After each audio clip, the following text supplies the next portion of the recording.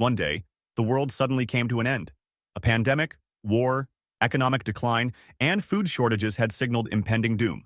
However, it wasn't humanity that delivered the final blow. It was the arrival of monsters, game-like entities that shattered civilization. What followed was predictable. Just like in novels, metahumans, individuals with supernatural abilities, emerged and system windows began appearing before people's eyes. But there was a stark difference between fiction and reality. The supernatural beings weren't powerful enough to stop the apocalypse. 3 days later, in the ruins of a once thriving city, an apartment building stood amidst the debris. Inside, a lone man sat in his unit, calmly munching on a bag of chips and chugging a cold drink. He remarked to himself that the world hadn't completely ended. After all, he was still alive and living normally, or at least as normally as possible under the circumstances. He was the sole occupant of the 100-square-meter apartment. His parents and grandparents were outside, lost in the chaos. This apartment had been purchased with a total of 400 million won, half from a bank loan and the other half from his family's savings.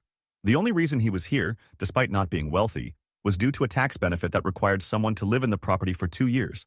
That obligation had now turned into isolation following the apocalypse. Checking his phone, his expression darkened. The screen displayed a poor connection message, confirming he was completely cut off. He sighed, unable to contact anyone, when suddenly, movement outside caught his eye. A massive bird-like monster was heading straight for his apartment.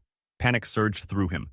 As the creature opened its beak, ready to strike, he instinctively shielded himself, eyes shut in terror.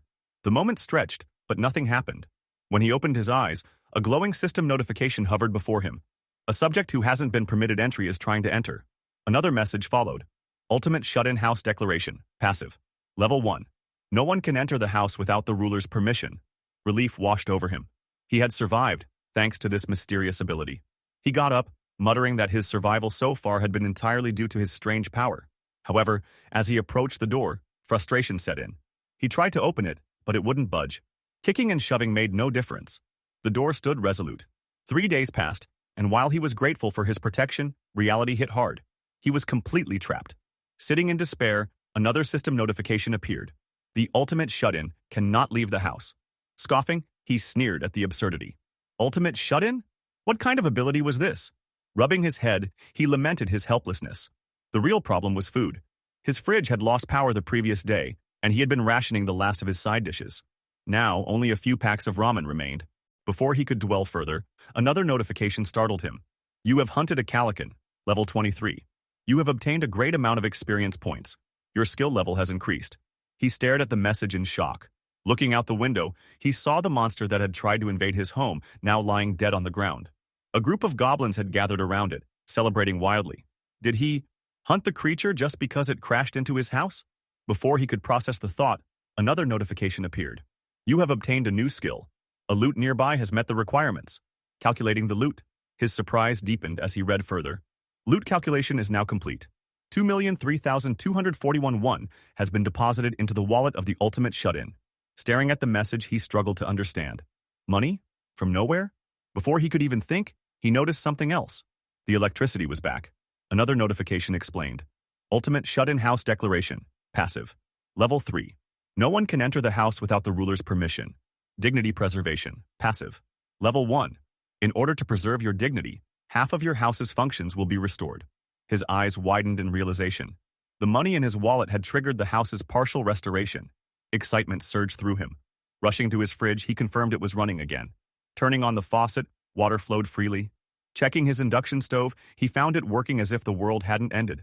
Joy turned to greed as he reached for his phone, wondering if the connection had been restored. However, the screen still displayed the same poor connection message. Frustrated, he scratched his head, cursing the one thing that refused to work. Then, something caught his eye. A USB drive lay on the table. Moving quickly, he plugged it into his computer. Photos began appearing on the screen. His childhood, his parents, his family. A picture of his mother cradling him as a newborn. Another of her holding his tiny hand as he walked to school.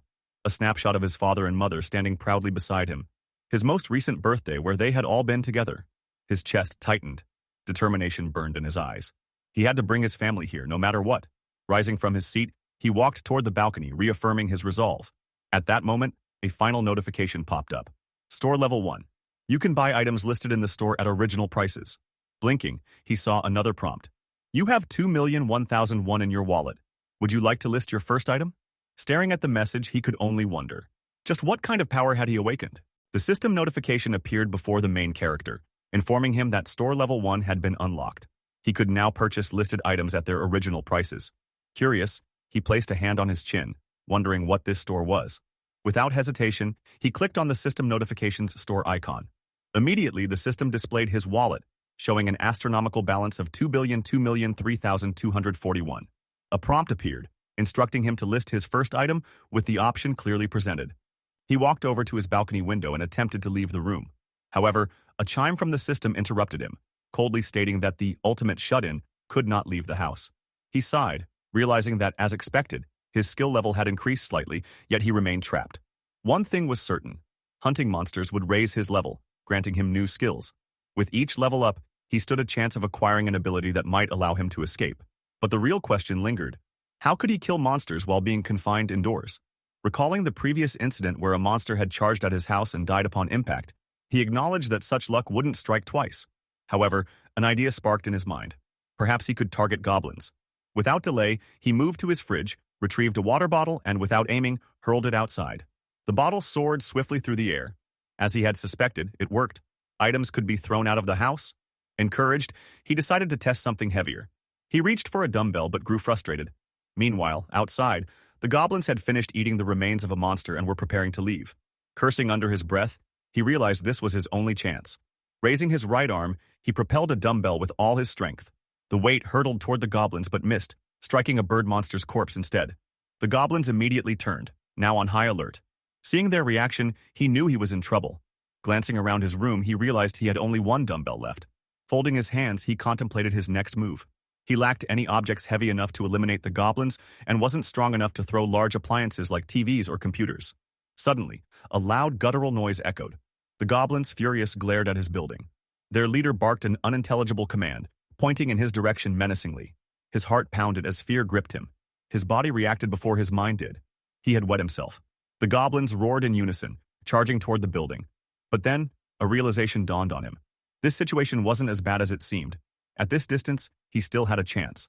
Acting quickly, he opened the store window in the system. His balance remained untouched, and the list item option was still available. Without hesitation, he selected the dumbbell for listing. The system promptly scanned the object, confirming its status as a classic non-slip 3-kilogram dumbbell, priced at $16,991, the exact amount he had originally paid for it online. Seeing this, he deduced that the system's market prices mirrored those from before the world had ended. Then, an idea struck him. He could buy the dumbbell back. Selecting the purchase option, he confirmed his choice. Instantly, light shimmered, and two identical dumbbells materialized before him. A triumphant grin spread across his face. It had worked exactly as he had hoped. Without wasting time, he hurled one of the dumbbells out of the window. It plummeted and struck a goblin square on the head. Blood splattered upon impact. A system notification appeared, confirming that he had slain a level 7 goblin, earning experience points and a deposit of 3,345 into his shut-in wallet. Clenching his fist, he savored the victory. But the second dumbbell missed its mark. The goblins dodged, and he cursed in frustration. Thinking quickly, he purchased 3 more dumbbells. As they materialized, he grabbed them all, launching each one at the remaining goblins. Another goblin fell, and the system rewarded him with more experience points and currency. Then, another notification appeared. His skill level had increased. He had acquired a new skill. Storage level 1, an alternate dimension for storing items. Excitement surged through him. He ordered the system to open storage. Picking up a dumbbell, he confirmed its placement within the alternate dimension. The system acknowledged the action, presenting an option to summon items. He tested it, and in a flash of light, the dumbbell reappeared in his grasp. Realization dawned on him. He could summon items at will. A sinister smirk curled on his lips. With a single command, the storage interface opened once more. Concentrating, he summoned an overwhelming number of dumbbells, each glowing with ethereal energy. The objects materialized above the goblins before plummeting like meteors. A massive crash echoed through the streets as the weight of his attack crushed every last goblin beneath a relentless storm of dumbbells. The system chimed, confirming the extermination of all targets. The system window displayed a message. 54,661 won had been deposited into the ultimate shut-in wallet. Another system notification appeared, asking if the main character would like to list additional items, accompanied by a list item icon. His eyes sparkled with joy. Overwhelmed with happiness, he confirmed, yes, he had listed 10 items when the shop first opened. Various items were displayed in the store: a dumbbell, ramen, water, rice, eggs, milk, seaweed, canola oil, and a half-used bottle of tomato ketchup. Each item had its designated price beside it. He proudly stated, "I sold the dumbbell I used to defeat the goblins, along with various groceries and daily necessities." Suddenly, he noticed something odd in his ultimate shut-in wallet. He had lost one. Confused, he questioned whether the dignity preservation function required money to maintain. Then, realization struck. Electricity, gas, and water bills? His eyes darted toward the fridge. "This is troublesome," he muttered. Frustration built up as he cursed, "Damn those goblin bastards!" After he had eliminated them with dumbbells, they abandoned their home. Since then, he had only managed to kill 2 more. He gritted his teeth, finding prey was getting harder. He scanned the surroundings from his window. The corpse of the monster Killian had almost entirely disappeared, leaving only the head. "There isn't a single creature here," he sighed. He needed another way to hunt.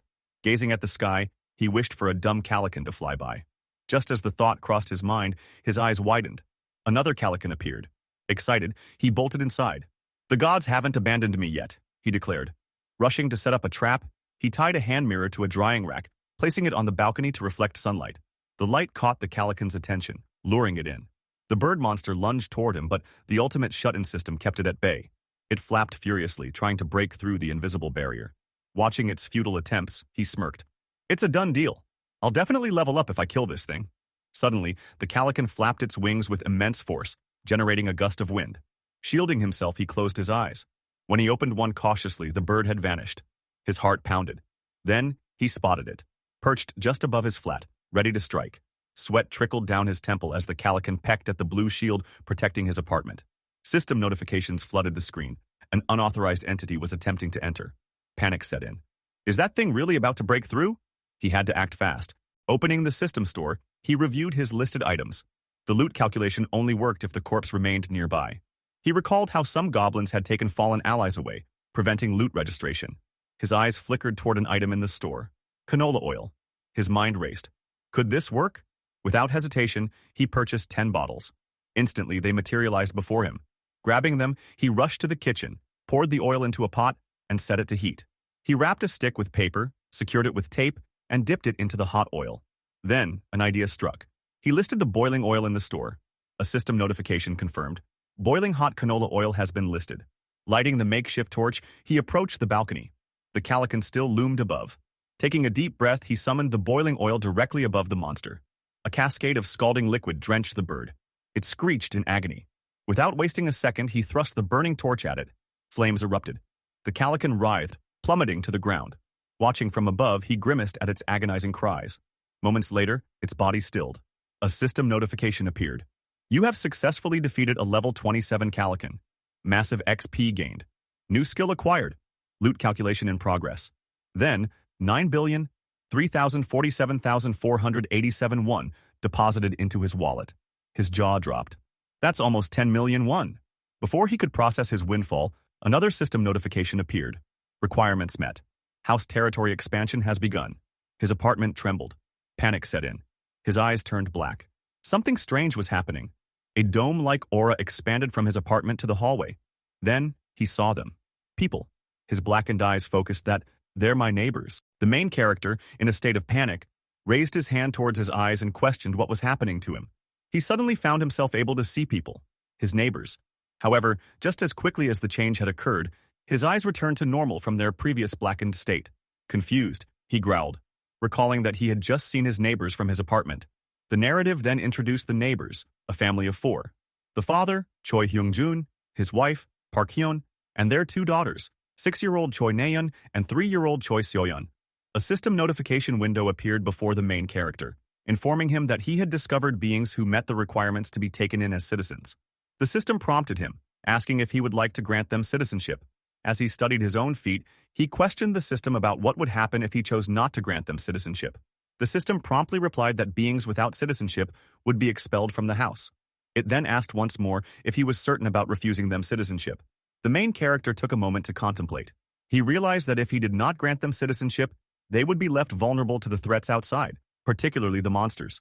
After careful consideration, he instructed the system to grant citizenship to all 4 members of the family. The system confirmed that Choi Hyung-jun, Park Hyun, Choi Naeun, and Choi Seoyeon had been given citizenship.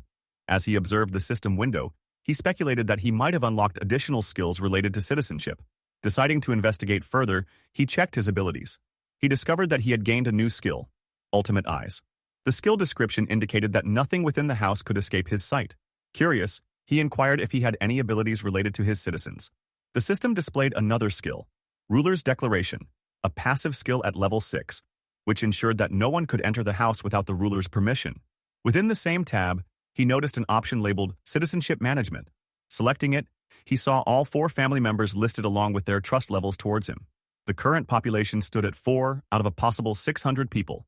He was shocked to learn that he could grant citizenship to up to 600 individuals. Opening the profile of Choi Hyung-jun, he observed that the man was at level 9, with a trust level of 24 towards him. Choi Hyung-jun had no awakened ability, and both his experience point distribution rate and money distribution rate were set at 0%. Additionally, the system allowed him to assign quests and even expel citizens. Staggering at this revelation, he pondered the meaning behind the experience point and money distribution rates.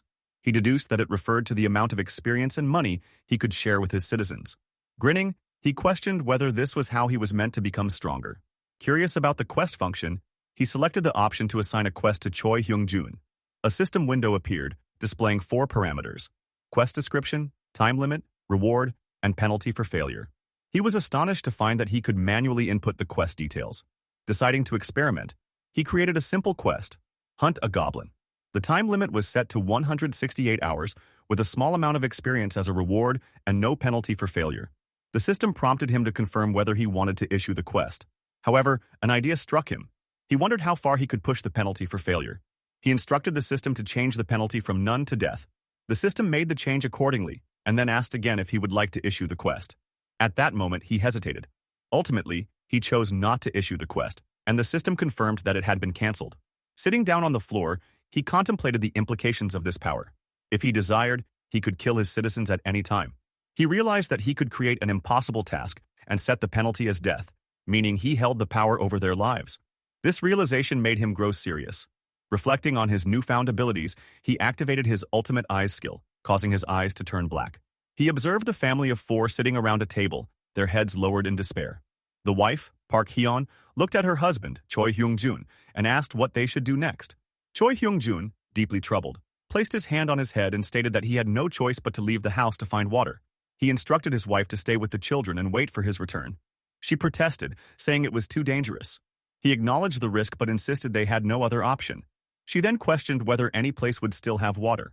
Choi Hyung-jun, looking down, mentioned that he planned to check a nearby convenience store, reasoning that a store of its size might still have supplies. At that moment, their daughter, Nayeon, voiced her thirst. Park Hyun tried to console her, while Choi Hyung-jun, steeling himself, placed his hand over his wife's and reassured her. He asked if she trusted him, promising to return with something. Though unwilling to let him go, she knew she had no choice. Meanwhile, the main character deactivated his Ultimate Eyes and realized that the family's situation was far worse than he had initially thought. They had no water. He accessed the system store and examined his item list, wishing there was a way to store more supplies. He then opened his skill window and observed 3 skills under Ultimate Shut-In: Store, Dignity Preservation, and Storage. Each required 3 points to level up. Excited, he clenched his fists as the system asked if he would like to upgrade the Ultimate Shut-In Storage skill. He agreed, and a bright blue light shimmered from the system window. The store was now at level 2, increasing the number of items that could be listed by 20 and applying a 10% discount on all items. Contemplating further, he decided to invest his remaining 2 points into Store and Dignity Preservation. With Store now at level 3, he gained the ability to restore old items to their original condition.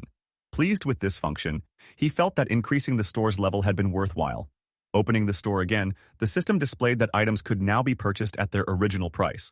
Without hesitation, he bought water and Jeju tangerines. Determined, he resolved to enhance his other skills as well. The system prompted him about upgrading the Dignity Preservation skill, and he agreed.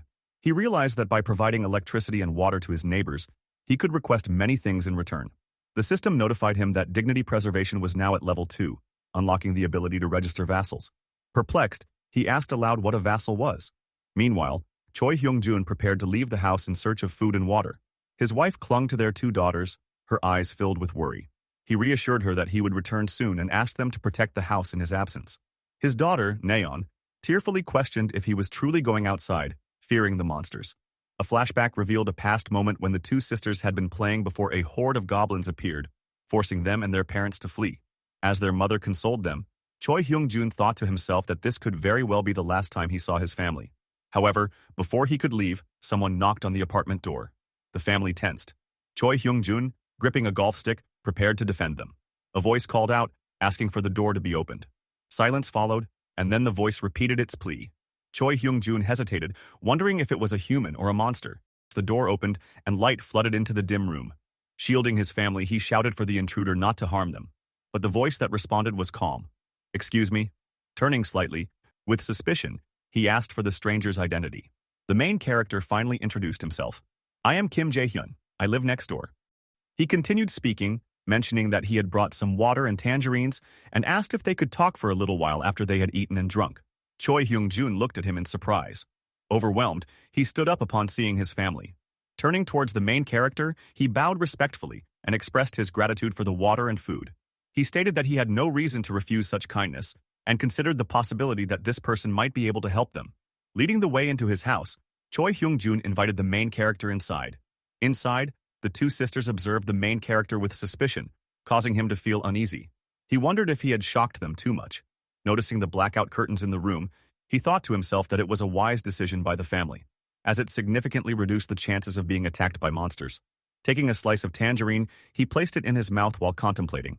As he glanced towards the dark room, he decided that they needed some light. Issuing a simple order, a blue light appeared in his pupil, illuminating the previously dark room. Choi Hyung-jun, shocked, exclaimed that the lights had returned. The main character instructed Choi Hyung-jun to first give his children some water. Choi Hyung-jun accepted the water bottle with gratitude, thanking him. Calling out to his daughters, Nayeon and Seoyeon, he handed them each a bottle of water. As the sisters drank, they suddenly choked. Their mother, Park Hee-won, immediately turned to one of them and asked if she was all right. Observing the daughters, the main character suddenly asked them if they liked tangerines. Offering one to the younger sister, she accepted it and thanked him. Park Hee-won told her daughter, Seoyeon, to wait as she would peel it for her. Park Hee-won fed a slice directly into her mouth. The moment she tasted it, her eyes glittered with happiness as she savored the fruit. Her mother asked if she liked it, to which she eagerly responded with a yes. Seeing this, the older sister chimed in, expressing her desire to have some as well. Their mother then fed Nayeon a slice, and she too was delighted by the taste. A system notification appeared before the main character, indicating that the family's trust had increased. Citizen Choi Seoyeon's trust had reached 50, unlocking loyalty. Choi Nayeon's loyalty had surpassed 30, fulfilling the requirements to be registered as a vassal. A system window then displayed Choi Nayeon's profile, showing that she was level 2 with a trust level of 57, no awakened ability, and both experience and money distribution rates at 0%. Two options were provided: give quest and expel. The main character questioned whether she had truly met the criteria to be registered as a vassal, but he thought she was too young. Unlike citizens, he could only register 10 vassals, and he needed them to be at least at Choi Hyung-jun's level to effectively carry out orders. Looking at Choi Hyung-jun, a description appeared above him, revealing that his trust level was 31 and his level was 9. The main character realized that he needed to increase Choi Hyung-jun's trust further. At that moment, Choi Hyung-jun called out to the main character, who immediately became alert and asked what was wrong. Choi Hyung-jun expressed his gratitude, stating that he did not know how to repay such kindness. The main character suggested that they talk in the corridor. Choi Hyung-jun hesitated for a moment before agreeing. The scene shifted to the corridor, where the two engaged in conversation. The main character asked if Choi Hyung-jun had received the citizenship he had granted him. Surprised, Choi Hyung-jun responded with a question, asking if the notification window he had seen was related. He mentioned that his entire family had received it about 30 minutes ago. The main character inquired whether anything unusual had happened during that time. Choi Hyung-jun recalled that they had been unable to move their bodies for a short while. The main character remembered that individuals would be temporarily frozen until they fully received their citizenship. With a serious expression, the main character assured Choi Hyung-jun that he would help him return to the life he had before everything changed. Shocked by this statement, Choi Hyung-jun listened as the main character continued, promising that he could ensure monsters would not invade their home. Still sweating and bewildered, Choi Hyung-jun asked if such a thing was truly possible. The main character confidently confirmed that it was. Closing his eyes in thought, Choi Hyung-jun reopened them and acknowledged that such help would not be free. He asked what he needed to do in return. The main character warned that it could cost him his life and asked if he was still willing to proceed.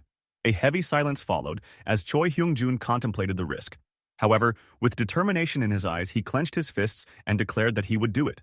He explained that even without the main character's involvement, he would have had to leave the house to find food and water anyway. The main character nodded, recognizing the gravity of his resolve. Choi Hyung-jun reaffirmed that he had already put his life on the line once before.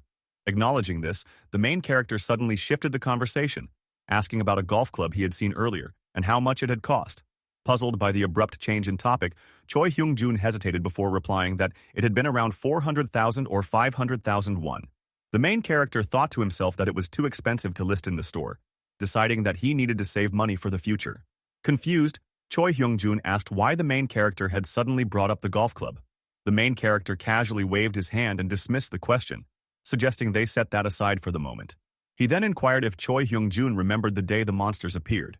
Choi Hyung-jun confirmed that it had happened on a weekend. Recalling the goblin attack on his family, he described the experience as truly horrifying. Placing a hand on his chin, the main character noted that those who had stayed home that day seemed to have survived. He reflected that, although a single goblin was not particularly strong and had a lower level than an adult male, their real danger came from always moving in groups. However, he considered that humans had the same advantage when united. Realizing that he needed to grow his army quickly, the main character addressed Choi Hyung-jun. When Choi Hyung-jun responded, asking what was the matter, the main character declared that from then on, he wanted him to help search for survivors together. The scene shifted to the exterior of the main character's building, where the sun was setting. Inside, he lay on his couch when a system window appeared, notifying him that Choi Hyung-jun's trust had increased. He observed the system window and noted that the trust level had risen again. Within the system management interface, the trust levels of all 4 family members were displayed. As he gazed at the window, he reminisced, contemplating the possibility of eventually reuniting with his family members by gradually bringing people in. With a solemn expression, he questioned the situation, his eyes filled with sadness. At that moment, a loud scream echoed through the air, startling him. He quickly moved to his balcony to investigate. What he saw below left him both shocked and surprised. People were engaged in battle with goblins. Assessing the situation, he considered the difficulty of assisting those on the ground. The focus then shifted to the battle below, where the goblins roared ferociously. One individual wielding a baseball hurled it with immense force at a goblin, sending it flying backward. The impact was so severe that the goblin's head burst, causing blood to splatter. Observing from his balcony, the main character muttered in disbelief. Meanwhile, an archer down below skillfully fired 2 arrows simultaneously, taking down 2 goblins at once. Another man, standing on higher ground, leaped down and crushed a goblin's head with his baseball bat. Witnessing their kind being slain, the remaining goblins panicked and fled for their lives. The victorious group stood over the corpses of the goblins. At that moment, the female archer sensed something unusual and turned to identify the source. Instinctively, she drew her bow and aimed in the direction of the disturbance. However, to her surprise, what she found was merely a packet of ramen. Looking up, she noticed the main character waving from the rooftop. He continued waving vigorously in an attempt to get their attention. The archer, perplexed, wondered what he was trying to do. Frustrated, he called out to them, flailing both arms. Just then, a knock came at his door. Choi Hyung-jun had arrived. Upon realizing who it was, the main character looked through the peephole and saw Choi Hyung-jun standing outside, holding a box. He opened the door and invited him in. But as Choi Hyung-jun attempted to step inside, a blue shield blocked his entry. A system notification appeared, indicating that Choi Hyung-jun was unqualified to enter. Confused, Choi Hyung-jun read the notification aloud, questioning its meaning. The main character, looking at the system window, realized the issue. Reflecting on the situation, he speculated whether no one could enter his home unless registered as his vassal. Choi Hyung-jun then handed the box to the main character, explaining that he had brought all items that could be used as weapons. Expressing gratitude, the main character opened the box to find knives and a toolkit inside. He then commanded the system to open the store, purchasing 5 bottles of water and 5 packets of ramen. Suddenly, the purchased items materialized out of nowhere. Choi Hyung-jun, witnessing this, was taken aback. The main character placed the supplies into the box and handed it back to Choi Hyung-jun, requesting that he take them to the first floor and leave them at the entrance. Choi Hyung-jun hesitated, questioning the safety of such a task. The main character reassured him, explaining that goblins were only active in broad daylight. He then contemplated the necessity of recruiting the people who had been fighting the goblins. In his mind, he envisioned himself possessing ample food, while others bowed before him in desperation. He believed that once people realized he had food, they would have no choice but to seek him out. Returning to reality, he informed Choi Hyung-jun that he had a plan, urging him to proceed. Choi Hyung-jun, still uncertain, asked if he should simply leave the supplies and return. The main character nodded affirmatively. With a bow, Choi Hyung-jun agreed and departed. As Choi Hyung-jun left, the main character considered repaying him for his efforts. He accessed the system window and created a quest specifically for Choi Hyung-jun. The quest required him to deliver the supplies to the first floor within 24 hours, with a reward of a small amount of experience points and no penalty for failure. Seeing the quest, Choi Hyung-jun was slightly surprised. The main character explained that completing the quest would grant experience points. Choi Hyung-jun, intrigued, likened it to leveling up in a game. The main character confirmed his assumption, informing him that he was currently at level 9 and would receive valuable rewards upon leveling up. Encouraged, Choi Hyung-jun determinedly agreed to the task. Approaching the stairwell, Choi Hyung-jun glanced at the sign and began descending. He traveled from the 20th floor down to the first, eventually emerging from the building while panting heavily. Reassuring himself, he placed the box down but soon noticed shadowy figures approaching. Startled, he feared they were goblins and decided he needed to escape. However, as he turned to flee, he slipped, falling alongside the box of supplies. Wincing in pain, tears welled in his eyes. He urged his body to move, pleading with himself to get up. As the shadows loomed closer, he instinctively shielded himself with his arms. Just then, a voice called out, asking if he was all right.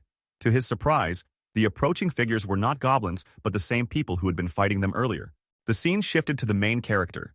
A system window appeared, displaying a message indicating that a subject without permitted entry was attempting to enter. The main character looked at the system window in confusion, questioning what was happening. He pondered whether it could be the people he had seen outside, engaged in battle. Activating his ultimate skill, he summoned his ultimate eyes ability. A black aura surrounded him, and his eyes turned dark. Determined to understand the situation, he used his ability to observe what was happening. Through his ultimate eyes, he saw Choi Hyung-jun among the people fighting against the goblins. Meanwhile, a female archer informed one of her companions that the apartment building before them was the one from which someone had thrown a ramen packet. A man dressed in black questioned whether this meant the building contained food. Another man, clad in a tracksuit, affirmed the possibility, pointing out that their rations were running low. The scene shifted back to the main character, who dispelled his ultimate eyes ability. He realized that these were the same people he had previously seen battling the goblins. At that moment, another system notification appeared before him, stating that individuals meeting the requirements for citizenship were approaching. It inquired whether he would like to propose citizenship to them. Contemplating the prompt, the main character recalled that in expanding his territory, he had the ability to forcefully grant citizenship to those within it, but outsiders were given a choice. He scratched his head, considering that if they had a choice, they could also reject his offer. Frustrated, he wondered what his next course of action should be. Just then, a knock sounded at his door. The main character turned to his video doorbell, which revealed someone ringing it. Muttering that he should check, he approached the doorbell monitor and saw that the visitor was none other than Choi Hyung-jun. Pressing the button to speak, the main character waited as Choi Hyung-jun greeted him from the other side, asking if he was there. The main character responded, acknowledging his presence and asking him to wait a moment. Another system window appeared, notifying him that citizen Choi Hyung-jun was in the middle of a quest. It asked whether he would like to modify the quest. The main character affirmed, and the system granted him the ability to edit the quest parameters. He altered the quest to require treating 6 guests to a meal. The system window updated, reflecting the changes. Observing Choi Hyung-jun reading the modified quest through the video doorbell, the main character confirmed that it was a new quest. He then instructed Choi Hyung-jun to inform the newcomers that they would receive food first. Choi Hyung-jun agreed and turned toward the group, explaining that they would be offered a meal. Since the main character's territorial expansion had reached the corridor, the newcomers could not yet enter. After relaying the situation, Choi Hyung-jun reassured the main character via the video doorbell that they would proceed accordingly. Pleased, the main character thanked him. He then directed the system window to propose citizenship to all 6 individuals who had entered his territory. The system displayed their names: Ha Dong-jeon, Kang Deok-soo, Kim Ga-young, Yu Hyerin, Kim Gi-on, and Moon Byung-ho. With citizenship granted, the 6 individuals were now permitted entry. A new system window appeared, stating that access to the 30th floor had been granted to all 6 individuals. As they entered, another notification indicated that the number of citizens had reached 10. This resulted in a 10% increase in the experience and money earned by the citizens. The main character, surprised and delighted, exclaimed about the bonus experience points and money. As the 6 individuals moved through the corridor, they considered how beneficial these buffs would be for their monster hunts. They welcomed the advantages wholeheartedly.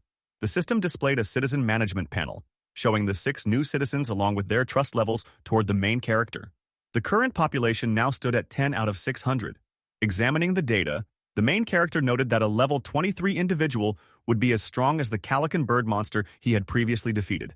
He selected Ha Dongjeon's profile, observing that his trust level was 19, and that his awakened ability was baseball throw, a D-rank skill. The ability consumed stamina to triple the power of a thrown ball. The main character deduced that, depending on who wielded it, such a skill could serve as a powerful weapon against monsters. He resolved to gradually increase Ha Dongjeon's trust level over time. Directing the system, the main character adjusted the experience distribution rate for the 6 individuals to 70%. Once the system confirmed the change, he relaxed, satisfied that it was done. He concluded that he only needed to assign them quests to hunt monsters, allowing him to earn both experience and money effortlessly. It felt as if he were auto-hunting in a game. He envisioned his citizens battling monsters on his behalf. However, he reminded himself that he needed to get to know them in due time, as they could be the key to reuniting with his family. A system notification suddenly appeared, informing him that Ha Dongjeon's trust had increased. The main character, startled, wondered what had triggered this change. More notifications followed, revealing that the trust levels of Kim Ga-young and Yu Hyeon had also risen. Surprised, the main character speculated about the cause. Meanwhile, the scene shifted to Choi Hyung-jun's apartment, where he welcomed the 6 individuals. They expressed gratitude for his hospitality. His wife, Park Hae-won, questioned him about the situation. He assured her that he would explain later but requested her help in preparing food. She hesitated momentarily before agreeing, instructing the newcomers to wait. Ha Dongjeon respectfully thanked her. Observing Choi Hyung-jun, Ha Dongjeon curiously asked what kind of person Jae-hyun was. Scratching his head, Choi Hyung-jun admitted that he was not entirely sure. He only knew that Jae-hyun was his neighbor. Processing this information, Ha Dongjeon contemplated what it could mean. Choi Hyung-jun directed the newcomers to the dining area, remarking that Jae-hyun was an intriguing individual. He acknowledged that the electricity, water, and other essentials they were benefiting from were thanks to Jae-hyun's efforts. Ha Dongjeon deduced that Jae-hyun must be a metahuman.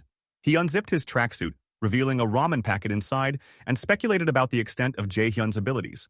Determined to impress Jae-hyun, Ha Dongjeon concluded that his power must be extraordinary, capable of sustaining electricity, food, and water in an apocalyptic world. Choi Hyung-jun offered them the opportunity to take a shower while waiting for the meal. 2 of the girls in the group became excited at the thought of warm water. Choi Hyung-jun confirmed that warm water was available, a part of Jae-hyun's abilities. He directed them to 2 bathrooms so they could bathe simultaneously. The archer girl was taken aback, while another girl bowed in gratitude. However, another companion interjected, suggesting that they should defeat Jae-hyun. Ha Dongjeon, angered, rebuked him, emphasizing the importance of gaining Jae-hyun's favor rather than antagonizing him. He reminded his group that their primary objective was to obtain food and instructed them to act cautiously. They all agreed. Noticing Byung-ho's solemn expression, Byung-ho, a weak-looking boy, seemed distant. Ha Dongjeon reassured him, apologizing for involving him. Byung-ho dismissed the apology, stating that he had chosen to come willingly. Ha Dongjeon promised they would gather food and then visit Byung-ho's grandmother. Though Byung-ho agreed, he harbored doubts, fearing that it was already too late for his grandmother. Encouraging Byung-ho to remain hopeful, Ha Dongjeon suggested they could reach her house if they worked together. Just then, a sound caught their attention. Someone was opening the apartment door. As the silhouette of a man appeared, Ha Dongjeon instinctively tightened his grip on a baseball. Feeling a sudden intensity in the air, they realized that the figure was none other than the main character. As he stepped inside, he assured them that he would help them all. Ha Dongjeon, contemplating the situation, thought that perhaps this person could save them from their despair. The group of 6 sat at the dining table with the main character, Jae-hyun. Park Hae-won, the wife of Choi Hyung-jun, apologized, mentioning that the space was a bit cramped. However, Dongjeon reassured her that it was fine since they had arrived unannounced. Just then, Choi Hyung-jun emerged from the back, carrying several bowls of rice. With a warm smile, he announced that the food was ready. He began serving bowls of rice to everyone, and as they received their portions, their reactions varied. Some were shocked, while others were delighted. Park Hae-won hesitantly admitted that she wasn't sure if the meal would suit their taste. The dishes were laid out before them: eggs, vegetables, egg rolls, and rice. Yu Hyeon, the archer, picked up a piece of egg roll and took a bite. The moment she tasted it, she let out a delighted exclamation, declaring it to be absolutely amazing. Park Hae-won credited Jae-hyun for the ingredients, explaining that without them, she would have only been able to serve rice and tangerines. A system window appeared before Jae-hyun, displaying Park Hae-won's trust level at 50 and her current level at 5. He found it surprising that her trust had reached 50 even before Choi Hyung-jun's. As everyone at the table prepared to eat, they expressed their gratitude for the meal. The first bites astonished them, as the food exceeded their expectations. A man in a black t-shirt ate quickly, while Yu-Hiren savored the flavors, commenting on how delicious the egg roll was. Another girl in the group recognized the taste, noting that it resembled the sweet egg rolls commonly served in Japanese restaurants. She directed her observation toward Park Haiwan, who confirmed it and encouraged them to enjoy. At that moment, the youngest daughter, Seoyeon, called out to her mother, expressing her desire for an egg roll. Park Haiwan gently patted her daughter's head, promising to make more once their guests had finished eating. However, upon hearing this, Seoyeon's eyes welled up with tears. Sensing the child's disappointment, Yu-Hiren intervened, offering to share her egg roll with Seoyeon. The little girl's eyes sparkled with excitement as she eagerly climbed onto Yu-Hiren's lap. Yu-Hiren picked up a piece of egg roll with her chopsticks and encouraged Seoyeon to say, "Ah," feeding her with a smile. Seoyeon beamed with joy after tasting it. Watching the exchange, Park Haiwan hesitated, murmuring that perhaps that wasn't the best idea. At that moment, Jaehyun suggested that Choi Hyung-jun and his wife join them at the table, assuring them there was plenty of food for everyone. The couple accepted, sitting down to eat together with the rest of the group. As everyone enjoyed the meal, Jaehyun reflected on how long it had been since he had eaten a meal like this. As he took a bite of egg roll, a memory surfaced. His mother's tiffin box, filled with carefully prepared side dishes. On the lid, the words, "For my son," were written. A sense of longing washed over him as he hoped that his family was safe. After the meal, Seoyeon turned to her mother, sleepily admitting that she was tired. Park Haiwan picked her up, assuring her that it was time to rest. The eldest daughter, Nayeon, also stated that she would accompany them. Jaehyun then shifted his attention back to the group, reminding them of the unfinished discussion. He asked why they couldn't travel to their grandmother's house despite its proximity.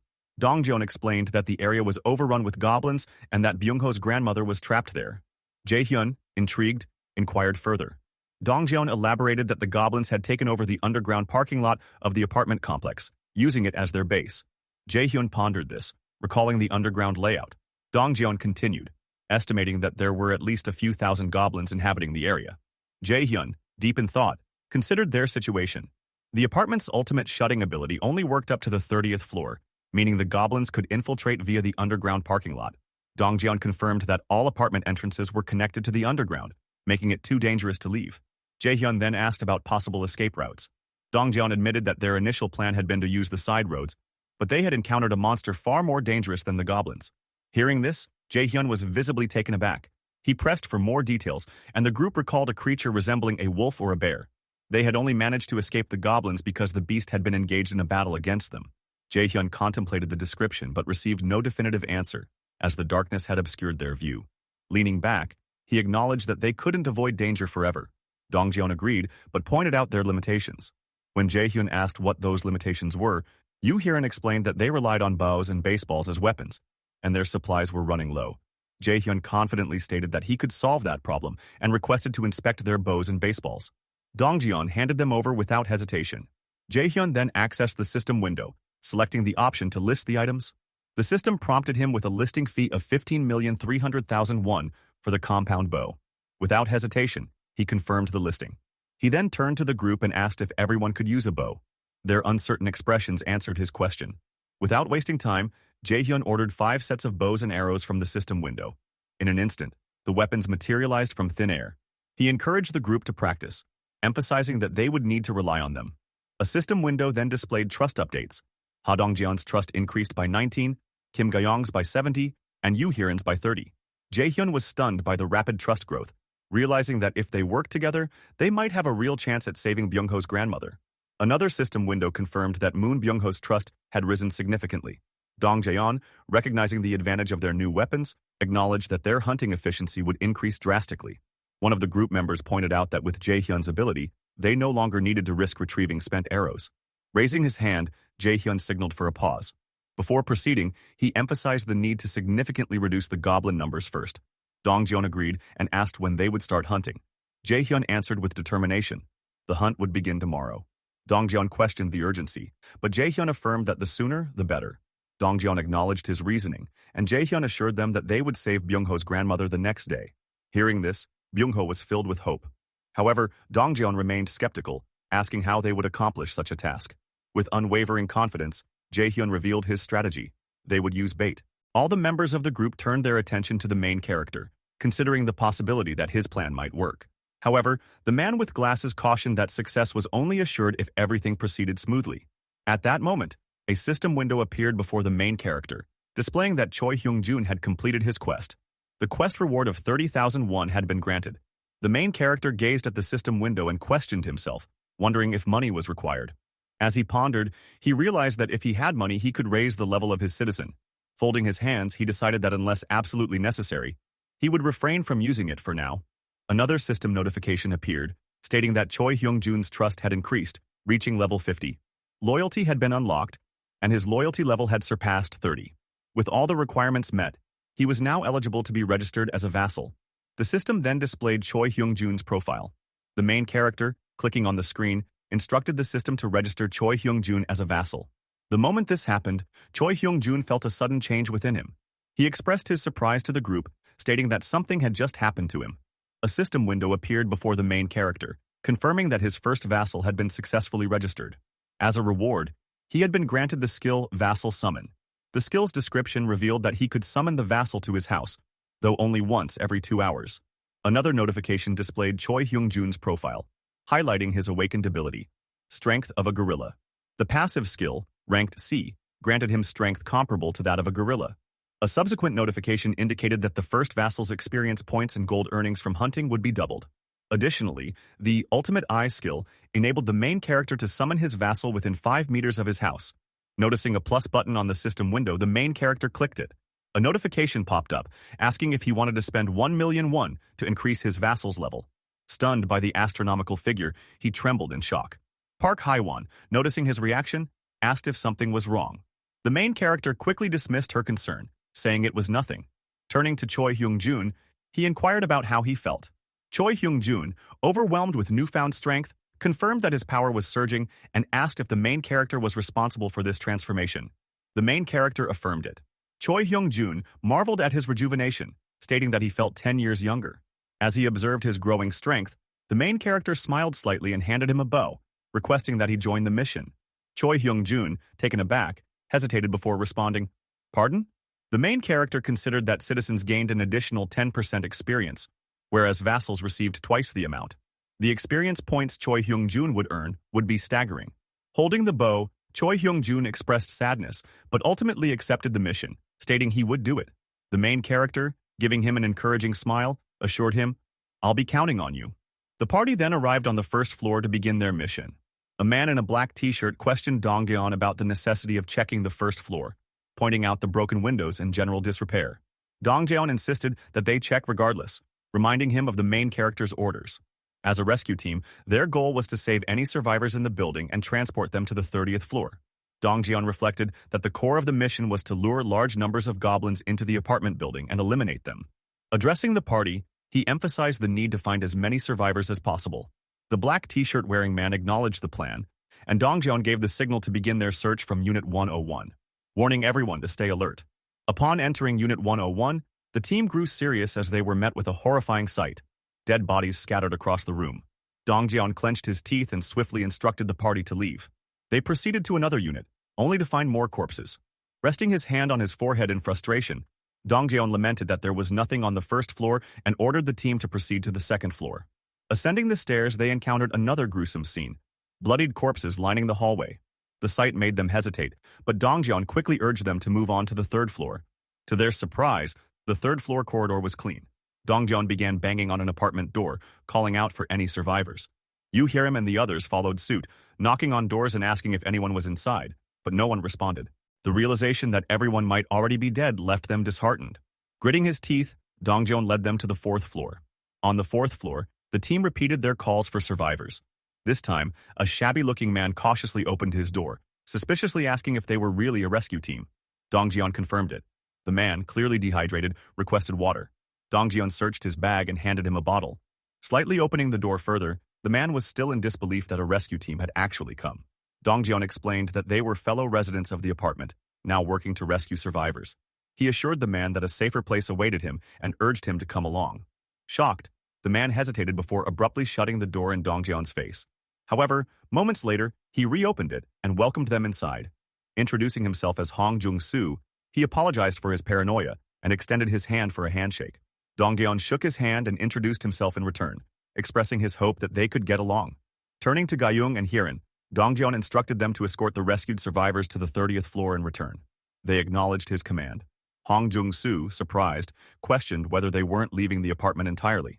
Just then, his son appeared, exclaiming that he had faith in being rescued and suggesting that a helicopter was likely waiting for them. Yu Hyerin clarified that there was no helicopter, but going up would provide them with a warm meal and a shower. At the mention of a shower, Hong Jung-soo's daughter excitedly emerged, eager at the prospect. Behind her, Hong Jung-soo's face fell into disappointment, seemingly regretting their situation. Yu Hyerin reassured her that a warm shower awaited.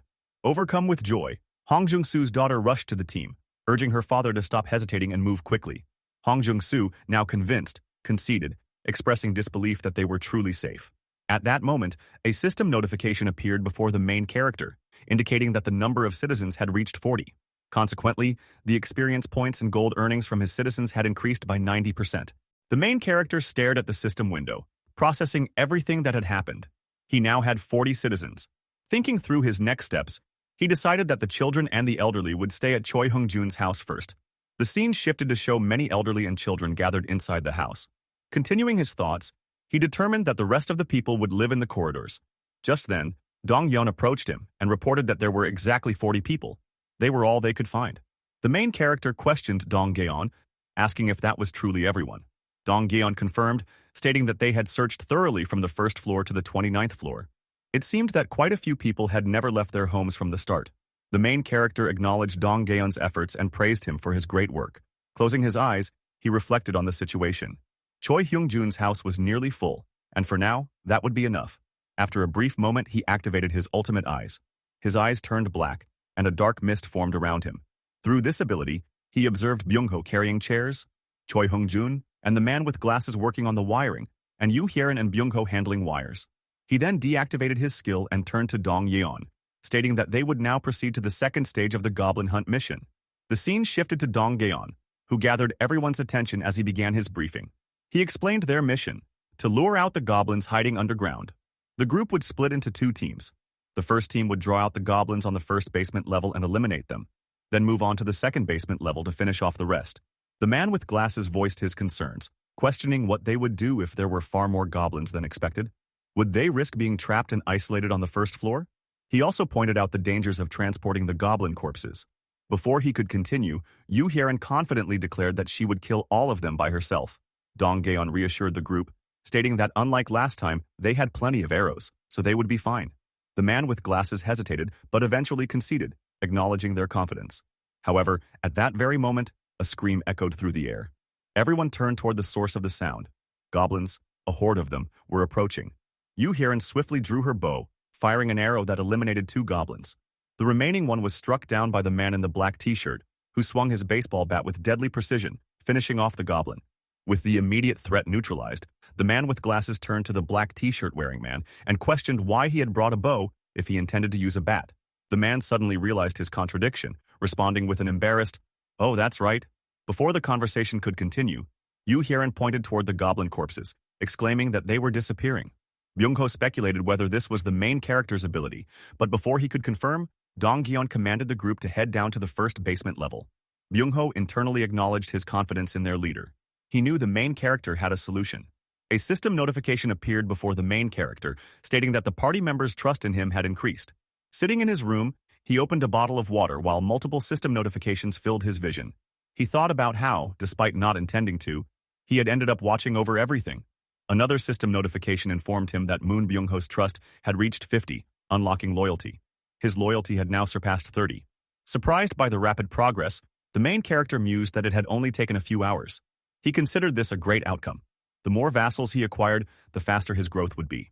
The system displayed Byung-ho's profile, showing his loyalty at 88. The main character acknowledged that this wasn't necessarily a bad thing. Clicking on the system window, he confirmed Byung-ho's registration as a vassal. The scene shifted to the first basement level, where the party battled a swarm of goblins. Suddenly, Byung-ho's body was enveloped in blue lightning and an intense light, leaving everyone in shock. The glow was so blinding that it obscured the goblins' vision. Dong Yeon, unfazed, quickly ordered the group to run. Everyone sprinted while Dong Yeon and Yu Hyerin stayed back, firing arrows at the goblins. As an archer, Yu Hyerin used her abilities to take down multiple goblins simultaneously. However, as the goblins fell, even more arrived, hundreds of them. While running, Byung-ho noted the overwhelming number of enemies. Dongyeon admitted that he hadn't expected to attract so many goblins. The man in the black t-shirt added that it seemed like even the ones from the second basement level had swarmed up. Urging speed, he directed everyone toward the emergency exit.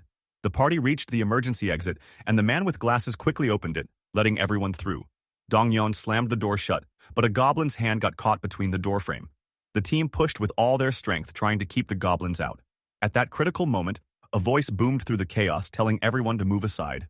It was none other than Choi Hung-jun, activating his gorilla strength passive skill. With a single hand, he shoved the door closed, buying time for the team. Dongyeon called out to him, and the man in the black t-shirt urged him to escape. But Choi Hung-jun was determined.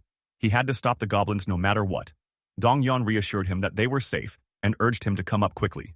Choi Hung-jun turned to run up the stairs, but his foot slipped, sending him tumbling down. A goblin immediately approached him, ready to strike. Lying on the ground, Choi Hung-jun yelled for the others to leave him behind. Dongyeon cursed. But before the goblin could land its attack, the man in the black t-shirt lunged forward and crushed its skull with his bat. Extending his hand to Choi Hung-jun, he urged him to get up. However, more goblins rushed toward them. Just as one was about to attack, a black-purple mist enveloped Choi Hung-jun, and he vanished. The man in the black t-shirt was momentarily stunned, but had no time to process what had happened. More goblins lunged at him, and he retaliated with his bat. From the stairs above, Dongyeon and the others rained arrows down at the horde. Dongyeon shouted at the man in the black t-shirt to hurry up. The man sprinted toward the stairs as the party members yelled for him to come quickly. The scene ended with the horde of goblins closing in, just as the party was about to escape. The scene shifted to the outside of the apartment building, where the bright moon illuminated the night sky. Elsewhere, a bear monster tore a goblin's chest open with its mouth. The creature had only one thing in mind: to kill and to continue killing. As it devoured the goblin's flesh, ripping it apart piece by piece, it muttered to itself, expressing its insatiable need for more victims. The bear monster then turned its gaze backward. Its eyes locked onto a particular apartment building, the one where the main character resided. Within one of the rooms, a light was on. Fixating on the apartment, the bear monster growled, declaring its intention to kill everyone inside. The scene then shifted to Choi Hyung-jun, who was falling through a black-purple mist. He landed abruptly in front of the main character. The main character remained silent as Choi Hyung-jun gasped, admitting that he had barely escaped with his life. Adjusting his glasses, he glanced at the main character and questioned him. The main character extended a hand to help Choi Hyung-jun up. As he did so, he reflected on the situation. Through the ultimate eye skill, he had been continuously observing events unfold. In case of danger, he had hoped that the vassal summon skill would work, and it had, successfully teleporting Choi Hyung-jun to safety, rescuing him from the goblin threat. However, Choi Hyung-jun was panting in pain. Upon closer inspection, an injury was visible on the back of his leg. Confused, he questioned how he had arrived at his current location. The main character, noticing his state, asked if he was all right. Choi Hyung-jun reassured him, claiming that he was fine and that such a wound would heal quickly. Despite Choi Hyung-jun's words, the main character thought otherwise. He decided that it would be best to list some medical supplies in the system window. Turning to Choi Hyung-jun, he asked him to wait for a moment before entering his apartment. There, he retrieved a first aid box. As he held the box, memories from his childhood resurfaced.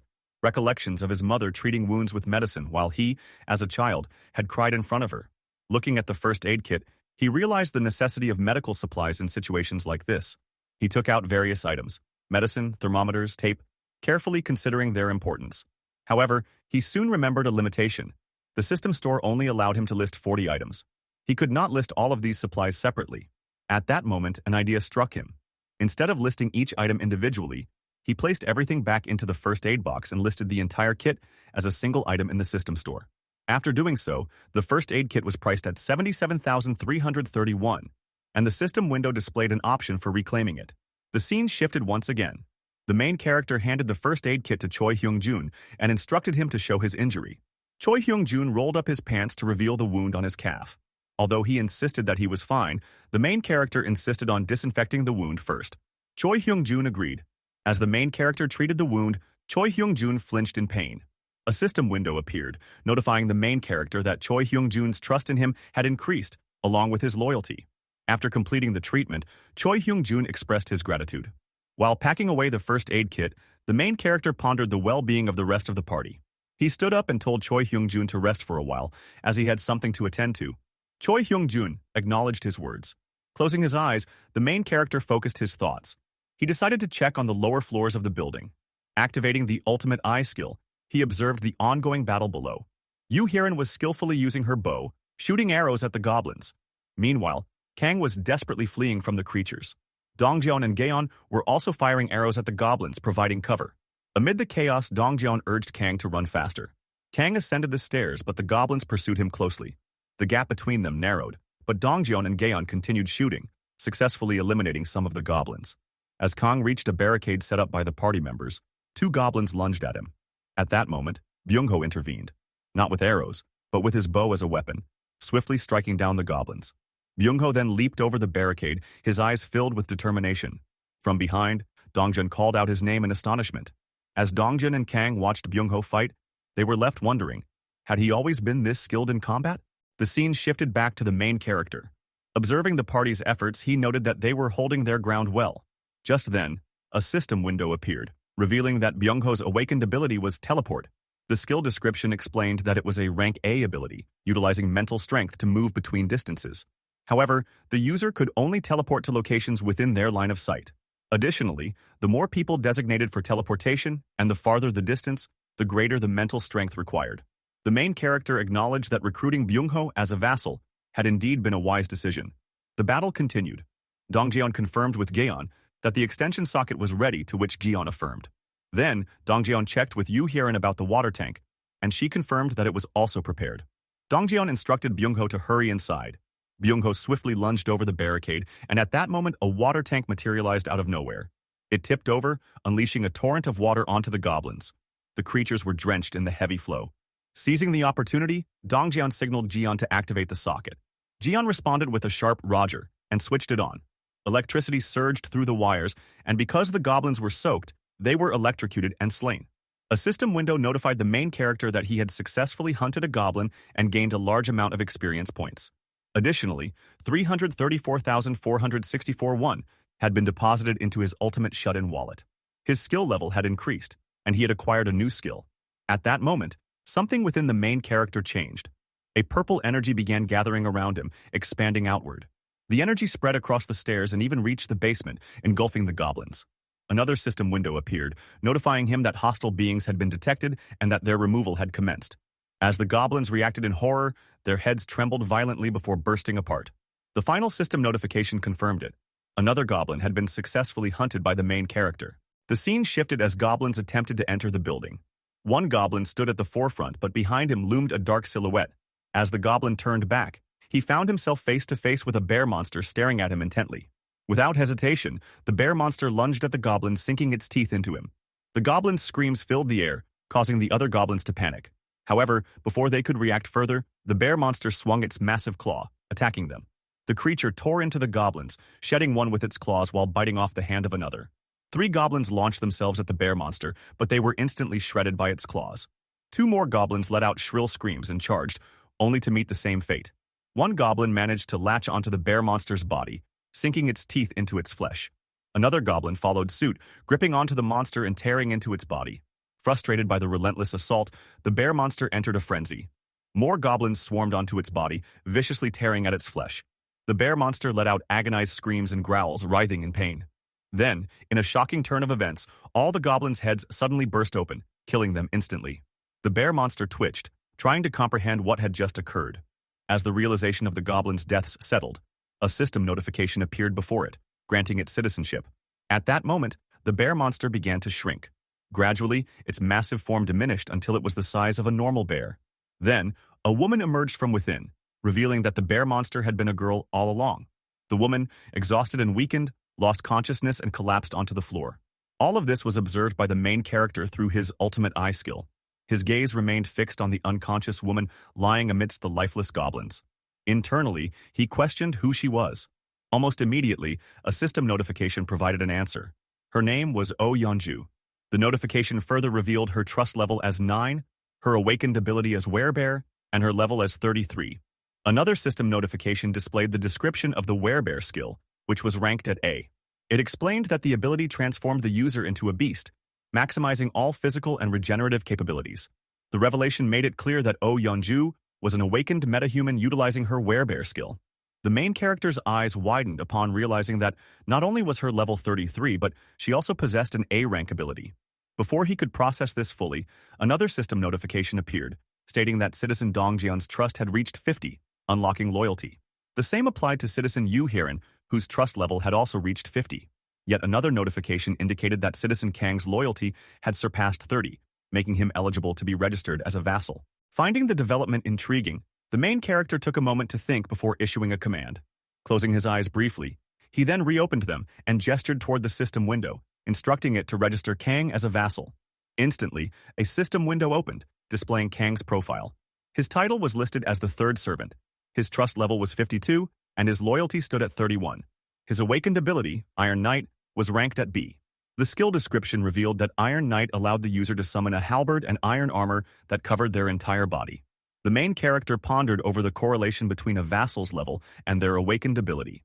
He imagined Choi Hyung-jun, whose strength of a gorilla was a C-rank awakened skill, with a level of 20. Then, he considered Kang, who possessed the Iron Knight ability at B rank and was level 25. Finally, he pictured Byung-ho, who had the teleportation ability ranked at A and was level 30. He deduced that once individuals were registered as vassals, their levels were determined based on the rank of their awakened ability. As he continued contemplating, he imagined a random box, questioning whether the ranks of abilities were chosen randomly. He further speculated that if Byung-ho had gained an A-rank ability in accordance with his loyalty value, then Choi Hyung-jun, who had a higher loyalty value, should have gained a B-rank ability instead of a C-rank one. Additionally, Kang obtained a B-rank ability with a loyalty value of 31, making the factors influencing higher rank abilities an important mystery to uncover. Realizing the significance of this information, the main character acknowledged that he could only register 10 vassals for the time being. Thus, it was crucial to register individuals capable of obtaining higher rank abilities. However, he also recognized that not knowing what might happen if a metahuman were registered as a vassal posed a problem. At that moment, another system window appeared, stating that metahumans could now freely move between stairs, elevators, and corridors.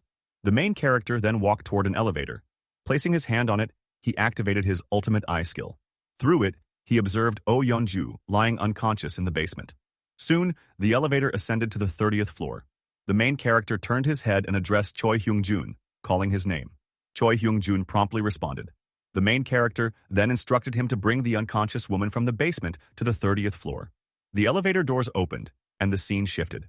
At another location, the party members surveyed the aftermath of the battle, noting that all the goblins were dead, their heads completely gone.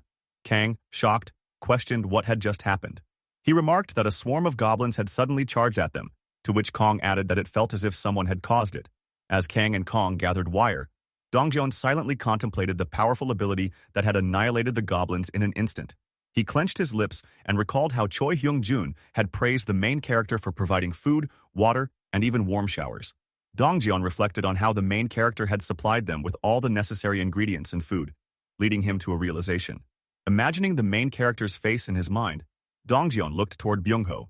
He recalled how Byung-ho had once been introverted but had changed significantly after meeting the main character. Dongjeon concluded that the main character's abilities were something to be feared. However, no matter how powerful those abilities were, one undeniable truth remained. In this damned world, survival depended on being chosen by the main character. The scene shifted, revealing a child playing with a toy car in a park. An unknown figure observed him from a distance. The boy, turning around excitedly, called out to his mother. That woman was none other than Oh Yeonju. She looked at her son with a warm smile as he happily waved at her, his expression full of joy and innocence. However, Oh Yeonju's expression suddenly darkened. Beads of sweat formed on her forehead as panic overtook her. Behind her son, goblins loomed menacingly, preparing to attack. She screamed out to warn him, but it was already too late. As the boy turned to look behind him, he saw the creatures ready to strike. Terror reflected in Oh Yeonju's eyes as she watched helplessly, tears streaming down her face. She shouted in desperation, but in the next moment only the toy car remained, now stained with blood. With a jolt, Oh Yeonju awoke, gasping for breath. It had all been a dream, a nightmare. As she regained her senses, she turned to her side, where the main character sat. He called out to her, but she remained lying in bed, still processing her emotions. The main character watched her in silence as she slowly sat up, holding her head. Just then, he spoke, introducing himself as Kim Jae-hyun. Extending his hand for a handshake, he waited for her response. However, Oh Yeonju ignored the gesture and instead asked if he had done it. Without waiting for clarification, she pressed further, demanding to know if he had killed the goblins. Confused, Kim Jae-hyun hesitated before responding. Oh Yeonju, unwavering, repeated her question. Had he sent the goblins' heads flying? Was it his doing? With a composed demeanor, Kim Jae-hyun withdrew his hand and confirmed that, indeed, he was responsible. Suspicion filled Oh Yeonju's gaze as she studied him. The realization dawned upon her. His power was immense. If he could defeat an entire group of goblins with such ease, then perhaps he could do something else, something even greater. As this thought took root, her hands began to tremble and tears welled up in her eyes. With a shaky voice, she whispered a desperate plea. Would it be possible? Overcome with emotion, she called out to her son. Kim Jae-hyun, startled by her sudden outburst, watched as she trembled, crying uncontrollably. Begging him, she pleaded for her son's life, even if it was just for a single day. Her grief was overwhelming. At that moment, a system window appeared before Kim Jae-hyun, indicating that Oh Yeonju's trust in him had increased significantly. As she wiped her tears, though still sobbing heavily, she admitted how much she missed her son. Kim Jae-hyun clenched his lips, understanding that she must have lost him to the goblins. Watching her suffering, he pondered if there was anything he could do to help. An idea formed in his mind. He could grant a quest, a mission to slay 1,000 goblins with no time limit and no penalties. The reward? Her son's revival. Yet as he muttered the possibility, a system notification appeared, stating that the quest could not be granted. Clicking on the system window, he acknowledged the reality. Bringing the dead back to life was impossible. However, another notification soon followed. The system clarified that the quest was not denied due to its nature, but due to insufficient funds. If he acquired the necessary resources, revival might be possible. Shocked, Kim Jae-hyun realized the implications. If he had the money, he could bring someone back to life. He glanced at the room where Oh Yeonju still wept. Though uncertain of the exact cost, he now held on to the hope that her son's resurrection might be within reach. Turning back to her, he hesitated before speaking. When she responded with a tearful yes, he declared that he believed he could help her. Oh Yeonju, stunned, trembled as she sought confirmation. Could he truly bring her son back? Kim Jae-hyun affirmed it was possible, but not immediately. Even so, it was within reach. Before he could explain further, Oh Yeonju, desperate, declared that she would do anything. She begged to know what needed to be done.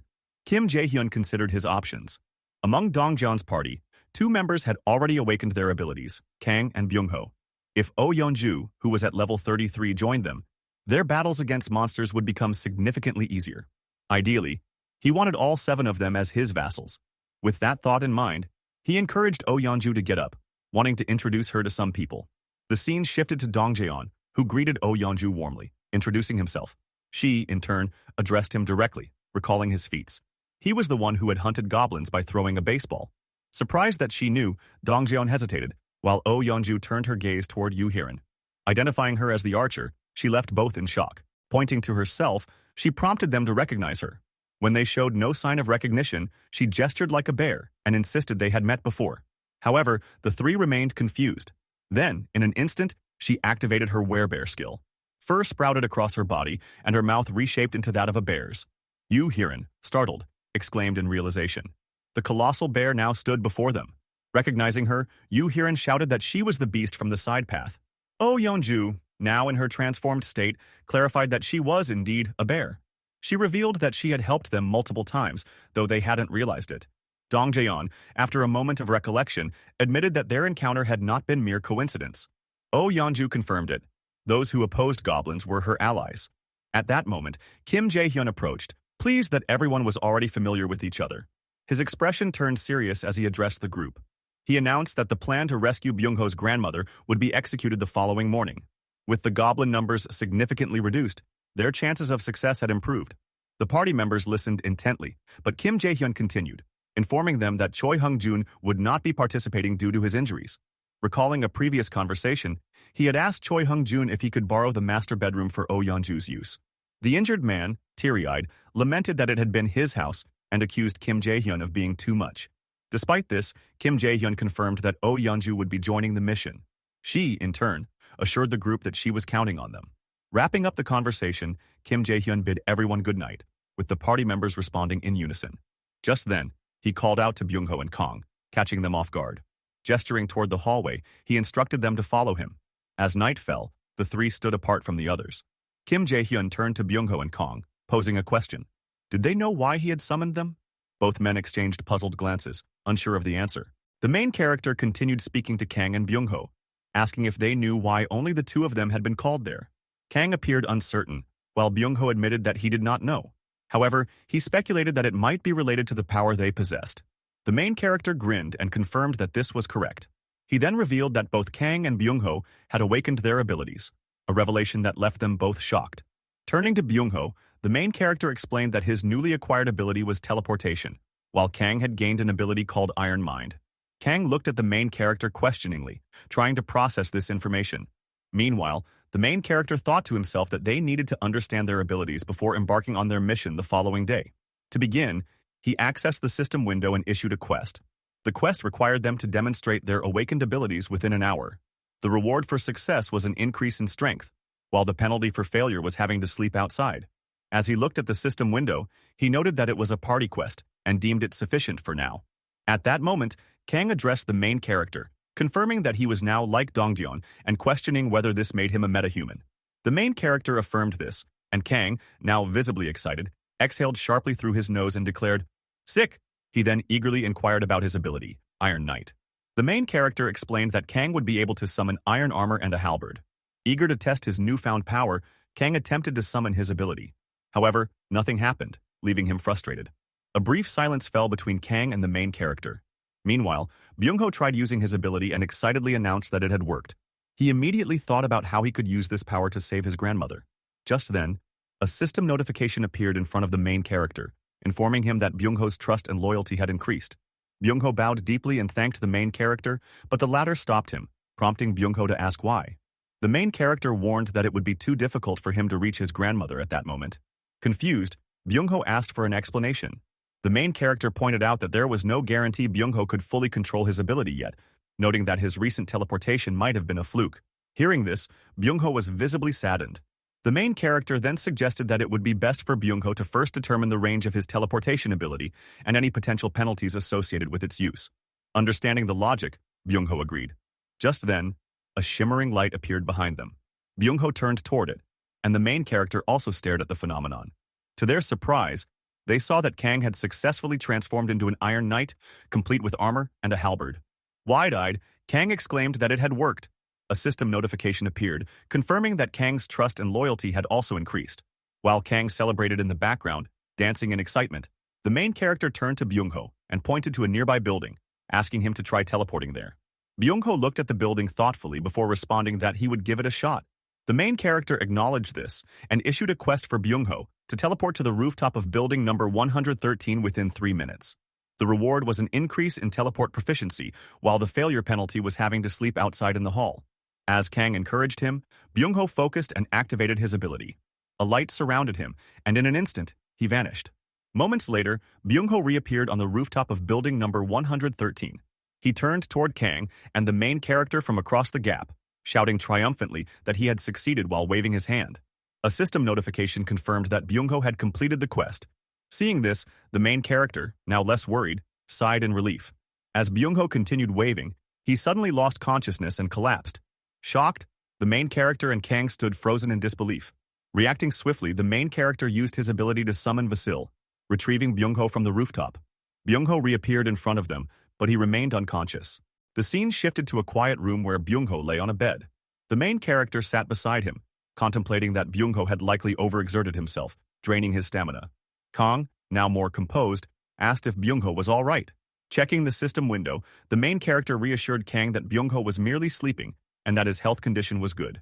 He further explained that Byung-ho likely passed out because he was not yet accustomed to his ability. Kang sighed in relief, grateful for this explanation. Changing the topic, the main character turned to Kang and asked if he exercised. The unexpected question startled Kang, who hesitated before responding. The main character then issued a quest for Kang to exercise while wearing his armor. The task required 100 push-ups and 100 squats within 10 minutes. The reward was an increase in strength, while the failure penalty was having to sleep outdoors. Determined, Kang began his workout. After some time, he completed the quest and loudly declared that he was done. A system notification confirmed that he had successfully completed the task. Exhausted, panting heavily, the main character observed him, wondering if Kang's exceptional stamina was due to his affinity for sports. Just then, a system window appeared in front of the main character, indicating that an evaluation was in progress. Puzzled, he questioned what was being assessed. Meanwhile, Kang asked if everything was finally over. Smiling, the main character reassured him, thanking him for his hard work and telling him to rest. The system notification then confirmed that the evaluation was complete, stating that Kang's strength had slightly increased. Another notification appeared, revealing that the main character's own strength had also increased slightly. Shocked, he noticed a purple aura surrounding him and realized with excitement that his strength had truly increased. With determination in his eyes, he thought to himself that this development changed everything. The scene shifted to the next day in one of Busan's alleys. Dongjian and his party members were running, chased by a horde of goblins. Urging his team to move faster, Dongjian led them in retreat. Meanwhile, Kang, now filled with anger, activated his Iron Knight ability. Clad in iron armor and wielding a halberd, he confronted the goblins and swiftly cut down several of them. However, some goblins managed to slip past him. Frustrated, Kang cursed at the escaping goblins, but suddenly they were struck down by arrows. Turning in shock, Kang saw that the archer was none other than Byung-ho. Byung-ho instructed Kang not to focus on the ones that got past him. Understanding, Kang acknowledged the command. Just then, the remaining goblins attempted to flee but stopped in their tracks, staring at a massive silhouette looming above them. It was Oh Yeonju, who had transformed into a powerful beast. The goblins, now terrified, uttered gibberish in fear. The party fought fiercely, with Oh Yeonju defeating several goblins. Seizing the opportunity, Dongjian called out to Byung-ho, telling him that now was his chance. Realizing what Dongjian meant, Byung-ho teleported away to reach his grandmother. He thanked Dongjian before disappearing. The scene shifted once more, displaying multiple system notifications. As the main character read through them, he casually ate ramen while using his Ultimate Eyes ability. The system confirmed that evaluations were complete and that 132,966 won had been deposited into the Ultimate Shut-In's vault. Surprised, he muttered, "Money? That's a different reward than before." He speculated that the reward might have been influenced by the quest's increased difficulty. A final system notification declared that Byung-ho had exhausted all quest attempts for the day. As the main character finished his meal, the system announced that a jackpot had been struck. Seeing this, he deactivated his Ultimate Eyes ability, stunned by the revelation. After seeing the system notification, the main character realized that a jackpot had been struck. He was stunned and questioned what kind of jackpot it was, wondering what the term even meant. A system window appeared, confirming that he had also gained 1 skill point. As he observed the system window, he thought to himself that skill points appeared here as well. Looking at the interface, he acknowledged that it wasn't bad. The scene shifted to Byung-ho, who was using his teleportation skill. He gazed seriously at something, and it was revealed that he was looking at his grandmother's house. Without hesitation, he opened the door and rushed inside at an incredible speed. Entering his grandmother's room, he called out to her. However, upon seeing something, he was shocked, his eyes widening in disbelief. He realized that his grandmother was merely sleeping. Approaching her, he tried to wake her up. She mumbled incomprehensibly, unable to form words. In the next moment, she placed her hand over Byung-ho's and, with a questioning tone, asked if it was really him. Overcome with emotion, Byung-ho began to cry, feeling both glad and relieved that she was safe. He hugged her tightly, expressing how relieved he was. While embracing her, he apologized, saying that he had taken too long to get there. As he held on to his grandmother, he silently began thanking the main character, repeatedly expressing his gratitude. The scene shifted again as the main character received a system notification. It stated that Citizen Byung-ho's trust had increased, and his loyalty had reached 100. Upon seeing this message, the main character was momentarily stunned. Another system window revealed that Byung-ho was already registered as a vassal, which resulted in an increase in the number of available vassal registrations. Shocked, the main character noted the new tab labeled Vassal Management in the system window. He then saw 3 vassals listed under his name, Choi Hung-jun, Byung-ho, and Kang. With his hand near his mouth in astonishment, he muttered that leveling up could be achieved in this way as well. He hadn't imagined such a possibility. Clicking on Byung-ho's profile, he decided to check the cost of leveling him up. A system notification appeared, informing him that he lacked the necessary funds. The message displayed the requirement. 100 million won was needed for Byung-ho's level up, and the process could only be attempted again once the money was acquired. Reading this, the main character was taken aback. He apologized to Byung-ho, admitting that he couldn't level him up yet, while slamming his hand against the table. Determined, he resolved to at least assign Byung-ho daily quests. Just then, he heard a sound. Slightly turning, he thought to himself that the noise had come from the elevator and wondered who it could be. Activating his Ultimate Eye skill, he saw a man and a woman standing in the hallway. The man was carrying a cardboard box. The pair knocked on Choi Hung-jun's door, calling out to ask if anyone was inside. Choi Hung-jun's wife Park heard them and turned around. As she opened the door, she inquired about their identities. The young woman introduced herself as Kim Dabin and introduced the man carrying the box as her brother, Kim Minho. She explained that they lived in unit number 1701. Park acknowledged their introduction and curiously asked what had brought them there.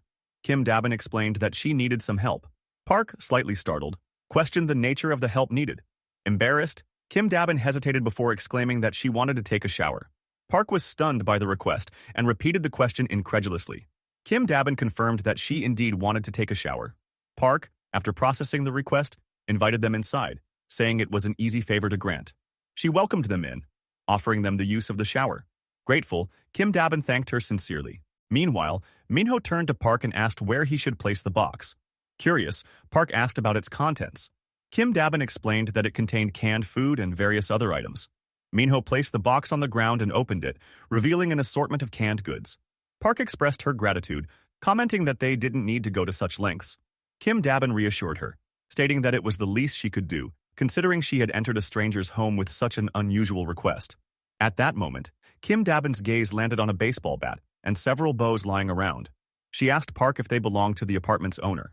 Park, momentarily puzzled, explained that they did not belong to a resident of the building but to someone who had previously lived elsewhere.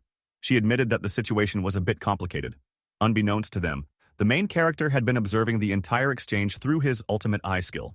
He concluded that, for now, Kim Dabin and Minho didn't seem like bad people. Standing up, he decided that he would go and speak with them later. He needed to have a conversation with them, possibly enlisting their help in rescuing survivors from other apartment buildings.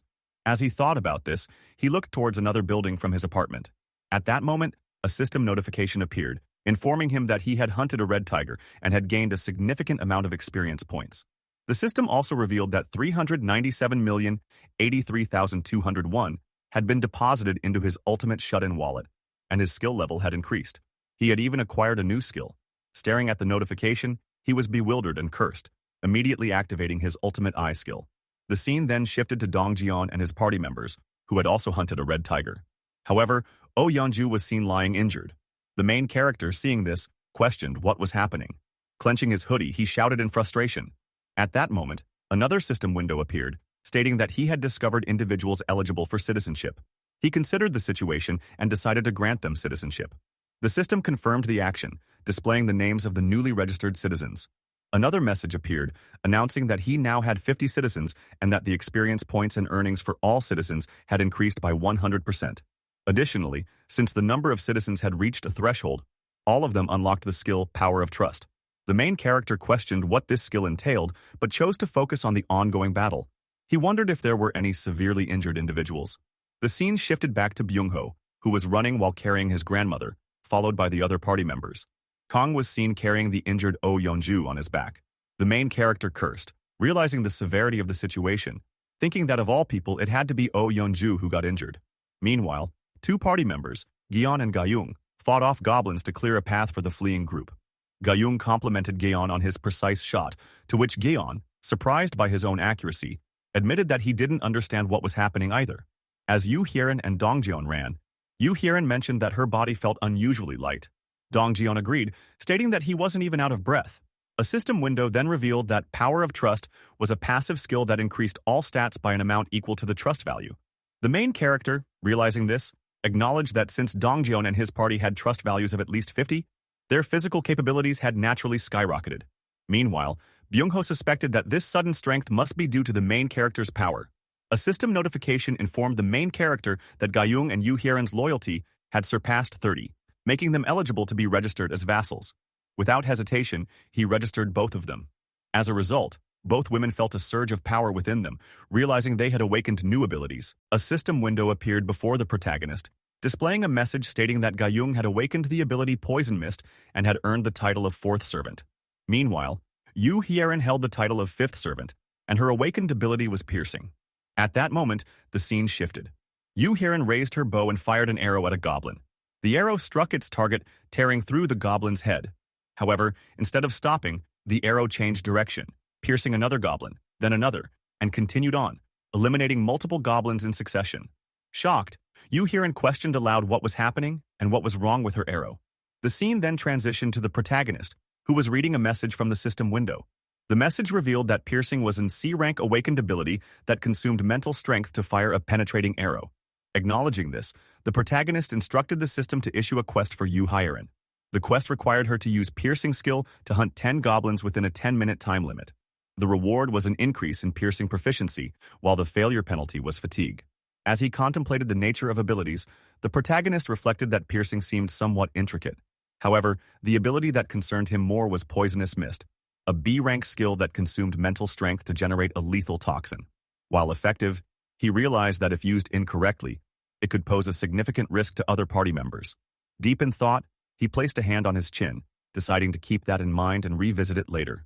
Just then, another system notification appeared, announcing that Yu Heron had successfully completed her quest. Furthermore, she had reached the maximum number of quests she could complete for the day, and her quest results were now under evaluation. Observing the system window, the protagonist mused that it seemed like a failure this time. However, shifting his focus, he decided to survey the citizens on the lower floors of the apartment building. Using his ultimate eye skill, the scene changed once again. He spotted a man inside an apartment standing in his bathroom, collecting water. Recognizing the foresight in this action, the protagonist acknowledged that the man had good instincts, gathering drinking water in advance. The perspective then shifted to another apartment, where a man and a woman were seen with supplies, a packet of ramen noodles, rice, and a stove. The protagonist deduced that this was why they hadn't felt the need to join Dongjeon's party. They were already capable of securing food and water on their own. However, at that moment, in another apartment, his attention was drawn to a woman lying down. Recognizing the urgency of the situation, he rushed forward. The system window soon provided her details. Her name is Kim De-jung. Her trust level was 18, and her awakened ability was Heal. Heal, a B-rank skill, consumed mental strength to restore injuries. Understanding the significance of this revelation, the protagonist realized why he had instinctively rushed to her side. With urgency, he declared, "A healer has appeared." The main character arrived in front of apartment number 2902. He slightly opened the door, but upon attempting to do so, he realized that it was locked from the inside. He pondered over what to do next, but at that moment he suddenly remembered something.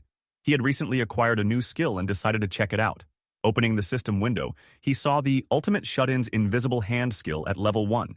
This skill allowed him to summon an invisible hand and control it.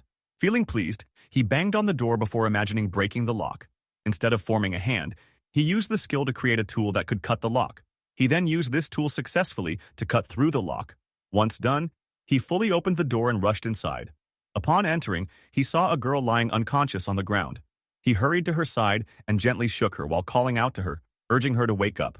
However, seeing no response, he cursed under his breath, realizing that her condition was worse than he had initially thought. Observing her symptoms, he recognized signs of dehydration and immediately started scanning the area, wondering if there was anything nearby that could help her. At that moment, he noticed a water bottle containing water. This puzzled him. If she had access to water, why was she dehydrated? However, he quickly set aside his confusion, deciding that saving her was the priority. Opening his system window, he formulated an idea and questioned whether it could be done. A system window appeared, showing that he had granted a quest for the unconscious girl to take a single breath, with the reward being dehydration recovery. Due to the simplicity of the quest, it was instantly completed by citizen Kim De-jung. The main character had unknowingly spent 1 million won on the quest, but he paid no attention to this detail. Instead, he focused on the girl, noting that the quest had worked. Soon after, she opened her eyes slightly, prompting him to ask if she was okay. The girl, still disoriented, questioned his identity. In response, he introduced himself as Kim Jae-hyun, explaining that he lived in the unit above hers. However, the girl seemed confused and asked how he had entered her apartment. He admitted that she had appeared to be in bad shape, so he had forcefully opened the door to help her. Upon hearing this, horror filled the girl's eyes and she suddenly started crying, covering her face with both hands. The main character, baffled by her reaction, wondered why she was crying. He called out her name, Kim De-jung, and apologized before earnestly requesting her help. He explained that one of his teammates had been severely injured. Kim De-jung straightened herself slightly but remained seated. As she processed his words, she questioned herself, wondering if she was truly capable of helping someone. The very idea seemed impossible to her, and she started trembling. Her hands visibly shook as she continued to doubt herself. She internally questioned how the main character knew she was a nurse. Looking at him, she assessed the situation. Since he was asking for her help, she didn't believe he posed any immediate danger. Deciding to play along for now, she asked where she needed to go. At that moment, the main character opened the system window and asked her to wait a minute. He then assigned her a quest, which she received. The quest required her to use the Heal skill to treat the injury of Oh Yeonju. The time limit was 1 hour, and the reward was improved healing proficiency. The failure penalty was none. After seeing the quest details, the main character handed her something and told her to rest for a bit while he went to bring the injured person. Kim Da-jung, in disbelief, stared at what he had given her. As he turned to leave, He reassured her to wait for a moment before pulling out tangerines. Seeing this, she was utterly shocked and stopped him, asking him to wait. When he turned back to her and asked what was wrong, she questioned what the floating window was and how the tangerines had appeared from that blue window. The main character simply told her he would explain later. Before leaving, he advised her to rest since she was still weak. As he walked away, Kim Da-jung remained seated, looking at him in disbelief before turning her gaze back to the tangerines. Picking one up, she muttered to herself, wondering if she was dreaming.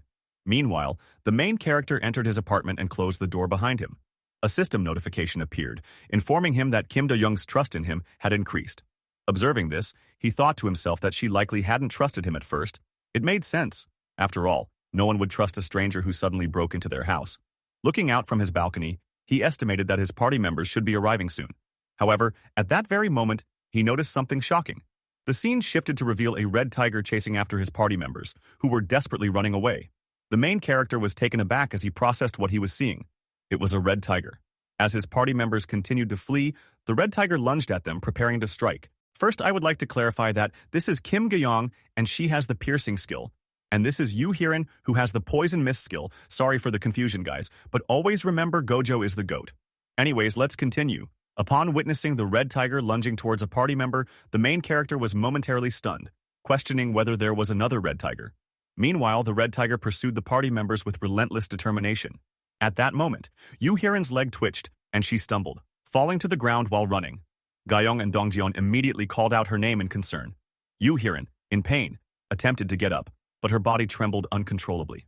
Sensing imminent danger, Ga-young shouted a warning, fearing the tiger would kill her. Behind Yoo Hyun, the tiger opened its mouth, ready to strike. She turned slightly just in time to see the beast lunging at her. However, before it could reach her, a black-purple mist suddenly appeared, and she vanished from the spot. The tiger, now confused, searched frantically for its prey, but Yoo Hyun was gone.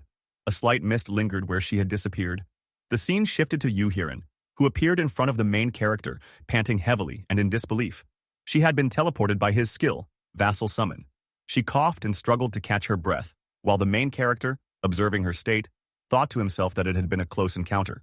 However, the maneuver had bought valuable time for the rest of the party, as the red tiger continued chasing them. At that moment, Byung-ho used his teleportation skill, appearing in front of the main character while carrying his grandmother. Suddenly, a system notification appeared before the main character, stating that he had discovered an entity that met the requirements for citizenship. The system prompted him to grant citizenship, and he did so for Byung-ho's grandmother. Looking at the main character, Byung-ho pleaded with him to take care of his grandmother. However, the main character, maintaining a serious expression, asked Byung-ho to wait a moment. Byung-ho, confused, questioned him, but upon seeing the resolute look in his eyes, simply agreed. Meanwhile, the red tiger continued its relentless pursuit of the party members. The main character considered using his skill, Invisible Hand, resolving to eliminate the beast with it. The tiger roared, continuing its chase, while the party members desperately ran. Dong-jeon suddenly stopped in his tracks, turned around, and held a baseball in his hand. Charging it with immense force, he hurled it towards the red tiger. However, the beast skillfully dodged the attack and roared in response. Ga-young, witnessing the scene, called out Dong-jeon's name in worry. As the tiger prepared to lunge at Dong-jeon, he gritted his teeth thinking it was too late. Suddenly, he veered to the right and shouted for everyone to run away, intentionally drawing the tiger's attention. The red tiger chased after him, quickly closing the distance. Dong-jeon braced himself, gritting his teeth in determination. Just as the tiger was about to strike, a massive weapon materialized out of nowhere and struck the beast, smashing its face into the ground. The tiger's legs trembled as the giant weapon clutched its neck, lifting it off the ground. Dong-jeon was stunned by the sight. The other party members called out to Dong-jeon, but at that moment a system notification appeared before Ga-young. She read it with a shocked expression, though its contents remained undisclosed. The scene then shifted, showing the party members observing the trapped tiger. They soon realized that the massive weapon was a manifestation of the main character's invisible hand skill. The main character, watching from his balcony, mused that his presence wasn't required in the battle, as Ga-young's hunt would yield 4 times the rewards. Ga-young, resolute, drew her bow. The tiger, visibly terrified, watched as she fired an arrow. In the next moment, the red tiger was dead. A system notification confirmed that the main character had hunted a level 28 red tiger, granting him a substantial amount of experience points and depositing 632,117,776 won into his wallet, labeled as the ultimate shut-in. Another notification stated that Byung-ho's trust had increased, as had Ga-young's trust and loyalty. Yoo Hyun's trust and loyalty also improved, while Dong-jeon's loyalty surpassed 30. fulfilling all the conditions to be registered as a vassal. The main character, delighted, exclaimed, "Awesome!" and promptly registered Dongjeon as a vassal. The scene shifted once more, showing Dajung using her healing skill on Yeonju. The wound on Yeonju's stomach gradually disappeared, and her face was revealed. The main character reflected on their luck, grateful they had found Dajung, a healer with such an ability. Turning to Dongjeon, the main character inquired about the red tiger, asking why another one had appeared despite the first being slain. Dongjeon explained that Byungho's grandmother had been living in the red tiger's territory. Although they had managed to kill one tiger, it appeared there had been another. The main character, pondering this revelation, realized that something had felt off earlier. He deduced that the absence of goblins in the area was due to the red tiger's presence. If goblins had occupied that territory, Byungho's grandmother wouldn't have been safe. In hindsight, they were incredibly lucky she had been in the tiger's domain. Another system notification appeared, stating that Gyeong had completed her quest and that the results were being evaluated. A total of 73,312 won had been deducted for the quest expenses. Meanwhile, Dajung announced that she had finished healing Yeonju. The main character praised her efforts, to which she replied modestly and asked if she could return home. However, before she could leave, Choi Hyung-jun interjected, asking the main character if they would always be gathering at his house. Though he attempted to laugh it off, his question was serious. The main character looked at Choi Hyung-jun and the other party members, who remained speechless, before reassuring them that there was no need to worry. He stated that he merely needed to explain the next course of action. The main character then informed them that apartment unit 2901 was vacant, complete with electricity and essential utilities, and offered it to them for residence. Choi Hyung-jun, still puzzled, looked at him in question. The main character then called out to Dabin, who responded affirmatively. He informed her that units 2101 and 2102 were also unoccupied and that he would ensure they had electricity. He requested that she relay this information to the other survivors, instructing them to use those units for showers and sanitation. Dabin agreed. The main character further explained that if they wished, 2 individuals could share a unit, while the rest would be accommodated in another. Shocked by the offer, Dabin asked if he was serious. The main character confirmed but mentioned he had a favor to ask. Dabin, curious, urged him to proceed. He then asked her to serve as a messenger between himself and the survivors. Dabin, puzzled, questioned what he meant. The main character clarified, instructing her to inform the survivors that the team that killed 100 goblins the fastest would be granted an empty house with unlimited electricity, water, gas, and food. Furthermore, if a team accepted 10 survivors, those survivors would also receive the same benefits. However, he cautioned that the delivery of perks might take longer depending on their housing floor. Imagining himself as a chess player, orchestrating the movements of the survivors like pieces on a board, the main character concluded that only those who proved their worth would receive what they needed. At that moment, he issued a quest to hunt 100 goblins within a time limit of 168 hours. The reward was a small amount of experience points, while the penalty for failure was being barred from using shared facilities. All survivors received the quest, marking the beginning of their next challenge. The scene shifted to reveal a man in a red jacket, panting heavily as he ran. Chased by a goblin, he was sweating profusely and muttering under his breath, cursing his predicament. Determined, he kept telling himself that he only needed to run a little further. Just as he pushed forward, a goblin's hand nearly grabbed onto him. In a desperate maneuver, he slid across the ground and shouted, signaling to his comrades, "Now do it!" At that moment, 3 men came into view. 2 of them were twins, both wearing hoodies, while the third had striking red hair. One of the hooded twins commended the red-jacketed man's efforts, saying he had done well. The other twin, wearing a cap, remarked on the sheer number of goblins he had led to them, expressing his amazement. These 3 had devised a strategy using a stretch tactic. The red-jacketed man swiftly slid into a room, and as soon as he entered, the others shut the door behind him and wielded their spears. They began to stab at the goblins relentlessly.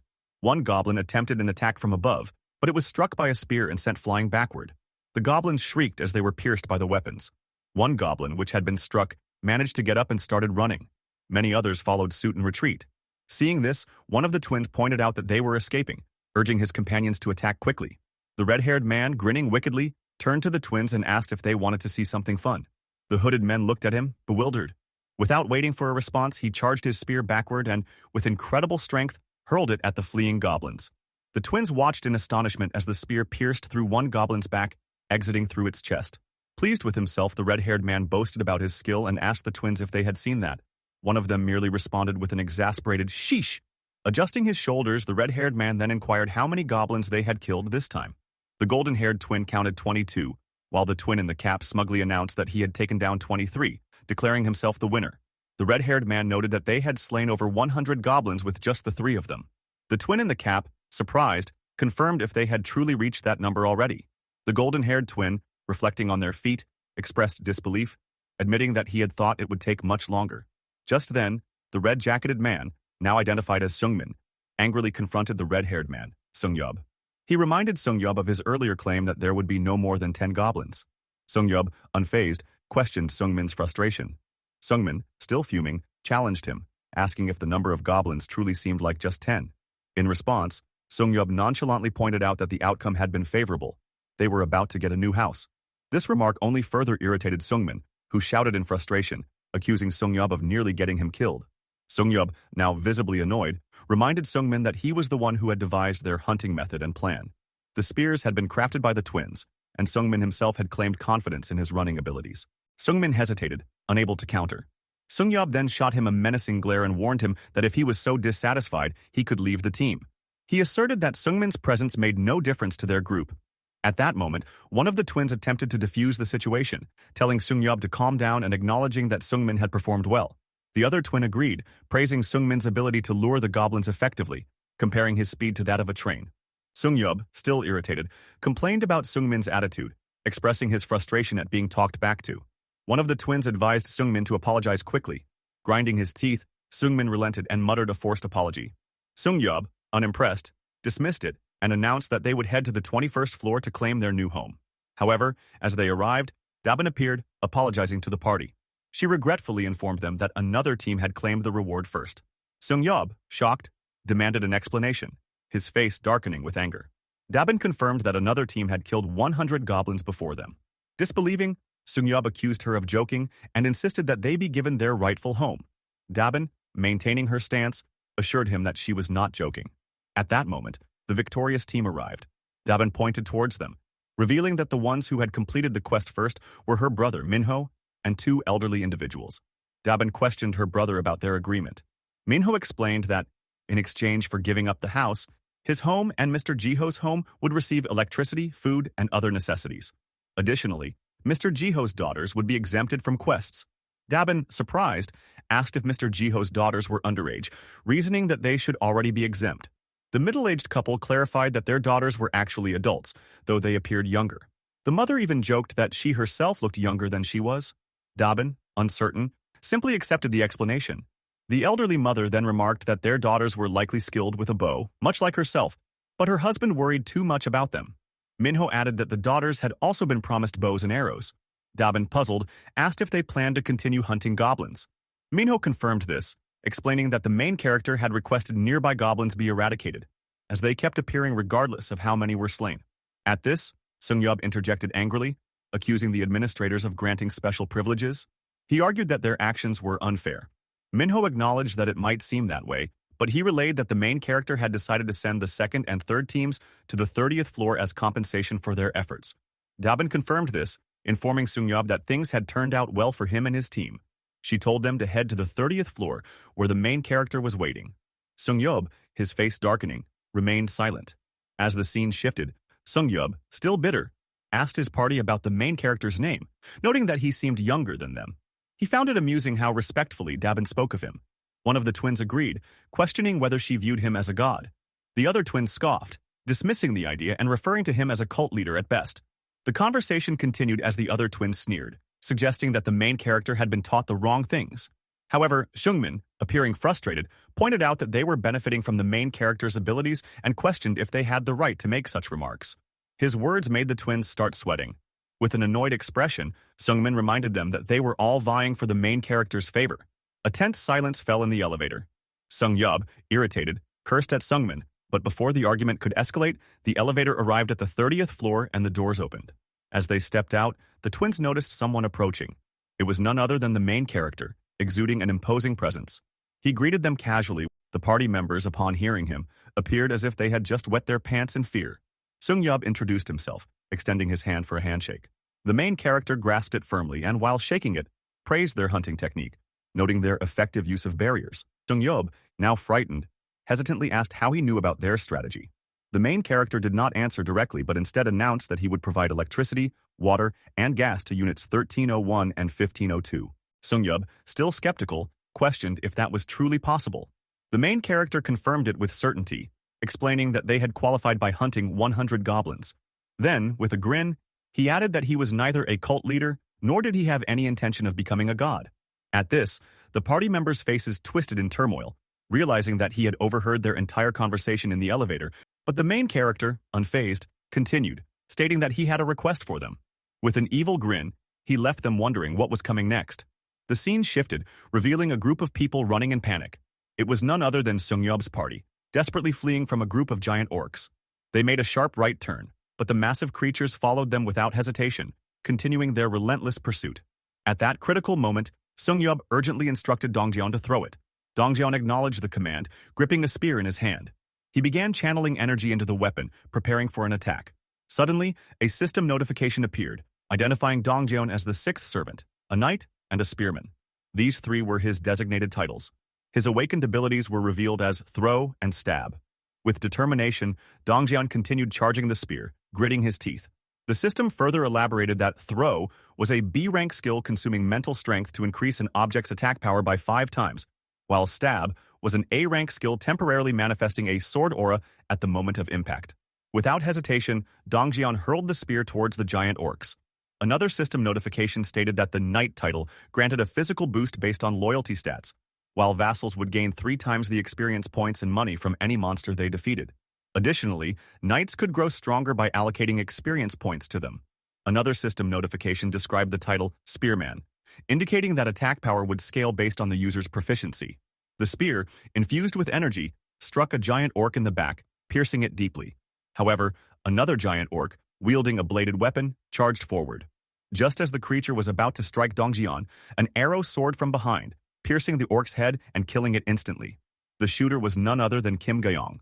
Dongjian retrieved another spear from his back and swiftly hurled it at another giant orc, successfully striking and killing it. A system notification then appeared, confirming that an orc of level 90 had been hunted. Experience points were obtained, and 32,011,098 Vaughn was deposited into the wallet of the ultimate shut-in. The party quest of hunting 100 orcs was now complete, and this notification was shown to the main character. The scene then shifted to a boy wearing a school uniform, along with a middle-aged man and woman, all of whom appeared terrified. Dongjian approached them and guided them to safety. At that moment, a system notification appeared before the main character, stating that a subject without permission was attempting to enter. However, beings who met the requirements for citizenship were also approaching. The main character then granted them citizenship. Dispelling his ultimate eye skill, the main character acknowledged that 3 more individuals had joined him. Opening the system window, he remarked that this now made 200 citizens. Proposing citizenship to the 3 newcomers, he watched as a system notification confirmed their acceptance, officially increasing the number of citizens to 200. As this milestone was reached, a new skill, tax collection, was unlocked. The main character was startled as a system window explained the skill. It allowed him to collect 10% of his citizens' current balances as tax. However, it did not deduct from their actual balances, and it had a cooldown of 30 days. He contemplated the implications, realizing that the skill redirected a portion of the citizens' earnings back to him. However, he had no control over the percentage collected. At this rate, it would take 10 months to amass the needed amount. Time was running out. In order to save his parents, he had to send Dongjian and his team to Nambamindong as soon as possible. Clicking on the system, he decided to adjust the distribution rate. Settling on 30%, he rationalized it as an investment. A system notification then appeared, confirming an increase in his skill level. House Declaration had reached level 10, and 3 skill points were awarded. Suddenly, a wave of pain surged through him as his territory expanded to encompass an entire apartment building. A system notification announced that he had declared ownership of the entire structure and had been granted 1 billion won in funds. Additionally, a new function, construction, had been unlocked. Curious, the main character examined the construction function. A system panel displayed a list of facilities available for construction. A solar energy electricity generator costing 130 million won, a store facility for 219 million won, and a gym for 300 million won. The available funds amounted to 1 billion won, while the yearly production stood at only 30 million won. Shocked by the low yearly production, he considered the implications. Even though the electricity generator cost 130 million won, it would take at least 5 years to break even. The system panel prompted him to confirm construction of the solar generator, but he declined. He believed the funds could be better utilized to strengthen Dongjian and the others. However, a sudden realization struck him. Opening the system window, He confirmed that the 1 billion won fund was restricted to facility construction. This meant he could not use it to level up anyone. Acknowledging the distinction between these funds and the money in his shut-in wallet, he decided to proceed with the solar generator's construction. A system panel indicated that completion would take 23 hours, 59 minutes, and 59 seconds. The remaining funds stood at 867 million won. Still unsatisfied, he considered constructing another, but the system notified him that only one generator could be installed per apartment building. Turning his attention to the store function, he investigated its capabilities and was pleasantly surprised. The store was linked to his ultimate shut-in store skill, allowing him to register and sell items. Notably, the store did not require staff to operate, as items were materialized in real time upon payment. He realized this would significantly reduce the effort needed to distribute relief supplies. Determined, he ordered the system to construct the store immediately, designating Unit 101 as its location. A system notification indicated that completion would take 47 hours, 59 minutes, and 59 seconds. He then shifted focus to the gym, reading its description. The facility would serve as a basic training center, increasing training efficiency by 200% or 300% for citizens below level 15. Recognizing its value, he designated the second floor for the gym. A system notification displayed the construction time, 71 hours, 59 minutes, and 59 seconds.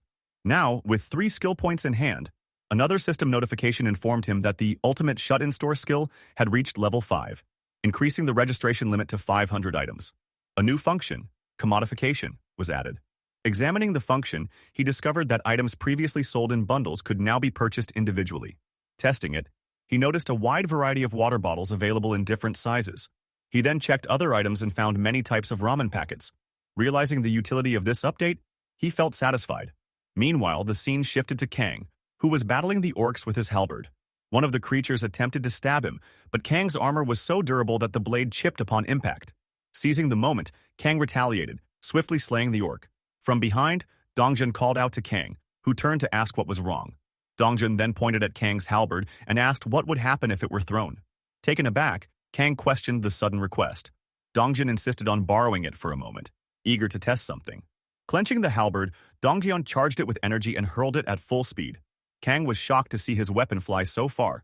Frustrated, he demanded to know why Dongjun had actually thrown it. However, Dongjun calmly instructed him to cancel the summon and then resummon it. Realizing what he meant, Kang summoned his halberd back to his hand. Astonished, he exclaimed in excitement, calling Dongjun a genius. Dongjun, unfazed, dismissed it as nothing special. At that moment, Kim Gayong appeared, warning that they needed to move as she was running low on arrows. Just then, multiple arrows materialized behind her, replenishing her supply. The protagonist had received a skill called Omnifocus. The description indicated that he could use another skill while observing an area with his Absolute Eyes skill. The scene shifted to Kim Gayong, who was firing arrows in the direction of the orcs. Suddenly, the system notification panel appeared before the protagonist, informing him that he had hunted an orc at level 19. He had obtained experience points, and 21,338 won had been deposited into the wallet of the ultimate shut-in. The party members had completed their quest, with 23,325,881 won being used for the mission. As a result, Citizen Kim Gayong's level had increased. The protagonist reflected on his recent actions, realizing that he had been right. It was possible to increase stats through quest rewards. He found himself holding on to a glimmer of hope. Turning toward the balcony, he estimated that his parents' house was about 10 kilometers away. It would take roughly 3 hours of walking to reach them. Leaving his apartment, he entered the lift and ascended to the rooftop of the building.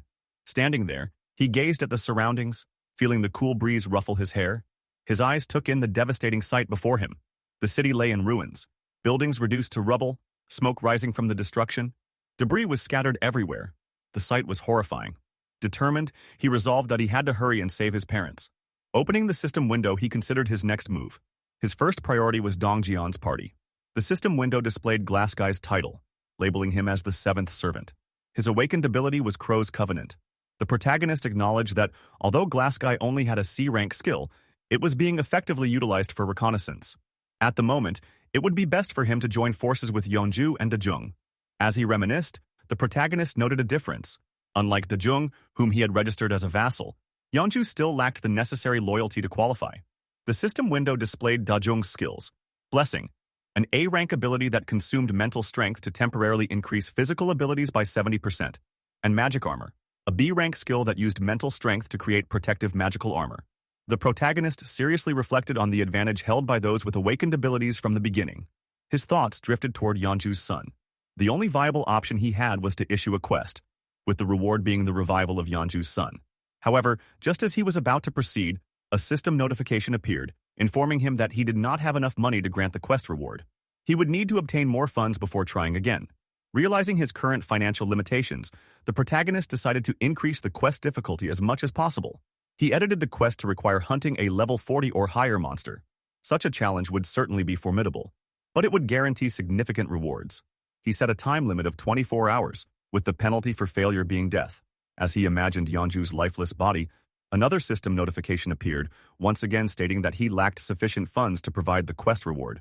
Frustrated, he acknowledged that his available money was still too little. At that moment, another notification appeared, informing him that he had hunted an orc at level 18, gaining experience points. His shut-in wallet now contained 27,088,221 won. Upon noticing this, an idea struck him. He could issue a party quest. If he used that option, the reward might become feasible. He edited the quest parameters once more. The objective remained hunting a level 40 or higher monster. The time limit was 24 hours, and the reward was the revival of Yeonju's son for 1 day. The penalty remained death. With that, he granted the quest. Understanding that he first needed to secure Yeonju's full loyalty, the protagonist was soon interrupted by a loud banging on his door. A desperate voice pleaded for him to open it. Walking over, he slightly opened the door, revealing none other than Yeonju. She had rushed to him, her face streaked with tears. She explained between sobs that she had just received the system notification about the quest. The protagonist confirmed its validity, stating that while there was a time limit, the goal was possible. Overcome with emotion, Yeonju collapsed, placing both hands over her mouth. Tears streamed down her face as she expressed her gratitude. To her, even 1 day with her son was enough. She simply wanted to see him again. At that moment, a system notification appeared, indicating that Yeonju's loyalty had surpassed 30. She had now met all the requirements to be registered as a vassal. The scene shifted to the protagonist in his room. He looked up, switching on the light without touching it. Turning back toward the tap, he focused on it, watching as water droplets began to form and then steadily stream down. He had been using his dignity preservation skill. He sighed in satisfaction, acknowledging that he had gotten used to using the skill to a certain extent. Imagining himself as a mage, he felt a newfound sense of control. He could now properly manipulate electricity, water, and gas. A system notification appeared, reporting that the store's revenue for the day was being calculated. A total of 320,981 won had been deposited into his shut-in wallet. Clicking on the system window, he calculated that at a 20% profit margin, the store's sales for the day had exceeded 1.5 million won. Activating his absolute eye skill, he observed the store on the first floor. People were gathered there, purchasing items and engaging in routine activities. The scene shifted to two individuals, one of whom was wearing a winter cap. The cap-wearing man questioned how much more they needed to save. His companion, holding a bow, responded that the bow cost 150,000 won, and with their daily earnings of 10,000 won, it would take about 15 days to afford it. Scoffing, the cap-wearing man pointed out that they also needed to consider their expenses for ramen and water over the next 2 weeks. Frustrated, his companion retorted that if he was so smart, he should calculate everything himself. Observing this interaction, the protagonist reflected on how much the atmosphere had changed simply because he had shared the money from quest rewards. The appearance of the mysterious store on the first floor had dramatically altered their circumstances. The small earnings from hunting goblins had now fueled a desire among everyone to hunt more. But with the goblin population within the apartment complex dwindling, they would soon have to venture outside. The protagonist considered their progress. Level-ups were proceeding smoothly, and the number of new citizens had increased. The system window displayed a current population of 789 out of 11,000, with bonus experience points and reward money both at 100%. Things would accelerate rapidly from this point onward. Another system notification appeared, confirming that he had hunted an orc and earned more experience points and money. Meanwhile, Yeonju, in her werebear form, was relentlessly hunting goblins, slashing and tearing through them with raw ferocity. Blood splattered across the battlefield, her glowing red eyes reflecting the carnage. As she reverted to her human form, she sighed, surveying the corpses around her. At that moment, Dajung called out to her, asking if she was all right and whether she was injured. Yeonju assured her that she was fine, dismissing any minor wounds as insignificant. Dajung urged her not to push herself too hard, pointing out that she was finishing off the monsters before anyone else had a chance to act. Yeonju apologized if it seemed like she was hoarding kills. Kim Gayong interjected, questioning why she was apologizing. She insisted that Yeonju's strength made them feel safer and their task much easier. Yeonju merely scoffed, sadness lingering in her gaze. The protagonist, watching everything unfold through his absolute eye skill, noted that pairing Yeonju and Dajung together had been a wise decision. We see the profile description of Yeonju, where her awakened ability is Warrior Bear, Ancient Lifeblood, and Primal Frenzy. We see the description of the awakened skills Warrior. Damages are increased by 50%, and when injuries are inflicted, Ancient Lifeblood and A-rank skill will greatly increase regeneration, and the primary Frenzy skill, S-rank skill the user uses. The user eyes will turn red upon seeing blood, and physical abilities will be increased by 300%. Just as he was reflecting on their abilities, a monstrous scream echoed from the distance. Turning toward the train tracks, the three warriors saw the silhouette of a giant leg. A massive green orc, clad in leather armor and wielding a menacing weapon, approached. Dajung, Gyeong, and Yeonju stood frozen in terror as they faced the captain of the orcs, who held a massive spear, resting it on his shoulder. At that moment, Yeonju called out, her voice breaking the tense silence. As she began transforming into a bear, she urgently called Dajung's name to use her magic armor skill on her. Fully transformed, Yeonju now stood in her bear form, facing the formidable orc captain. Without hesitation, she strode toward him, while behind her, Dajung and Gyeong called out her name in alarm. A confrontation was inevitable. The battle between Yeonju and the orc captain was about to begin. The orc captain swung his spear, preparing for an attack. Yeonju lunged at him, but he skillfully dodged each of her strikes. The skirmish continued, each side countering the other's moves. From behind, Gyeong readied her bow, her eyes filled with determination. She released an arrow at an incredible speed, nearly striking the orc captain. However, at the last moment, he deflected it with his spear. The distraction provided Yeonju with an opportunity. In a frenzy, she launched a powerful assault, pinning the orc captain to the ground. As she opened her mouth, her massive teeth became visible, striking fear into her opponent. Moments later, blood dripped from Yeonju's mouth. She had killed the orc captain. A system notification appeared before the main character, confirming that the orc captain, who had been level 28, was successfully hunted. Experience points were gained, and a sum of 73,263,099 won was deposited into the wallet of the ultimate shut-in.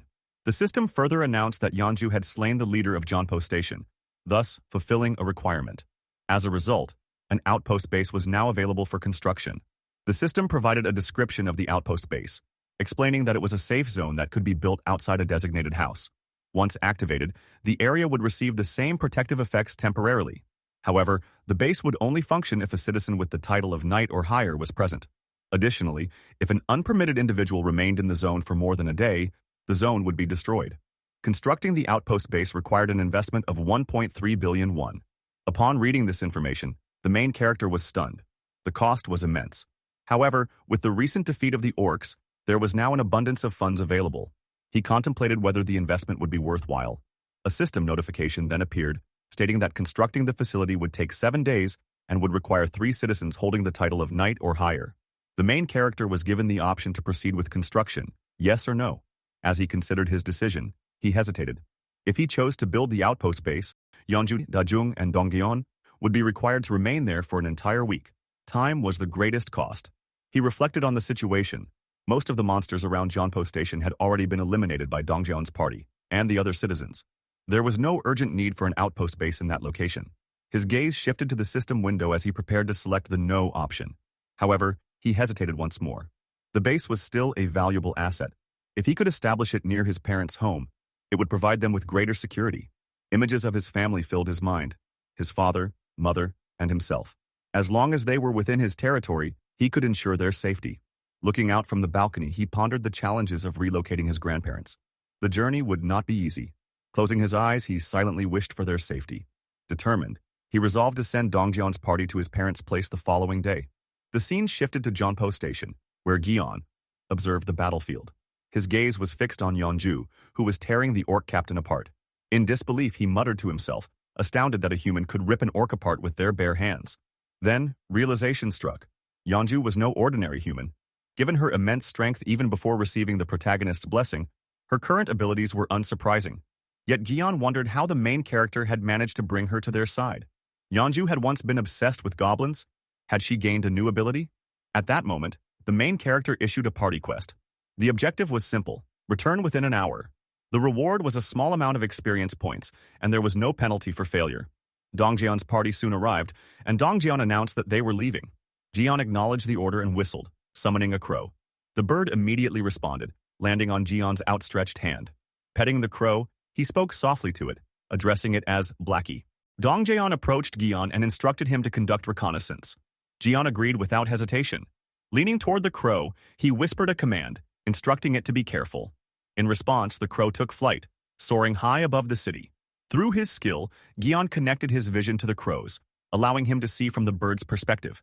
After scanning the surroundings, he reported to Dongjeon that no threats were detected and that they could proceed. Dongjeon thanked him and turned to the rest of the party, signaling them to move. As they navigated Jeonpo Station, Gion suddenly sensed something unusual. Turning around, kneeling, he examined the ground, feeling an ominous sensation. However, after scanning the area again, he found nothing. Unbeknownst to them, a pair of eyes observed the group from the shadows. The eyes belonged to a mouse, which remained hidden, silently watching. Without making a sound, the mouse leaped onto the platform, fixating its gaze on the stairway. It watched intently, biding its time in complete silence. The scene shifted to the main character, who was speaking to the party members, explaining the reason why he had sought their help. As he bowed respectfully before them, all the party members watched him in silence. They exchanged glances with each other as he continued speaking. He acknowledged that he was well aware of the slim chances of his family members being alive. At that moment, Dongjong questioned him, asking if his family members were also in that apartment complex. The main character responded that there was no way to be certain. Just then, Byung-ho interrupted loudly, declaring that they would help. The other party members turned to look at Byung-ho as he continued, insisting that they should be allowed to help. Dong-jeong, looking at Byung-ho, agreed, stating that it was all thanks to the main character that they had survived up to that point. Turning to the main character, Dong-jeong asked him to simply tell them what needed to be done. The main character expressed his gratitude to all the party members, thanking them repeatedly. He then explained that since all the orcs in Jeonpo Station had been eliminated, they could follow the subway railway to Seomyeon Station. He continued, mentioning that Jagalchi Station was the nearest station to his parents' house, and that they would need to exit through exit number 2 upon arrival. Once outside, he would guide them to where his parents should be. He reassured them that he was not asking everyone to leave immediately, acknowledging that this was something he personally wanted. He described it as a selfish request, but asked them to focus on taking over Seomyeon Station first. Dong-jeong affirmed his support, and the main character once again bowed respectfully, expressing his heartfelt gratitude. He then advised them to rest as much as possible before executing the plan the next day. At that moment, Yeonju spoke up, requesting a moment. The party members turned to her questioningly. She addressed the main character, stating that she had a question. Continuing, she inquired whether he was unable to bring his family members to their location using his ability. Hearing this, the main character was rendered speechless. He recalled that he had indeed tried. He had once hoped that having a target teleported as a quest reward would be possible. This was why he had been so excited upon seeing Byung-ho's awakened ability of teleportation. He had believed there was a chance Byung-ho could bring all of his family members there in an instant if things went well. However, a system notification had appeared, stating that such a reward was not possible. The result had been a complete failure. He speculated that this was due to his influence not reaching Byung-ho's grandmother's location. Scratching his head, he thought that if this were truly the case, there was nothing he could do. Even his parents were on the verge of death, all because they were outside his range of influence, his territory. Frustrated, he cursed internally. Finally, he responded to Yeonju, admitting that he was not all-powerful and that there were limitations to his abilities. However, he assured her that she need not worry. He vowed to keep the promise he had made to her, the revival of Yeonju's son. At that moment, a system notification appeared, stating that Yeonju's trust had increased. She smiled and thanked the main character for his honesty. All the party members bowed respectfully to him, and he, smiling, thanked them in return for their time, advising them to rest for the day. As the party members began to leave, Dongjong turned back to the main character, bidding him a good rest as well. However, just then, a system notification appeared, informing the main character that an individual who had not been granted entry was attempting to enter. The notification further stated that a being who met the requirements for citizenship was approaching and asked whether he would like to propose citizenship to them. Activating his ultimate eye skill, the main character instructed the system to propose citizenship. A notification confirmed that citizenship had been proposed, and Seo Yejin had accepted the offer. Her profile appeared, revealing that she was at level 31 and possessed an awakened ability called the Queen of Rats. The main character pondered whether she was truly an awakened individual. The scene then shifted to a squeaking mouse. The main character was taken aback upon realizing that Seo Yejin was, in fact, a rat. An hour earlier, the mouse had been observing Dongjong's party members, wondering who they were. It was astonished that humans were capable of slaughtering orcs. Contemplating the situation, the rat considered the possibility that all of them were awakened, but found it difficult to believe. Deciding to follow them for now, the rat reasoned that uncovering the truth could prove useful. As it continued trailing Dongjong's party, it arrived in front of an apartment building. Just then, the rat heard the laughter of children and a child calling out to their mother. Witnessing the children playing, the rat was utterly shocked. It questioned why there were children in the playground and why so many people were gathered only inside the building. Looking up at the apartment, the rat was bewildered. Determined to uncover more information, it rushed toward the building at an astonishing speed and climbed the lobby stairs. However, the moment it attempted to enter, it hit its head against an invisible barrier and was denied entry. A red bump formed on its head, and a system notification appeared, stating that entry was forbidden.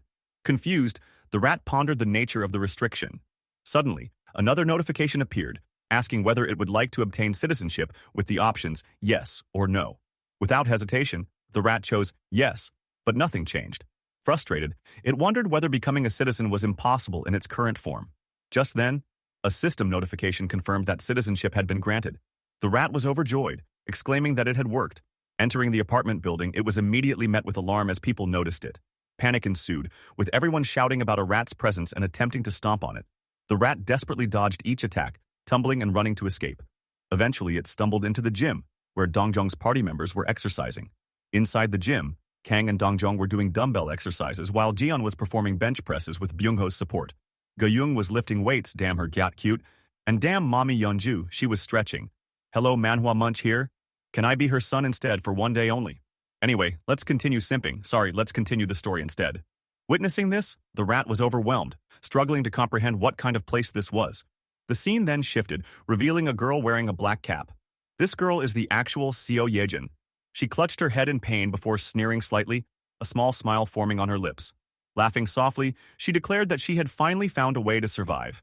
However, she acknowledged that the real challenge would be reaching her destination. She bit her thumb in contemplation, realizing that reaching Jeonpo Station was her only option. Though the subway railway offered a path, she knew that the monsters at Seomyeon Station posed a significant threat. Still, she saw an opportunity precisely because of their presence. Determined, she resolved to move forward, confident that there was no place she couldn't infiltrate. Behind her, a swarm of rats gathered, ready to follow her lead. The scene shifted as the main character received a system notification stating that he had hunted a tamed rat and obtained a small amount of experience points. This indicated that someone had killed the rat that had entered his apartment building. Another system notification appeared, revealing that the Queen of Rats was an A-rank awakened skill. The skill's description explained that all rats encountering its wielder would swear their loyalty to her as their queen. Once tamed, the rats could be controlled, and their senses could be freely shared. Seo Yejin possessed this ability. The main character contemplated the nature of her ability, realizing that it granted her control over rats. While activating his ultimate eye skill, he mused that an A-rank awakener had come to him voluntarily. Determined, he resolved to make her his vassal at any cost. Using his skill, he scanned his entire territory but was unable to locate her. Puzzled, he acknowledged that she was not in the vicinity and concluded that he needed to lure her to him first. At that moment, he granted a quest titled, Visit the Apartment Unit. The quest had a time limit of 48 hours, with a reward of a cola and a chocolate bar. However, it carried no failure penalty. As he was about to finalize the quest, he recalled a conversation with Yeonju, where she had inquired if he could bring his family members to his territory using his ability. Reflecting on this, he admitted to himself that he had attempted multiple times, but each effort had ended in failure. He theorized that if his family was outside his influence, a target granted citizenship should technically fall within his domain. He confirmed this assumption since he received money and experience points regardless of his citizens' locations, whether inside or outside his territory.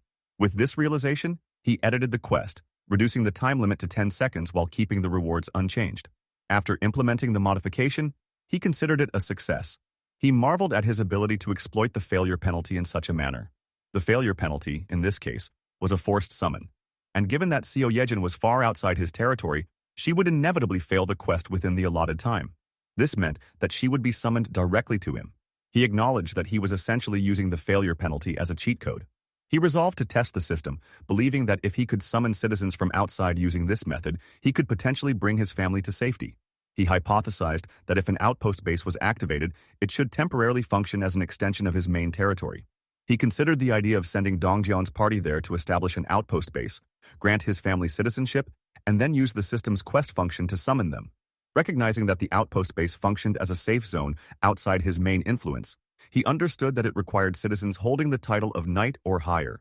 Since Dongjian's party met this requirement, the base could be set up where his parents resided. His plan was to grant them citizenship and then summon them using an impossible-to-complete quest, thereby ensuring their arrival at his location. While the plan seemed solid, he questioned how much money it would cost to create a quest with a failure penalty leading to summoning. Clicking on the system window, he decided to test it and granted the quest.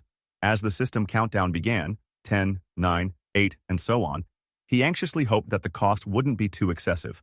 Moments later, a system notification appeared, indicating that citizen Seo Yejin had failed the quest and that the amount spent was precisely 31,067,494 won. Sighing in relief, he acknowledged that the quest had cost 30 million won.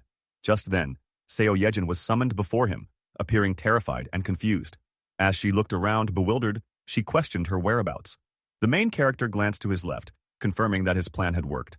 While he observed her, Seo Yejin was alarmed upon seeing an unfamiliar person before her. In an attempt to calm her, he greeted her with a simple, hello. Panicked, she demanded to know who he was and asserted that he should already know who she was. He responded, identifying himself as the person who had granted her citizenship. Confused, she hesitated before realizing where she was. Before she could fully articulate her thoughts, he clarified that they were at the top level of the apartment complex she had previously observed through her rats. Casually, he retrieved a can of Coca-Cola and some chocolates from his system window and presented them to her. Bro is flexing food at this point. Apologizing for the sudden summoning, he acknowledged that she must be surprised. Introducing himself formally, he stated his name, Kim Jae-hyun. He handed her the cola and chocolates, which she accepted. Seo Yejin then questioned whether he had just brought her there and mentioned a strange quest that had appeared before her. He confirmed that he was the one who had issued the quest. At that moment, Seo Yejin clasped her hands together in hope, and, despite acknowledging the shamelessness of her request, pleaded for the acceptance of the people she was taking care of. Confused, the main character asked her to clarify. She explained that she had intended to bring everyone with her, but the distance made it impossible. She had therefore taken a gamble. When asked how many people she was referring to, she answered that there were 35. He considered this information and realized he had not anticipated her having others with her. Apologizing, he stated that bringing all of them would be difficult. Seo Yejin, with sadness in her eyes, questioned his response. He elaborated that it would be impossible for him to transport all of them with his current ability. Desperate, Seo Yejin grabbed his jacket and pleaded, explaining that her mother and younger sibling were still there. She begged him to help, insisting she would do anything to save them. Seeing her desperation, he paused to think and requested a moment to consider the situation. He then recalled that he had granted Seo Yejin citizenship without her physical presence, implying that his territory recognized the rat as part of her. This revelation suggested that his plan could work. A system window appeared, displaying Seo Yejin's details. Her trust level was at 37, and her awakened ability was Queen of Rats. Observing this, he noted that her trust level was already high, perhaps due to her dire circumstances leaving her no choice but to trust him. Addressing her directly, he questioned whether she was truly willing to do anything. Seo Yejin nodded without hesitation, confirming her resolve. He then informed her that he had a way to help but required her complete trust. Raising his hand slightly, he emphasized that if she placed her full trust in him, he would ensure her family's safety. Swallowing hard, she considered his words before urgently shouting her agreement, expressing her willingness to do whatever it took. At that moment, a system notification appeared, indicating that Seo Yejin's trust had significantly increased. Her trust level reached 50, unlocking loyalty. Since her loyalty had surpassed 30, she had met the requirements to become a vassal.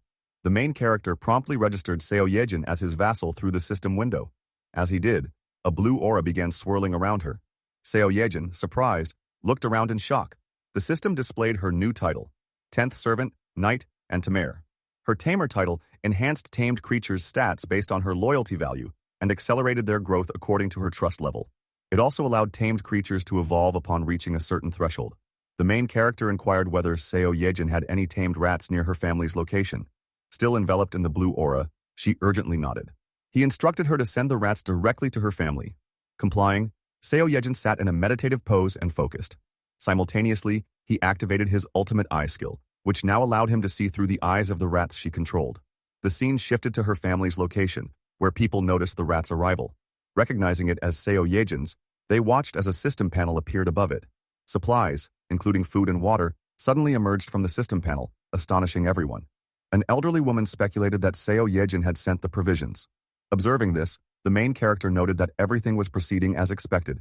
He realized that Seo Yejin's ability, combined with his ultimate eye, provided him with an unparalleled reconnaissance advantage, thousands of rats navigating sewers as his eyes, making them the ultimate scouting force.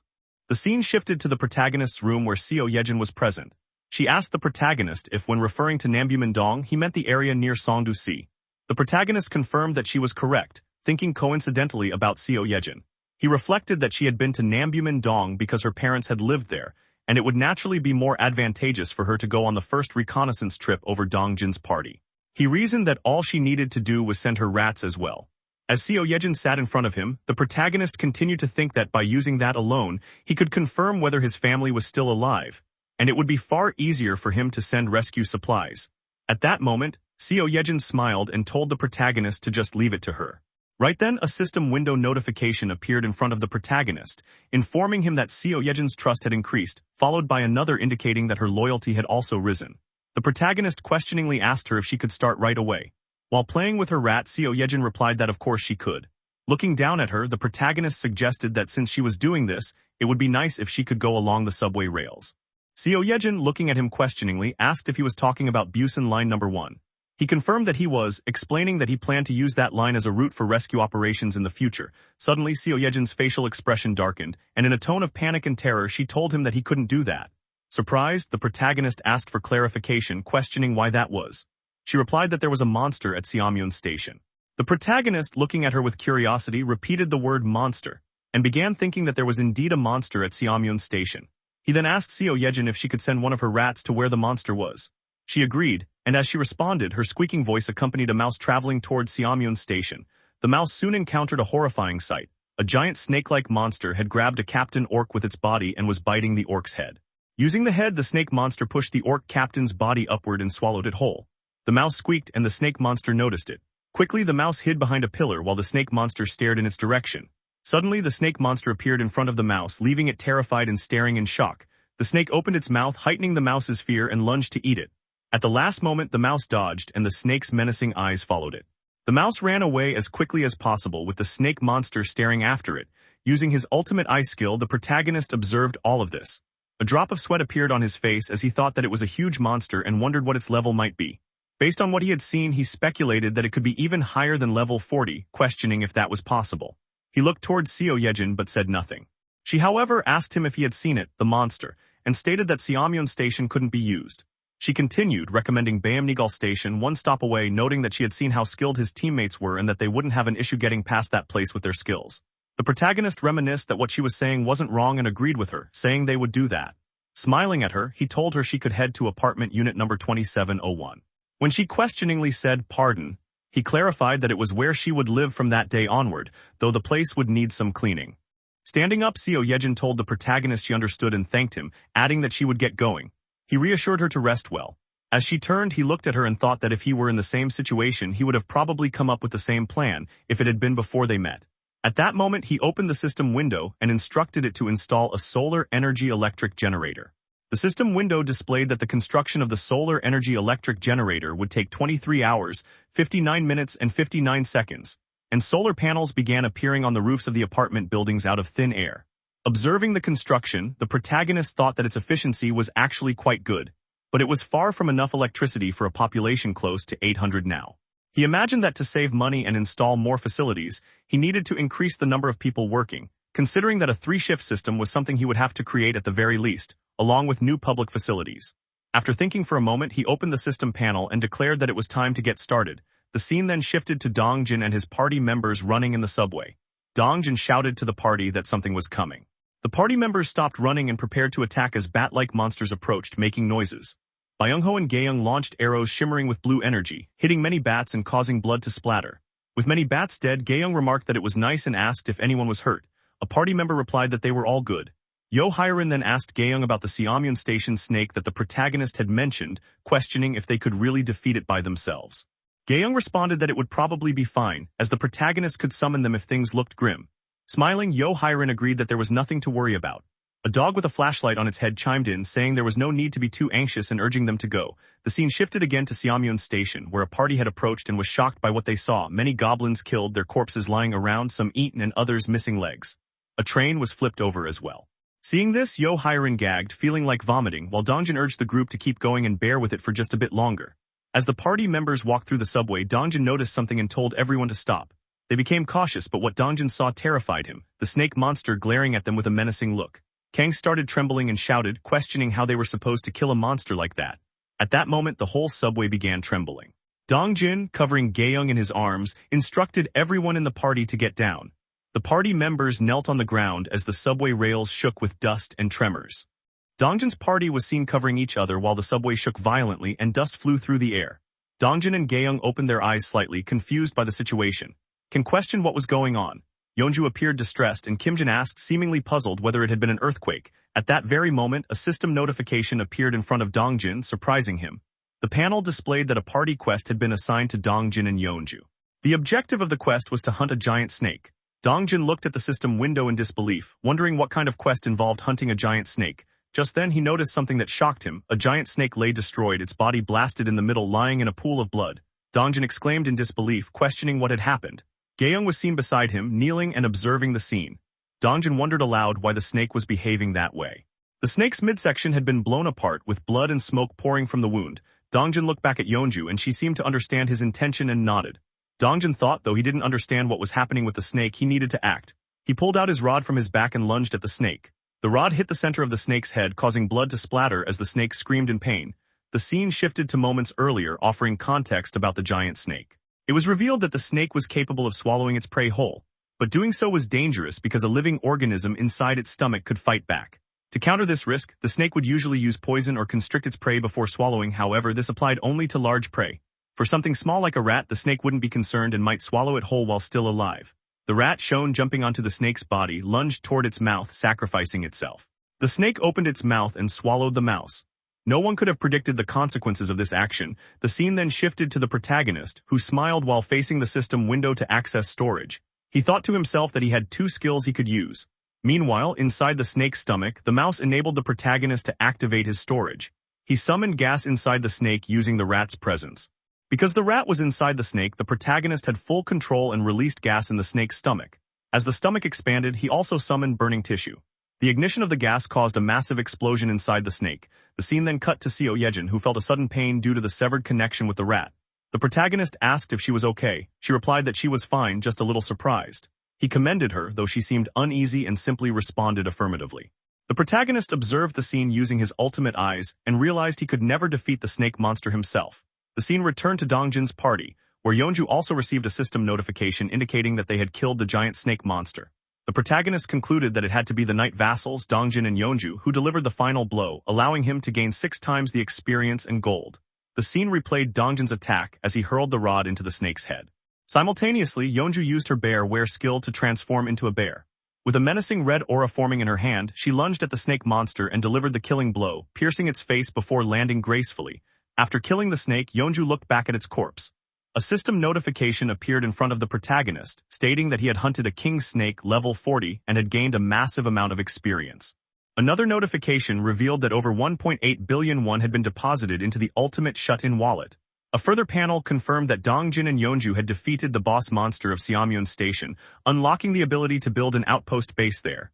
The protagonist's skill level increased, and his house declaration skill reached level 15. He gained 3 skill points. Following this, he experienced a sharp pain as his territory expanded beyond the apartment building. A system notification stated that he had discovered beings eligible for citizenship. He winced in pain and noted that 200 individuals met the criteria. He instructed the system to grant them citizenship. A new notification appeared, indicating that the number of citizens had reached 1,000. This milestone unlocked a skill called Baseline for all citizens. Baseline, a passive skill, provided a 100% bonus to experience and money acquisition. The protagonist was shocked and delighted by this development. He noted that it matched the description and viewed the system window of a citizen named Kim Min-ho. He realized that even if he set his distribution to 0%, he could still receive 100% of the experience and gold. At that moment, Seo Yejin approached him from behind and addressed him. He turned to face her. She asked if he could bring the people she was previously with to the current location. He paused, resting a hand on his chin, then agreed, saying it was the least he could do. Seo Yejin responded with joy and gratitude. The protagonist then asked if she could control the rat again. Seo Yejin, determined, assured him that she could. He instructed her to guide the others by having them follow the rat she controlled. She acknowledged the request. The scene shifted to the dead body of the snake monster, where the rat controlled by Seo Yejin was leading the party members. They carefully followed the rat. Dongjin was shocked upon seeing many dead orcs lying around. Yeonju greeted him and Dongjin, confused, asked if she had killed all the orcs. Yeonju clarified that it wasn't her, they were already dead when she arrived. Realizing someone else had killed the orcs, the party looked on, stunned and terrified. Dongjin speculated whether this had originally been the orcs' territory. The subway was littered with bodies and splattered with blood, yet the party continued to follow the rat. Looking around, Dongjin remarked that though the boss monster was gone, they couldn't lower their guard. Gaeyoung added that there might still be hidden monsters lurking. At that moment, the rat gestured urgently, urging them to hurry. Ken commented to Kang that the rat was remarkably smart. Byung-ho asked if the rat was also part of the protagonist's abilities. The protagonist observed all this through his ultimate eye skill, thinking that for now there was no major threat. He then noticed he had 3 remaining skill points. Looking at the system window, he considered where to invest them. Since his activity range had expanded, he decided the first investment should be in the ultimate eye skill, which synergized well with Seo Yejin's ability. He invested a skill point and as before experienced pain as his eyes twitched and he held his head. After enduring the pain, he gained the ability to see the levels of monsters. A system notification appeared describing a goblin, level 8, 103 cm in height, living in groups, possessing basic intelligence, able to use tools, and having excellent eyesight, capable of seeing in the dark. The protagonist observed this and thought it was perfect. It was exactly the ability he needed. He planned to find monsters of appropriate levels and assign quests to others, saving resurrection costs. He then focused on his next skill upgrade, dignity preservation. Knowing he would meet many people, he understood that earning their trust and loyalty was crucial. He upgraded the dignity preservation skill, and immediately afterward his eyes widened in shock. He turned suddenly, hearing a loud sound. He wondered to himself, was that a gunshot? The protagonist was seen looking back in horror after hearing a gunshot. He panicked, thinking that this wasn't the right place. At that very moment, the scene shifted to reveal many goblins dressed like humans, wielding revolvers in their hands and firing them. The protagonist was baffled, wondering what the hell was going on and questioning why goblins were using guns. A horde of goblins appeared, armed with blades, swords, and revolvers. Standing before them was their leader, who was also wielding a revolver and firing shots. Dongjin's party watched the scene unfold, and it became clear that the goblins were targeting them. Dongjin then shouted for everyone to run, prompting all party members to flee as bullets rained down on them. The group quickly entered a nearby non-functioning train and observed the goblins from within. Gaeyoung expressed her disbelief, asking how those creatures had managed to acquire guns. Dongjin, sweating, admitted that they couldn't face the goblins head-on. However, a sudden smile formed on Dongjin's face as he spoke again. Byung-ho appeared behind a goblin using his teleportation skill, and Dongjin's voice echoed with confidence, stating that they had Byung-ho. Byung-ho, eyes full of determination, stabbed a goblin from behind. The goblin's revolver flew into the air as it screamed in agony. Byung-ho continued to slash through multiple goblins, beheading several in a single swoop. At that moment, more goblins aimed their guns at Byung-ho. Suddenly, one of those goblins was struck by an arrow, causing its revolver to fly away as blood splattered from its hand. Gaeyoung, having fired the arrow, demanded to know how the goblins dared. In front of her stood Kang, clad in armor, and Yeonju, mid-transformation with her werebear ability. Fully ready, Kang and Yeonju shouted and charged into the goblins, killing them one by one. Kang swung his halberd, beheading goblins, while Yeonju tore through them with her jaws. All of this was observed by Yo Hyerin and Jin, who were shocked at the devastating power of the trio's assault. The protagonist also watched the scene through his ultimate eye skill. He noticed a revolver and a bullet, and immediately registered them as items. A system notification panel appeared in front of him, revealing that the revolver was an S&W Mu, priced at 476,321, and a set of 100.38 caliber bullets cost 158,401. Looking at the system panel, the protagonist thought about the gun. He reflected on the significance of acquiring such a weapon. He then contemplated the implications of displaying a firearm in the store. Though it had many advantages, he believed it would make people more proactive about hunting monsters. He imagined civilians in his domain using guns to fight off goblins. He further considered that even regular people below level 10 might occasionally take down orcs. This would lead to a massive increase in experience points and monetary rewards for the citizens. The protagonist envisioned the joyful expressions on the faces of his people. However, his thoughts grew grim as he realized that trusting every citizen was not a viable option. He admitted to himself that he had been accepting people randomly without any proper standards. He had believed that he could control any situation, regardless of who entered his domain. Although more people meant more benefits, the introduction of guns changed the dynamics entirely. He feared that with so many people, there was a chance someone with malicious intent could be among them. He imagined citizens becoming envious, jealous, and turning against one another. He thought that something terrible was bound to happen eventually, and in the worst-case scenario, someone could be killed. The protagonist concluded that only trusted individuals should be granted access to firearms. He continued looking at the system panel and thought that those with high loyalty were the only ones who should be considered. He already knew exactly who should receive the revolver first. The scene shifted, showing the goblins lying dead in pools of their own blood. Above Byung-ho, a revolver and a box of bullets suddenly materialized and fell before him. Byung-ho, surprised, picked up the items, joy evident on his face. He silently thanked the protagonist. The scene transitioned to Dongjin's party following Seo Yejin's rat and eventually stopping in front of a large door. Dongjin approached the door, held the handle, and opened it. Inside, many frightened people were revealed. A mother and daughter hugged each other in fear, while a man trembled nearby with many people behind them. The scene then shifted to a bright sunny sky. The protagonist thought it was nice that the walking trail was now included within the domain. He was walking along the trail with Seo Yejin, hands tucked in his jacket pockets. Seo Yejin thanked him for meeting her, and the protagonist responded that he simply thought it was a good time for a walk. Suddenly, a system notification panel appeared, stating that subjects without permission had entered. The protagonist informed Seo Yejin that the guests had arrived and granted them citizenship. Someone then called out Seo Yejin's name, surprising her. She turned to see her mother and her sister, Yojin. Seo Yejin ran to hug them both. Her mother, emotional, asked why she had left without saying anything and how worried she had been. Seo Yejin apologized to her mother. Yojin backed away from the hug and with shining eyes commented on how good her sister smelled, asking if she had showered. Seo Yejin replied that there was warm water now and she could shower properly. Yojin expressed her amazement and the protagonist quietly observed the heartwarming reunion. Seo Yejin told her sister that she even had a bed and warm meals. At that moment, the protagonist called out to Seo Yejin, and she turned to face him. He told her that Unit 2701 had been assigned to her. While she could use it however she liked, he noted that it might be too cramped for more than 30 people. Seo Yejin turned around and saw not just her mother and sister, but many more people behind them. Her mother and sister looked slightly shy and hesitant. Seo Yejin, looking down, narrowed her eyes and asked what they should do. The protagonist casually replied that he would add 3 more vacant rooms for her, saying she had earned them. Seo Yejin turned around, shocked, and thanked him. She then approached the others and told them they could use units 2402, 2301, and 1092, assuring them she would work hard. Behind her, her mother and sister appeared overjoyed. A system notification panel appeared in front of the protagonist, indicating that Seo Yejin's trust and loyalty had increased, along with that of many other citizens. The protagonist read the system message. However, something in it surprised him, and he exclaimed, remembering that he had leveled up but hadn't checked his new skill. A system notification then announced a skill called Beast Management, which had 10 slots. Looking at the panel, the protagonist wondered what Beast Management was. The system then revealed that summoning a beast would cost a staggering 10 billion won. Stunned, the protagonist questioned whether the system had actually said a billion won. Suddenly, someone called out to him and he turned to see who it was. A voice asked if he had a moment. The scene shifted again, showing the protagonist inviting someone into his room, to which the person responded with thanks. It was revealed to be Yo Hyerin. The protagonist asked what had brought her there. Yo Hyerin, looking uneasy, stated that she had something important to say. The protagonist encouraged her to speak freely. After some hesitation, Yo Hyerin bowed deeply and apologized, saying she wanted to leave the party. The protagonist was shocked and asked her to repeat what she had just said. Yo Hyerin appeared slightly uncomfortable and apologized to the protagonist, telling him that she wanted to leave the party. The protagonist looked at her with a hint of worry. Yo Hyerin hesitated before continuing, saying that she felt her abilities didn't really have a place in the party and things might be just fine without her. She looked down as she spoke, unsure of herself. She went on, her voice wavering, expressing that she felt useless and that she couldn't meet the expectations set for her. The protagonist, still concerned, urged her to be honest with him. Yo Hyerin gritted her teeth, hesitating even more before suddenly shouting that she was scared.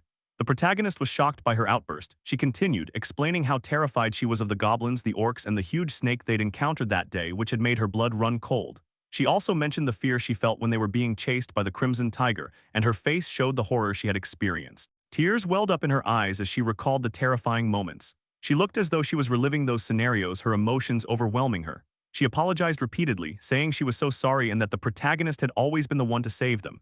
The protagonist simply watched her, silent. Yo Hyerin wiped her tears away, trembling as she said she felt useless. She confessed that she didn't feel she could meet the expectations placed on her. The protagonist thought to himself that he had noticed this for a while. Rescuing Byung-ho's grandmother, exterminating the orcs, and fighting the Crimson Tiger were all missions that had put lives at risk. He didn't blame her, though. He thought about Yo Hyerin's ability, Poison Mist, and how dangerous it could be if not handled properly, potentially harming their allies. He knew that Yo Hyerin must have felt awful about her lack of success, though she had put her life on the line. Standing in front of her, the protagonist placed a hand on his neck, still silent, watching Yo Hyerin tremble and cry. Finally, he spoke, telling her that they had recently become short on hands. Yo Hyerin, wiping her tears, looked at him questioningly as he continued, mentioning Kim Dabin from the 21st floor, who had been trying to handle everything on her own but was exhausted. He explained that he was thinking of building communal facilities throughout the complex and was looking for someone trustworthy to handle the work. He told Yo-Hiren he thought he could trust her and asked if she would be willing to help. Yo-Hiren clenched her left hand with her right, trembling but remained silent. The protagonist didn't speak either, scratching his face nervously before telling her that if someone was willing to move forward, they were far from useless. He assured her that her ability was powerful, that handling poison was no easy task, but it would shine one day. He suggested that if going into the field was difficult for her right now, she could work internally. He promised that when they needed her ability, he would ask for her help again, and he bowed to her. Yo-Hiren looked at him, startled, but the tears stopped, and a small smile appeared on her face, her cheeks blushing slightly. The protagonist noticed a system notification panel in front of him, indicating that Yo-Hiren's loyalty had increased to 100, and her vassal capacity limit had increased as well. Yo-Hiren wiped away her remaining tears and smiled at him, apologizing for showing him her weak side. With a cheerful, happy expression, she promised to do her best. The protagonist, seeing her happy, smiled slightly and thanked her, saying they would continue working together. The scene shifted to the protagonist, who saw a system notification panel announcing a summon costing 1 billion won. He looked at the panel, thinking to himself that he should try using the ability now. He decided screw it and clicked yes on the panel. The system notified him that 1 billion won had been consumed for the beast summon. At that moment, a strong wind blew out of nowhere and a shimmering yellow light appeared before him. A magic circle formed on the floor and the light crackled as the protagonist shielded his eyes from its brightness. Then a golden egg appeared, its scales gleaming. As the egg began to crack, the protagonist watched in awe as bright yellow light poured from the cracks, blinding him for a moment. Suddenly, a creature emerged from the egg, with round eyes, a small tail, and feathers. The protagonist activated his ultimate eye skill and analyzed the creature, discovering that it was a divine bird born with the power of the sun, still young and in need of protection. To grow, it needed to absorb high-quality sunlight. The protagonist greeted the creature and the three-legged crow chirped at him in response. After some thought, the protagonist decided to name the bird Blackie. The crow chirped happily at the name and flapped its wings. As the protagonist observed the crow, he asked if it was hungry. The crow chirped in reply. Later, a bag of chips appeared and the crow happily munched on them, letting out a satisfied burp afterward. Once the crow finished eating, it lay down, seemingly asleep. The protagonist bent down and mused about how carefree the bird seemed. Then a system notification appeared, showing that the crow's level had increased and that the efficiency of the solar energy electric generator had increased by 100%. The protagonist looked at the system panel, realizing that he had not yet built solar generators in the 10 new buildings. Though the cost of investing in the facility seemed wasteful, he smiled, knowing that the increased efficiency would make it worthwhile. He decided to build solar generators in all the buildings, confident that the return would be worth it. The system notified him that the construction of the solar generators would be completed in 23 hours, 59 minutes and 59 seconds. The scene then shifted to Unit 3005, where the protagonist pressed the bell. From the other side of the door, a voice asked who it was. The protagonist replied, and the door opened to reveal Choi Hyung-jun, who asked what brought him there. The protagonist explained that he had something to ask of him, and Choi Hyung-jun, curious, asked what it was. With a serious expression, the protagonist told him that he wanted to entrust him with his money. Choi Hyung-jun was shocked by the request. A few moments earlier, the protagonist had been staring at the system panel, deeply contemplating the scale of tax collection. After some thought, he concluded that entrusting money to trustworthy citizens would make it profitable, despite a 10% fee being applied the first time it was granted. He noted that this generated a 10% profit margin agreement. He then wondered who he should entrust the money to. At that very moment, a profile description of Choi Hyung-jun appeared. His level was 25. His title was displayed as the first servant. His trust rating stood at 89, loyalty at 98, and his awakened ability was the strength of a gorilla. The scene shifted to the present where Choi Hyung-jun was seen trembling, filled with fear. The protagonist looked at him and thought that it had to be Choi Hyung-jun without a doubt. He recognized that Choi's trust and loyalty were on an entirely different level. Just then, a system panel appeared stating that 1 billion won had been given to vassal Choi Hyung-jun. 10,030,000 had been used for the quest, with a 10% fee and a base cost of 30,000 won. Another system panel appeared before the protagonist, stating that Choi Hyung-jun's trust had increased. It also indicated that his loyalty had increased. Choi Hyung-jun's loyalty had now reached 100. At that moment, Choi Hyung-jun, stammering, asked the protagonist if he really wanted him to hold on to that kind of money. The protagonist, smiling, confirmed and added that he could use a portion of it if necessary. Inwardly, the protagonist admitted that this had been his original plan, though he hadn't expected Choi to reach 100 loyalty. Choi Hyung-jun bowed repeatedly to the protagonist, expressing deep gratitude and saying thank you many times. The protagonist, reassuring him, said it was nothing and added that he would be counting on him. He then turned his attention to the next matter. The scene shifted to Dabin. Dabin asked the protagonist if she could really choose freely. The protagonist affirmed, saying it didn't matter, and encouraged her and Hyun to go ahead and form the team.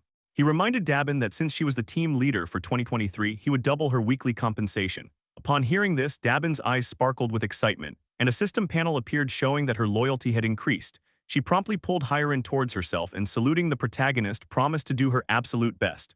Hyerin, shocked by Dabin's sudden kindness, looked surprised. As Dabin hurried off, she suggested they start with the handle, but Hyerin urged her to slow down, visibly annoyed. The protagonist silently observed their banter. He then turned his head and thought that it was time to discuss more difficult matters.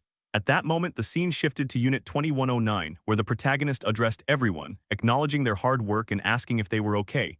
He was speaking to Dongjin's team.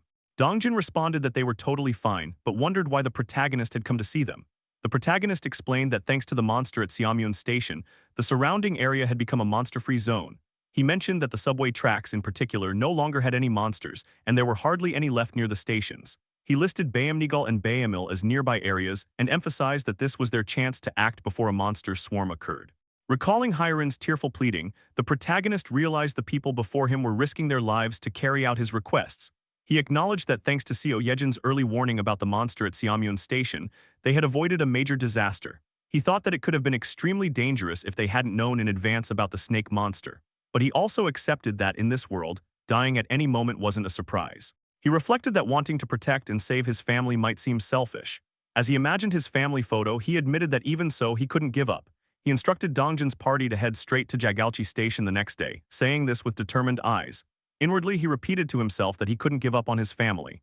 The scene then shifted to the protagonist, who saw the three-legged bird Blackie waking up from its slumber while he sipped his coffee. A system panel appeared, stating that the solar energy electric generator's efficiency had increased by 100%. Blackie's level had risen. The protagonist noted that Blackie was already at level 5. Another system panel revealed that Blackie had unlocked a portion of the power of the sun and that the protagonist had partially inherited the summon beast's power.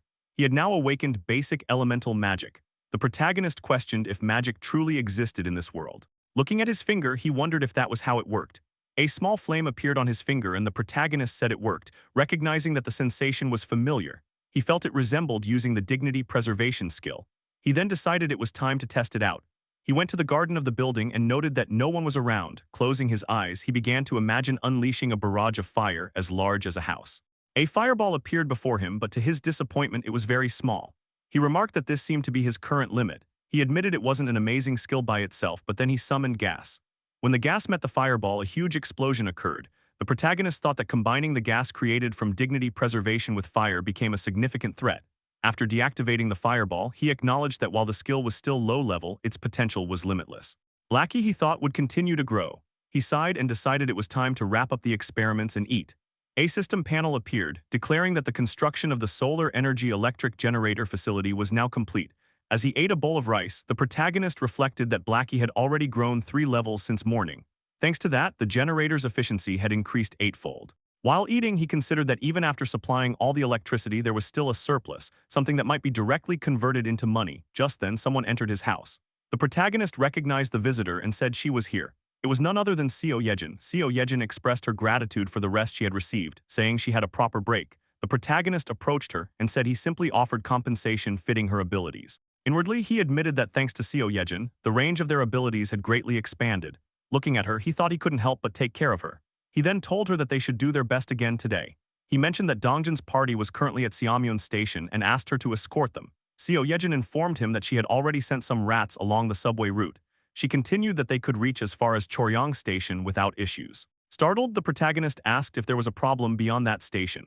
Seo Yejin confirmed, saying the issue was at Busan Station. She suggested it was better for him to see it himself. She activated her ability and connected with her rat, and the protagonist activated his ultimate eye skill to connect as well.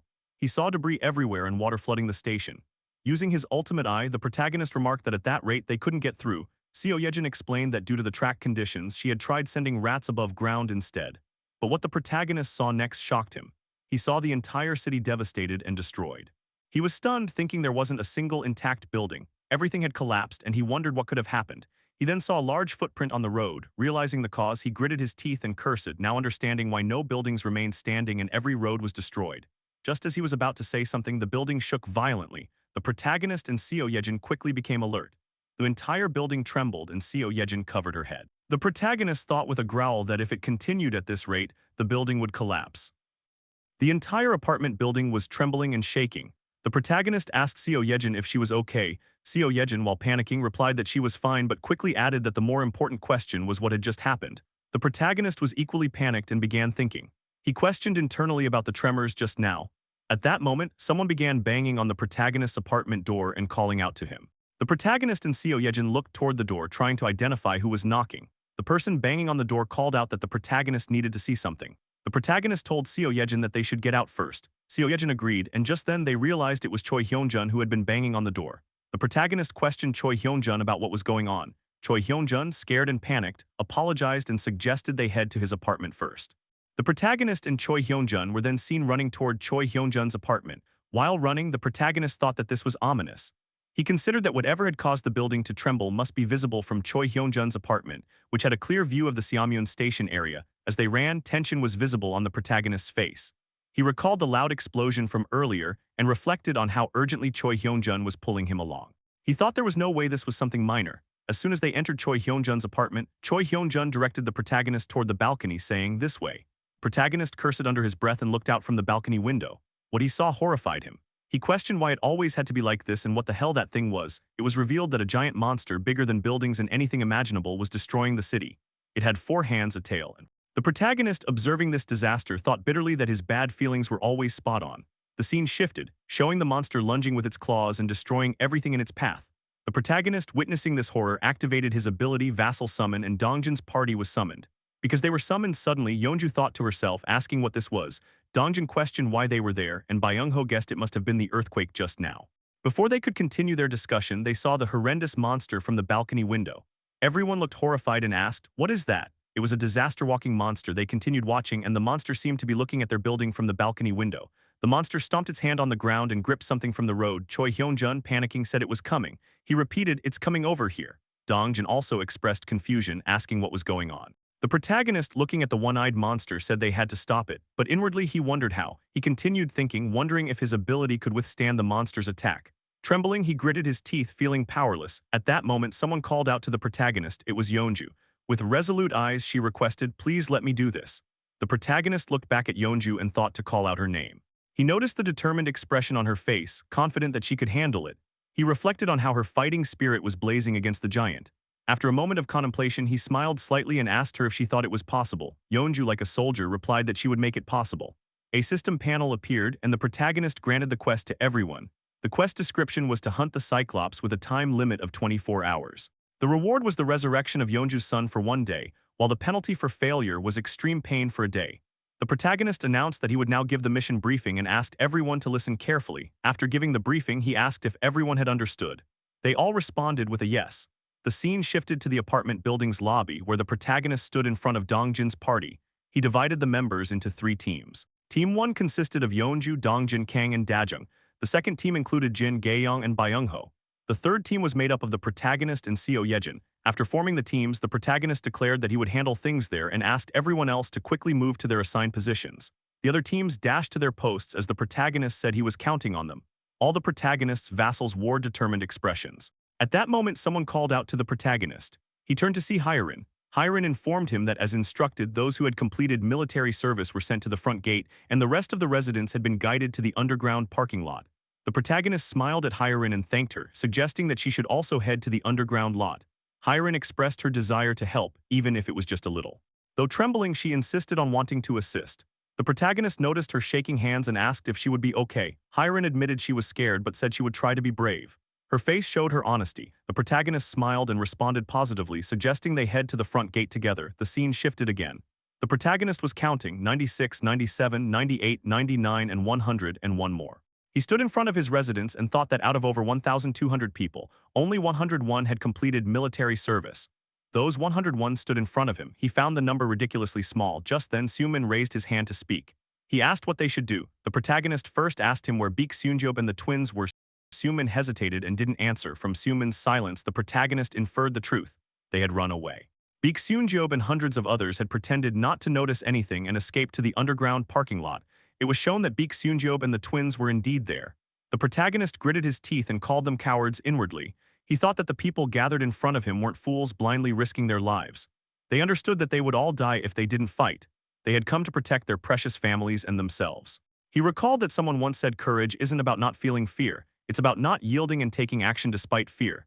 To survive in a world consumed by fear, he believed people with great courage were needed. At that moment, the protagonist expressed his gratitude, saying, "Thank you for being here, everyone." He resolved to give his 100% to support them. Opening the system panel, he decided to purchase 101 handguns and ammunition. He also adjusted the experience points and loot share rate for everyone to 100%. Immediately, many handguns and ammo appeared from thin air. A system panel confirmed that the experience and reward share rates had been adjusted to 100%, meaning they would keep everything they earned on this mission. One of the residents picked up a handgun. The protagonist told them to pick up the guns and ammo placed in front of them. The residents were in awe. One of them said this was real hope.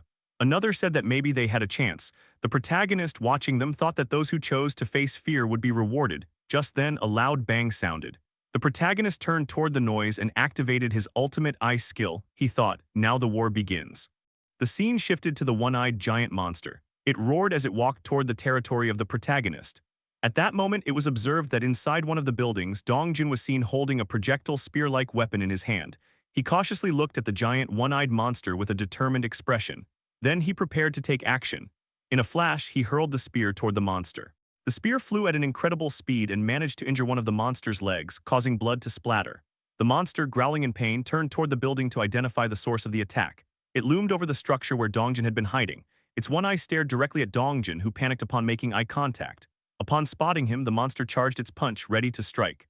Just then, it was noticed that Yeonju in her bare form was running toward the monster's leg. She launched a swift attack with her claws, managing to slash the same injured leg. This caused the monster to stumble, losing its balance. It looked down at Yeonju, then lifted the injured leg and slammed it to the ground where she stood. Yeonju was sent flying from the impact, growling and screaming. She crashed into the wall of a building and lay there unconscious. The one-eyed monster loomed over her, staring at her with its massive eye. Then it charged its fist and pulled its arm back. At that moment, someone called out to the monster, shouting, "Hey you, look over here." The monster turned its head toward the sound and saw someone yelling through a microphone, "You dumb monster, look here." It turned out to be Kang, who held a microphone in one hand and a halberd in the other. Kang continued taunting the monster, calling it a lardess and demanding its attention. The monster stared at Kang and noticed the spear that had previously been thrown by Dongjin and was still embedded in its leg. It looked down at the spear. Kang wondered what the monster was doing. At that point, it became clear that the monster had mistaken Kang's halberd for the same spear that had injured it. Enraged, the monster assumed Kang was the attacker. A vein visibly popped on its face.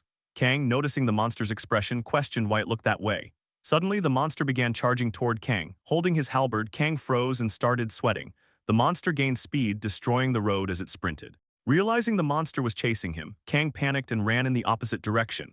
The protagonist, watching all this with his ultimate eye skill, recognized that the monster was heading their way. He turned to the residents and warned them to get ready. He announced that the monster would arrive soon.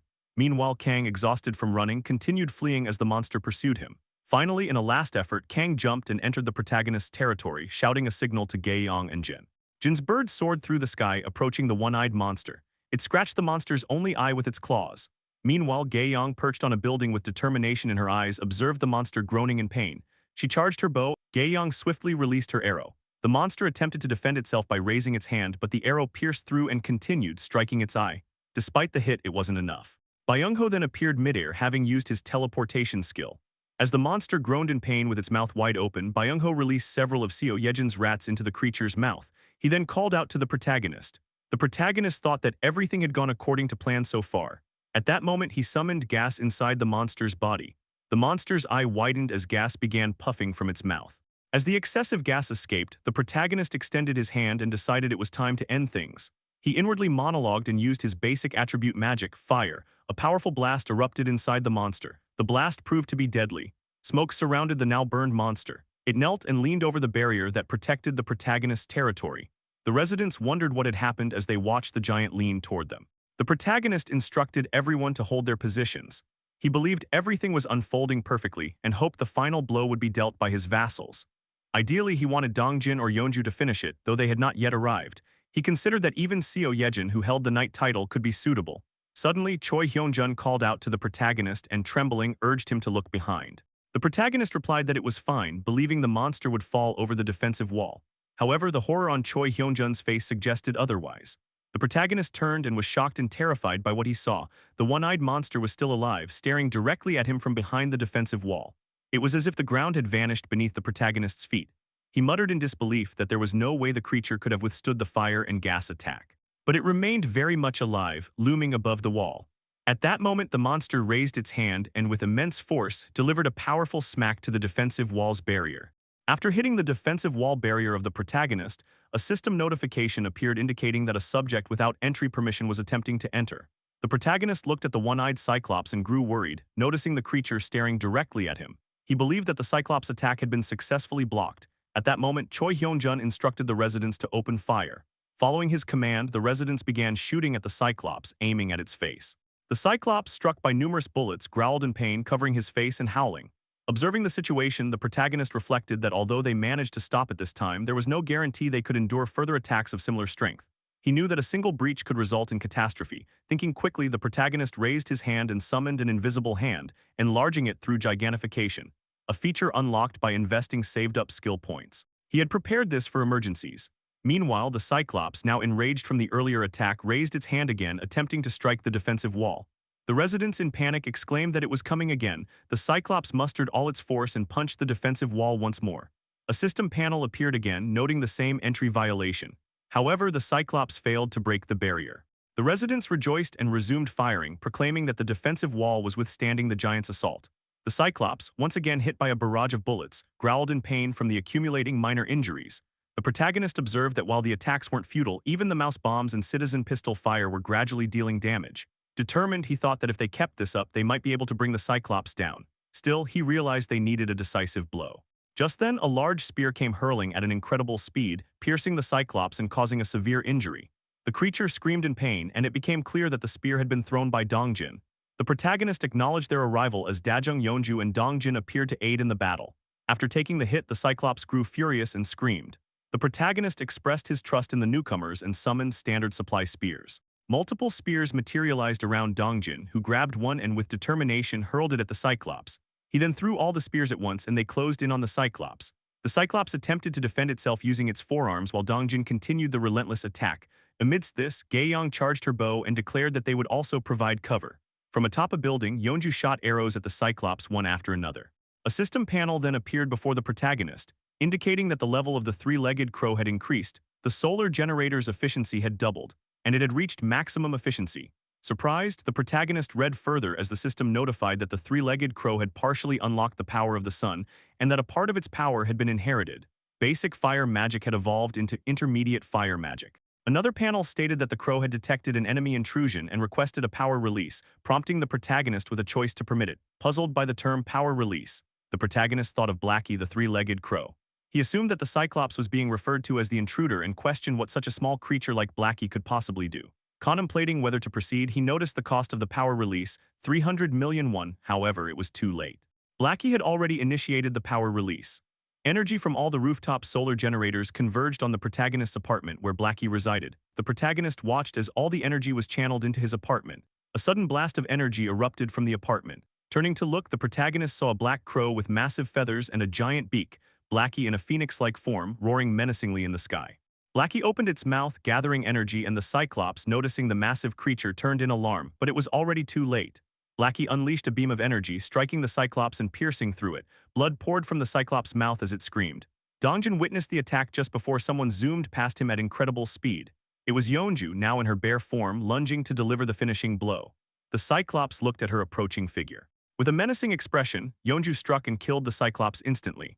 A system panel then appeared before the protagonist, stating that he had hunted a level 51 Cyclops and received an enormous amount of experience.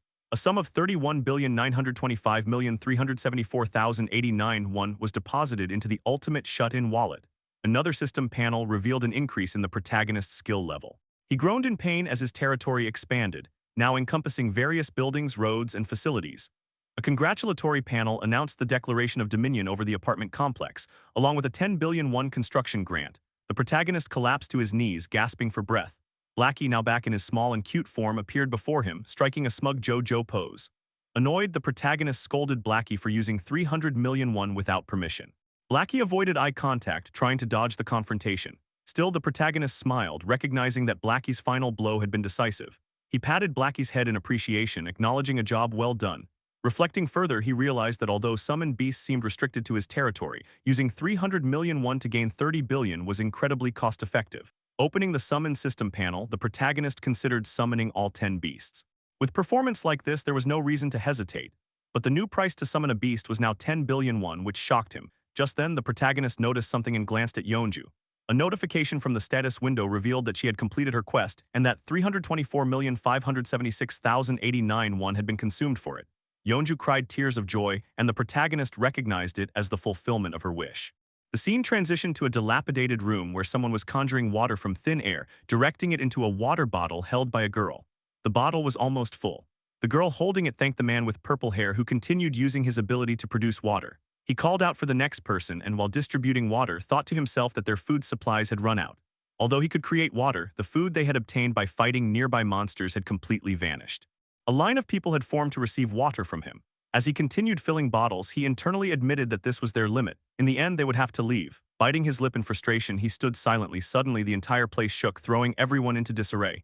The purple-haired man stumbled and questioned if it was an earthquake. Panic spread among the people. At that moment, someone called out his name, Junhyuk.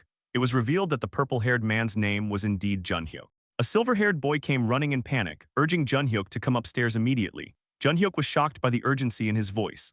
The silver-haired boy shouted that something terrible had happened. A monster. Junhyuk and the boy rushed up the stairs to the rooftop of a destroyed building, where Junhyuk laid eyes on a horrifying sight, a one-eyed cyclops roaring loudly. Junhyuk cursed and instructed the silver-haired boy to tell everyone to stay hidden underground and not to move. The silver-haired boy trembled with fear and asked what they should do now. Scratching his hair, Junhyuk muttered in despair, questioning what they could possibly do against such a creature.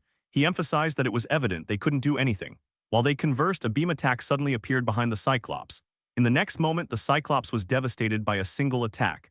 Junhyuk said all they could do was pray that the creature didn't come their way. That was the best they could hope for. As the explosion from the attack echoed around them, both were left baffled and shocked in the middle of their conversation.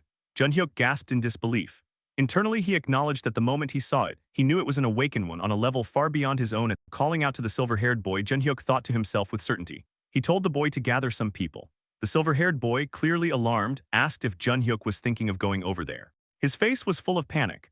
Junhyuk inwardly admitted he didn't know what that was, but to survive in this godforsaken world, he had to stay close to that awakened person.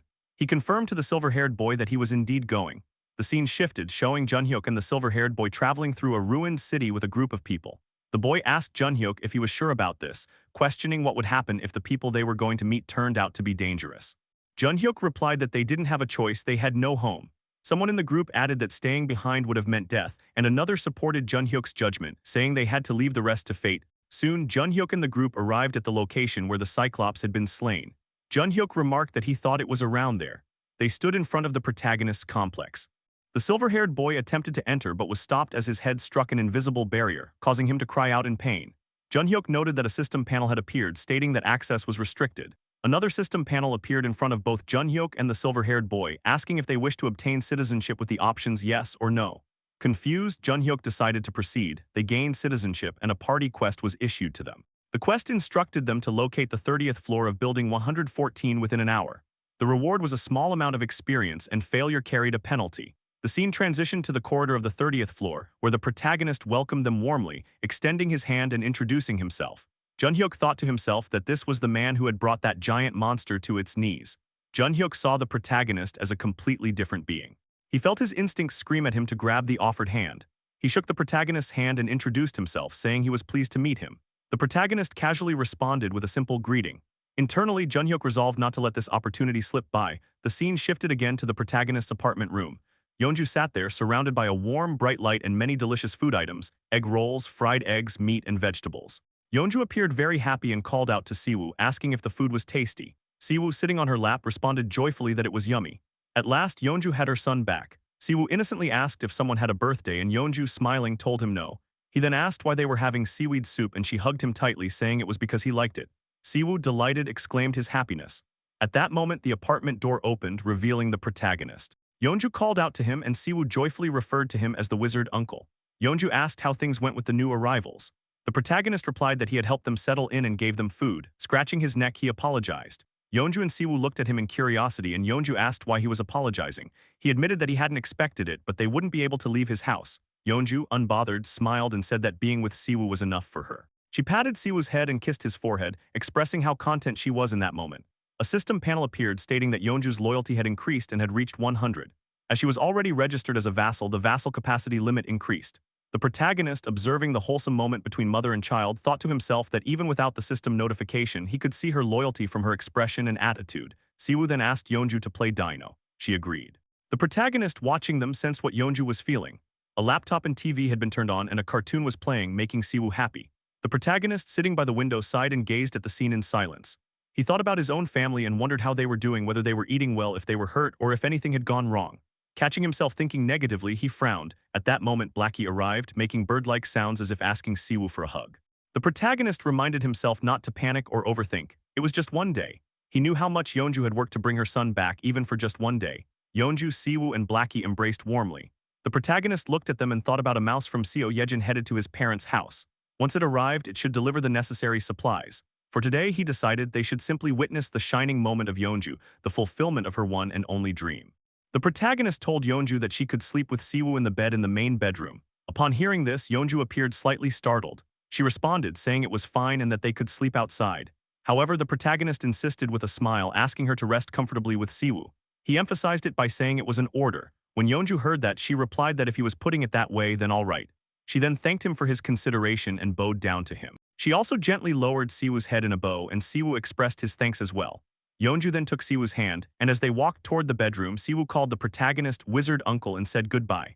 The protagonist simply looked at Siwoo and gave a relaxing smile. As night arrived, Yeonju and Siwoo were seen sleeping in the main bedroom.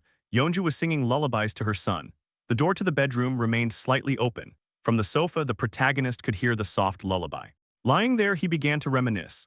In that moment, Yeonju's gentle lullaby quietly echoed through the door. The protagonist thought that he was too old for lullabies, but for some reason, as he listened, his eyes began to droop. He imagined his mother singing lullabies to him when he was a small child and pictured himself resting his head on her lap. Gradually, he drifted off to sleep to the sound of the lullaby. The scene shifted to the next day, which passed uneventfully as the protagonist narrated. They ate the food Yeonju had made, spent time with Siwoo, and watched the comics he liked. However, because Siwoo kept chasing after Blackie, who was trying to bask in the sun, Blackie became annoyed. They all took a nap together and played with the toys the protagonist had bought from the store. In this peaceful routine, time flowed by. As the sun began to set, Siwoo was seen hugging his mother, Yeonju. The protagonist, visibly saddened, observed the moment, with Blackie perched on his shoulder, also sobbing. The protagonist reflected that it was only one day, that was all the time he could give to them, to Siwoo and Yeonju. While hugging her mother, Siwoo called out to her, but Yeonju held him tightly, not letting go. Siwoo then asked her if she was crying. Yeonju, with tears dripping down her face, denied it. Siwoo, with genuine curiosity, lifted his small hand and gently stroked her face, wiping away her tears. He softly said, "You are crying." With a worried expression, he added, "Mom, don't cry." Despite his words, Yeonju continued crying, calling out to her son, and in her emotional state, she confessed while hugging him tightly, "I'm scared. I'm terrified of a world without you." At that moment, Siwoo wrapped his small arms around her and reassured her by saying, "I'm right here." After hearing those words, Yeonju clutched him even tighter as she broke down in tears.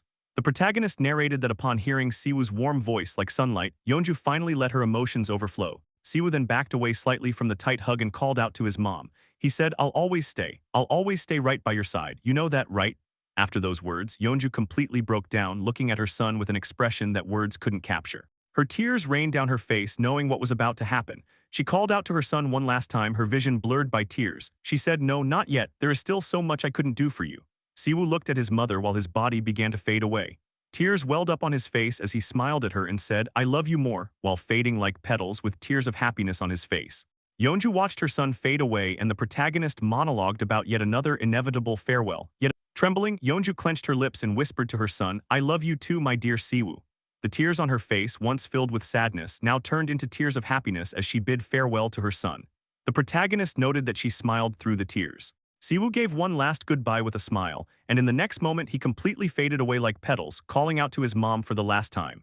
After Siwoo had disappeared, Yeonju, now trembling, knelt down and cried with deep emotion. The protagonist, standing behind her with a saddened expression, witnessed it all. He narrated that Yeonju remained there until the very last trace of Siwoo's warmth had vanished. He then reflected, "Hope. Hope is a flower that only blooms in the depths of despair. So those who can grasp hope must always be surrounded by despair. It's so cruel."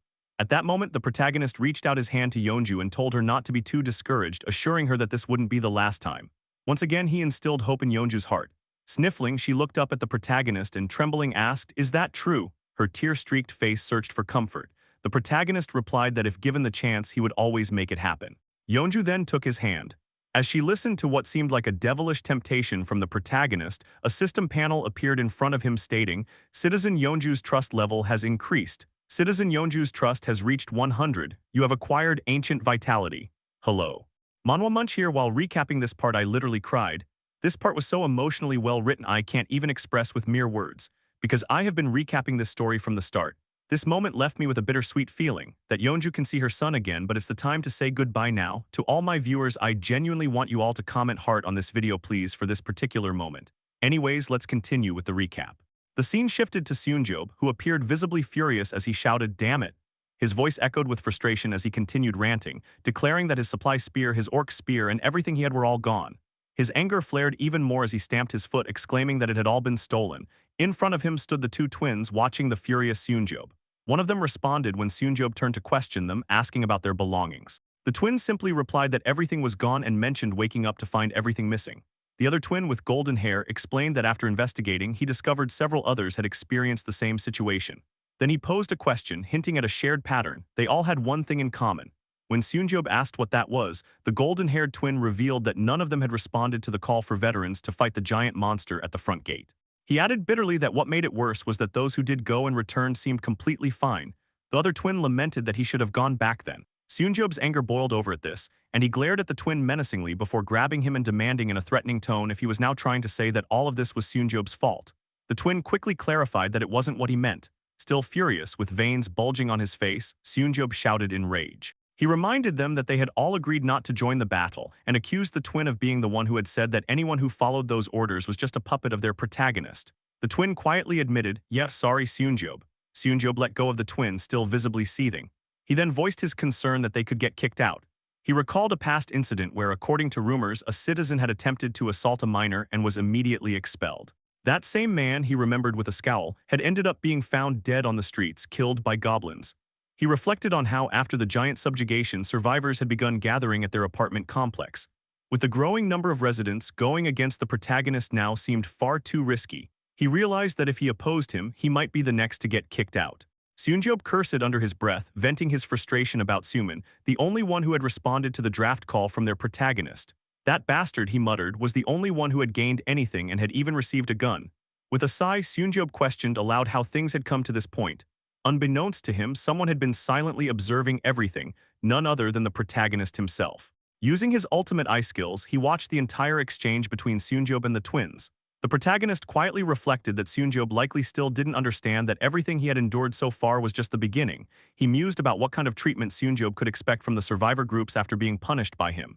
At that moment, a quest panel appeared behind Seunjob. Noticing it, Seunjob turned and exclaimed, "What the hell is this?" The protagonist narrated with cold clarity that Seunjob would soon learn the kind of responsibility required to remain within the safe zone. In front of Seunjob, the quest panel displayed its message. The objective was to hunt 20 goblins within 24 hours. The reward was a small amount of experience points. The penalty for failure, however, was brutal 1 minute of intense pain. Seunjob stared at it in horror, exclaiming, "What the hell, extreme pain?" He was completely unprepared for the kind of burdens he would have to shoulder, just to survive within the so-called safe zone. The protagonist narrated that one of the A-rank skills possessed by Yeonju was called Ancient Vitality. This skill drastically increased regeneration in proportion to the severity of injury received. He expressed disbelief at the reward he had received for hitting 100 trust with Yeonju, realizing that the reward turned out to be a skill she actually owned. However, he admitted that it wouldn't be useful at the moment. Since he wasn't going to be involved in combat and rarely left the house, he found it unlikely that he would get hurt enough to use the skill. Still, he acknowledged that gaining a skill as a reward for Yeonju's trust reaching 100 was certainly noteworthy. Soon, he noted, Byung-ho's trust would also reach 100. If he could obtain Byung-ho's awakened ability, teleportation, the power to move to any location within sight, he contemplated its potential. He theorized that if he activated the outpost and then used his ultimate eyes to teleport, he could travel as long as he had sufficient mental strength. It should be possible to teleport to that location. The system panel then presented a description of the outpost base. The base was a safe zone that could be built outside of the house. When activated, any designated area marked as part of the house would temporarily receive the same effects. However, activation required a citizen with the title of knight or higher to be present. If an unpermitted subject remained in the zone for more than a day, the zone would be destroyed. Reflecting further, the protagonist realized he needed to increase his mental strength. From now on, instead of skill proficiency, he decided that mental strength boost should be the rewards for his quests. That way, his mental resilience could be strengthened through daily tasks. Around that time, Yeonju, after bidding farewell to her son, stopped crying and called out to the protagonist. With a determined expression, she told him that things had significantly stabilized and asked to be allowed to leave. The protagonist simply looked at her. With a resolute gaze, Yeonju declared that she would personally rescue his family. The protagonist looked at Yeonju with a worried expression and called out to her. Yeonju acknowledged that the operation to rescue his family had been scheduled to start the previous day but was delayed because of her. She thanked him for giving up his precious time and said she wanted to repay his consideration. Internally, the protagonist admitted that Yeonju was expressing exactly what he had been thinking. Scratching his face, he asked if he had been showing too much impatience. Yeonju assured him that he hadn't and that she would have felt the same in his place. He felt grateful yet slightly embarrassed. Yeonju continued, her face solemn, saying that everyone values their family above all else and she deeply appreciated the day he had given her with her son. Once again, she thanked him. The protagonist wondered if it was because Yeonju had been able to see Siwoo again, even if only imperfectly, that her eyes now held trust instead of anger. Looking down, he thanked her for understanding and told her to wait in unit number 2901 with Dongjin's party, adding that he would join them shortly. Yeonju bowed her head before him and agreed. The protagonist then explained that there was a reason he hadn't sent the party out to Seomyeon Station immediately after gathering them. It was because the giant cyclone had damaged parts of the tracks at Seomyeon Station. Not only the subway tracks, but much of Seomyeon's underground area had been destroyed. With a worried expression, he considered the need to dig a new route. For this purpose, Seo Yejin had been diligently commanding her mice since the previous day. After a full day of exploration, they had roughly secured a path. Activating his ultimate eye skill, the protagonist focused his vision on Seo Yejin and immediately connected with one of the mice she was sharing senses with in real time. However, something seemed off about the mouse. It was running at full speed as if being chased and had grown as large as a small dog. The mouse was revealed to be level 7 and was now named Team Giant Rat. The protagonist was a bit shocked and noted aloud that the rat had evolved, as indicated by the name change shown by his ultimate eye skill. He questioned if this evolution was due to the new ability Seo Yejin gained upon becoming his vassal.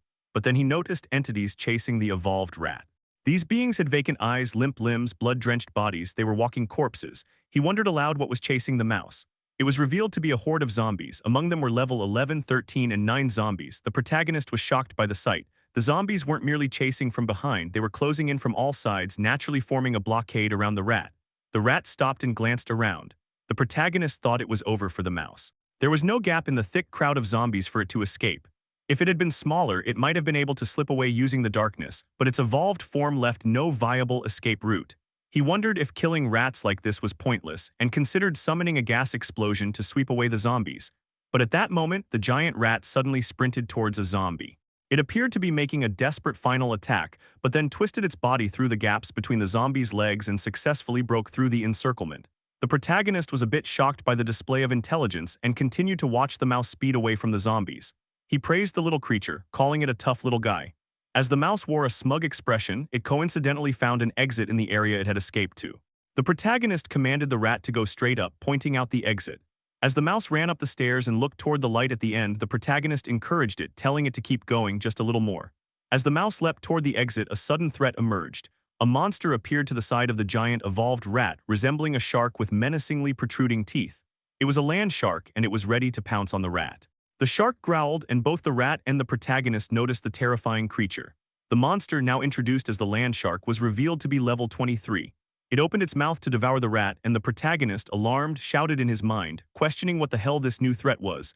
In the next moment, the rat was killed by the land shark. The sudden death of the rat caused the protagonist to experience a sharp pain in his head. He immediately shut off his ultimate ice skill and, clutching his head in pain, growled in frustration. Still gripping his head, he thought to himself, questioning what had just happened. He repeated the name land shark and noted how familiar the surroundings had felt. Then it clicked, it was Nampo Station. Frowning, the protagonist realized that this location was only a few kilometers from his parents' house. The odds were high that similar monsters could be roaming nearby. Urgency filled his thoughts. He had to rescue his parents quickly. The scene then shifted to a corridor where Dabin was hard at work. She appeared exhausted, wiping sweat from her face as she carried out her duties. At that moment, she noticed the protagonist and called out to him.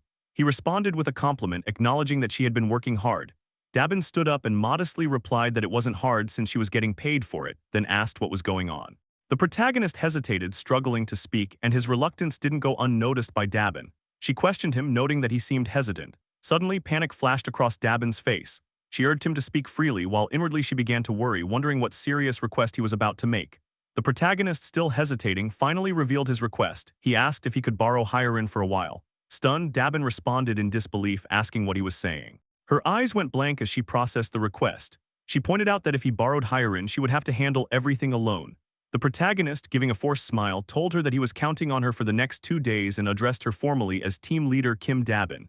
In that moment, Dabin called out to the protagonist by name and with a spark of excitement, asked if she would receive overtime pay for the extra work. The protagonist smiled and raised 2 fingers, signaling that he would double her pay. Seeing that, Dabin's eyes lit up with the gleam of money. The scene transitioned as green smoke began filling the protagonist's storage space, emanating from Hyarin. She was seen closing her eyes, utilizing her poison mist ability, and then opening them again. Moments earlier, Dongjin's party sat across from the protagonist at a table. The protagonist addressed the group, stating that it was time to officially begin the operation briefing. Beside him, Seo Yejin sat holding a piece of paper. He continued, reminding everyone that the appearance of the giant Cyclops had made passage through Seamyeon Station difficult. However, he insisted that abandoning the subway line entirely would be a shame. He then prompted Seo Yejin to continue the briefing. Seo Yejin acknowledged with a yes, and looking at the paper in her hand, informed the group that the path from Seamyeon Station to Bayamnigal and Choryang Station was still intact. Using her tame rats, they had confirmed that no monsters were stationed along that stretch, essentially making it a free pass. She placed the paper on the table and continued, stating that their first objective was to secure the route to Bayamnigal Station. On the sheet of paper was a hand-drawn map that she was referencing. Seo Yejin explained that the current recommended route involved moving along the main road. However, the party seemed more interested in the map itself than her explanation. At that moment, Kang interrupted her, flustered, and commented that she was really good at drawing maps. Seo Yejin thanked him, but the protagonist's reaction to the map was less impressed. It looked to him only slightly better than an elementary school summer project. Regardless, Seo Yejin pointed to the map and resumed her explanation, indicating a specific area and noting it as a danger zone due to active orcs around a large supermarket. She estimated their numbers to be at least 500. Dongjin then asked if they truly needed to clash with the orcs. Seo Yejin responded that there was no need, explaining their goal was simply to enter Bayamnigal Station and use the subway line. Dongjin expressed concern that there might be monsters in Bayamnigal Station itself. Seo Yejin reassured him, saying there was no need to worry. Her rats had already scouted the path and they found a route with no orcs. She advised clearing any minor monsters encountered and entering the station swiftly. The protagonist recalled that before the giant subjugation operation began, he had invested heavily in leveling up Dongjin's party. Now, nearly everyone had reached level 30, with only Choi Hyunjun and Hyarin still below that threshold. At this point, goblins posed no real threat to the party. Seo Yejin pointed to the map again and explained that once they entered the subway line, reaching Choryang Station should be trouble-free. However, the real problem lay at the next stop, Busan Station. At this point, Kang panicked slightly and asked if there was another giant at Busan Station. Seo Yejin replied that there wasn't, not yet at least. Kang expressed relief and Seo Yejin continued, stating that only the remnants of the giant's destruction remained. She believed it was the same one that had previously attacked their apartment building. However, her expression grew grim as she pointed out that the true problem was the tracks between Choryang and Busan stations. She revealed there was a massive horde of zombies packed within that stretch. Unless they had a power capable of clearing monsters in confined spaces, taking that route would be a serious setback. Upon hearing this, everyone in Dongjin's party turned to look at one person, Hyarin. Taken aback by their stares, Hyarin hesitated, gulped nervously, and called out to Seo Yejin. With a determined gaze, she declared that she believed her ability might be useful. Following the discussion, the scene shifted. A system panel appeared in front of the protagonist stating, "Storage poison mist 100 kg. You have exceeded the storage weight limit." Hyarin, having used her ability, was seen exhausted and wiping sweat from her brow, saying, "Finally, it's over." At that moment, the protagonist and Seo Yejin entered the room. The protagonist praised her, saying she did great. Hyarin, acknowledging the compliment, thanked him. He then asked if she was feeling all right. Hyarin replied that she was completely fine, though it had been super exhausting at first. She suddenly felt a surge of strength and now felt good. The protagonist expressed relief. He then reflected internally, noting that Hyarin looked so worn out that he had secretly accessed the vassal management window and leveled her up mid-operation while she was using her poison mist ability. It had cost a good deal of money, but considering he had made billions by now, he felt it was the right decision. A slight smile formed on his face. Just then, Hyarin, looking worried, asked if it was really all right for her not to participate in person. The protagonist reassured her, saying it was fine. She only needed to stay and continue producing poison mist that alone was more than enough. Flipping his hair aside, he declared that with all preparations in place, it was time to begin. He then activated his ultimate eyes skill and stated, "Let's begin the operation." The scene shifted to the underground subway, where a horde of zombies growled and made eerie, guttural noises. From afar, they noticed a rat, Seo Yejin's level 3 tamed rat, sprinting toward them at high speed. As the zombies caught sight of the rat, they began rushing toward it, still growling and making strange sounds. At that exact moment, the protagonist, who was using his ultimate ice skill, opened the storage space above the rat that was darting toward the zombie horde. As the storage opened, poison mist started to engulf the entire area. The rat continued moving through the swarm, effectively spreading the poison mist. The rat then escaped the horde, leaving behind a trail of poisonous mist. The protagonist explained that Hyarin's poison mist had a paralysis effect. Once inhaled, it would first slow movement, hinder motor control, and eventually paralyze the diaphragm and intercostal muscles, leading to suffocation. Zombies began falling to their knees, some collapsing completely. They dropped one by one. The protagonist remarked that since zombies were already dead, suffocating wasn't much of an issue. That was why they had a plan B ready. Right then, the protagonist commanded Seo Yejin to proceed. She responded with an okay, and a horde of rats emerged from the shadows, their eyes gleaming as they charged at the paralyzed zombies. One rat approached a zombie, which continued to groan upon seeing the rat. As the rat opened its mouth to attack, its reflection appeared in the zombie's eye. In the next instant, the rats pounced on the fallen zombies, mercilessly tearing them apart. Zombie blood splattered everywhere. A system panel popped up, notifying the protagonist that a level 11 zombie had been hunted, awarding him 120,000 experience points and depositing 85,000 into the ultimate shut-in wallet. Then came another notification. A level 12 zombie had been hunted, granting 212,112 experience points and more money deposited into the wallet. Dozens of rats were now slaughtering the paralyzed zombies who had fallen due to the poison mist. Suddenly, Seo Yejin called out to the protagonist in panic. As he looked at her and asked what was wrong, she replied that something was off with the rats. The rats now looked zombified, their eyes glowing a fierce red. Some of the rats had even evolved into tamed giant zombie rats and were now at level 9, looking ferocious. The protagonist observed all this with a serious expression, acknowledging that it had been too close for comfort. He reflected on the danger. Getting hit by zombie blood could turn someone into a zombie.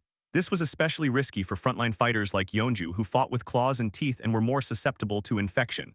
Yeonju could have been infected through bites or claw wounds. He sighed with relief, thinking that they had narrowly avoided the worst-case scenario. In his mind, he pictured Yeonju slaying a zombie, only to be splashed with its blood and turning into a zombie herself. The protagonist then asked Seo Yejin whether the mutated rats were still following commands. She replied that they were, although they appeared slightly more aggressive. Among the horde, the smaller rats seemed fearful of the zombified ones. The protagonist considered it a good sign that they were still obedient.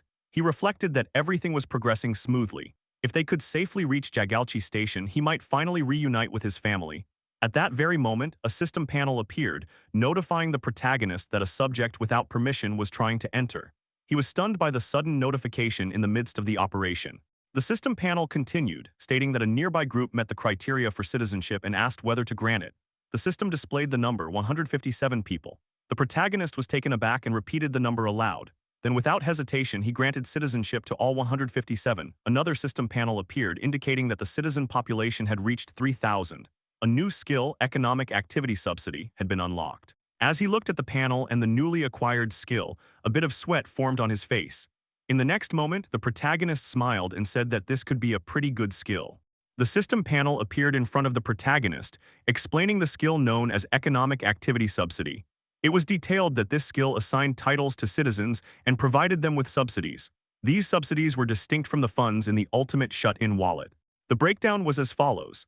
A daily wage of 100,000 won for staff, 150,000 won for assistant managers, 200,000 won for managers, 250,000 won for deputy general managers, and 300,000 won for general managers. The protagonist examined the panel, reading the description of the Economic Activity Subsidy skill. Smiling inwardly, he thought that assigning titles to Kim Dabin and the Public Facility Management team would be ideal. He noted that the previously planned weekly wage of 700,000 won and the daily wage of 100,000 won for employees matched perfectly. There was now no need to deduct any fee when distributing the money. However, he realized this wasn't the only benefit of the skill. Given the current situation, he felt it necessary to significantly increase the number of personnel managing public facilities using the Economic Activity Subsidy funds. It was effectively free money and not a small amount at that. Even the 100,000 won daily wage paid to staff added up significantly. If all 300 staff positions were filled, that alone would total 30 million won per day. If every available role was completely filled, the total would exceed 50 million won daily. Imagining the enormous sum of money made the protagonist happy. He continued to think that as this money accumulated, the amount gained from the tax collection skill would also increase. Additionally, a portion of it would return to him through spending at the stores. It became clear that assigning titles to as many citizens as possible would be advantageous. Beyond public facility management, he also considered roles such as infrastructure maintenance, cleaning, and security. As he reflected, he thought that was all he could come up with for the time being. Security roles, he decided, should primarily go to those who had previously gathered at the main gate. With that, he resolved to begin the process. The overall picture started to take shape. He then appointed Kim Dabin as one of the general managers. Her title was now displayed as General Manager Kim Dabin, yet the protagonist continued to ponder. He questioned who the people were that Kim Dabin had accepted as her team members. Trying to recall, he thought of names like Choi Hyunjun and Hyerin but couldn't immediately remember the others. While he was attempting to recall the remaining names to assign to the vacant roles, a system notification appeared beside him. Looking to the side, he read that Citizen Kim Dabin's loyalty had reached 100. As a result, she had been registered as a vassal and his vassal capacity had increased. The protagonist acknowledged that, as expected, reaching 100 loyalty meant the individual instantly became his vassal. This also meant that upon hitting 100 loyalty, a special ability would be awakened. He questioned this to himself. He then focused on the system panel to check Kim Dabin's newly awakened ability now that she had become his vassal. Just as he was about to inspect her skill, a loud snore disrupted his thoughts. He turned his head toward the source of the sound and saw Hyerin sprawled out on the sofa fast asleep. She was clearly exhausted from overusing her poison mist ability. She snored deeply, lost in a deep sleep. The protagonist quietly observed her. At that moment, Seo Yejin approached and asked whether she should wake Hyerin, pointing at the sleeping girl. The protagonist responded, saying no. He believed that Hyerin had already done her part. Although she had pretended to be fine, she had clearly endured a lot. He felt she had pushed herself to the brink of exhaustion and deserved a proper rest. He told Seo Yejin to let her sleep. Using his invisible hand skill, he created a large, unseen hand to gently lift Hyerin and move her to the bed in the bedroom. Once there, he wrapped a blanket over her. She looked adorable while sleeping and remained deeply asleep throughout the entire process, not waking even once. Her loud snores continued undisturbed. At that moment, Seo Yejin commented that Hyerin must be extremely tired. The protagonist agreed. He then turned to Seo Yejin and asked if she was okay. Seo Yejin smiled and assured him she hadn't done anything that would make her tired. She said she was completely fine. As they moved into the Nampo station tracks, the protagonist told Seo Yejin to continue with her work. Seo Yejin happily responded, saying he could count on her. However, before she could finish her sentence, her expression shifted to one of grim seriousness. Concerned, the protagonist asked what was wrong. Seo Yejin hesitated for a moment before revealing with a horrified expression that the link wasn't working anymore. She looked down at herself. The protagonist questioned what she meant. Had it suddenly been cut off? Seo Yejin asked him to hold on and closed her eyes, focusing and testing a few things. She tried to understand what had gone wrong. It had been working fine earlier. Seo Yejin explained that if one moved while the link was active, it could be pushed slightly beyond its typical range. That meant if she first established the link and then moved, she could extend the range a bit. However, the area where the link could actually be initiated was restricted to a zone near the central station. Gritting his teeth, the protagonist contemplated what to do in such a critical moment. His expression turned grim as he thought about his plan to use Seo Yejin's rat to check on his parents after passing Jagalchi station. Clenching his fist, he muttered in frustration. With the plan now in shambles, he called out to Seo Yejin, acknowledging the inconvenience but asking if she could try re-establishing the link from central station. Seo Yejin agreed, and blue energy began to gather around her as she focused deeply. She started the process again from central station, attempting to share her senses with the rats as she directed them toward Jagalchi station. Meanwhile, the protagonist continued to grit his teeth, thinking that they had to try every possible method for now. Until something came through, he silently wished for everyone to be safe and sound. The protagonist continued to observe Dongjin's party through his ultimate eye skill. Their current location was near Choryang Station, while Seo Yejin's scout rats were positioned at Central Station ahead of them. The scene then shifted to Choryang Station, where Kang, Gaeyoung, and Jin were seen exiting.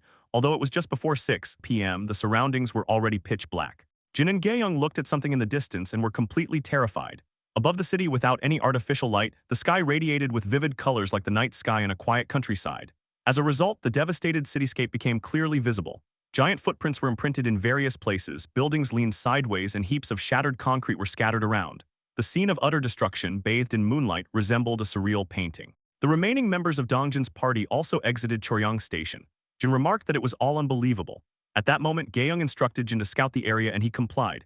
Jin's tamed crow flew into the sky to scout from above, and by sharing its senses, Jin confirmed that there were no monsters nearby. Kang noted that not even a single goblin had been seen at Choryang Station. Jin attributed this to the chaos caused by the giant, suggesting that it would allow them to pass through easily. He commented that, considering the state of the place, no sane person would try coming there now. At that moment, Dajung, with a worried tone, expressed concern as night approached. She questioned whether they would be all right and suggested finding a safe place to stay until morning. Gaeyoung reassured her, stating that there was no need to worry. According to the behavioral patterns of goblins, it was actually safer at night since goblins tended to hide during that time. She recalled how they used to move around at night in apartment complexes because they understood the goblins' habits. After contemplating for a moment, Dongjin made a decision. He stated that they were going to move out immediately and assured the party that if things became dangerous, the protagonist would summon them back. Everyone nodded in agreement, showing how much they trusted the protagonist. Even if the situation worsened, they believed he would find a way to handle it. Suddenly, a rat appeared before them, squeaking. Jin identified it as one of Seo Yejin's rats and suggested they follow it. The rat, which was connected to Seo Yejin through shared senses, led Dongjin's party along a pre-explored path from Central Station to Jagalchi Station. The rats he had trained were intelligent and capable of guiding the party on their own. Eventually, the party arrived at Busan Station following the rats' guidance, only to find a massive lake before them. Jin questioned how Busan Station had turned into a lake and wondered if it was the giants' doing. Gaeyoung, observing the scene, suggested that buildings might have crashed into the ground and formed the gaps that now held water. Suddenly, there was a splash and something emerged from the lake. It was a woman with unusual hair and skin color. The sound of water drew Jin's attention, and as he looked at the lake questioningly, the others asked him what was wrong. Jin replied that he had heard a sound. Just then, he appeared frightened by what he saw. At first glance, it looked like a person. Pointing toward the shadow, he said there was someone over there, probably a woman. But in the next moment, he hesitated and said, "No, wait, no way." The upper body resembled a woman, but the lower body was not human. It was covered in blue fish scales. The creature was half human, half fish. Jin shouted in disbelief, and then the creature laid its beautiful eyes on the party. In the next moment, it began to sing. However, it was not a song but a high-pitched scream. Everyone in the party immediately covered their ears. Dajung shouted to everyone, instructing them to cover their ears, identifying the creature as a siren. The creature continued its eerie scream. After the siren began to scream, everyone was seen covering their ears in pain, visibly disturbed as they questioned what the hell was happening. The deafening noise forced all of them to raise their hands to block out the sound. Kang was shown gritting his teeth, enduring the terrible experience. Meanwhile, Yeonju, also covering her ears, expressed her struggle by asking through clenched teeth what was happening. She then revealed in alarm that her body was moving on its own. Simultaneously, both Kang and Yeonju were engulfed by a purple glowing light. In the next second, their bodies stiffened as they were pulled and dragged into the lake. They screamed as they were forcefully submerged. Bubbles formed around them as they sank deeper into the water. Yeonju was seen looking at Kang, who was also drowning. Terror overtook her expression as she gasped for air while Kang continued to sink slowly. Realizing the danger, Yeonju started swimming with urgency. She thought to herself that Kang would be in danger at this rate. As she swam faster, numerous fish-like creature hands emerged, grabbing her waist and legs. She struggled to escape the lake as horrifying underwater creatures pulled her back while she tried desperately to swim to the surface.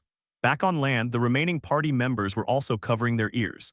Dongjin cursed the situation, and behind him, Dajung was shown similarly affected. In response to the chaos, Dajung reacted by using her magic powers, creating a golden glowing armor that engulfed everyone. Once the magic armor surrounded them, Dongjin noted that the situation had improved, saying he could bear the scream now. Dongjin then questioned Dajung about the nature of her power, but she was in no condition to explain. She collapsed to her knees and urged everyone to hurry up and save Kang. With a worried expression, she added that they also needed to save Yeonju, but she seemed to sense something unusual. Her expression shifted from concern to horror as she noticed a fish-like creature with golden eyes and many scales observing them.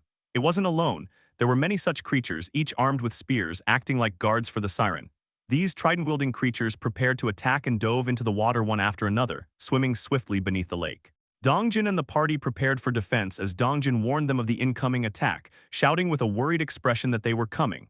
A disturbance in the lake water followed, and a creature emerged into the air with its spear aimed at the party. Dongjin readied himself and clashed with the creature. Their spears collided, but in the next second the fish-like creature was shot in the head by someone. Despite the kill, more creatures appeared to continue the assault. It was revealed that the arrow had been fired by Gaeyoung, who expressed her frustration, saying these bastards just kept coming. The next moment, all the creatures appeared on the ground and surrounded the party.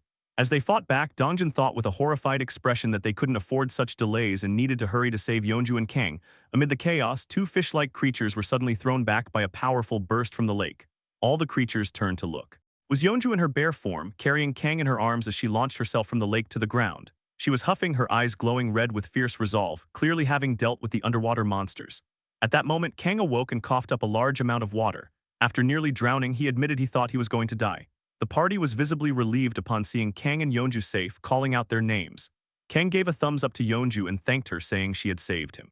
Yeonju, still in her bare form, smiled and said it was alright since he had helped her many times before. Just then, one of the fish-like creatures growled, triggering a renewed attack by all the others. Kang noted with exasperation that the bastards weren't giving them a break.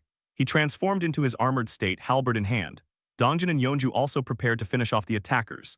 In an instant, Kang used his halberd to behead and kill several creatures, declaring they should handle this. Yeonju too readied herself as two creatures approached her. She fought one off with her claw, sending it flying into a wooden pillar. The impact caused the pillar to crack. As it broke, a goblin strangled up inside was revealed. The damaged pillar began to fall toward the party. Kang shouted in alarm while Dongjin urged everyone to move away. The pillar crashed to the ground, raising a cloud of choking smoke. Byung-ho checked on Dongjin, asking if he was okay, to which Dongjin replied he was fine but questioned what had just happened. Kang looked at the wooden pillar, then at the monster on it, and identified it as a goblin. Just then Jin urged everyone to look up. The party turned their heads and saw another goblin strangled atop a wooden pillar. But it wasn't just one, there were many. Dongjin, horrified, admitted that they had been so focused on what was below that they hadn't noticed what was above. Seeing the grim sight, he cursed the perpetrators, wondering aloud whether they cared if it was monsters or humans had killed so many. In front of them was a graveyard of wooden pillars, each strangling either a human or a monster.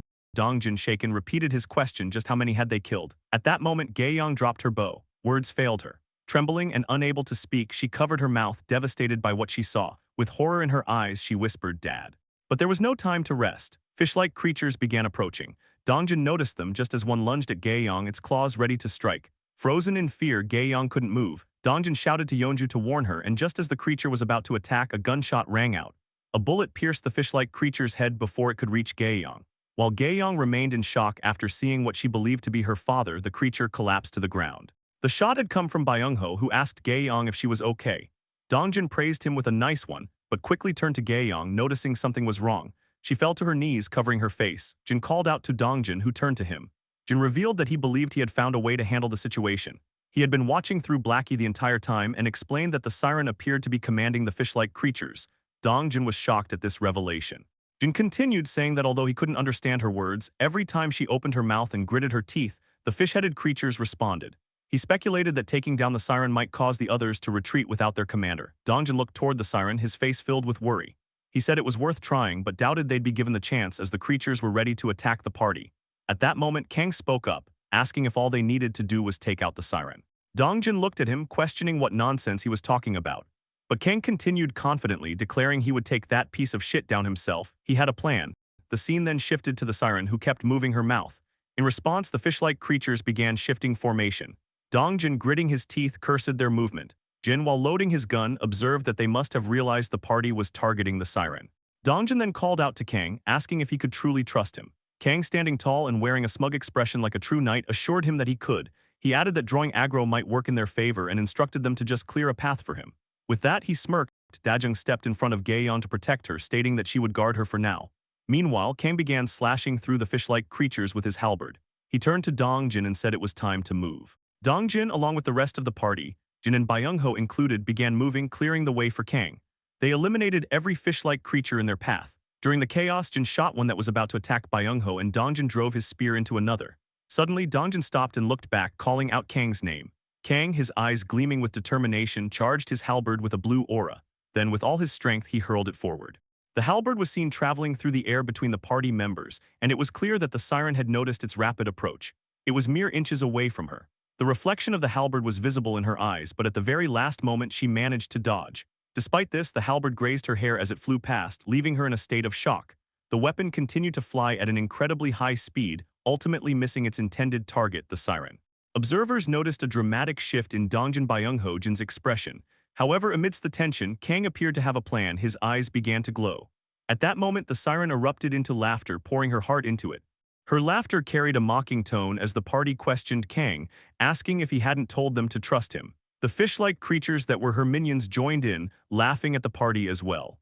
Just then, Kang's smile widened into a smirk as he turned to Dongjin and asked if he had forgotten something. Dongjin, clearly agitated, snapped back, demanding to know what Kang was talking about all of a sudden. But almost immediately, Dongjin seemed to understand. Kang then posed a rhetorical question, asking if they knew the best way to deal with a fish. Right at that moment, Kang used his ability to control the trajectory of the halberd, which was still flying above the lake. The sharp end of the halberd picked up speed as it zeroed in on the siren, ultimately piercing her through the back. Blood gushed from the wound. Kang then finished his sentence. The best way to deal with a fish was to get a hook through them. After being struck, the siren groaned in pain. A system panel appeared stating that a level 33 siren had been hunted. Experience points were gained, and 350,376,203 was deposited into the ultimate shut-in wallet. The siren's lifeless body fell, and Kang caught the returning halberd in his hand like Thor wielding his hammer. The fish-like creatures were thrown into confusion and began to retreat. Byung-ho sighed in relief and thanked the goddess, saying it was one less thing to worry about. In the background, Kang's nose had grown large and pointy with pride as he asked the others how that was, boasting about being a total genius. Jin responded with a thumbs up. At that moment, Dongjin ran towards Gaeyong and urgently asked if she was okay. Dajung then turned to Dongjin and questioned what she should do. Dongjin looked at Gaeyong, who was now down on her knees. Gaeyong, trembling, called out to Dongjin and revealed that her dad was hanging up there. Upon hearing this, Dongjin's expression darkened with fear. He questioned in disbelief, asking what she meant and saying, "No way." He quickly turned around, frantic to see for himself, while internally rationalizing that it couldn't be. Why would his father-in-law be up there? He told himself it must be a mistake, yet disbelief filled his thoughts. As Dongjin processed all this, Gaeyong, crying, called out to him again and asked what she should do. The scene revealed a man who had been strangled and tied to a wooden pillar. A badge on his chest bore the name Kim Dia-kun, Gaeyong's father. Seeing this, Dongjin also fell to his knees, and together they looked upon the lifeless body of Gaeyong's father, hanging from the wooden pillar. The scene abruptly shifted as the protagonist granted a quest change, targeting Gaeyong with the reward being the resurrection of her father. However, when he attempted to issue the quest, a warning appeared from the system, stating that beings who die outside the ultimate shut-in's territory could not be resurrected. Frustrated, the protagonist desperately clicked on the system panel, but it turned red. Despite the rejection, he didn't give up, sweat rolling down his face. He continued clicking, hoping the quest would still go through, but the system refused to accept it. Seo Yejin called out to him in worry, but he lowered his gaze, dejected, realizing he couldn't do anything for Gaeyong. A heavy silence fell upon him as he reflected inwardly. He admitted to himself that he had trusted Dongjin's party. If it had truly been a life-threatening situation, he would have summoned them without hesitation. But summoning them without an outpost base would have meant starting over from scratch, a risk too great. He convinced himself they had no choice. Yet seeing his reflection, he couldn't help but feel disappointed in himself. He questioned if he really had no choice. Scenes of Dongjin's party members being dragged underwater by weapon-wielding merfolk flashed before him. He wondered if that wasn't life-threatening, then what was? He acknowledged that deep down, he already knew the truth, that worrying about one's family and wanting to see them again soon wasn't a desire unique to him. Everyone had families, everyone worried. He had just chosen to ignore it because he was focused solely on saving his own. He admitted that everyone had given in to him and he had always known it. Trembling, he issued a new quest. His hands shook as he granted it on the system panel. This time it was a party quest, to make a grave for Gaeyong's father. The time limit was 1 hour. The reward was a small amount of experience points and there was no penalty for failure. Upon seeing the quest, Gaeyong cried even harder, devastated by the fact that she had to make her own father's grave. Dongjin knelt beside her, trying to comfort her. Meanwhile, the protagonist slammed his hand against his forehead, helpless and unable to change the situation. A grave eventually formed for Gaeyong's father, and Dongjin's party stood silently in front of it mourning. Dongjin then asked Gaeyong if she was sure about this. She replied that her father would have liked it there. He had been a workaholic with a lot of pride and often sang about wanting to be buried along the railroad tracks even in death. Gaeyong placed her father's name badge on the grave and reflected that she used to think it was an absurd wish, but life had come full circle. Though sorrowful, she found solace in having fulfilled her father's last wish. Tears streamed down her face as she accepted the situation and his death. She stated that his wish had come true. The protagonist narrated that with every word Gaeyong spoke, his heart ached. He feared that one day it could become his story too. He resolved that their grief should never become his and vowed never to make them grieve again. For that, he realized stronger allies were needed. Determination overtook his expression as he considered who currently held the most potential. The scene shifted, showing a splash of water cutting through goblins. It was Junhyuk, using his water abilities in battle. A system panel appeared, stating that Citizen Junhyuk's loyalty had exceeded 30 and that he had met the requirements for vassal registration. Junhyuk's fierce figure stood in the midst of battle as the system confirmed his registration as a vassal. At that moment, a party member behind him called out, and Junhyuk looks behind, and the woman noted that Junhyuk's body is glowing. Confused, he looked at himself, feeling a new surge of power rise within. A system panel described Junhyuk's stats. He was level 40, titled the 12th Servant, and held dual roles as a knight and a mage. His trust level was 59, loyalty 31. His awakened abilities included create water, water bomb, and control water. Descriptions followed. Mage class skills gained a 100% power boost. Water bomb ranked A summoned highly compressed water and detonated it with power scaling based on mental strength consumed. Water control ranked S consumed mental strength to manipulate summoned water freely. At that moment, the protagonist granted Junhyuk a quest to try using water bomb and control water. The time limit was 10 minutes. The reward was enhanced mental strength while the failure penalty was mental fatigue. Junhyuk read the quest and called out the protagonist's name. Someone behind him asked if he was okay and what had just happened. Junhyuk told them to wait a moment. Then with a grin he said he understood now there were plenty of targets to test his new abilities. Junhyuk activated his powers. Water conjured itself in his hands, swirling to form a massive water ball. The goblins, seeing this, were terrified. He shouted water bomb and launched the attack. The massive water ball dashed forward, burst upon impact, and sent goblins flying. Water droplets from the explosion fell gently and a crater formed on the road. All goblins lay dead looking at his hands. Junhyuk then activated water control. The cascading droplets from the sky froze midair as he manipulated them. His party members watched in awe at the beauty of the scene. One of them asked if he had done that. Junhyuk stood amongst the suspended droplets and burst into laughter, overwhelmed by his newfound power. He dropped to his knees, praising the protagonist, vowing never to forget the favor. From behind, party members watched in confusion. One questioned what was wrong with him. Another suggested maybe it had something to do with that light. A system panel appeared before the protagonist, indicating that Junhyuk's trust level had significantly increased. It was noted that Citizen Junhyuk had completed the quest, and a fee of 70,251 won had been deducted. The protagonist reflected on Junhyuk's awakening and the fact that he had both A-rank and S-rank abilities. He was recognized as the second S-rank after Yeonju. The protagonist admitted that he hadn't expected this, especially since Junhyuk's first kill had only been a B-rank. He hadn't anticipated things would progress this smoothly and wondered if it was due to Junhyuk's already high level. However, it didn't seem like it was just luck. Regardless, the outcome was favorable. Contemplating his next move, the protagonist questioned how he should utilize Junhyuk. He imagined a chessboard, mentally placing all his vassals on it, pondering different strategic arrangements. He considered having Junhyuk join Dongjin's party but dismissed the idea, recognizing that the party was already well-balanced. Simply inserting Junhyuk into that group didn't appeal to him. Junhyuk's current group revolved tightly around him, and removing him now could plunge them into chaos. He concluded it would be best to let Junhyuk continue with his current team for the time being. At that moment, a system panel informed the protagonist that he had hunted a level 6 goblin. He had gained 7,151 experience points, which were deposited into the ultimate shut-in wallet, along with an additional 6,920 points from killing multiple goblins. He noted that it was quite late, yet even beyond Junhyuk's party, other citizens were still diligently hunting. Suddenly, the protagonist felt something from within. A system panel notified him that his skill level had increased. The House Declaration skill had reached level 20. He gained 3 skill points and learned a new skill, leaving him shocked. His eyes widened as another system panel appeared, declaring that his territory was expanding. A surge of pain overcame him, causing him to scream loudly. Seo Yejin, who was in the room, observed everything with concern. The protagonist continued shouting in agony, and since Seo Yejin was witnessing this for the first time, she called out to him, worried.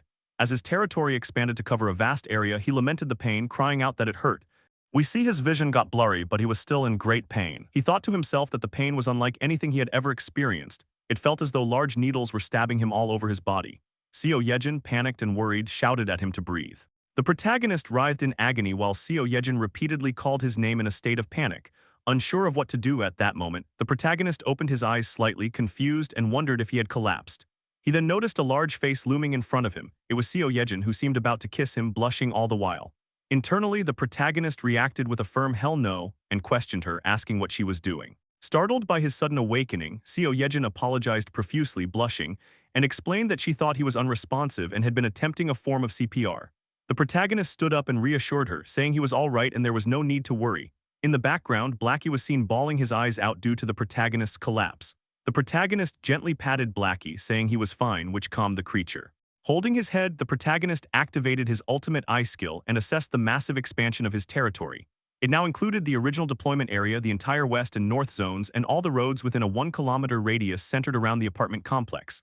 No wonder it had hurt so much. The area had reached its largest scale yet. While he processed all of this, Seo Yejin remained beside him, still blushing from the earlier incident. The protagonist checked the system window, thinking to himself that he was tired and wanted to sleep for 5 more minutes, but recognized it wasn't the time. He had received 3 skill points upon reaching level 20 and had already decided which skill to upgrade. He focused on the ultimate eye skill, identifying it as the most crucial for the current operation. He selected it for the upgrade, and a system panel confirmed that the ultimate shut-in's ultimate eye skill had reached level 4. A 3-eyed symbol appeared, and a new notification informed him that the multivision function had been added. His eyes sparkled with a purple light as if they could see everything. Internally, he acknowledged that he could feel his field of vision expanding. It was like being in a security room surrounded by CCTV monitors. However, maintaining this suddenly broadened view felt mentally draining, and he noted that 3 simulation views remained his current limit.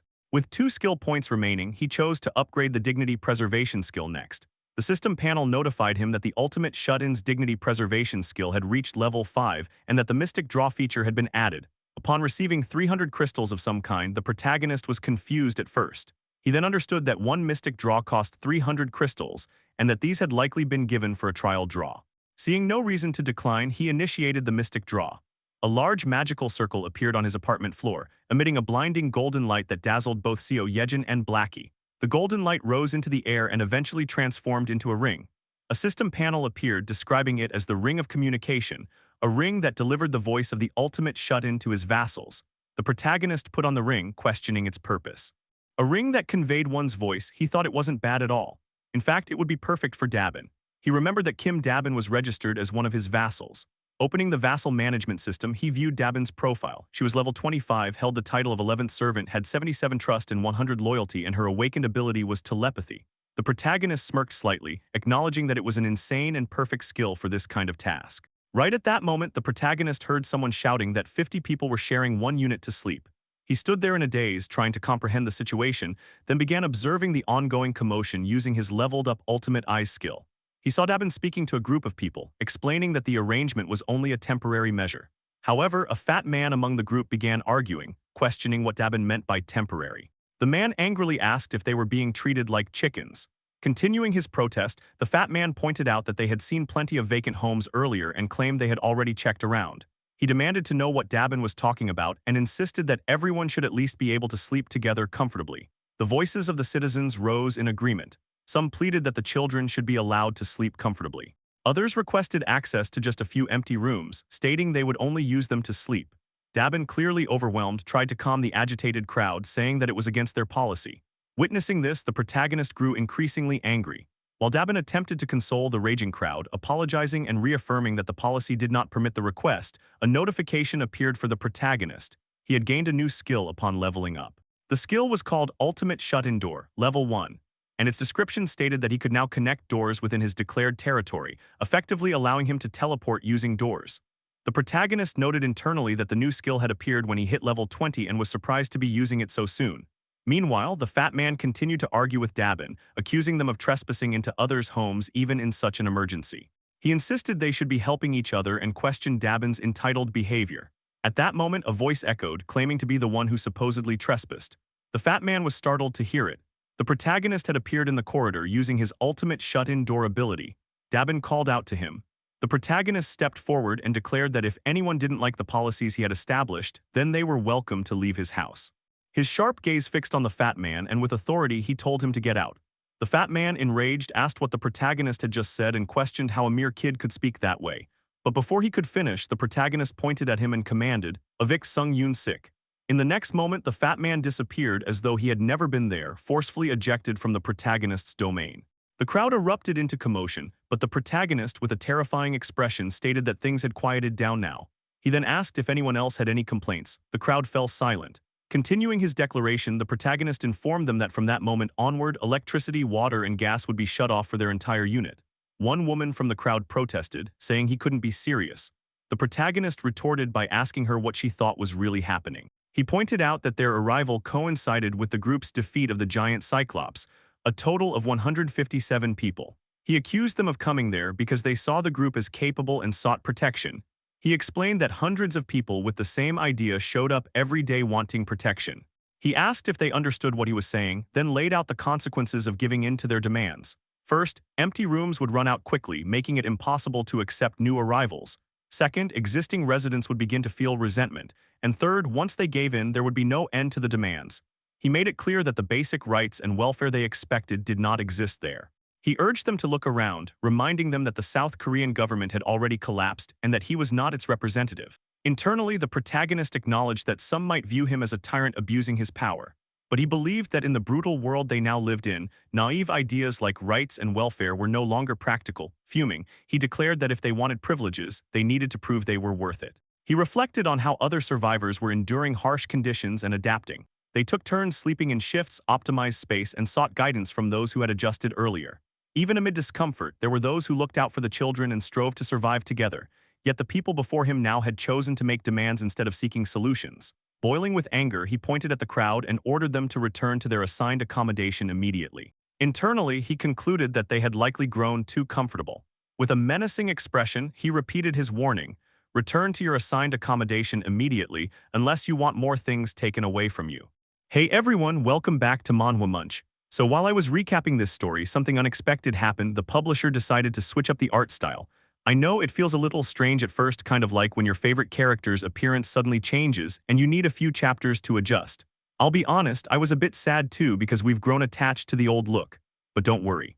The heart of the story is still beating strong, and in the end, it's the journey and the plot twists that really keep us hooked. So let's enjoy this together because the artwork may change, but the story is what truly matters. So now, let's get into the story. As soon as the scolding from the protagonist ended, the citizens lowered their heads and shuffled away in defeat, casting glances at the protagonist. The protagonist also looked at the citizens heading back into their units while Dabin watched them walk away. At that moment, Dabin sighed and thanked the protagonist, saying that he had saved her. The protagonist inwardly thought for a moment before communicating with Dabin through telepathy, telling her there was no need to thank him as it was only natural. He even said that he should be the one thanking her. The communication ring on the protagonist's finger glowed as he spoke telepathically.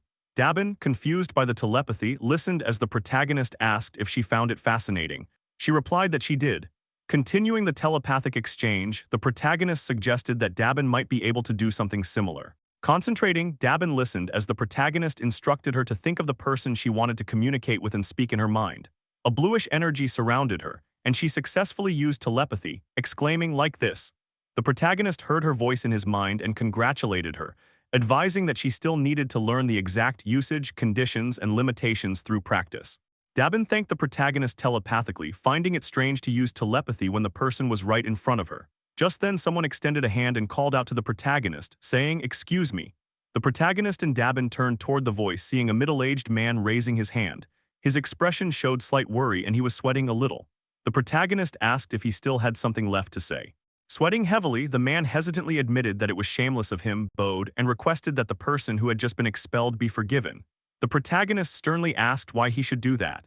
The man explained that while Yunsik had been the loudest in voicing the complaints, it had been the collective opinion of the people. He insisted it was everyone's fault and that Yunsik should not be the only one punished. Bowing repeatedly, he said they would accept any punishment if only the protagonist would show mercy. The protagonist reflected inwardly, thinking that he had already been considering when to allow Yunsik back, as taking someone's life just to set an example felt wrong. Fortunately, Yunsik had not left and was still knocking at the territory's barrier. Looking at the system panel, the protagonist asked the man for his name. He introduced himself as Han Kyung-hoon. The protagonist agreed to restore Yunsik's citizenship and resume electricity and water supply to his unit, but excluded gas. Hearing this, Han Kyung-hoon asked in surprise if he was serious. The protagonist explained that it was out of respect for his sincerity, but it was a one-time exception and he should inform the others. Han Kyung-hoon bowed deeply, expressing heartfelt thanks. Moments later, a system panel appeared, confirming that Yunsik's citizenship had been restored and that Han Kyung-hoon's trust level had greatly increased.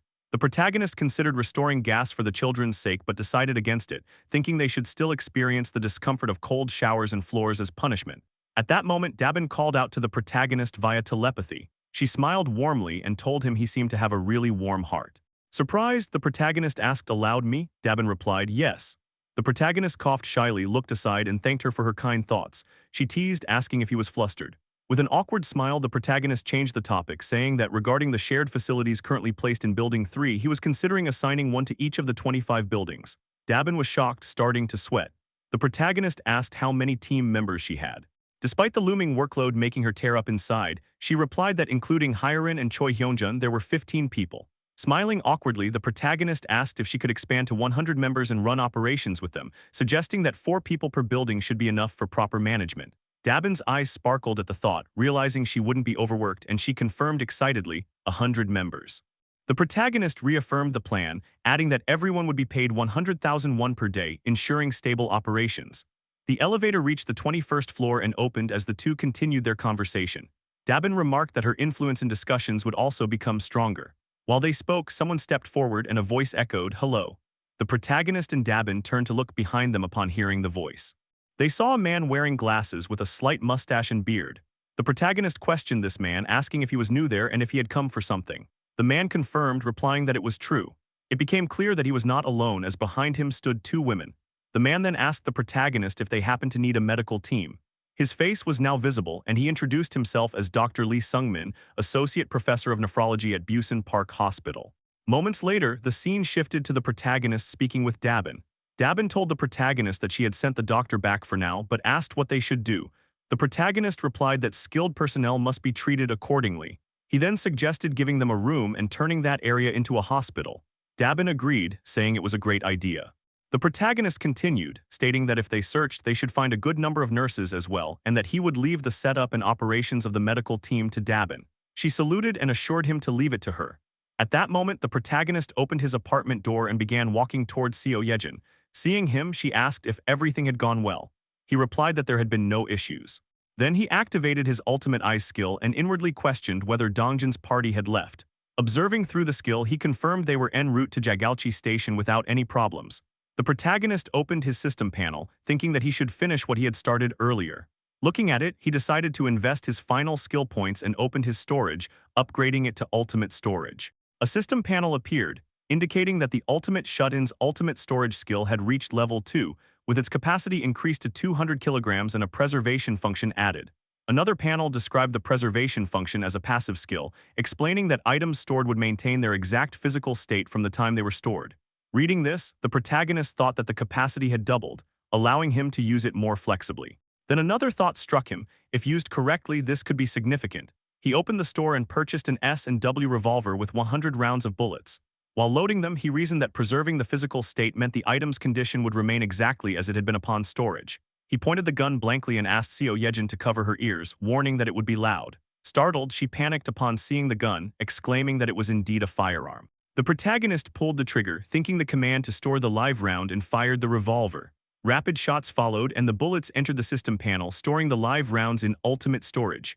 A system panel confirmed that the live round had been stored. He thought that it had worked perfectly.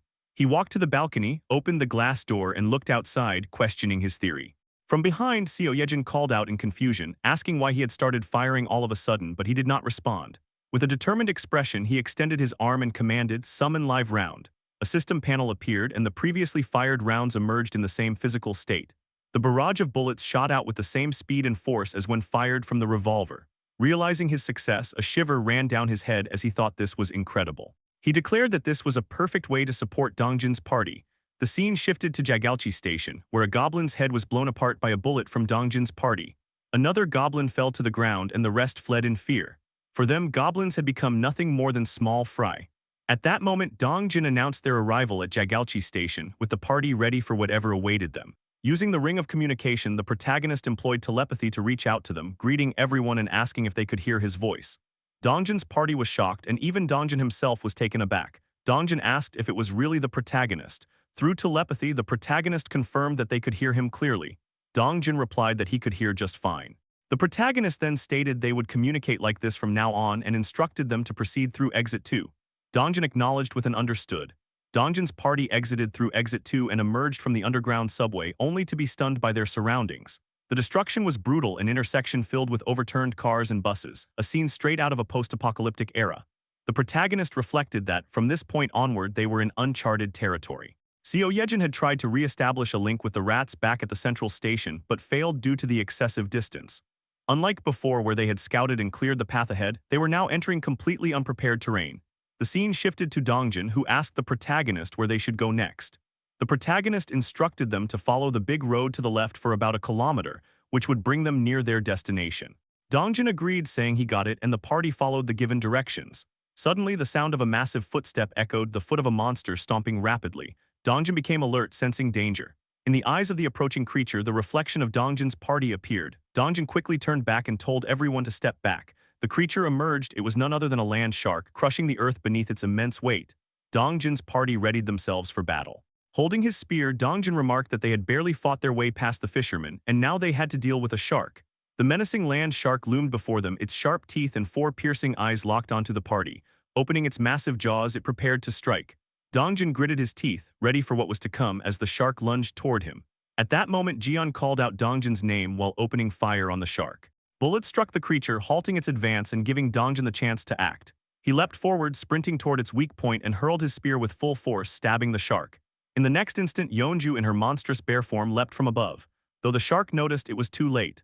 Flipping midair, Yeonju dashed toward the shark with a fierce gaze and smashed it into the ground using her immense weight, crushing its head and killing it instantly. A system panel appeared, announcing that they had hunted a level 24 land shark. The rewards included 13,813 experience points and 758 won deposited into the ultimate shut-in wallet. Standing over the corpse of the land shark, Yeonju's bear form exuded a menacing presence, as if slaying the creature had been effortless for her. At that moment, Dongjin called out to Jian, instructing him to scout the area. Jian agreed, connecting to his crow, which then flew above the vicinity. Through the crow's eyes, Jian spotted something shocking. He muttered in disbelief and quickly called out to Dongjin, saying he thought the area was swarming, though they still didn't know with what. Suddenly, a massive creature emerged, a giant crab monster blocking the path in front of Dongjin's party. It was the size of a large truck. Jian warned that this was not the only threat. Kang then alerted the group to something above them. They soon noticed fish-like creatures hovering in the sky, locked onto the party. It wasn't just one, a whole swarm had gathered. Kang questioned in alarm what those creatures were. Their predator's gaze left no doubt about their intent. Without warning, the fish-like creatures struck first, diving with their blade-like snouts toward the group. The party readied themselves. Dongjin called out to Kang, instructing him to stop them. Kang transformed into his silver-clad armored form, summoning armor from thin air. With his halberd, he delivered a powerful strike, cutting one of the creatures clean in half. A system panel announced that a sky blue marlin level 16 had been hunted, granting experience points and depositing 785,231 into the ultimate shut-in wallet. The battle raged on. Jian and Byung-ho fired their revolvers while Gaeyang supported them with skill-infused arrows. Her attacks worked, piercing 2 marlins and spilling their blood. However, she expressed concern that taking them down one by one was too slow. Her worry deepened when she saw a marlin bypass the party's defenses and head straight for Dajung. Dajung, firing a revolver for the first time, missed every shot, her eyes shut tight in panic. The creature was mere inches away when the protagonist summoned his storage. Bullets materialized in front of Dajung, hitting the marlin in the head and killing it. A system panel reported the hunting of a level 17 marlin, more experience points, and 231,733 one added to the wallet. The protagonist thought bitterly that sniping creatures himself yielded low payouts. To earn more, he'd need to use a vassal. He called out to Seo Yejin, handing her a revolver and telling her to stop linking with the rats and shoot instead. Confused, Yejin asked where to aim. The protagonist replied that anywhere was fine. Urged to hurry, she fired blindly, the bullets being stored as she shot. He told her to keep going and she complied. Extending his hand, he summoned the bullets she fired, deploying them into the battlefield where Dongjin's party fought the Marlins. System panels appeared announcing kills, experience gains, and money earned. Yejin soon called out that she was out of bullets and the protagonist ordered her to reload quickly. Though he felt sorry for her, he knew it was necessary. She continued firing, while he stored and deployed the bullets toward the enemy. The moment was interrupted when Hyrin burst into the protagonist's room, panicking at the gunshots. Seeing Yejin firing the revolver, she grew confused, questioning what was happening and wondering why she wasn't waking up, thinking she was still dreaming because she had been asleep moments before.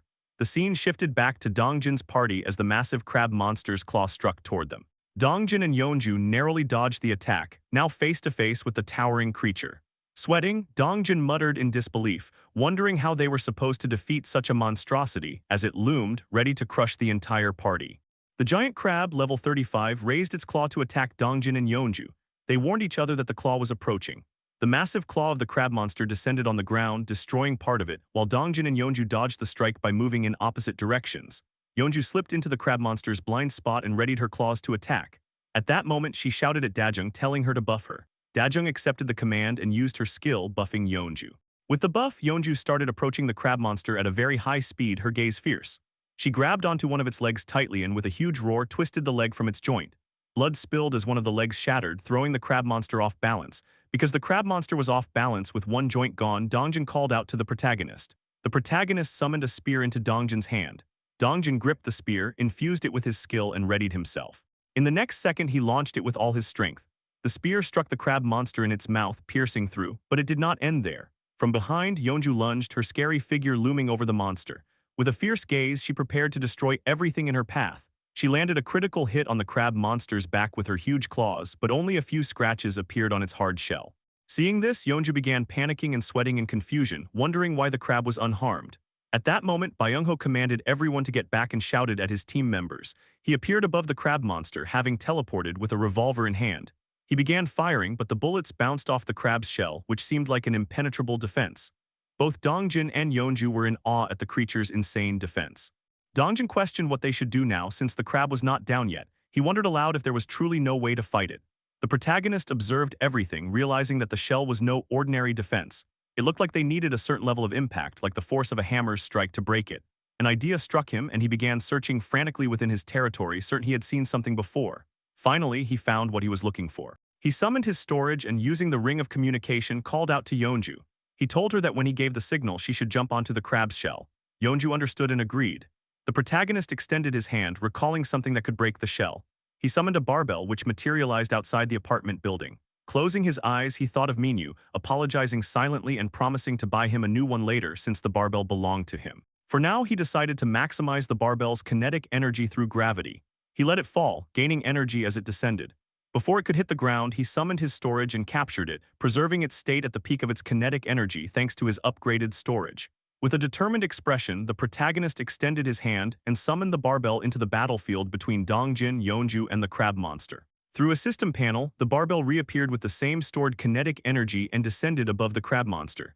The protagonist called out to Yeonju to act now.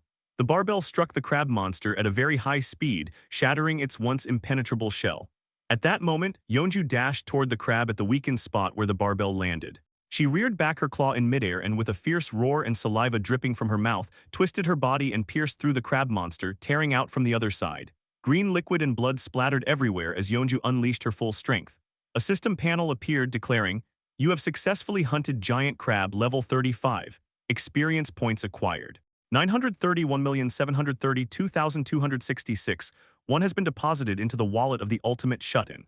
The scene shifted as the protagonist narrated that after the defeat of the giant crab, the road leading back to his parents' house felt like walking through a seafood market. He explained that there were all kinds of fish and strange monsters they had to defeat along the way.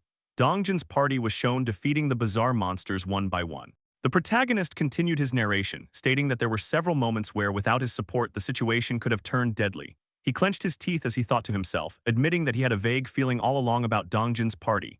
He reflected that this place was overwhelming for them even with their current strength.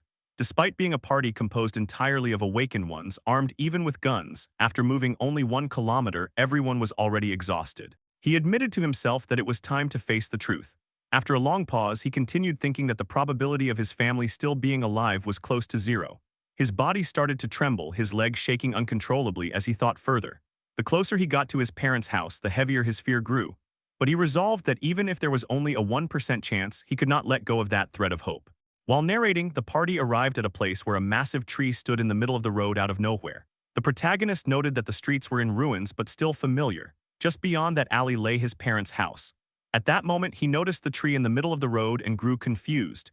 Using the ring of communication, he instructed the party to stop, and they immediately did so. He thought to himself that this was the city he was born and raised in, a city he knew perfectly well. He recalled that there had never been trees along this boulevard, and even if there had been, the city would never have left one standing like that. He concluded that the tree was a monster, and it was revealed to be a tree giant level 38. The protagonist reflected that the tree must have appeared after the world collapsed just as he thought. Using the ring of communication again, he alerted everyone. He told them to listen, and when Dongjin confirmed they were listening, the protagonist asked if they all saw the enormous tree in front of them. When Dongjin confirmed that they did, the protagonist, stuttering in hesitation, declared that the tree was a monster and ordered them to attack it. Following his command, the party got into battle stance, ready to fight the monstrous tree. At that moment, a crack appeared on the tree. The crack began to move, and within seconds, an eye emerged from it. Soon after, a mouth appeared, and the roots acted like legs while the branches writhed like tentacles. The party was startled and shocked at the sight. After the protagonist commanded the attack, Gaeyong fired an arrow infused with her skill at the giant tree monster. The arrow zipped past and struck, destroying part of it. However, the trunk of the tree then shifted, acting like hands, and the monster rose from its spot as though Gaeyong's attack had done nothing. Its single eye glared menacingly at the party. Without wasting time, Dongjin hurled his spear toward the monster, but the roots lashed out like tentacles, blocking the strike. The tree then stomped the ground with its massive root leg, as if announcing its arrival, leaving the party staring at the monstrosity. Dongjin appeared confused after his attack failed, but Byung-ho quickly teleported behind the tree and opened fire with his revolver, bullets striking the trunk. In the next moment, Yeonju sped toward the monster with killing intent. The giant tree sensed her approach and whipped its tentacles to attack, but Yeonju swiftly dodged each strike as she closed the distance. She delivered a critical blow, creating a massive hole in the trunk, yet immediately more root tentacles emerged from the ground, showing her attack had been ineffective. While Yeonju was still in midair, the tentacles coiled around her, gripping her tightly. The party cried out her name in worry as she struggled against the crushing hold. The giant tree then raised another tentacle high above, preparing to strike down on her. The tentacle descended at deadly speed, aiming to pierce her. Panic filled Yeonju's face as she realized she was about to be struck. At that moment, Byung-ho teleported behind her, shielding her with his own body. He shouted for Yeonju to get away as the tentacle closed in mere inches away from impaling him. But then the tentacle suddenly stopped just before making contact, leaving Byung-ho in confusion. Dongjin snapped at him, urging him to act now. Responding, Byung-ho used his teleportation ability again, instantly moving from behind the tree back to the party while taking Yeonju with him, narrowly avoiding the fatal blow. The protagonist observed the unfolding scene in uncertainty, wondering what was happening. For a brief moment, the wooden monster stopped its attack. At that instant, he gained a faint realization and questioned whether it could really be what he was thinking. In the next moment, communicating through the ring of communication, he instructed the party, telling Dongjin to have Yeonju fall back and revert into her human form while the rest continued the assault. Dongjin, however, was puzzled and questioned whether only Yeonju needed to rest. The protagonist confirmed this, and though Dongjin appeared hesitant, he still complied, acknowledging the command with an understood. Turning to his party, he told them to follow the protagonist's orders and instructed Yeonju to fall back and protect. Gaeyong and Dajung Kang's group then moved forward. Kang replied with an all right, though doubt lingered within him as he wondered whether he would truly be able to do this. Dongjin reassured him, reminding him of his solid defense, saying he would manage. Kang, with a blank face, accepted and responded with all right then. At that very moment, the tree stirred once more, turning back and moving, which left Kang and the party confused. Kang cursed at the giant tree monster, demanding to know what was happening. Dongjin, equally baffled, asked the protagonist what had just occurred. The wooden monster, however, simply returned to its spot.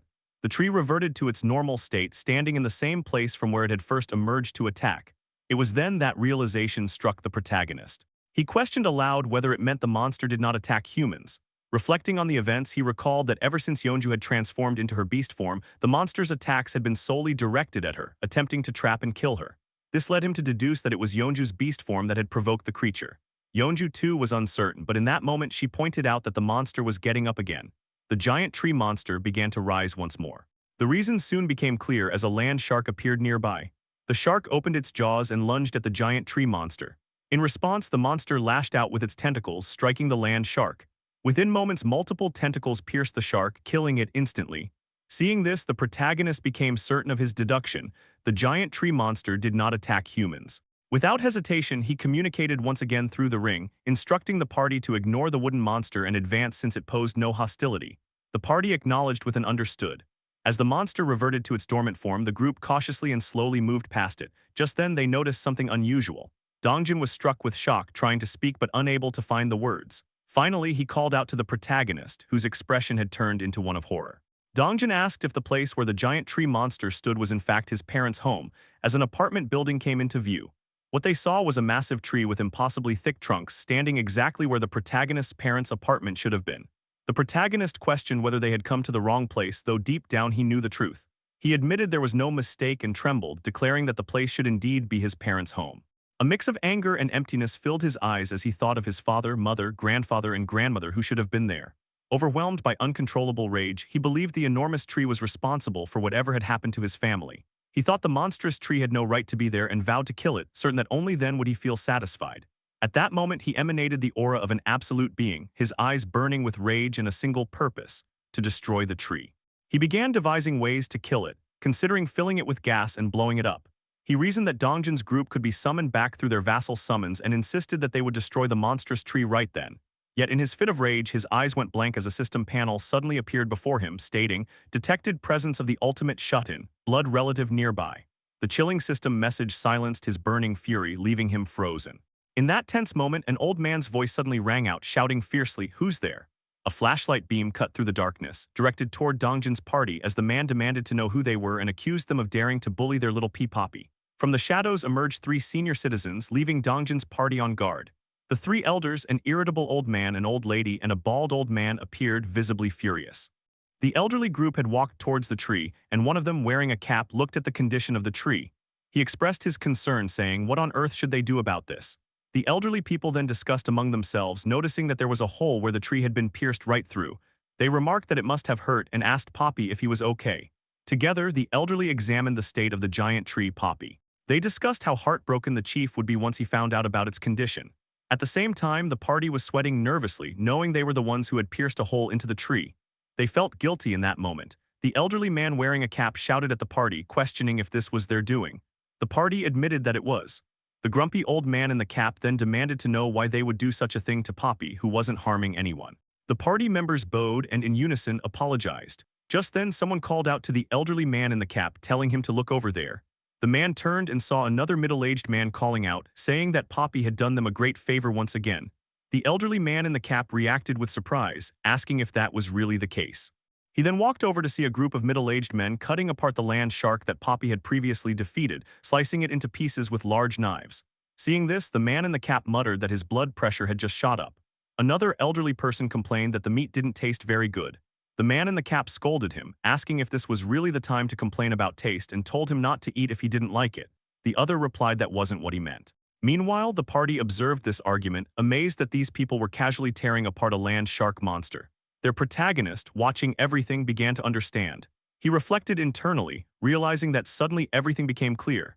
He thought about the existence of a tree monster that didn't attack people and the enormous tree that had only grown at his home. He remembered how their house had always been filled with plants, with flowers changing with the seasons in the yard and many kinds of trees bearing fruit on the rooftop throughout the year. After his grandfather retired, a small farm had been built on the rooftop, and sometimes the vegetables from it appeared on their dining table. He considered that if the tree that didn't harm people and the gigantic tree rooted in their house's spot were manifestations of someone's awakened ability, and if that person's ability was similar in level to his, then he could only think of one person.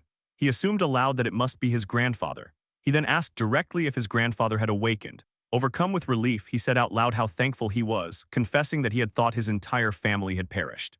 After all, high-level monsters around level 20 roamed the ground freely, and flocks of monsters at high-level 10s wandered the skies. He had often wondered how humans could survive in such a place. At that moment, he laughed. Seo Yejin noticed this and asked what was wrong. The protagonist simply smiled and said it was nothing, explaining that he was just relieved that everyone was safe. He then turned his attention back to observing the party, as the elderly people praised the younger ones, commenting on how wonderful youth was. Containers filled with cut parts of the land shark were being packed, and the party helped the elders dismantle the monster. Dongjing asked if what they had gathered would be enough. A middle-aged man reassured him, saying it was more than enough, and thanked him warmly.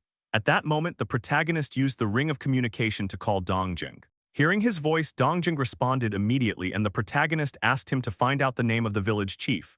Dongjing agreed and turned to one of the middle-aged men, asking politely what their chief's name was.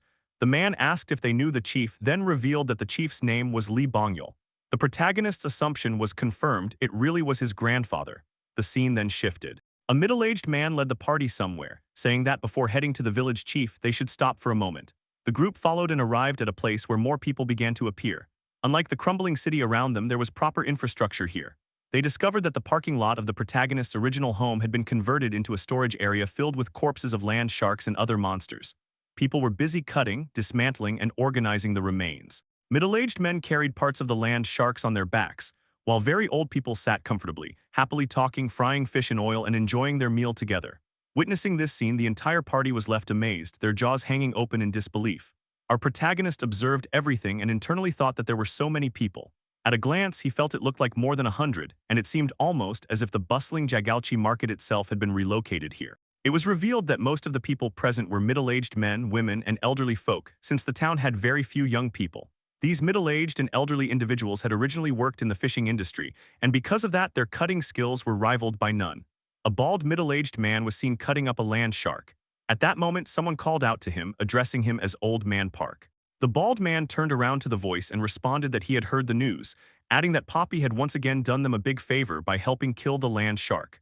Another middle-aged man replied, telling him not to even get started, explaining that the land shark had been so big that he had needed the help of young men to clean it up. He admitted that he would have been done for without their help. That was why he wanted to treat them to a plate of sashimi and asked the bald man to slice it up quickly. The bald man, holding his sashimi knife, accepted the order with a nod and said he got it. Within seconds, he skillfully laid out a beautifully prepared plate of sashimi, announcing that it was ready. Seeing this, the party members' mouths watered in shock and delight at being treated to such a dish. The bald man encouraged them to eat plenty. Gaeyong then asked if they perhaps had chopsticks. The bald man replied that there were no chopsticks there and told her to use her hands. At that moment, Gaeyong called out to the protagonist, but he acted swiftly, summoning chopsticks in front of her and the other party members. Gaeyong thanked him while both the bald man and the other middle-aged man were left stunned, jaws dropping and sweat forming as they struggled to comprehend what had just happened. They questioned in confusion what on earth they had just witnessed. Gaeyong then took a bite of the sashimi and immediately exclaimed that it was delicious. Following her lead, the party members began eating, all remarking on how good and amazing it tasted. After working so hard, they finally felt at ease, commenting that it had been ages since they last had sashimi. The protagonist also felt happy for his companions. Extending his hand, he summoned water and cola in front of Dongjin. Witnessing this, the two men were once again shocked, exclaiming in disbelief that it was cola and wondering how such a thing could appear. One of them also questioned in astonishment how cider could appear. Dongjin then asked the men if they would like some. The bald man hesitated but asked if it was really okay. However, the protagonist did not stop there. He went further, summoning a bulk supply of food items, rice, eggs, milk, ramen, and other essentials that were nearly impossible to obtain in the apocalyptic era. Seeing these supplies materialize out of thin air, the bald man was left speechless, questioning what all of this was and asking if it was meant for them. Dongjin smiled and replied that it seemed so, explaining that the protagonist had prepared these as gifts for them. The bald man then wondered aloud if the protagonist could be some kind of god. The other middle-aged man questioned whether they should at least refuse politely, but before they could decide, a voice from above interrupted, asking why it was so noisy. Hearing the voice, the old middle-aged man turned and saw a menacing figure standing above them on a massive tree root tentacle. The bald man immediately acknowledged the figure, addressing him as the village chief. Upon hearing this, the protagonist was shocked, realizing that the man was none other than his grandfather. A system panel appeared before him displaying the words, World Tree's Guardian. It listed attributes: passive, mythical, chosen by the World Tree, life force of the World Tree, blessing of the World Tree, protection of the World Tree. Another system panel appeared in front of the protagonist, announcing that the vassal had encountered the bloodline of the ultimate shut-in. The power of the bloodline was being unlocked. The panel revealed the name Li Bongyul, level 55, with titles including Bloodline, Relative, Druid, and Trust at 88. His awakened ability was Guardian of the World Tree. The condition had been fulfilled, and an annex building was added to the available construction options. The figure of the protagonist's grandfather was seen standing above, watching over the party members. In the next moment, the grandfather jumped and slid swiftly down from the top of the root-like tentacle, landing with a thud on the ground and showcasing his physical abilities. The protagonist was shocked after observing this. He thought to himself that his grandfather looked much healthier and stronger than before. He reasoned that this was not his imagination. Just from the way his grandfather walked, it was clear. His grandfather had grown old, his brain had weakened, and his legs had almost lost much of their strength before. But now, the strength he possessed must be the result of his awakening. The protagonist then used the ring of communication to call out to everyone in the party, saying that this was his grandfather and asking them to greet him. Dongjin agreed and greeted the grandfather, saying it was an honor to meet him, addressing him as the village chief. The previously middle-aged man bowed to the chief and explained that these were the new people who had come recently. He described them as talented, capable of creating tools out of nothing, and mentioned that all the supplies, food, water, and everything else were made by them. Introducing the party, he directed his words to the village chief, the protagonist's grandfather. The chief expressed surprise and said that water had been a serious problem, and he was truly thankful they had come. He then shook hands with Dongjin. Dongjin, however, clarified that those supplies had not come from them. The village chief questioned him, asking where they had come from then. Dongjin paused briefly before answering that they were all the result of Jae-hun's ability. Upon hearing that name, the village chief was shocked and asked again in disbelief. Dongjin then formally explained that they had come at the request of Kim Jae-hun. The chief's expression turned to shock and disbelief as he questioned, asking if this Jae-hun was the one he knew, his grandson. Dongjin confirmed, saying yes, Kim Jae-hun, who lived in Seomyeon Apartments. The village chief staggered, unable to believe that his grandson Jae-hun was alive. Overwhelmed, he declared that if it was true, they should come with him immediately. Approaching the root-like tentacles, he was followed by the observing party. They soon saw the massive world tree, towering and immense with destroyed city buildings in view. The party and the grandfather Bongyul climbed onto the tree root tentacle, which began to move toward the world tree. Inwardly, the protagonist questioned if his family members were all up there, thinking that soon he would get to see his mom, dad, and grandma again. A slight smile appeared on his face as he thought further.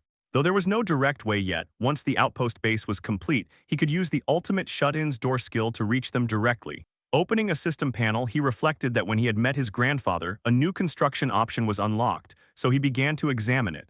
The system displayed that the condition had been fulfilled, and the annex building had been added to the available construction options.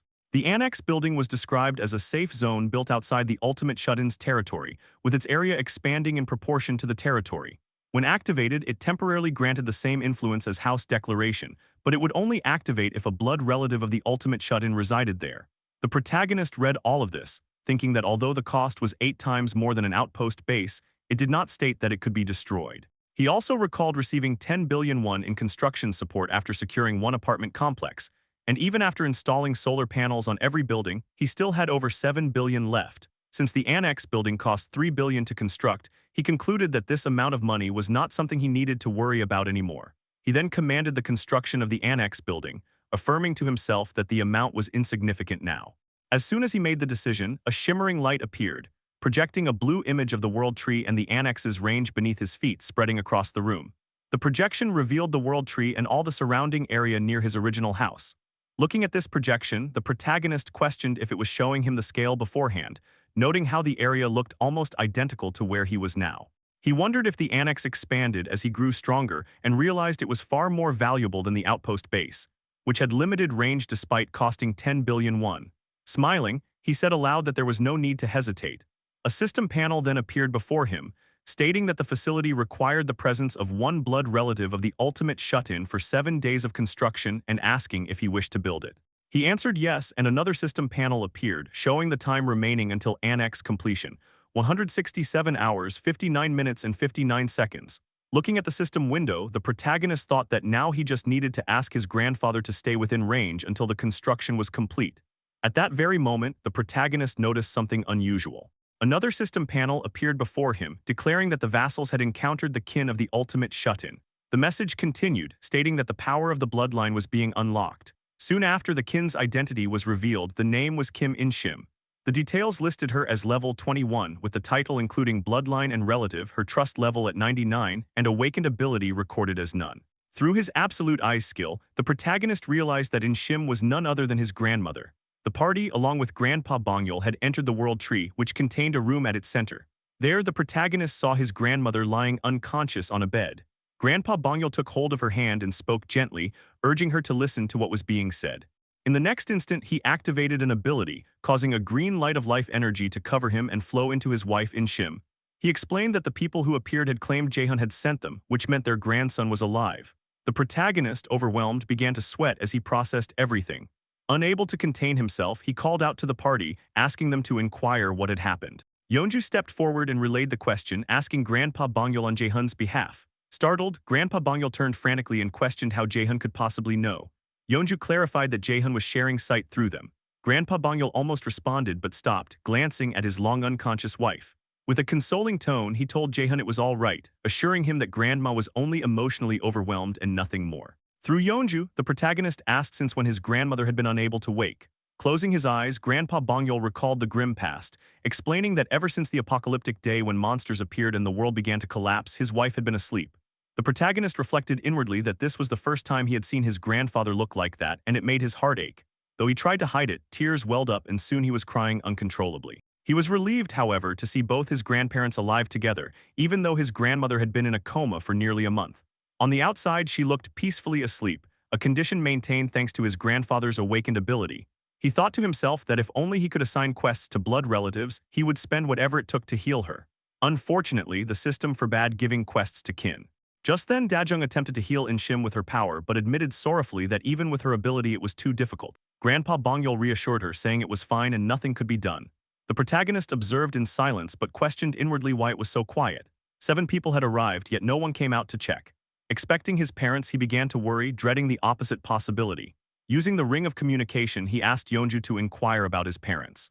Yeonju relayed the question, asking Grandpa Bongyul about Jaehyun's parents. Without turning around, Grandpa Bongyul asked if Jaehyun was truly watching through them. He then chose to speak as if addressing him directly. He explained that on that day, Jaehyun's mother had gone to work and his father had gone out to earn money. He added that Jaehyun's father would never leave his mother alone, so they must have hidden themselves somewhere. The protagonist listened but felt his hope slipping away. Inwardly, he acknowledged that even his grandfather did not truly believe they had survived, and he himself knew it too. Covering his face with his hand, he thought bitterly that unless one of his parents had gained powers as transcendent as his grandfather, their survival was nearly impossible. Still, determination filled his expression as he clung to the belief that his parents might be alive. Calling out to the party through the ring, he declared that their next target was Yuihuang Nursing Hospital. The others responded with concern, calling his name, but he pressed on, reasoning that even if there was only the smallest possibility, even if he was grasping at straws, he had to try. Through the ring, he told the party they had all worked hard and since it was late, they should sleep at his place and depart tomorrow.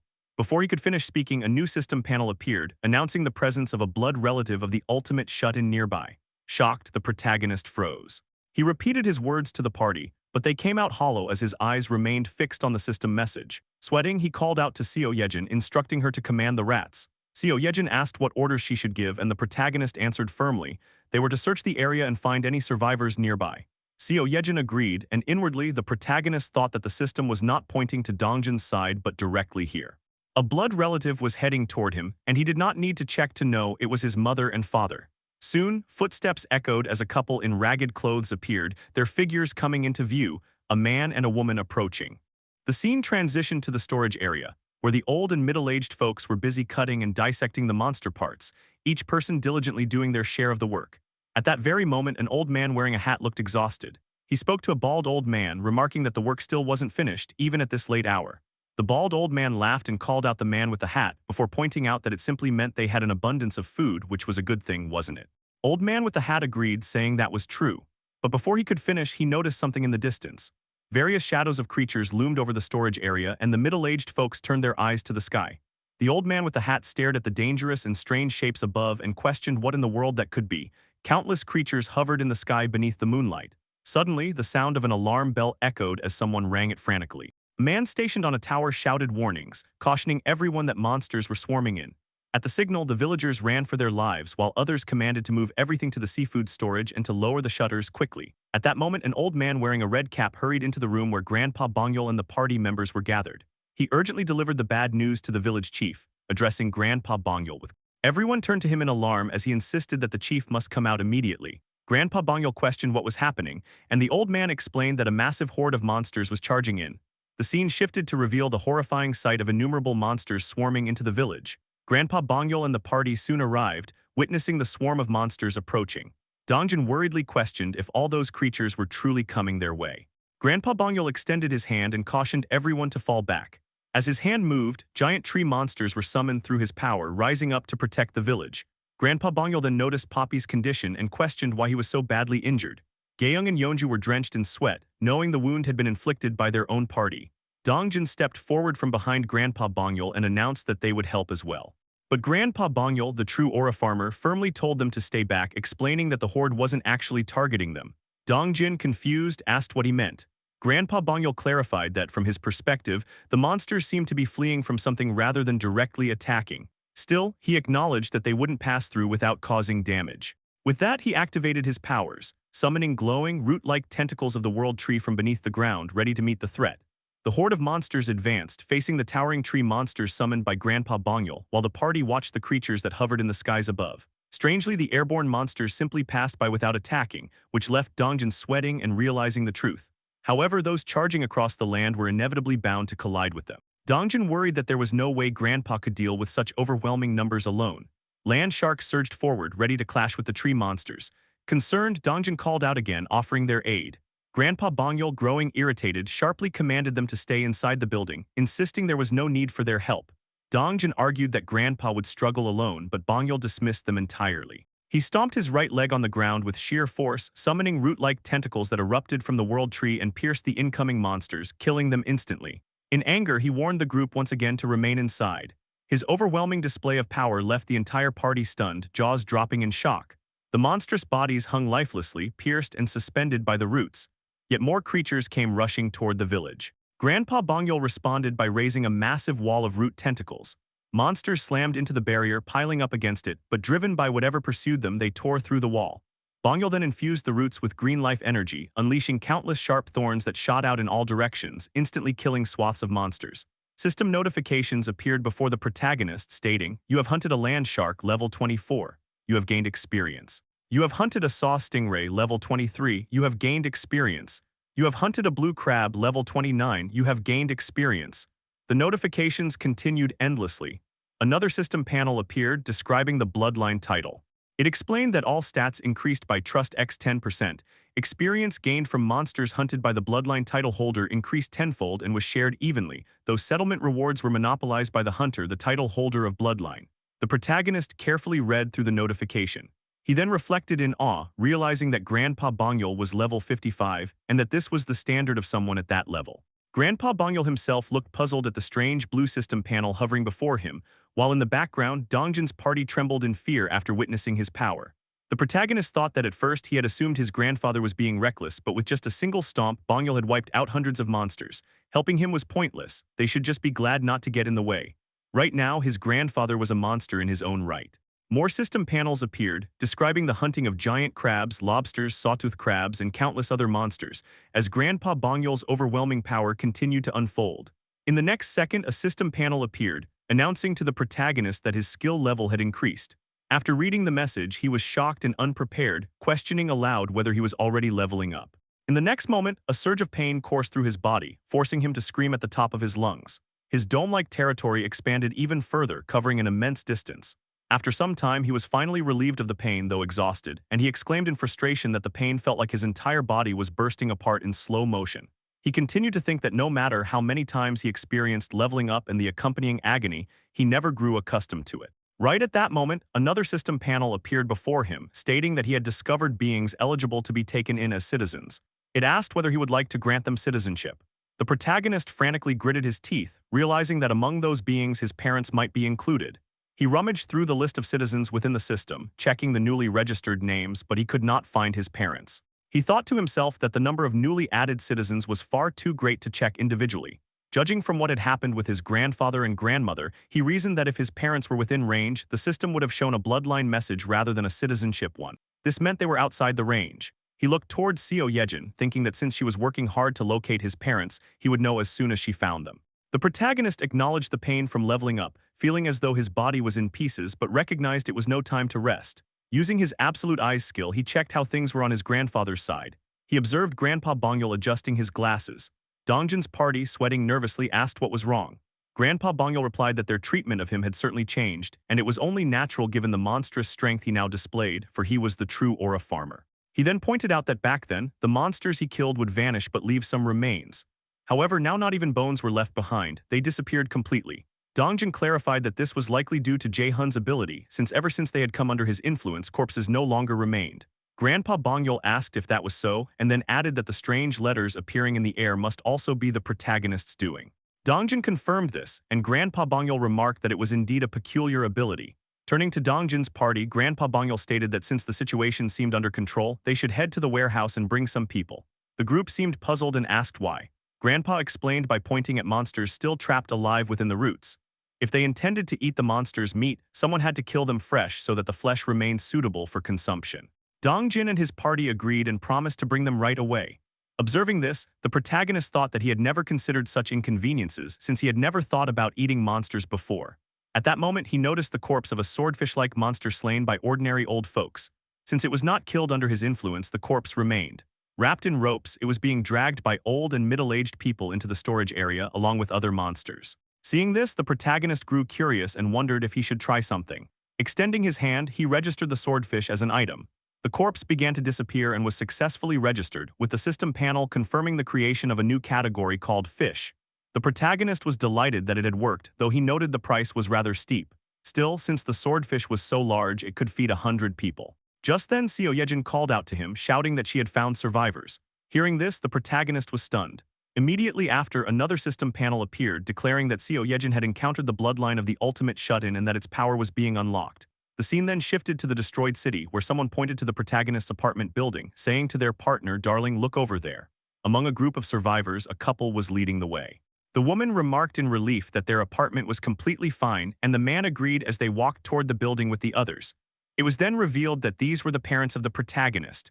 His mother, Lee Jisuk, was introduced with a level of 50, holding the titles Bloodline and Relative. Her trust level was 97, and her awakened ability was the One Who Rules. His father, Kim Dong-hyuk, was introduced with a level of 42, bearing the titles Bloodline, Relative, and Escort Warrior. His trust level was 93, and his awakened ability was Enhanced Defense Aura.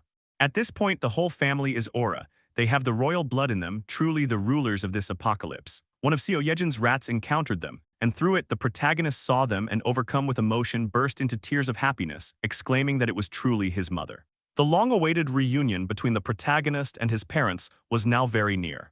A system panel appeared, declaring that citizenship would be granted to 23 people subordinated under Lee Jisuk, the one who ruled the bloodline. At that moment, the protagonist narrated that the place where his parents were located lay at the very edge of the expanded domain. Without hesitation, he used his ultimate shut-in door ability to teleport there. He ran frantically wildly, while continuing to narrate that, judging from his parents' path, they would soon enter his domain. Since the power of the bloodline had already awakened, they would not be blocked by the transparent wall.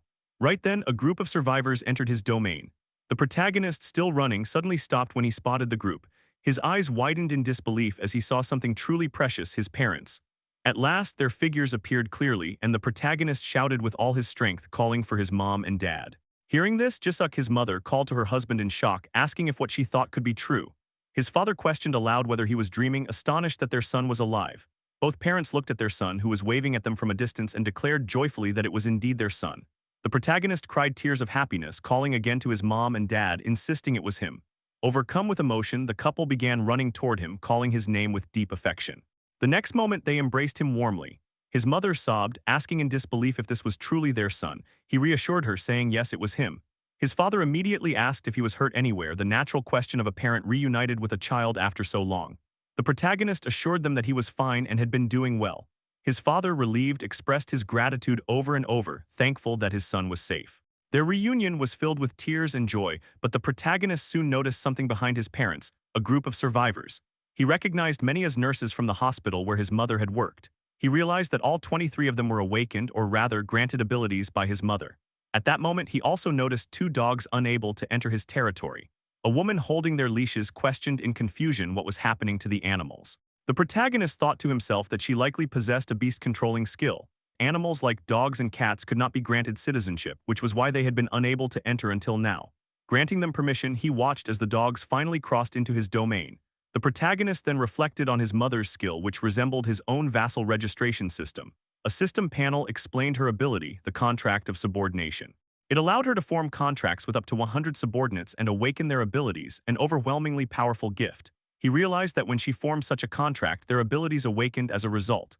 Considering how crucial awakening was for survival in the early stages, his mother's ability was unbelievably powerful. His parents continued to express their gratitude to the heavens, his mother thanking God, Buddha, and anyone else she could name, endlessly repeating her thanks. Observing them, the protagonist thought that his father's ability too must have been granted through his mother's contract. His father's awakened ability was revealed, enhanced defensive aura, an S-rank skill that consumed mental strength to cloak the body in a protective aura while tripling physical abilities. The protagonist marveled at the absurd power of this skill. He reasoned that its strength lay in the word triple. Unlike simple percentage increases, a tripling effect multiplied other buffs to staggering levels. He explained that if 2 abilities increased stats by 200% and 300%, stacking them would yield 500%. But if combined with a tripling skill, the 300% would be multiplied, resulting in 900%. His father therefore already benefited from the buffs of citizenship, 93%, and the bloodline effect, which added another 930%. This brought him to 1123% efficiency. When tripled by his aura, the total reached an astonishing 3369% efficiency. The protagonist could only think that it was insane, a level of enhancement capable of surpassing several stages at once. He then observed the rest of the survivors, deducing that most of the 23 awakeners under his parents were ranked around B to C still, compared to non-awakeners. They were on a completely different level, which explained how they had survived thus far. But now he thought it was enough of that. Extending his hand, he resolved to bring everyone back with him, knowing they must be exhausted from the journey. He spoke aloud, promising to provide each of them with supplies equivalent to 5 households. If they needed rice, ramen, or anything else, he would provide it. He urged them to take warm showers and rest in heated rooms. Shock spread through the group, including his parents, who were baffled by his words. In this apocalyptic age, the mention of rice, ramen, and hot showers seemed impossible.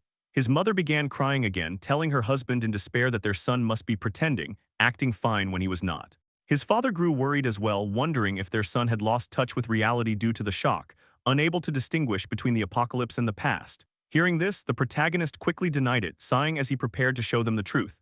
He asked his mother if she had noticed the lights in their apartment. She admitted she had, recalling how unusual it had seemed to see so many lights on, and explained that was why they had come there. The protagonist exuded an aura of an absolute being as he raised his hand. He proudly declared and announced that in a world where electricity and water had been cut off, everyone should wonder how the lights had come on. In the next second, he snapped his fingers and told everyone to take a good look. Instantly, all the lights in the surrounding destroyed buildings turned on. The lifeless buildings once again emitted bright lights, and the survivors, along with his parents, gazed at the sight. They were shocked and in awe as they looked at the glowing buildings under the moonlight. The scene resembled a candle in darkness, a symbol of hope in this apocalyptic era. His mother was shocked, while his father was equally taken aback. In the next moment, the protagonist summoned a bottle of Coca-Cola. He then summoned multiple bottles and held one out, asking the survivors if anyone was thirsty. The survivors were stunned, exclaiming in disbelief that it was truly Coke. One survivor took a bottle in her hand and asked if they could really drink such a precious thing.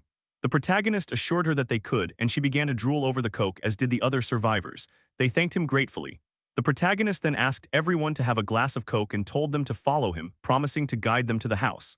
The scene shifted inside the apartment building, where the survivors bowed to him in gratitude. He narrated that by using the ultimate shut-in door, he transported all the survivors, his parents and himself into the apartment complex. He first showed his mother's subordinates the homes they could use. They bowed and thanked him. He also stocked them with supplies: ramen, rice, eggs, milk, and everything else they could imagine. As his parents walked with him, his mother voiced her concern. She called out to him, questioning if it was right to let others live in houses that belonged to someone else. The protagonist smiled at her concern and said that those who owned the houses never returned, and there was no need to worry about such things anymore. Reaching his apartment door, he reassured them once again and prepared to open it. The door opened slightly, revealing two figures inside. Turning to his parents, he told them to come inside. As the door opened fully, two girls bowed and greeted his parents respectfully, addressing them as mother and father. The girls were Seo Yejin and Hyerin. His parents were shocked to see them in their son's home. His mother asked if they were his girlfriends. He quickly cleared the misunderstanding, insisting that it was not what they thought. Hyerin warmly welcomed his parents, saying they would serve them, and Seo Yejin shyly added her words with sincerity, completing each other's sentences.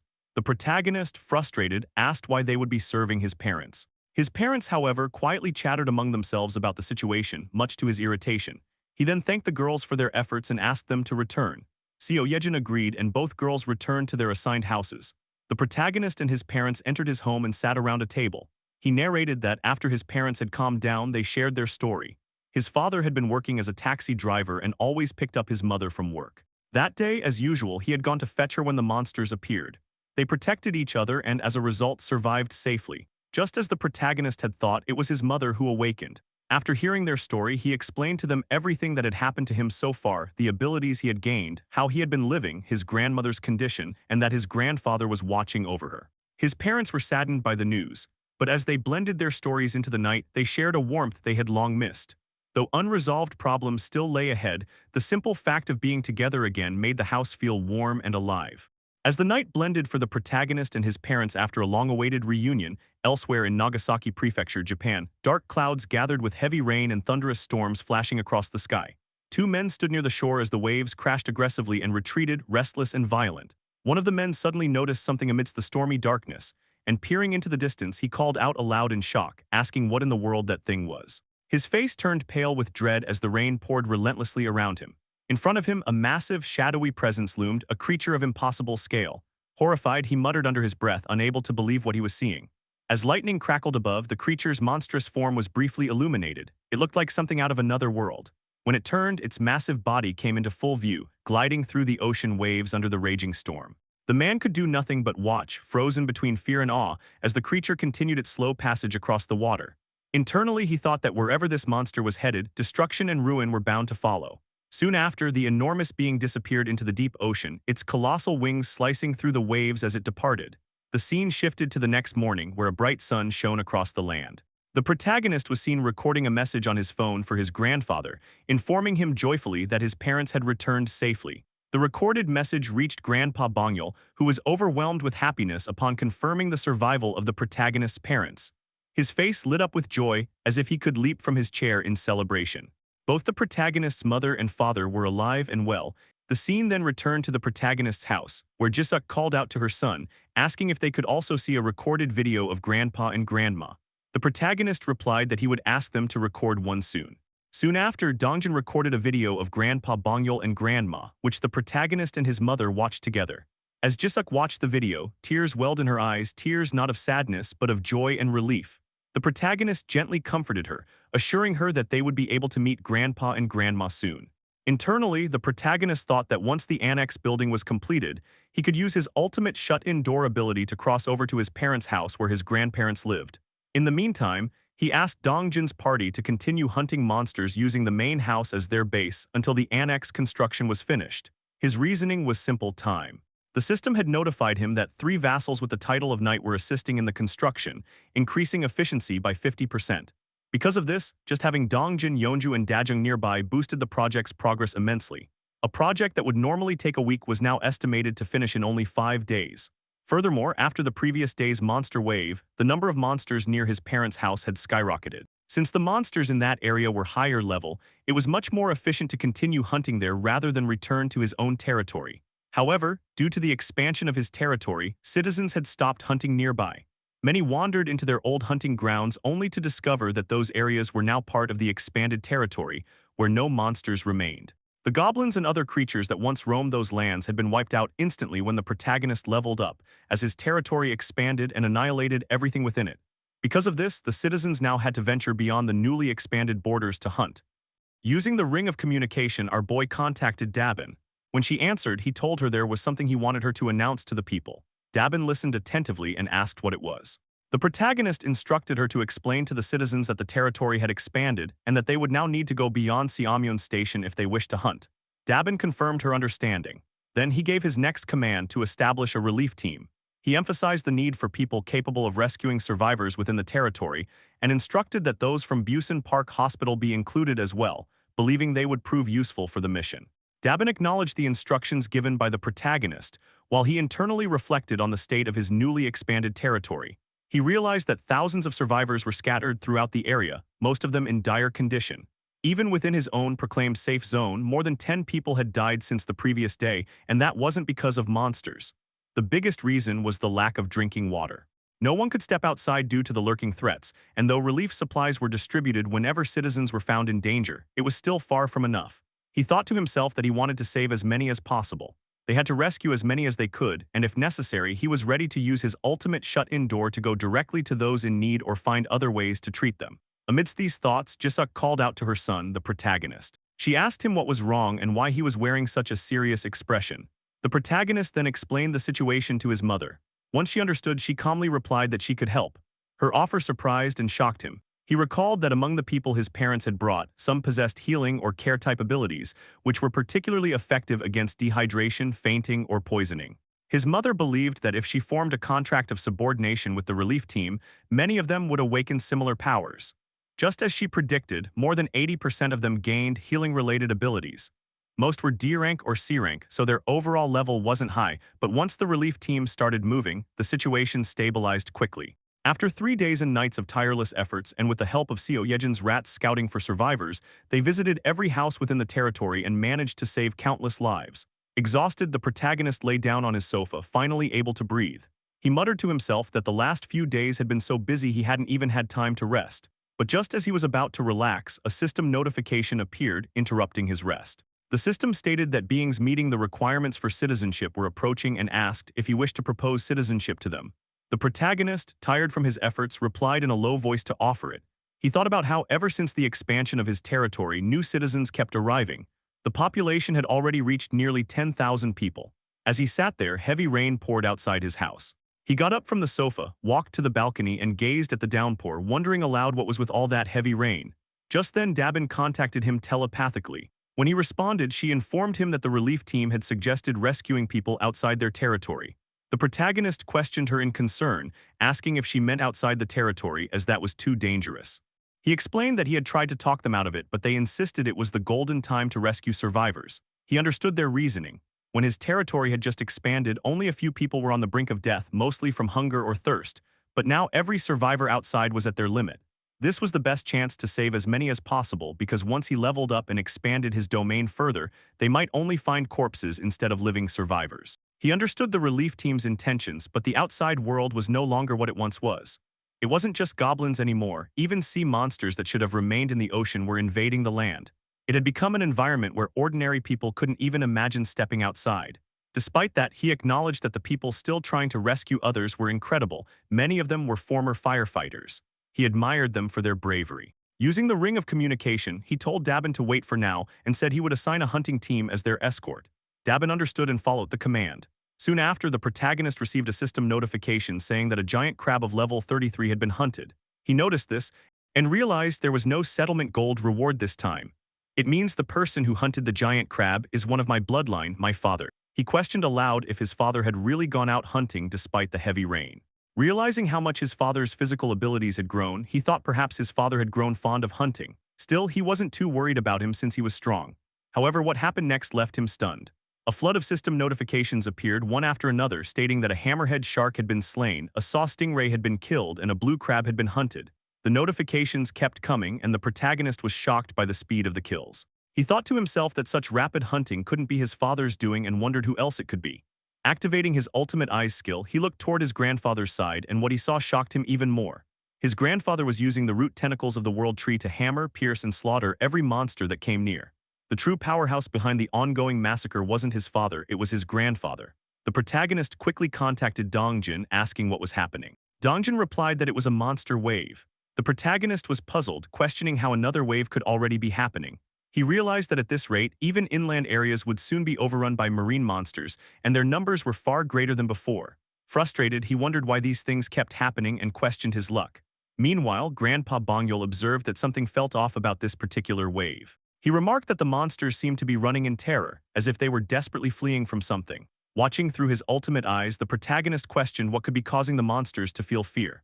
Suddenly, thunder crackled through the stormy night, lightning illuminating the rain-soaked battlefield. In that flash of light, the silhouette of a monstrous being appeared, the same one seen earlier at Nagasaki Prefecture in Japan. It loomed ominously over Dongjin's party and Grandpa Bongyol. Everyone froze in shock at the terrifying sight. The protagonist screamed as smoke rose from the creature's mouth. Its eyes glowed with death, and its massive blade-like teeth shimmered through the darkness. The protagonist could only question in horror what the heck that monstrous being was. In the next second, a massive creature appeared beneath the dark clouds, accompanied by thunder and lightning. The ground trembled as the creature roared, its voice echoing through the storm. It was revealed to be a white dragon level 63, its body covered with shimmering scales that reflected the lightning flashes. The dragon's roar shook the heavens, commanding attention and dread alike. Dongjin's party and Grandpa Bongyol stood frozen, gazing up at the colossal being before them. Grandpa Bongyol was utterly shocked by the sheer scale of the monster, while Dongjin's party stood horrified and speechless. Smoke rose from the ground as the dragon exhaled, its glinting eyes scanning the area with a deadly gleam. Their protagonist, witnessing the scene, questioned in disbelief if the being before them was truly a dragon. He felt both terrified and awestruck. Thinking quickly, he considered using his vassal summoning ability to save Dongjin's party by bringing them instantly to his side. But another thought struck him. Grandfather, the guardian of the world tree, could not leave its side. Doing so would put him in great danger, forcing him to face this white dragon alone. He realized that as the guardian of the world tree, Grandpa Bongyol had to remain within a certain range of it, unable to flee without consequence. The protagonist clenched his fists, refusing to let that happen, yet he also couldn't command Dongjin's party to fight such a monstrous opponent. It would be sending them straight to their deaths. However, a small glimmer of hope appeared. The system panel displayed that the time remaining for the annex building's completion was still 38 hours, 21 minutes, and 19 seconds. Gritting his teeth, the protagonist thought that once the annex was complete, the territory's expansion might just allow him to cut off the dragon's head. Even with the construction boosted by 50% efficiency due to his 3 vassals, there were still 38 hours to go. That meant they needed to survive for more than a day facing this monstrosity, an impossible task by any measure. As he looked upon the white dragon, he noted its sharp fangs, deadly eyes filled with killing intent, and gleaming white horns. Panic set in as he desperately searched for another way. At that moment, he noticed something. The dragon began to move, each heavy step shaking the earth as it approached Grandpa Bongyol and Dongjin's party. The sheer size difference between them was immense. If it wanted to, the dragon could crush them all like insects. Grandpa Bongyol's expression hardened, not with fear but with determination. He resolved to protect everyone, even in the face of this monstrous creature. He instructed Dongjin's party that even he would struggle to take the dragon on alone. He ordered them to take everyone and escape while he held the beast back, but Dongjin's party refused to abandon him. They declared they would fight together. Yeonju transformed into her bare form, Kang donned his silver armor and wielded his halberd, while Byung-ho, Jian, and Dajung raised their guns. Dongjin readied his spear and Gaeyang notched her bow, prepared to strike the dragon. Seeing their resolve, Grandpa Bongyol looked back at them with a faint smile and a bead of sweat on his face. He finally agreed, saying, "Fine then." The air tensed as the dragon advanced toward them, but the unyielding Grandpa Bongyol ordered everyone to strike first. In an instant, he summoned massive root-like tentacles from the world tree to attack the white dragon. Dongjin's party followed, their spirits fired up as they prepared for the inevitable battle. Just then, before the fight could begin, the protagonist's voice rang out through the ring of communication, commanding everyone to stop immediately. Hearing this, Dongjin questioned him in confusion, but the protagonist insisted, telling them to trust him just for a moment. He called out to Byung-ho, asking him to relay the message to Grandpa Bongyol and tell him not to act. Without hesitation, Byung-ho used his ability to teleport in front of Grandpa Bongyol, stopping him just before he attacked. Grandpa Bongyol, startled, demanded to know what Byung-ho was doing and if he realized how vital it was to strike first. Byung-ho apologized and explained that it was the protagonist's message urging restraint. Grandpa Bongyol froze in disbelief. His mind reeled as he processed the command. Meanwhile, from the protagonist's perspective, he had just discovered something crucial. As he analyzed the dragon's status window, he read, White Dragon Level 63, a deep-sea monster that dwells in the ocean depths. Having just laid its egg, it is in an extremely weakened state. The white dragon's egg can only hatch beneath the roots of the world tree. The realization hit him, the dragon might not be here to fight at all. Perhaps it had come seeking the world tree to hatch its egg. Just then a voice echoed in Bongyol's minds. The dragon spoke, saying, Do not fear. It leaned closer toward Grandpa Bongyol and Dongjin's party, continuing, Guardian of the world tree. Grandpa Bongyol stiffened, hearing the voice resonate inside his head. The dragon's tone remained calm as it observed the tree, remarking, So, this is the world tree. I didn't expect it to be this small. I must be careful. Still wary, Grandpa hesitantly asked what it wanted. The dragon's eyes glowed faintly as it said, Guardian of the world tree. Make a contract with me. Grandpa Bongyol, both puzzled and hesitant, asked what kind of contract. The dragon's voice replied within his mind, Yes. If you form a contract with me until the world tree helps me regain my power, I will and I shall protect it. Suddenly, a searing pain erupted on the back of Grandpa's right hand. He clutched it tightly as glowing markings began to form, burning like molten blue light. The dragon's voice echoed again, When you are in danger, use it to call me. I will come. Then the dragon produced something from within, a shimmering, radiant egg. It handed the egg gently to Grandpa Bongyol, who received it with utmost care and reverence. The dragon's voice softened as it said, And please take care of my child. With a final glance filled with hesitation, the dragon departed away from the group. And then the white dragon spread its majestic wings and took flight, soaring into the dawn sky as light pierced through the clouds, leaving everyone in awe of the moment that had just unfolded. As the morning arrived following the departure of the white dragon, Kang was seen shivering, as if he had faced death itself upon seeing the majestic creature. Trembling, he admitted that if they had attacked, they would have been dead by now. Byung-ho, however, remained calm and remarked with devotion that they survived because they obeyed the protagonist's command to do nothing. Meanwhile, Grandpa Bongyol gazed curiously at the egg that the white dragon had entrusted to him, thinking about the contract that the creature had formed with him.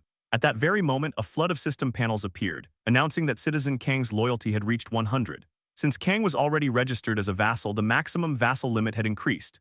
Similar notifications followed, revealing that Gaeyong's loyalty had also reached 100, and the same applied to Dongjin. Because all three were already registered vassals, the overall capacity to register new vassals had expanded. The protagonist looked at the system notifications and thought to himself that with Kang, Gaeyong, and Dongjin all reaching full loyalty simultaneously, his vassal capacity had increased by 3, now totaling 18. He realized that at this rate, he could eventually command over 100 vassals. He reflected on how convenient it would have been if he could register the people his mother had turned into awakened using her ability.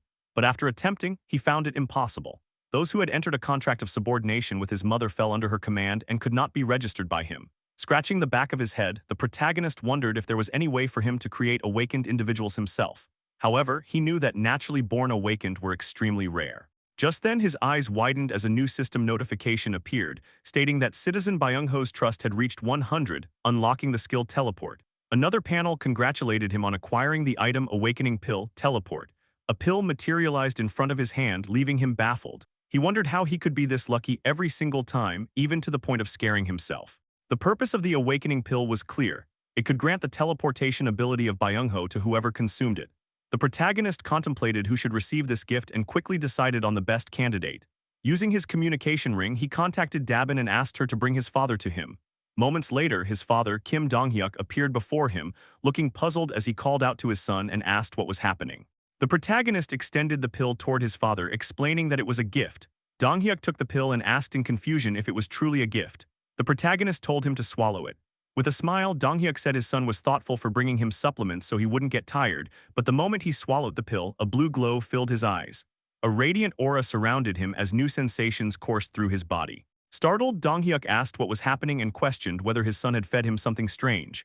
The protagonist chuckled and told his father to imagine teleporting instantly from one place to another. Still confused, Dong-hyuk repeated the word teleport, as the protagonist assured him. Closing his eyes, Dong-hyuk concentrated on the idea, sweat dripping down his face. In the next instant, he vanished from his spot and reappeared behind his son. Shocked by what just happened, he shouted in disbelief while the protagonist turned around, equally amazed. The protagonist thought that for someone like his father who fought with his body and possessed great strength, gaining teleportation would be like giving wings to a tiger. He imagined his father as a tiger with wings and unstoppable force. Donghyuk, overwhelmed with excitement, called out to his son, asking if this power was because of the pill he had given him. At that moment, a new system notification appeared, revealing that Kim Donghyuk's trust had reached 100, granting the protagonist a new skill, Enhanced Protection Aura. Staring at the system panel in awe, the protagonist realized that even blood relatives' abilities could be obtained when their trust reached full capacity. A sudden thought crossed his mind. If he could raise his mother's trust to 100, he could obtain her ability too, the contract of subordination. He quickly checked the system panel and found that her trust was currently at 97. With only 3 points left, he grinned mischievously, thinking there was no need to rush. He still had a secret method to raise her trust quickly. As he spoke those words, the image of an annex under construction appeared, his secret plan. Once completed, it would allow him to reunite his mother, Jisuk, with Grandpa Bongyul, fulfilling the 3 required points of trust. As the scene transitioned to the next morning, a system notification appeared before the protagonist, announcing that the construction of the annex building had been completed. Soon after, a dome of light formed around the world tree, enveloping the nearby vicinity. The dome now protected the area surrounding the world tree, signifying that it had become an extended part of the protagonist's main territory. With the completion of the annex, his new territory as well as the main territory was clearly visible. Another system notification soon appeared, stating that hostile entities had been detected. The system declared its intent to eliminate them, and instantly all nearby monsters around the world tree were slain as their heads burst apart. Because of this massacre, the protagonist's main territory expanded even further. A flood of notifications followed, informing him that he had hunted a land shark, a sky swordfish, a giant lobster, and a sawtooth crab. Finally, a message confirmed that his skill level had increased, verifying the main territory's expansion. The protagonist winced in pain, enduring the familiar agony that accompanied his level-ups. Due to the annex's construction, all surrounding monsters had been defeated, allowing him to level up and extend his main territory even more. Exhausted from the intense surge of pain, he sat down on his couch, reflecting that leveling up first thing in the morning, right after the annex was completed, had cleared every monster from the newly added area. Although the experience points gained were minimal, every kill counted as his, and he noted that the total accumulation was still significant. Blackie looked at him with concern, but the protagonist reassured his companion that he was fine. Just then, another system message appeared, indicating that beings meeting the requirements to become citizens had been discovered. As always, the protagonist granted them citizenship. Soon after, another message announced that the citizen count had reached 10,000. Since a certain threshold had been met, the citizens could now acquire professions. A new facility, the Profession Research Lab, was unlocked for construction. Though the notifications were important, the protagonist felt something even more urgent required his attention. Rising from the couch, he opened a door and called out to his mother, Jisuk. She turned to him, asking what was wrong and if he had something to tell her. Smiling faintly, he extended his hand toward her and gently said that she had waited long enough. Like an angel granting a wish, he told her that they could now visit Grandma and Grandpa together. He urged her to get ready right away. Jisuk's eyes widened in shock and amazement, her emotions overflowing as tears of joy streamed down her face before she even realized it. Trembling, she asked if it was really true, her desperation clear in her eyes. Moments later, a door appeared inside the World Tree's room. The protagonist opened it, revealing that it connected directly from his apartment to Grandpa Bongyul's room. The protagonist called out softly, telling his grandfather that he was there. At first, Bongyul didn't notice, his attention focused on caring for his wife. But upon hearing the familiar voice, he turned in surprise, asking who was there. When the protagonist stepped forward, Bongyul was left stunned to see his grandson suddenly appear through a mysterious door. Before the old man could react, Jisuk ran forward, calling out to him not as Grandpa Bongyul but as Dad. Shocked, Bongyul realized that his daughter was standing right behind his grandson. Overwhelmed with emotion, Jisuk lunged forward and embraced her father tightly. Bongyul, his eyes welling with tears, called out her name in disbelief.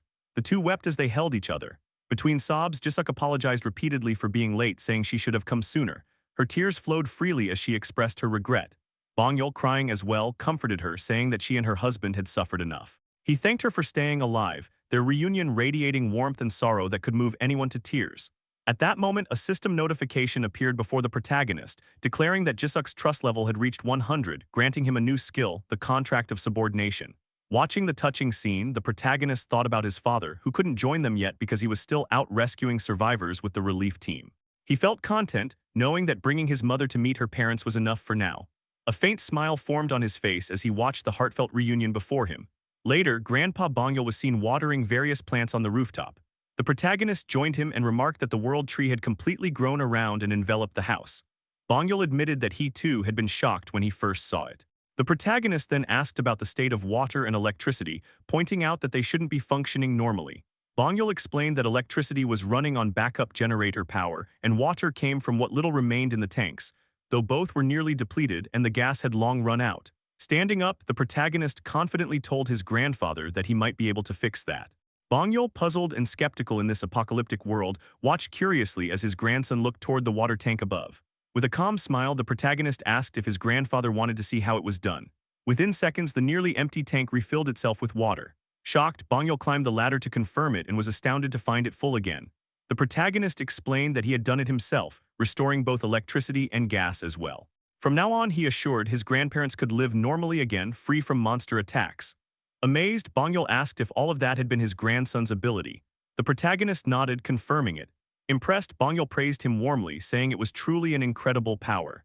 Meanwhile, the protagonist thought that he wanted to explain his ability and the citizen registration system properly to his grandfather. However, he found it a bit complicated for now, knowing that old folks usually had a hard time understanding such things. He decided to take it slow. Waving goodbye, he told Grandpa Bongyul that he would go downstairs first. Descending from the ladder of the water tank, Grandpa Bongyul reminded him to be careful. The protagonist, who was climbing down the terraced ladder, agreed. Once he reached the ground of the terrace, he decided to use his ultimate eyes skill. Thinking to himself he should test this new ability that he had recently acquired. Using his ultimate eyes, he observed the space where his mother and grandma were. Then he activated his teleporting ability, the one unlocked when Byung-ho's trust had reached 100. In the next second, he teleported behind Jisuk in a blink. He was amazed that the ability worked and thought that it could even be used in this way too. He was really amazed. He realized he could teleport through the sight of his ultimate eyes. This discovery excited him as it added great versatility. Within his territory, he could use his ultimate eyes to teleport anywhere, though he noted the drawback that the farther the distance, the more mental strength it consumed. Despite that, he found it to be an extremely powerful and useful ability. Noticing his sudden arrival, his mother, Jisuk, looked back and questioned if he had not been on the rooftop just moments ago. The protagonist explained that Grandpa was still working up there and then asked about how Grandma was doing. Jisuk replied that she seemed to be just asleep, her complexion thankfully looking better. The protagonist sighed in relief, but right at that moment, a system panel appeared before him. The notification stated that a beast summon required 10 billion won, and an option was given to activate it. Taken aback, the protagonist noticed that the 10 billion summon button was active. He smiled happily, thinking that after witnessing the full power of his first summon, the three-legged crow, there was no reason to hesitate for another. Without hesitation, he activated his next summon. Another system notification appeared, confirming that 10 billion won would be consumed to summon the beast. A magic circle appeared on the ground beneath them, glowing with green energy. Jisuk, seeing this for the first time, was startled and asked worriedly what was happening. The protagonist calmly explained that it was his ability and told her not to be alarmed, asking her to close her eyes for a moment. The glow from the magic circle intensified by the second, and both he and his mother closed their eyes. Despite doing so, Jisuk screamed as the light grew even brighter. In the next second, an egg made of fresh green leaves and vines appeared, surrounded by flickering green lightning. It rose from the glowing circle, levitating in the air. Soon the leaves began to uncoil, revealing a small, cute creature inside, a fairy dressed in a peach-colored outfit with delicate wings, peacefully asleep. This was a level 1 fairy. Slowly the fairy opened her eyes as if entering a new world. Then with an angelic smile she woke fully and began to fly with her tiny wings, scattering luminous particles around her. Jisuk, still shocked, asked what the creature was. The protagonist extended his hand and the fairy flew to perch on it. He explained that she was like Blackie, a beast he had summoned. His mother finally understood. At that moment, Grandpa Bongyul entered the room and Jisuk greeted him, saying he was back. Grandpa replied affirmatively, mentioning that the protagonist had taken care of everything. Surprised, Jisuk asked if he really had. Grandpa confirmed, saying that the kid was something else. Then he walked toward the unconscious grandma and began channeling life energy. As the green energy flowed from Grandpa Bongyul's hand into Grandma, the little fairy near the protagonist suddenly noticed something. Her eyes widened and she swiftly flew away from him, leaving the protagonist momentarily startled. The fairy positioned herself between Grandpa Bongyul and Grandma, catching Grandpa off guard.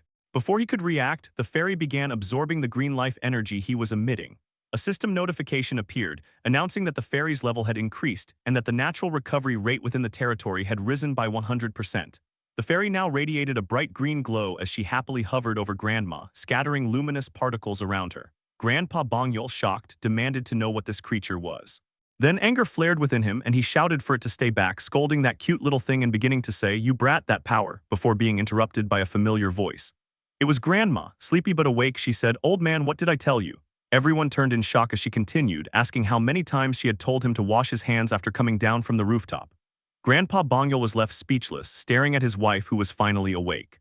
Grandma Inshim, noticing his expression, teasingly asked why he was looking at her as if she were a ghost. Behind her, the smiling fairy hovered, her glow indicating that this miracle was her doing. Overcome with emotion, Grandpa Bongyul softly called out to his wife, addressing her as dear. After Grandma Inshim woke up, she felt an overwhelming drowsiness wash over her within moments. She yawned softly, covering her mouth as her eyelids grew heavier with every passing second.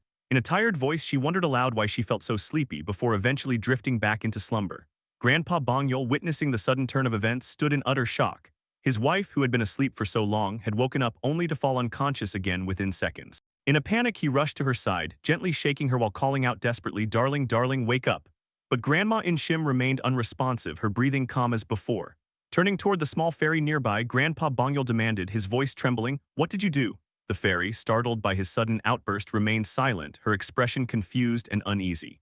Desperation flooded Grandpa Bongyul as he transferred his green life force energy once more into the fairy, urging her frantically to try again. "Please, just one more time," he pleaded, "wake her up." But the fairy, exhausted and distressed, closed her eyes wearily even as he continued channeling energy into her. "I said do it," he shouted, refusing to stop. At that moment, their grandson intervened, calling out to his grandpa and asking him to calm down. Hearing his grandson's voice, Grandpa Bongyul slowly composed himself, lowering his head in regret. Looking at his wife lying unconscious once more, he apologized softly to his grandson for losing his temper. Meanwhile, the fairy appeared visibly fatigued from absorbing so much life energy. Tears welled in Grandpa Bongyul's eyes as he murmured an apology, sorrow evident in his trembling voice. Their grandson, however, assessed the situation carefully. He concluded that the fairy's level was still too low to sustain Grandma's awakening for long. He advised his grandpa to continue supplying life force energy to the fairy regularly, explaining that as the fairy's level rose, Grandma would be able to stay awake for longer periods. Internally, he felt hopeful. Perhaps he had truly found a way to bring Grandma back. Grandpa Bongyul, upon hearing that increasing the fairy's level could extend Grandma's consciousness, asked in disbelief, "Are you serious?"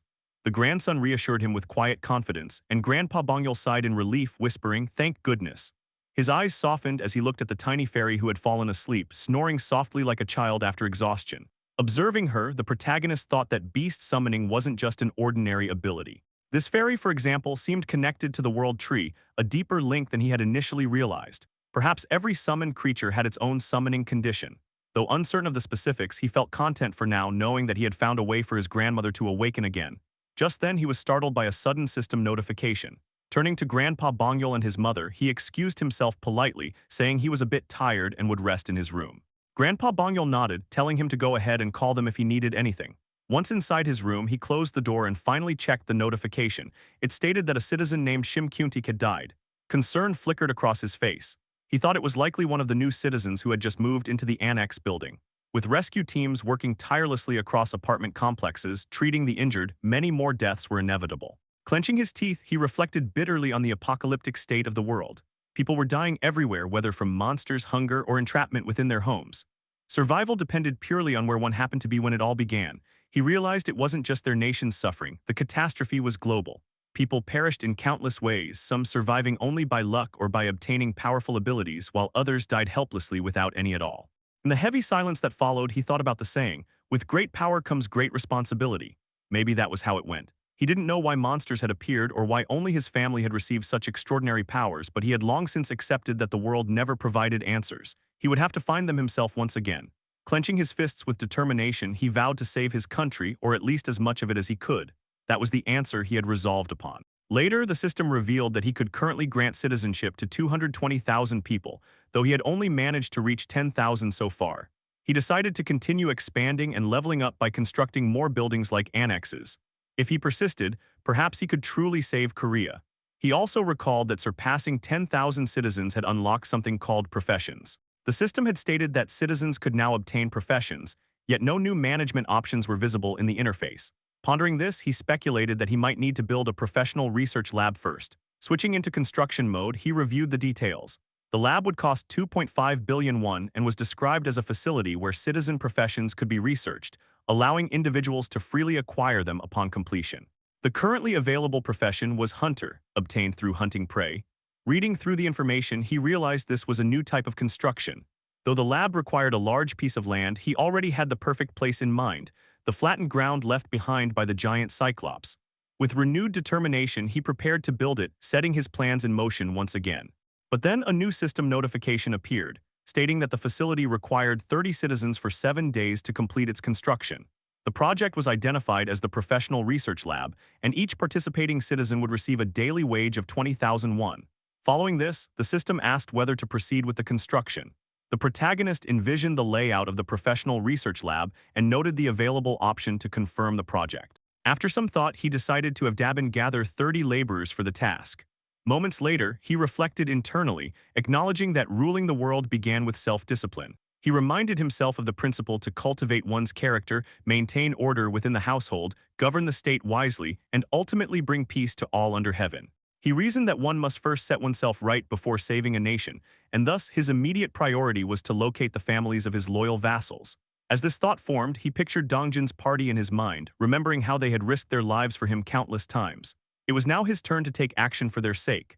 Activating his ultimate eye skill once more, he focused on Dongjin's party and observed their current situation. He noted that Dongjin's group had advanced close to Jagalchi Station on their mission to find Gaeyong's mother, who was located in Dishendong. During the annex building's construction, the team had steadily made progress toward that area. Using the ultimate door shut-in ability again, the protagonist connected his apartment door to a nearby one positioned at the edge of his newly expanded annex territory. However, he realized that due to the constant monster waves, the creature density had increased to such an extent that even advancing by 1 kilometer had become nearly impossible. Accepting this limitation, he decided that this was as far as he could proceed for now and stood at the border of his domain.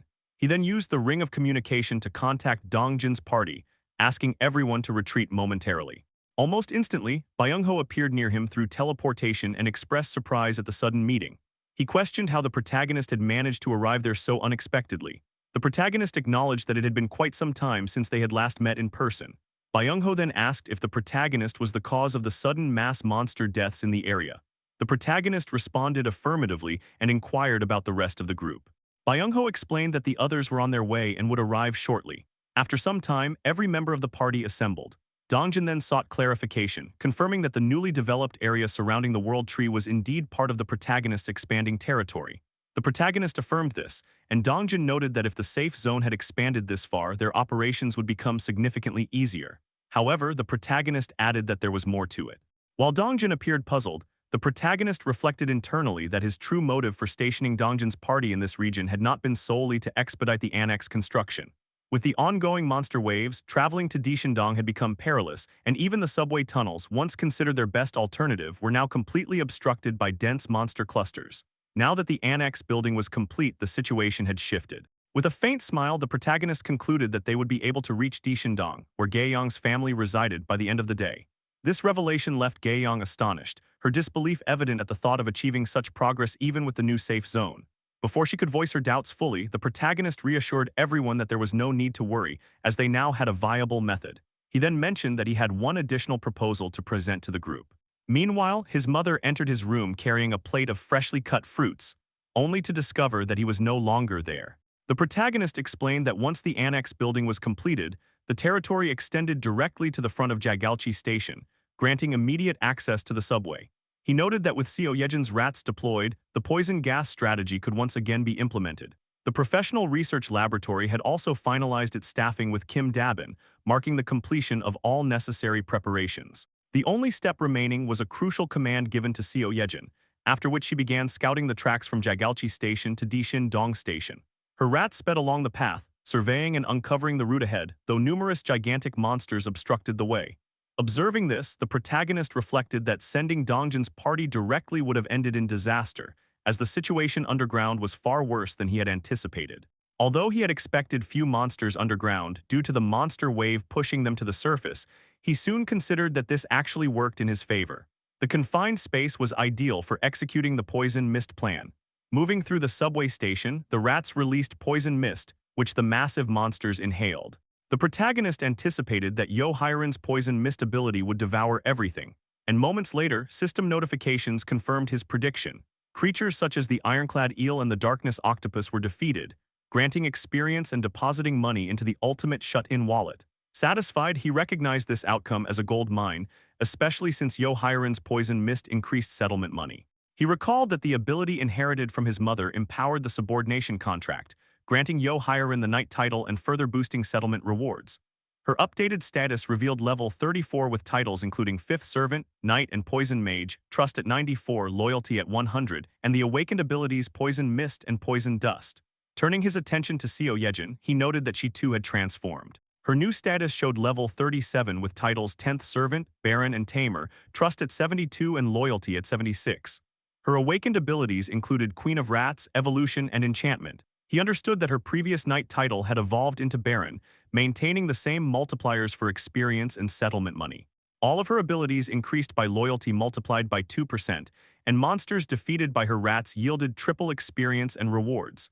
Additionally, her new ability, Enhancement, had strengthened her rats, enveloping them in a shimmering glow. The protagonist concluded that these enhanced rats moved significantly faster and rarely perished. Once Seo Yejin announced that the subway track sweep was complete, signaling that all monsters had been eliminated, the protagonist thanked her internally, while acknowledging that Yahello and Seo Yejin were not the only ones bound to him by the subordination contract. The scene shifted to the past, where the protagonist had gathered Dongjin's party to present a proposal, his offer for them to enter a subordination contract with him. Moments later, the contract was completed with all members. With preparations finished, the party was ready to ascend and search for Gaeyong's family. Each member's stats had improved through the contract. Dongjin and Dajung received Baron titles like Seo Yejin, while Yeonju received an even higher rank. Her status revealed level 45, with the titles Ninth Servant, Viscount and Warrior, Trust and Loyalty both at 100, and awakened abilities including Werebear, Ancient Lifeblood and Primal Frenzy. The protagonist described the Viscount title as similar to Baron but superior due to its ability to raise limits. This title increased all abilities by loyalty multiplied by 3, granting triple experience and settlement money from monsters hunted by vassals. It also expanded the vassal registration limit by 3, raising the protagonist's maximum number of vassals to 21. At that moment, Kang prompted the party to proceed. His updated status displayed level 32 with titles Third Servant, Knight and Commander, Trust at 93 and Loyalty at 100. Testing his newly acquired ability, he uttered the command just like Sung Jin Woo. Arise. That summoned multiple knights from the ground, each armed and intimidating. His awakened ability, Steel Knight Order, allowed him to summon not only his silver armor but also armored golems. The golems effectively carried out their tasks, fighting through hordes of monsters, slashing, piercing, and eliminating them instantly. After observing this, Kang encouraged the group to move swiftly and everyone agreed. The party advanced at full speed while the night golems continued to hold back the remaining monsters. Soon after, they reached their destination. Dongjin informed the protagonist that they had arrived at Jagalchi Station Exit 2. Using the Ring of Communication, the protagonist confirmed that the path was clear and instructed them to continue towards Seo Dishin Station. The party complied without hesitation. The protagonist estimated the track length to be approximately 3 kilometers, a distance the party, now far stronger than ordinary humans, could traverse within minutes. As expected, they reached the destination in a single day, leaving the protagonist astonished. When Jian inquired about their next direction, Gaeyong explained that Exit 2 led directly to their apartment complex. However, the group soon discovered a horde of goblins blocking the path, producing strange noises as they obstructed the way. Dongjin cautiously warned everyone about the goblin horde ahead, yet it became evident that Gaeyong had no intention of allowing any more goblins to approach her family. Preparing her bow with unwavering resolve, she expressed her refusal to let the creatures draw near. As she drew back the string, her arrow shimmered with a vibrant blue light gathering force. With a fierce battle cry, she released it with immense power, the arrow propelling forward with such intensity that even the goblins appeared overwhelmed with fear. They barely had a moment to comprehend the threat before they were instantly annihilated, swept into the heavens by the devastating force of Gaeyong's shot. Moments later, a series of system notifications appeared, confirming the defeat of multiple enemies. Level 7 Goblin, Level 8 Goblin, and others. Meanwhile, the protagonist observed the party moving through the fallen goblins that Gaeyong had just vanquished. During this, the protagonist reflected on her newly awakened skill, the Arrow of Light, a technique in which the arrow's radiant energy exploded before impact, splitting into numerous piercing projectiles, each functioning as a fatal weapon. Though the power was extraordinary, the protagonist soon noticed something troubling, a barrier.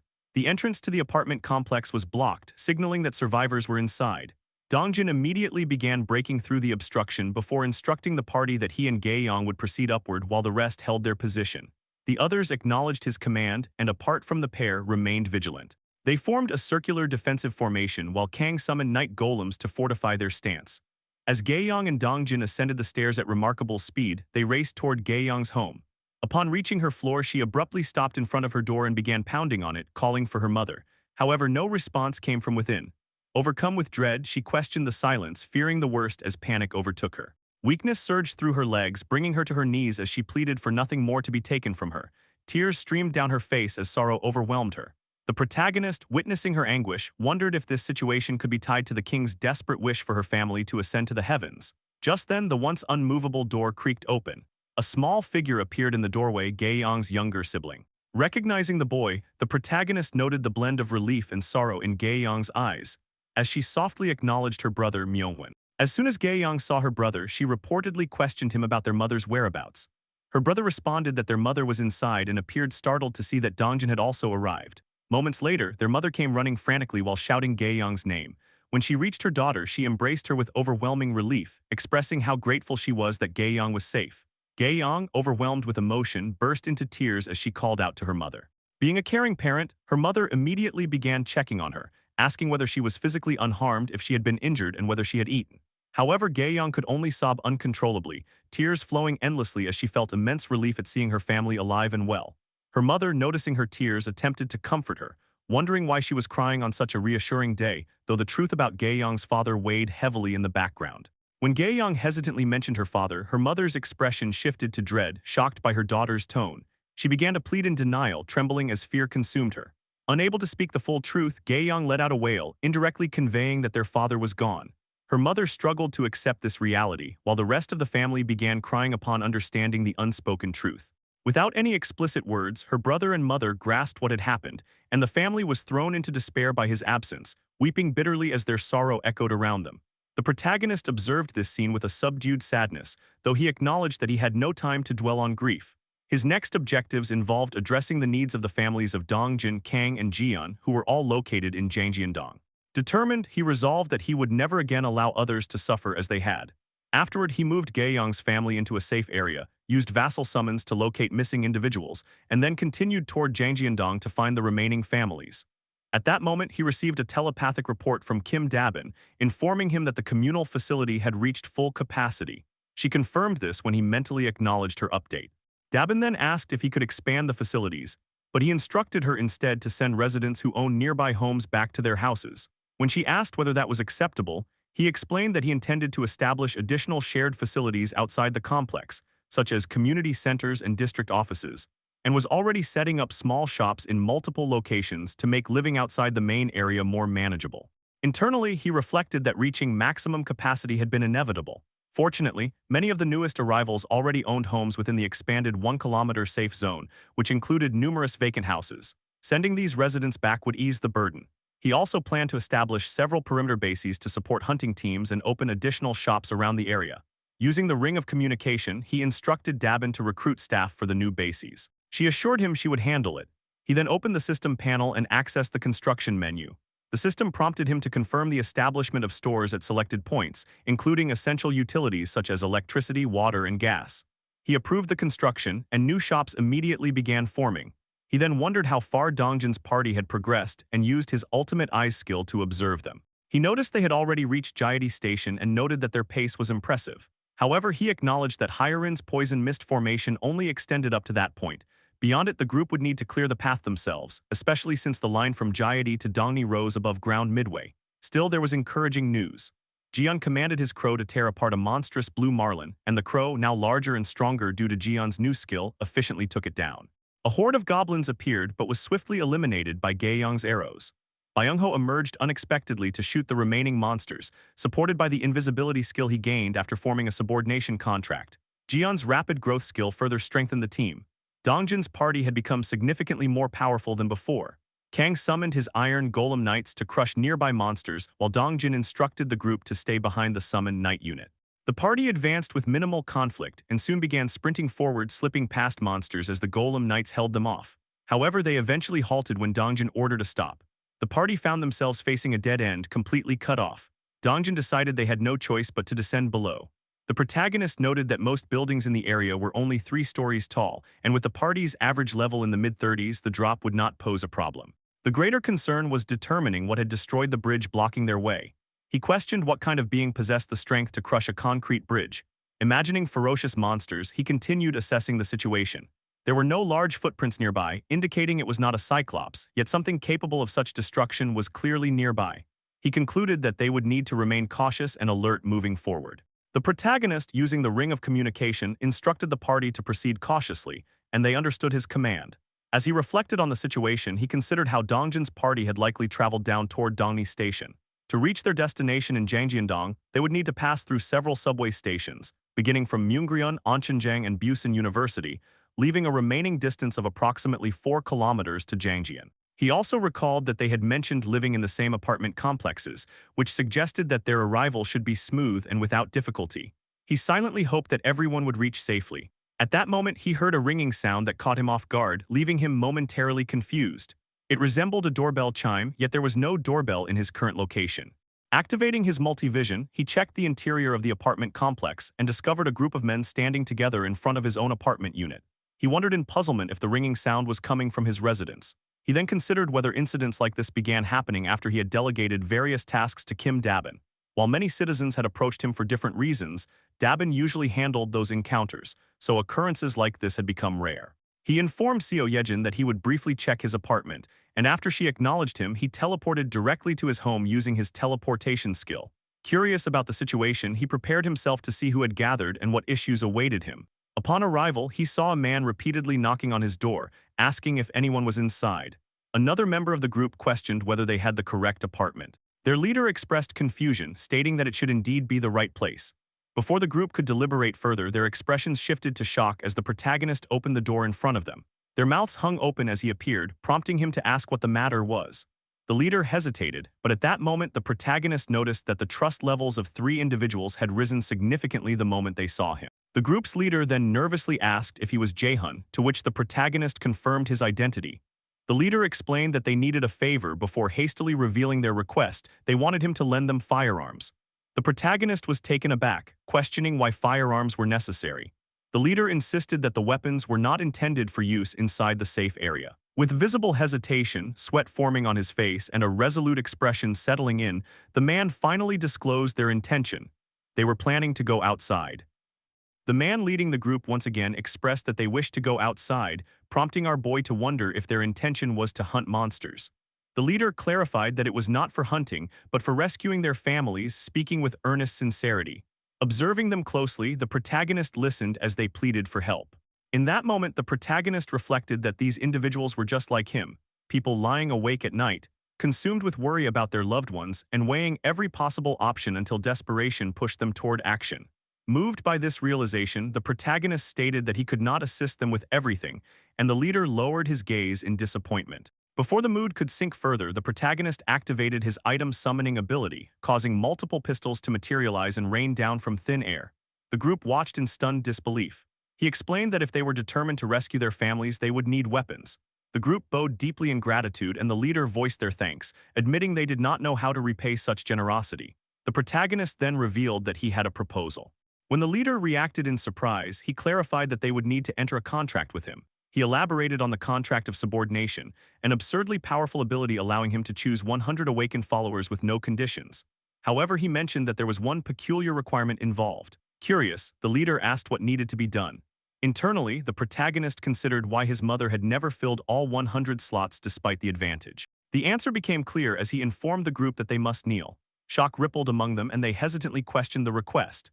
The protagonist awkwardly reaffirmed that kneeling was necessary. While wondering if he was some authoritarian figure, the leader nevertheless knelt first, seeking confirmation. The protagonist shyly thanked him and stepped forward, raising his hand above the leader's head. With visible embarrassment, he declared that from this moment onward, the leader must obey him. Confused, the leader called out to the protagonist, who explained that he merely needed to voice his intention to submit. The leader complied, and a magical aura enveloped him. The system revealed his details. His name was Jang Sung-jun, with a trust level of 48 and an awakened ability of telekinesis, an A-rank power that used mental strength to exert physical force.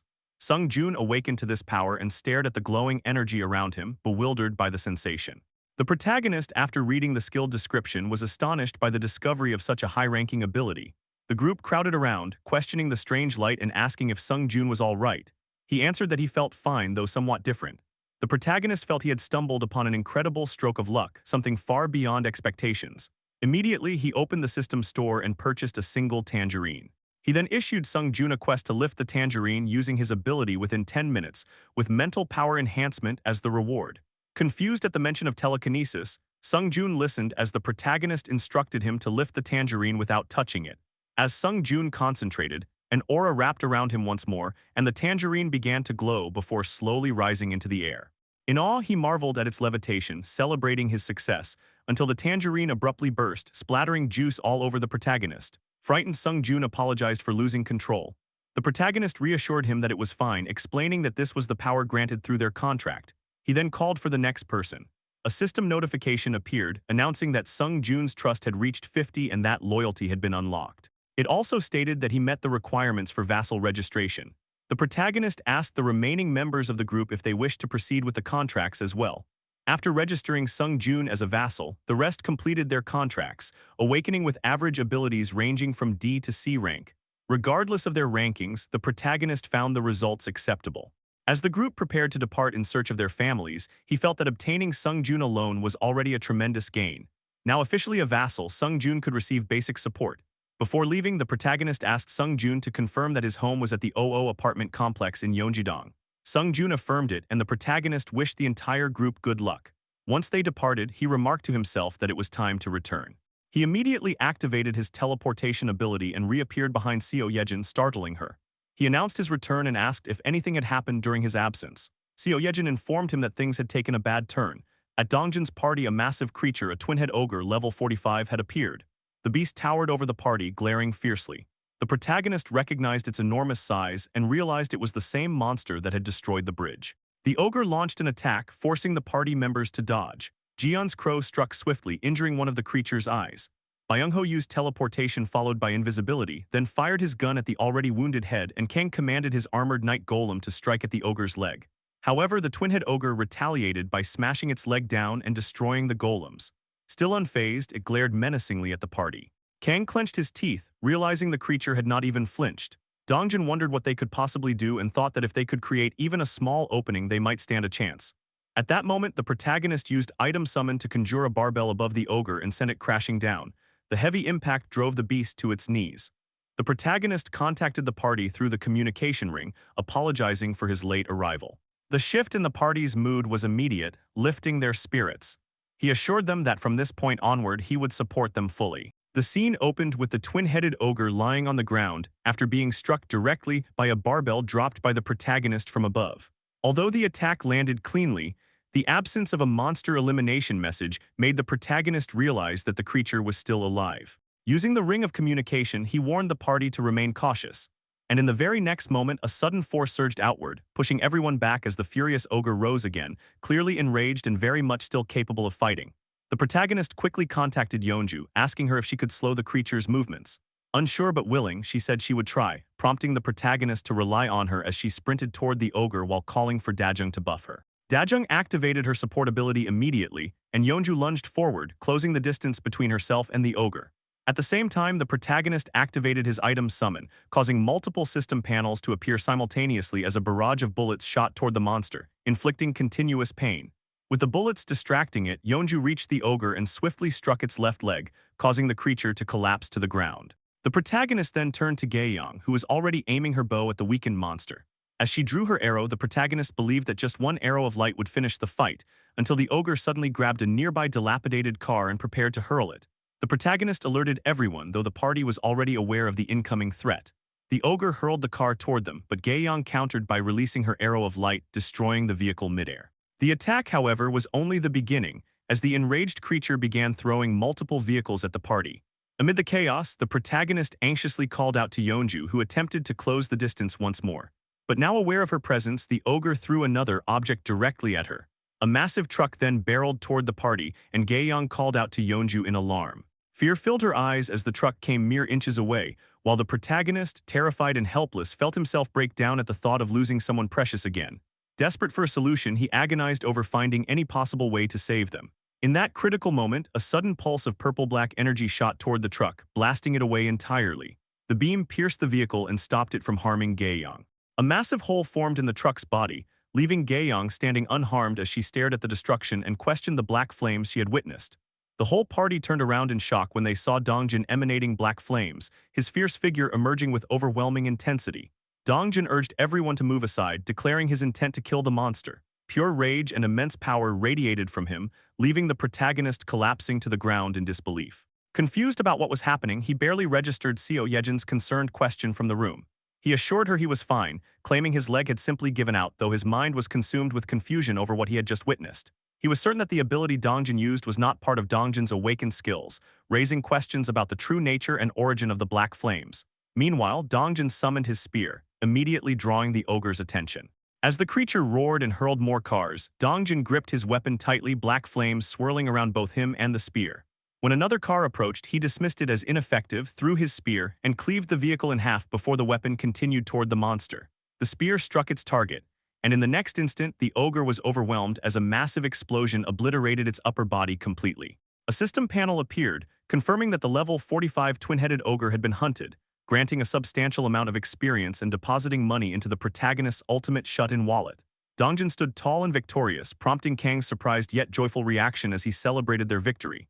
Dongjin smiled at the party while Gaeyang checked on Yeonju, who gave a trembling thumbs up to indicate she was fine. Byung-ho then questioned Dongjin about the ability he had used. Dongjin, still confused, admitted he had not been the one to activate it and suggested that perhaps the protagonist had somehow helped. Meanwhile, the protagonist continued thinking about the black flames, wondering whether the ability appeared only under certain conditions, or whether it even belonged to either of them at all. Everything remained a mystery, though he knew that was not the immediate concern. Another system panel appeared, indicating that the protagonist's skill level had increased. As his territory expanded once more, an intense surge of pain overwhelmed him, and he screamed as the effects took hold. The protagonist endured the familiar agony that always accompanied his level-ups, clutching his chest as low growls escaped him under the weight of the pain. Seo Yejin noticed his condition and called out to him in concern, but he reassured her that he was fine and had grown accustomed to the sensation to some extent. As always, his territory expanded, monsters within it were slain and converted into experience points, and the people inside the newly expanded area were granted citizenship. However, this time was different. A system panel appeared before him, announcing the discovery of a dungeon and informing him that, as the first discoverer, he had acquired a reward of 100 crystals. After reading the notification, he was left astonished, questioning the sudden appearance of a dungeon. He reasoned that since the reward involved crystals, the location must be closely related to them. The system indicated that the dungeon was located behind an apartment complex around the midslope of Hwangryeo Mountain. He decided that Junhyuk's party should be sent to investigate. He considered that forming a contract of subordination with Junhyuk and all his party members would result in combined combat power more than sufficient for the task. A thought crossed his mind about Lee Junhyuk's current whereabouts, prompting him to activate his ultimate eyes skill to locate him. Through this, he saw Junhyuk and his party facing several goblins, only for the goblins in front of them to be killed suddenly and without warning. Junhyuk was left confused, unable to understand how the monsters had died on their own. While observing this, the protagonist realized that during the territory expansion, the monsters Junhyuk's party had been hunting were eliminated under his influence. In the next moment, he used the ring of communication to contact Junhyuk, startling him with his sudden voice. Through the ring, the protagonist instructed Junhyuk to gather his party members and come to his house, explaining that he had a request. The protagonist returned to the apartment using the ultimate shut-in door. By then, Dongjin's party had nearly reached their destination, and Seo Yejin's assistance was no longer necessary. The protagonist expressed his gratitude to Seo Yejin for her hard work. She hesitated, feeling that there might still be something she could help with, but he smiled and assured her that she had already done everything she could. He added that if anything else came up, he would call her again, but for now she should rest well with her family. Though hesitant, Seo Yejin accepted his words and with a bright smile announced that she would be leaving. The protagonist told her to get home safely, and as she thanked him, a smile appeared on his face. Turning away, he thought that Dongjin's party should be reaching their destination by now. The last time he checked, there was nothing he needed to assist with. Their overall abilities had improved enough for them to achieve a breakthrough on their own, and the most troublesome issue, the elimination of one of the dominant bosses in the territory, had already been resolved. All that remained was a straight sprint toward the finish. The scene shifted to Dongjin's party as they ran relentlessly toward their destination. Observing this, the protagonist thought that the timing was perfect, as they were closing in on the apartment complex where the Dongjin, Kang, and Jian families were gathered. Tears welled up on Kang's face as he realized that he could see his house. Dongjin and Jian were filled with hope, determined to rush in, rescue everyone, and bring them back safely. Kang shouted in excitement, urging everyone to push forward with every bit of strength they had. The party continued running toward the apartment complex, believing that they were just a little closer to seeing their loved ones again. Excitement surged through the group as Kang imagined all of them heading to the safe zone together and living happily. However, before he could complete the thought, his eyes widened in horror as he noticed something ahead and abruptly stopped. Dongjin questioned why Kang had suddenly halted, but Kang's face was drenched in fear. Cursing under his breath, Kang grabbed Dongjin and Gaeyoung's attention, his hand trembling as he warned the party. Anxiety spread among them as Kang admitted that they might be too late. Dongjin's expression also shifted into horror as he noticed what stood before them, terrifying figures approaching from ahead. Silhouettes of newly arrived monsters emerged, revealing black orcs at level 31 and black orc warriors at level 35, along with numerous others wielding various weapons, all standing in their path. As the protagonist observed the situation, he was struck with terror. High-level monsters in the 30s were pouring out from the underground parking area. He could hardly believe it, yet the implication was undeniable. There was zero chance that anyone inside the complex was still alive, which meant nothing but disaster. At that moment, Kang announced a command, invoking the word associated with summoning, and multiple armored night golems appeared to confront the orc monsters. The protagonist thought that Dongjin's family, Kang's family, and the Jeon family had likely all met the same fate, with none of them surviving. Kang, consumed by fury, ordered the armored night golem cavalry to annihilate the enemies. The golem knights charged forward to face the grotesque monsters head-on. Meanwhile, Gaeyoung watched Dongjin closely, worried about him, as the thought that his family might be dead weighed heavily on the situation. Dongjin's rage flared, darkening the atmosphere around him. His eyes reflected a singular intent to kill the orcs before him. His gaze darkened further as black flames enveloped his body. As the golem knight cavalry clashed with the orcs, a spear wrapped in black flames appeared in the sky.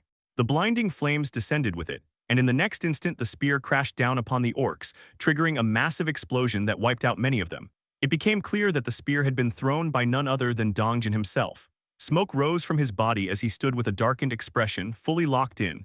With unwavering resolve, he declared the commencement of battle.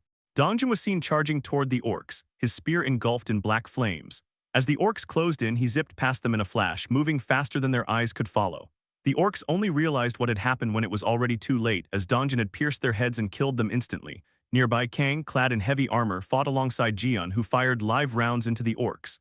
Kang advanced with his halberd and with a single powerful swing obliterated the orcs in his path. Fury burned in Kang's eyes, and every strike carried the rage boiling inside him. The protagonist soon joined the battle as well. He activated item summoning, causing multiple system panels to appear and live ammunition rained down on the orc army. As he observed the battlefield, he concluded that the black orc grunts themselves were not the real problem. They were no match for Dongjin and his party, who had grown far stronger than before. However, the moment this thought crossed his mind, one of the armored night golems was attacked and its head was brutally split apart. It became clear that the black orcs were not the true threat. The real danger lay in the black orcs of the warrior rank. These warrior-ranked orcs were fundamentally different, far stronger, and completely incomparable to the regular black orcs. As the protagonist recognized this, a menacing black orc warrior revealed itself. Using the ring of communication, the protagonist informed everyone that he would provide support and warned them to be cautious of the armored orcs while adjusting their formation. At that very moment, a warrior orc drew its bow and fired an arrow toward the party. The protagonist watched in shock as the arrow flew straight toward their healer, Dajung. Although the protagonist urgently warned Dajung to move away, it was already too late. The arrow struck her and her eyes went blank for a moment as she registered that she had been shot. The party cried out her name in alarm. The arrow had pierced her stomach, and she struggled to suppress her scream while enduring intense pain. Dongjin witnessed this and stood frozen in shock, unable to speak. The protagonist observed that Dongjin, who usually assessed situations calmly and issued orders without hesitation, was now completely unable to give a single command. Of all possible targets, the enemy had aimed for the weakest point in Dongjin's party, the healer. With the arrow embedded in Dajung's stomach, healing magic would be ineffective, and her support could no longer be relied upon. Yeonju, possessing strong regenerative abilities, could endure to some extent, but as the battle dragged on, the balance would inevitably tilt against them. The protagonist realized that the battle's beginning and end had effectively already been decided. If they were going to retreat, this was their final chance. He resolved to use a vassal summon to help them escape, believing that was the correct course of action. However, at that critical moment, a black orc warrior prepared to attack Dongjin. The protagonist shouted Dongjin's name to warn him. Just then, Dajung did the unthinkable by pulling the arrow out of her own stomach with her bare hands and throwing it aside. The protagonist was stunned as she declared that she was fine, her voice reaching every party member. She urged everyone to snap out of it and keep going and immediately began healing her wound. She then reminded them that they would not know anything until they checked the complex and confirmed the safety of their families. At the same time, Dongjin regained his focus as the axe of the black orc warrior descended toward him. He successfully parried the blow and struck the orc in the chest. The protagonist reasoned that even though Dajung had managed to remove the arrow, she would be overwhelmed by pain for a while. Ordinarily, the logical decision would have been to order an immediate retreat. Yet, just like the others fighting on the battlefield, the protagonist found himself consumed by the same rage. Fury ignited within him as he opened the status window, and instead of choosing to flee, he decided to empower his allies. The protagonist called out Dongjin, Kang, and Jian by name and issued a command to the system to raise all of them to level 40. A warning appeared in the system window, stating that leveling them to that point would require 1 billion won per level. Without hesitation, the protagonist proceeded. Instantly, Dongjin, Kang, and Jian reached level 40, and Dongjin immediately sensed that something had changed. The protagonist informed them that he had raised their levels and declared that they would crush every last enemy standing before them. The leveled-up party now faced the Black Orc warriors head-on, with the protagonist providing support from behind. Kang invoked his power and summoned far more armored golem knights than ever before. The protagonist reflected that even if the cost exceeded 10 billion won for the level-ups alone, he did not care. The armored golem knights charged toward the Black Orcs, and when one orc warrior attempted to strike a knight with an axe, the blow failed to even scratch its armor. In return, the knight cleanly beheaded the orc with a single seamless strike. As the battle intensified, the protagonist reflected that he had previously used the party's earnings to reclaim territory, cover utilities such as electricity, gas, and water, and construct new facilities. At that moment, Jian raised his hand and summoned multiple crows, ordering them to attack. The crows swarmed the orcs relentlessly. The protagonist concluded that if that was the case, then at the very least he could do this much for the party. He proceeded to raise Dongjin, Yeonju, and Kang to level 45, spending 18 billion won in the process. The protagonist reasoned that if such an amount ensured the party's victory, then it was worth spending for Dongjin's sake. Empowered by their newfound strength, Yeonju, Kang, and Dongjin charged forward toward the orc warriors, determined to slaughter them after reaching level 45. The protagonist narrates that the fighting continued for quite some time. Over the course of the battle, the protagonist levels Gaeyong, Byungho, and Dajung. All three reach level 40. The protagonist further explains that he adjusted all the remaining members to level 40 as well, resulting in everyone now being level 40 or higher. Among them, the three individuals who demonstrated the greatest efficiency in battle, Dongjin, Kang, and Yeonju, reached level 45. The protagonist explains that level 45 is the same level as the twin-headed ogre they had previously fought.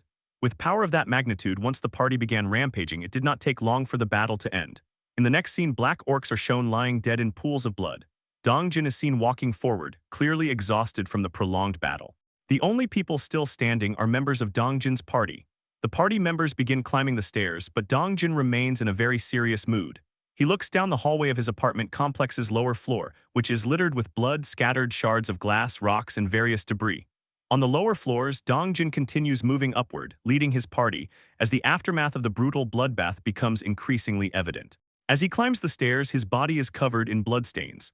At that moment, small droplets of water begin to fall from the sky and the clouds grow dark, as if the world itself is mourning and signaling that something tragic has occurred. Dongjin walks through the corridors of his apartment complex and eventually stops in front of his own apartment. He extends his hand toward the doorknob, but just then, Gaeyong catches his arm and calls out to him. Despite this, Dongjin remains trapped in a sad and grim state of mind. Kang also understands the situation, realizing that Dongjin's parents are most likely no longer alive.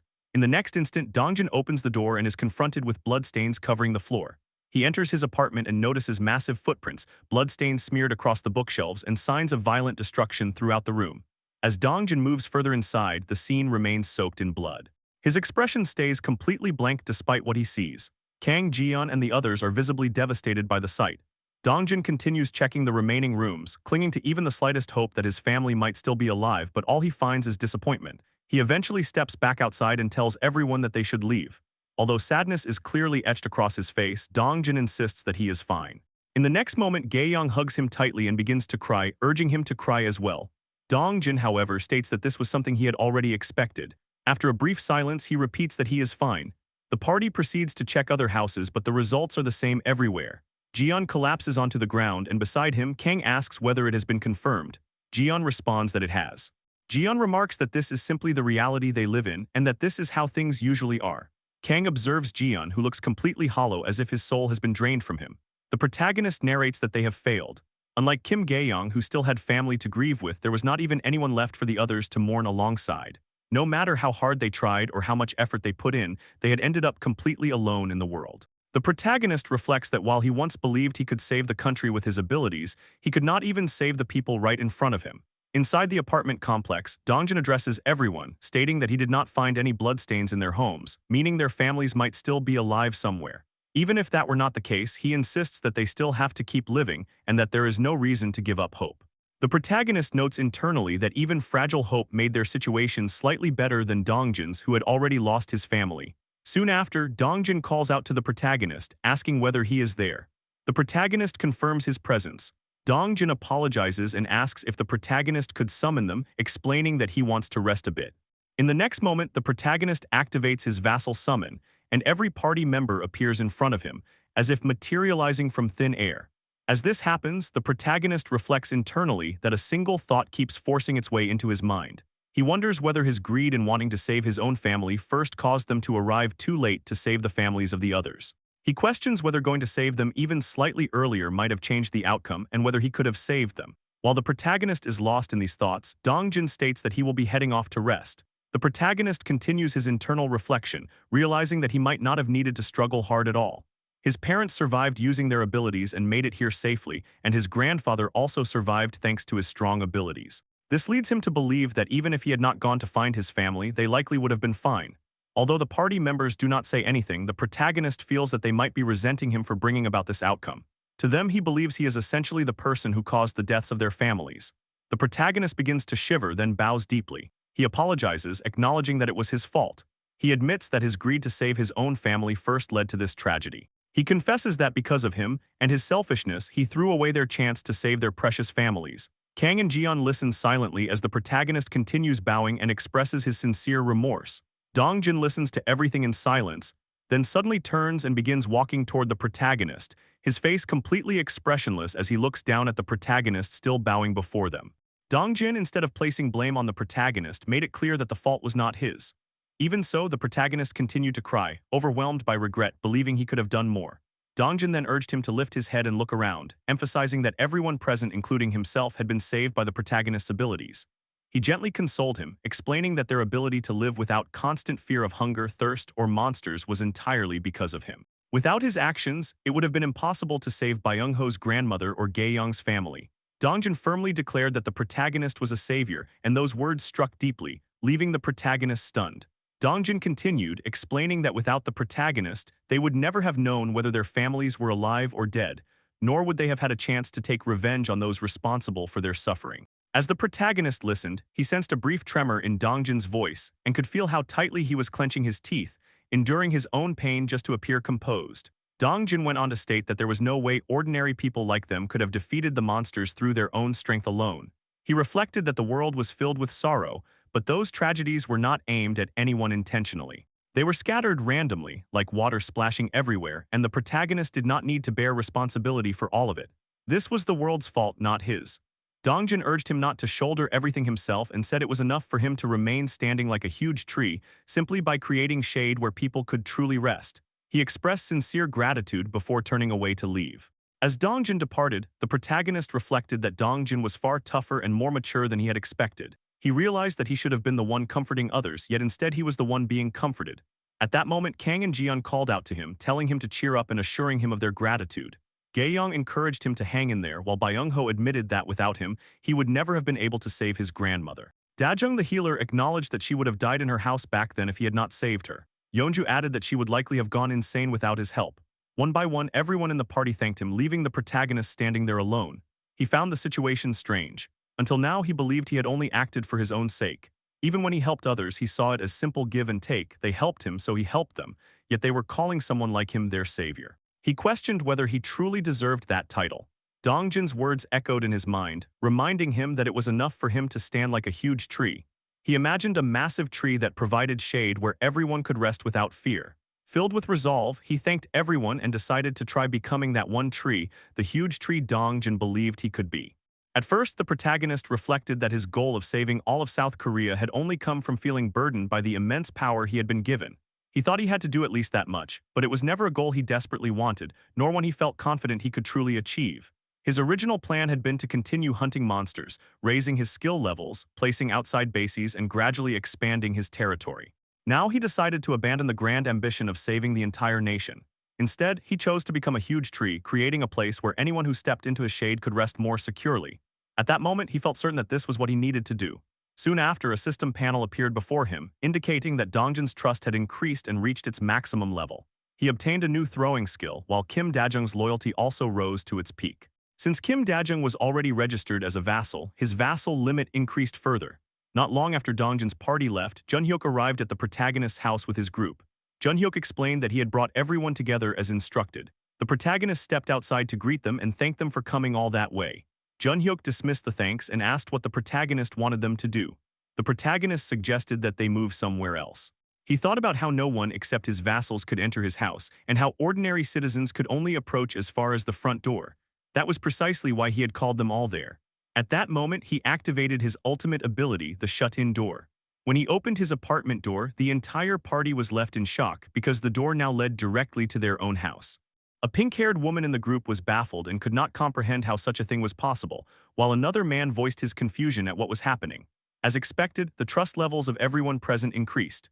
The protagonist smiled, thinking that the most direct and reliable way to raise trust was to demonstrate his abilities firsthand. He then announced that he would explain what he wanted from them. He stated that he wanted everyone present to sign a contract with him. The group was stunned by the mention of a contract, but soon after they all knelt before him to form a contract of subordination. Once it was complete, the pink-haired woman asked whether they were the last ones and if it was finally over. The protagonist, wiping away sweat, confirmed that it was done and acknowledged how exhausting it was to contract with multiple people at once. With that, the preparations were complete. He then called Junhyuk forward and explained the main point. As his territory had expanded, the entirety of Hwangryeo Mountain had now become part of it, and it appeared that a dungeon had emerged there. He asked Junhyuk and his party to explore the dungeon. After a brief moment of thought, Junhyuk agreed with a smile, thanking the protagonist for trusting them with such an important task. Before the protagonist could continue, a telepathic message reached him. It was Kim Dabin, informing him that the item he had instructed her to prepare was ready and asking him to come immediately. The protagonist responded that he would head there right away. We see our protagonist heading toward the 21st floor. In the elevator, he reflects that thanks to Junhyuk readily agreeing to take on the dungeon raid, matters related to the dungeon have finally eased up for a moment. It feels like the first real breath he's had in a while. What struck him as unusual, though, was that even after being bound by the contract of subordination, Junhyuk's skills didn't change. Just like Yeonju, his knight title simply shifted to Viscount. Among Junhyuk's party, the ones who could truly be called the core team were Lee Hyunchun, Shin Ah-hyung, and Kim Jidi. They ended up receiving B rank abilities, whereas most of the others received D or C ranks. Somehow, as the number of people he contracted increased and more data accumulated, he felt like he was starting to understand the pattern. To be granted higher rank abilities, there was something innate involved. Potential. Talent. The limit of subordinates was only 100 for him, so from now on, it would be smarter to contract with the most talented people possible. As that thought settles in his mind, the elevator doors slide open on the 21st floor. Dabin spots him immediately and lights up with happiness, calling out his name. He praises her for her hard work, and she just chuckles, brushing it off and saying it wasn't that difficult. He promises he'll make sure she gets a bonus, then quickly shifts focus to the crowd gathered in front of him. A line of people stands waiting. He asks if these are the ones. Dabin confirms that, as instructed, she gathered 10 people who are good at getting things done. He introduces himself cleanly and confidently as Kim Jae-hun. The entire group bows and greets him in unison. A man with golden hair steps forward and asks what kind of work he plans to have them do. Jae-hun answers without hesitation.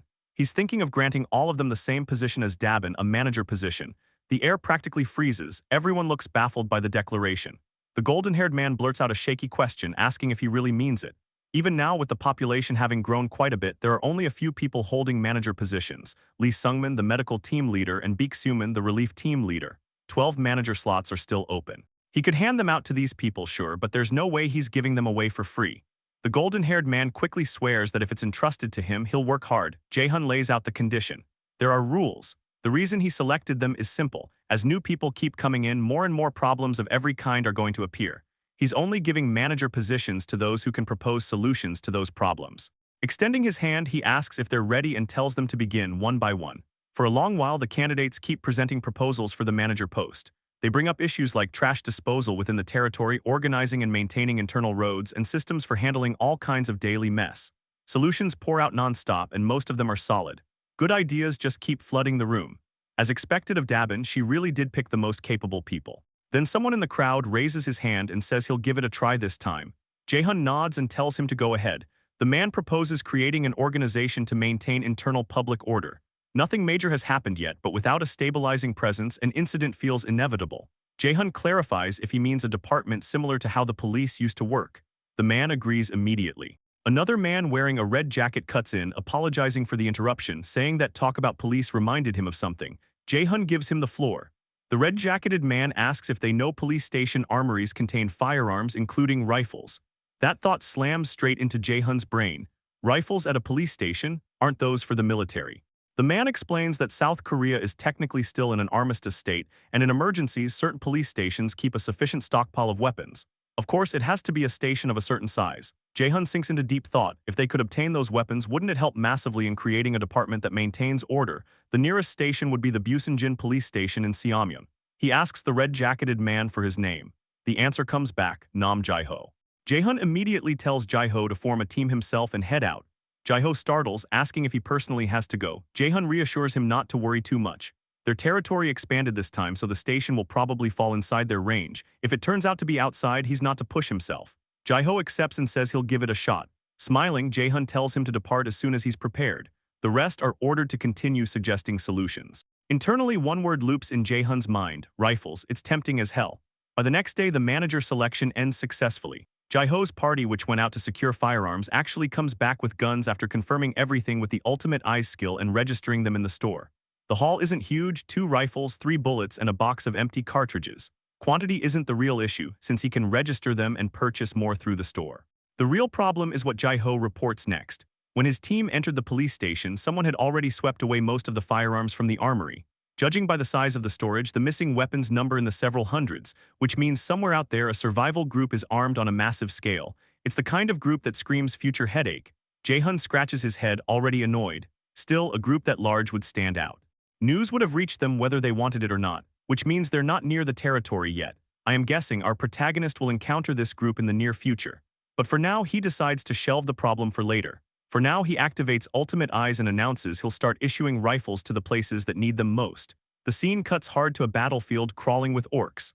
Sang-joon and his party are hiding, completely surrounded. One teammate panics and asks what they're supposed to do. Orcs are everywhere. Sang-joon curses, wondering how the hell they even pushed this far in.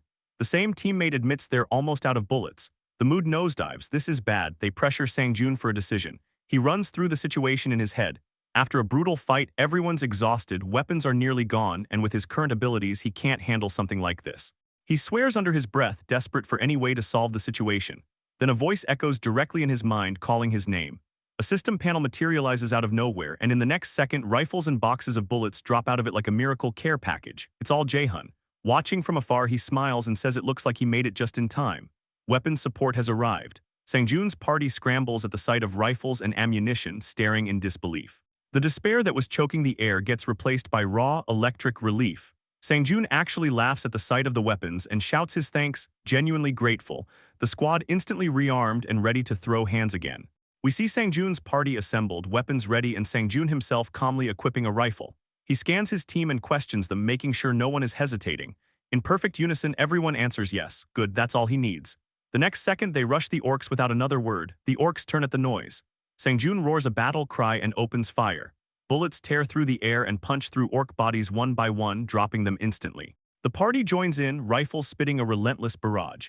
It's not a fight, it's a massacre. The orcs absorb round after round and collapse in piles. Some try to run, panic overriding pride, but Sang-joon's cavalry and the rest of the team gun them down too. Watching the retreat, Sang-joon laughs, hyped and breathless, shouting that they're running away, that they can do this, that they're going to save their families.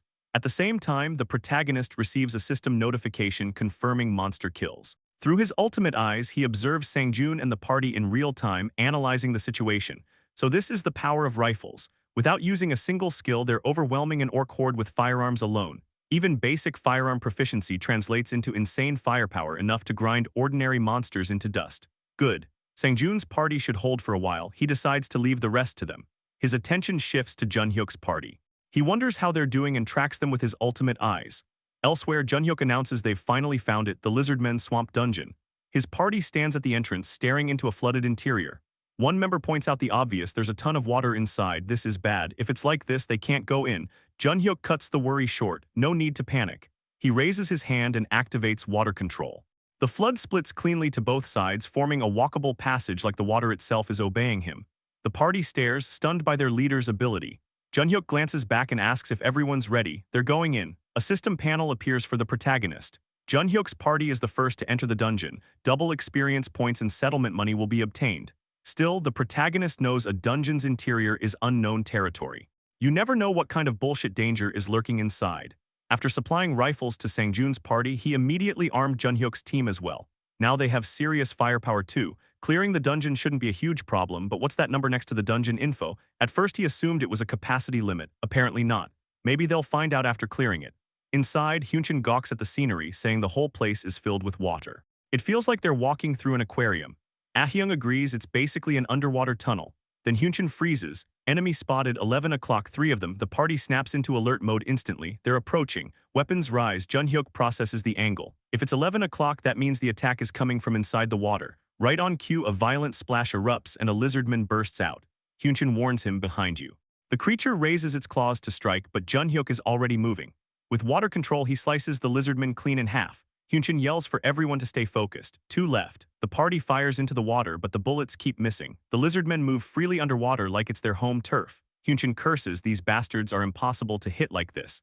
If only they could drag them out of the water, and then the water around the lizardmen suddenly vanishes. The creatures panic, disoriented. The party is shocked, but the reason is simple. Junhyuk states it plainly, water is his domain. He orders a volley, gunfire erupts. The remaining lizardmen are shredded. A system notification reaches the protagonist, 1 level 21 lizardman and 2 level 22 lizardmen hunted. He admits they got lucky. Normally, in a flooded dungeon like this, the terrain advantage belongs entirely to the lizardmen. Moving would be hell in dark water where visibility is garbage. Enemies that swim freely would feel like grim reapers stalking from every angle. But Lee Hyunchin's minimap ability, which maps terrain within 100 meters and distinguishes allies from enemies, combined with Junhyuk's water control, flips the entire board. Right now, there's nothing the protagonist even needs to support. Honestly, at this level, Junhyuk's full party isn't even necessary. Junhyuk and Hyunchin alone, plus a few rifle carriers for raw firepower, would be more than enough to bulldoze the dungeon. Deep inside, lizardmen corpses litter the path while Junhyuk's party stands tall over the aftermath. Without slowing down, they push further in. Eventually, they stop in front of a massive gate. Junhyuk wonders if they've reached the boss room. They open it and step inside. Junhyuk immediately notices something off. What is this? Ahyung blurts out that there's no water here. She jokes that maybe just reaching this room is the dungeon's clear condition since there's no boss in sight. Hyunchin shuts that down fast, telling her not to say shit like that because whenever someone says it, disaster follows. The next second, his expression changes. He feels it, something terrible. He warns everyone that something is approaching and it's coming fast. A massive surge of water explodes into the chamber. Junhyuk throws up a defensive dome with water control and orders everyone behind him. Even then, he strains, teeth clenched, muttering a curse as he realizes the pressure he's fighting. Out of the chaos emerges the dungeon boss, standing atop the water with a trident in hand, looming over the party like a nightmare-given form. Junhyuk confirms it through gritted teeth. It appeared. The dungeon boss has arrived, and its presence alone crushes the air with pure menace. The dungeon boss, the level 30 lizardman chieftain, suddenly appears right in front of Junhyuk's party. Without hesitation, Junhyuk orders everyone to open fire and his teammates immediately comply, unloading a relentless barrage of bullets toward the monster. But the very next moment, the dungeon boss casually swings his trident. Water surges up at his command, forming a fluid shield that blocks every single bullet coming his way. Ahyung blurts out in disbelief that it actually blocked the bullets with water, while Hyunchin panics, realizing their attacks aren't working at all and asking what they're supposed to do now. That's when Junhyuk simply smiles and says that if the boss can use water like that, then so can he. He calmly orders everyone to stay right where they are and not move an inch. Hyunchin is confused and asks what he's doing, but Junhyuk dashes forward, saying he'll finish it quickly and come back. Hyunchin calls out Junhyuk's name in worry, but Junhyuk has already begun manipulating the water beneath his feet. The water hardens under him like solid ground, letting him slide forward at insane speed. In seconds, he closes the distance between himself and the lizardman chieftain. With a fierce gaze, Junhyuk activates his water control ability in earnest. He hurls compressed water like deadly projectiles toward the boss.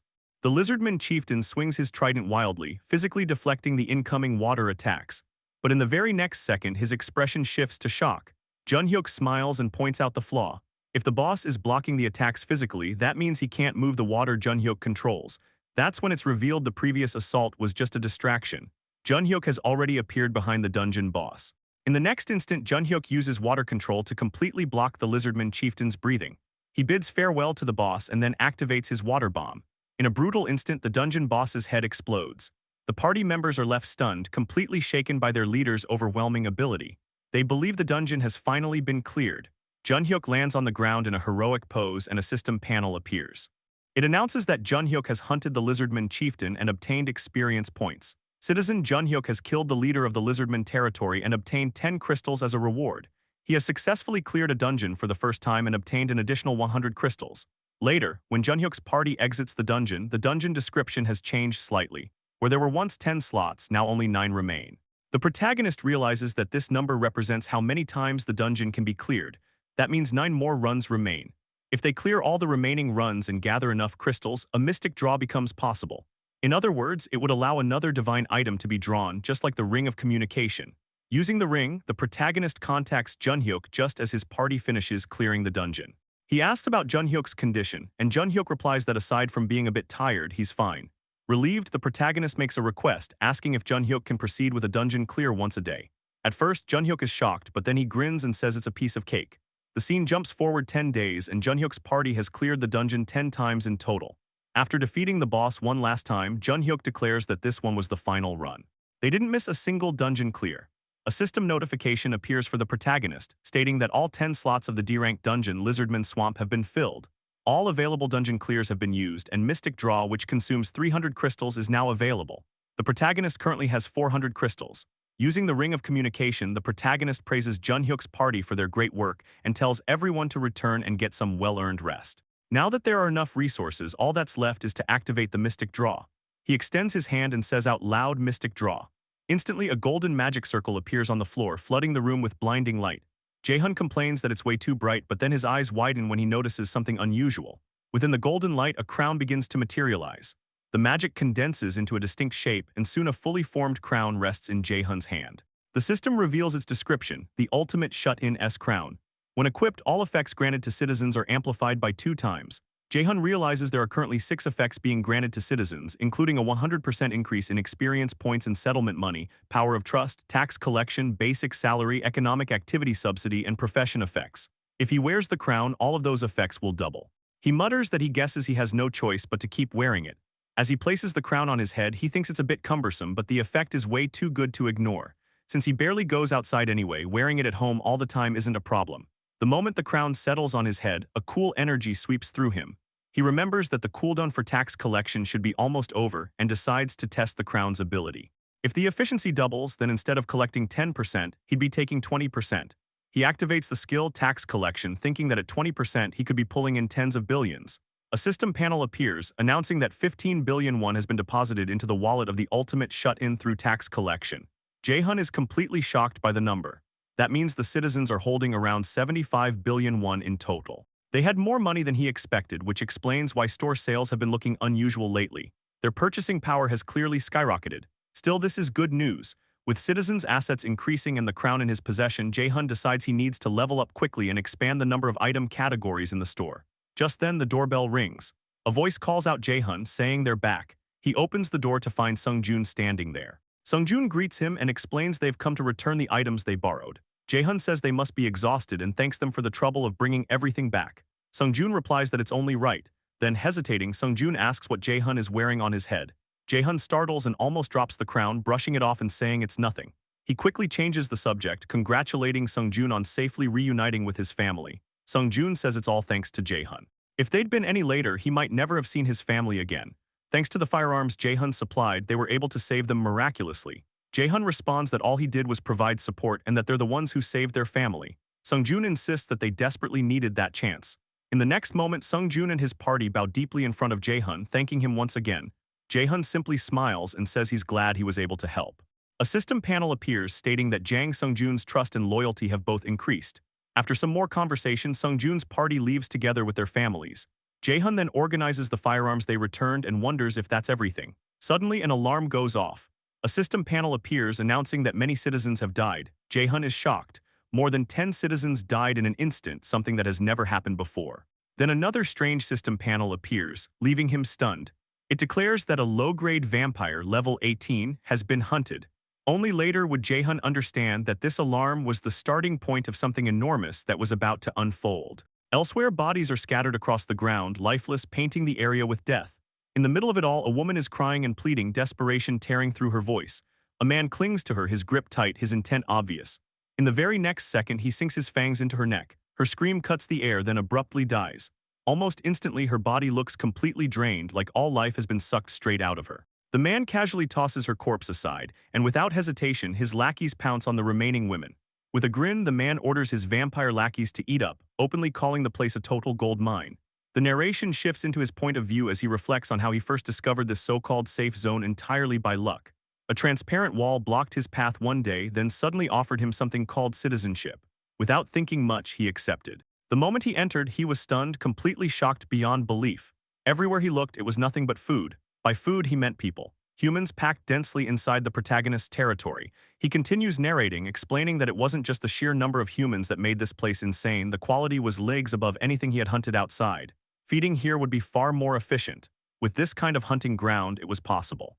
If he devoured everyone here and grew strong enough, he could become one of them, a powerful vampire like the bastard who once tossed him aside as if he were worthless. In his imagination, the image of that powerful vampire looms large. He believes he could rise to middle tier soon, just a little more time and he'd have power equal to that bastard. But equality wasn't enough. He needed more human blood, far more to surpass him. And for that, not only did he need to grow stronger, but his swarm had to evolve as well. At his current level as a low-tier vampire, he could command 5 of the lowest-tier vampires. One of them died during this hunt, but he doesn't care. It doesn't matter. This place is crawling with humans, and creating another lowest-tier vampire would be easy. He smiles devilishly as he thinks ahead. Once he becomes a middle-tier vampire, his underlings will evolve from lowest-tier into low-tier vampires one by one. When those guys start producing lowest-tier vampires like they're breeding nonstop, his hive will grow explosively. Then he'll devour every human in the area without discrimination. After that, he'll hunt down that bastard. By then, he'll have more than enough power to completely overwhelm him. When that time comes, he'll finally achieve it, his blood vengeance. Bro needs to chill. Just then, a door suddenly emits a strange purple light. The vampire's attention snaps toward it immediately. His eyes light up as he mutters, almost amused whether another piece of prey has arrived. He commands his lackeys to attack, mocking whoever is about to step out, wondering if they came here just to die. His lackeys rush forward without hesitation. In the very next second, everything goes wrong. All of their heads explode instantly. Blood gushes everywhere as their bodies collapse onto the ground. The vampire freezes, completely baffled. His entire swarm is wiped out in a single moment. He stares at the corpses, unable to believe what he's seeing, muttering in disbelief about what the hell just happened. And then it's revealed this is none other than our boy Jae-hun. Jae-hun calmly walks through the remains of the fallen lackeys, his gaze locked onto the vampire with pure menace. The vampire can't even process what's happening as Jae-hun approaches. Panic floods his mind. Without warning, without a fight, his entire swarm was erased instantly. His brain refuses to accept reality, but one truth becomes unavoidable, that human is a monster, something far beyond his current level of understanding. He knows he has to run, immediately, but Jae-hun isn't letting that happen. Jae-hun activates his invisible hand skill. An unseen force grips the vampire's neck, lifting him as he screams in agony. The vampire desperately gasps out a single plea, "Spare me," his voice breaking. Jae-hun tightens the grip, furious, demanding how dare he. The vampire realizes it's over. There's no miracle coming, no forgiveness. He's going to die a meaningless, empty death without ever getting his revenge. But instead, Jae-hun suddenly drops him to the ground. The vampire crashes down, coughing violently as his neck burns from the crushing pressure. Jae-hun looms over him and coldly issues a command. From now on, he will answer every question honestly. The vampire, trembling uncontrollably, agrees. Jae-hun's first question is simple: how did he get in here? The vampire introduces himself as Yeagle Sungkyu, a low-tier vampire. Hearing how absurdly easy it was for him to enter the territory gives Jae-hun a headache. When the system granted citizenship, it didn't specify humans. It said any being that met the requirements could be accepted as a citizen. Jae-hun never imagined that monsters could be granted citizenship too, especially monsters that eat humans. Jae-hun asks if Sungkyu was originally human. Sungkyu confirms it. He was an ordinary human until he was bitten by a vampire named On Sang-hyuk. Jae-hun realizes that might be exactly why citizenship was granted, because Sungkyu had once been human. He tells him to keep talking. Sungkyu explains that during his early days as a lowest-tier vampire, his memories were hazy. By biting humans, he eventually grew from lowest tier into a low-tier vampire. Jae-hun presses further, asking about the difference between lowest tier and low tier. Sungkyu explains that vampire ranks exist. Lowest-tier vampires are essentially beasts, driven only by instinct, retaining just enough intelligence to follow orders. Starting from low-tier vampires, however, their human sense of self returns, and they gain the ability to create and command a swarm. Jae-hun then asks what rank Sang-hyuk was. Sungkyu answers that he was a middle-tier vampire. Jae-hun processes this information internally. Sungkyu is currently a low-tier vampire at level 28, meaning a middle-tier vampire would be at an even higher level. Jae-hun doesn't know how far the hierarchy goes, but at the very least it reaches high tier. That means the level scaling is probably insanely bloated. Finally, Jae-hun asks one last question. Jae-hun stares him down with a deathly gaze and delivers his demand: "Tell me where he is." Sungkyu is still on his knees, trembling and broken, right on the edge of spilling everything about Sanghyuk. The tension is suffocating, the atmosphere heavy, and finally he caves in. He reveals the location of Sanghyuk, that is Deondong. Sanghyuk is hiding in an apartment complex there. Just like that, the last piece of the puzzle drops. Jae-hun acknowledges it, but Sungkyu suddenly panics, begging him to wait. He insists he will personally guide them, swearing he wants to see divine punishment fall on that bastard who ruined everything, his desperation painfully obvious. Right then, a system notification pops up, stating that Sungkyu's loyalty has increased. Instead of relief, Jae-hun feels pure disgust. Watching someone's loyalty rise out of sheer fear and survival instinct has never felt this revolting. Whether Sungkyu was once human or not doesn't matter anymore. To Jae-hun, he's just a monster who devoured innocent citizens, and he has zero intention of valuing that loyalty. He has already heard enough. If Sungkyu wants revenge that badly, then he can earn it himself. Jae-hun immediately issues a quest. The mission is simple: kill An Sang-hyuk. The time limit is 24 hours. The reward is a small amount of experience points. The failure penalty is death. It's basically a death sentence disguised as an opportunity. Standing over him with cold, suffocating pressure, Jae-hun tells Sungkyu to do it himself. Internally, he has no intention of sparing him. There is no mercy here. His voice carries a threatening edge as he orders Sungkyu to go find Sang-hyuk and kill that bastard on his own. Sungkyu completely freaks out and begs to drink human blood. He claims that if he just reaches the middle tier, taking down someone like Sang-hyuk would be easy. Jae-hun instantly shuts that down. If Sungkyu even lays a finger on a human, his head will explode on the spot. The terror hits immediately. Sungkyu is basically shitting in his vampire pants. Jae-hun knows the quest is almost guaranteed to kill him, but he also knows he can't let this guy become desperate and start attacking random people, so instead he opens the store. In front of Sungkyu, an M16 rifle and 100 rounds of ammunition materialize out of thin air. The vampire is completely stunned. Jae-hun wonders if planting even a tiny bit of hope will push him forward. He tells Sungkyu this is his chance, a chance to take revenge on the one who turned him into this. Sungkyu grips the rifle tightly. With this, he believes it's possible. He accepts the mission. Jae-hun then gives a final warning: do your best and wipe out every last vampire. But if he uses that weapon against anyone who isn't a vampire, Jae-hun will kill him instantly. The message is crystal clear. Sungkyu nods frantically and runs, fear driving every step. After that, Jae-hun uses the ring of communication and contacts Seo Yejin. He confirms she can hear him and tells her he wants her to attach a surveillance rat to a certain man. He asks her to come to his house soon. She agrees without hesitation. Standing among the corpses of his fallen citizens, Jae-hun reflects on the reality of the situation. If there are monsters nearby feeding on humans, the only correct answer for everyone's safety is extermination. Vampires must be wiped out. He needs to form a dedicated team to hunt them. Looking at the bodies lying in pools of blood, the weight of failure crushes him. Only one word escapes his mouth: damn it. Soon after, people arrive and begin closing the eyes of the victims, giving them what little dignity remains. Jae-hun had already asked Dabin to dispatch a relief team, and together they begin clearing the horrific scene. The scale of the tragedy is overwhelming. Dabin reports that everything is ready, but they found nothing to confirm the identities of the victims or locate their families. Without the internet or communications, tracking them is nearly impossible. Jae-hun knows it can't be helped, but the guilt still burns. This is a tragedy that could have been prevented if vampires had been filtered out from the start. At the very least, he wanted to find their families. He apologizes to the dead for failing to protect them. Then he activates his middle-tier elemental fire magic and burns their bodies, promising revenge. He vows to carry their anger and grief in their place. He asks them to rest in peace as the flames consume the scene, his hatred for vampires growing even stronger. The scene shifts to Deondong. A dilapidated apartment complex stands.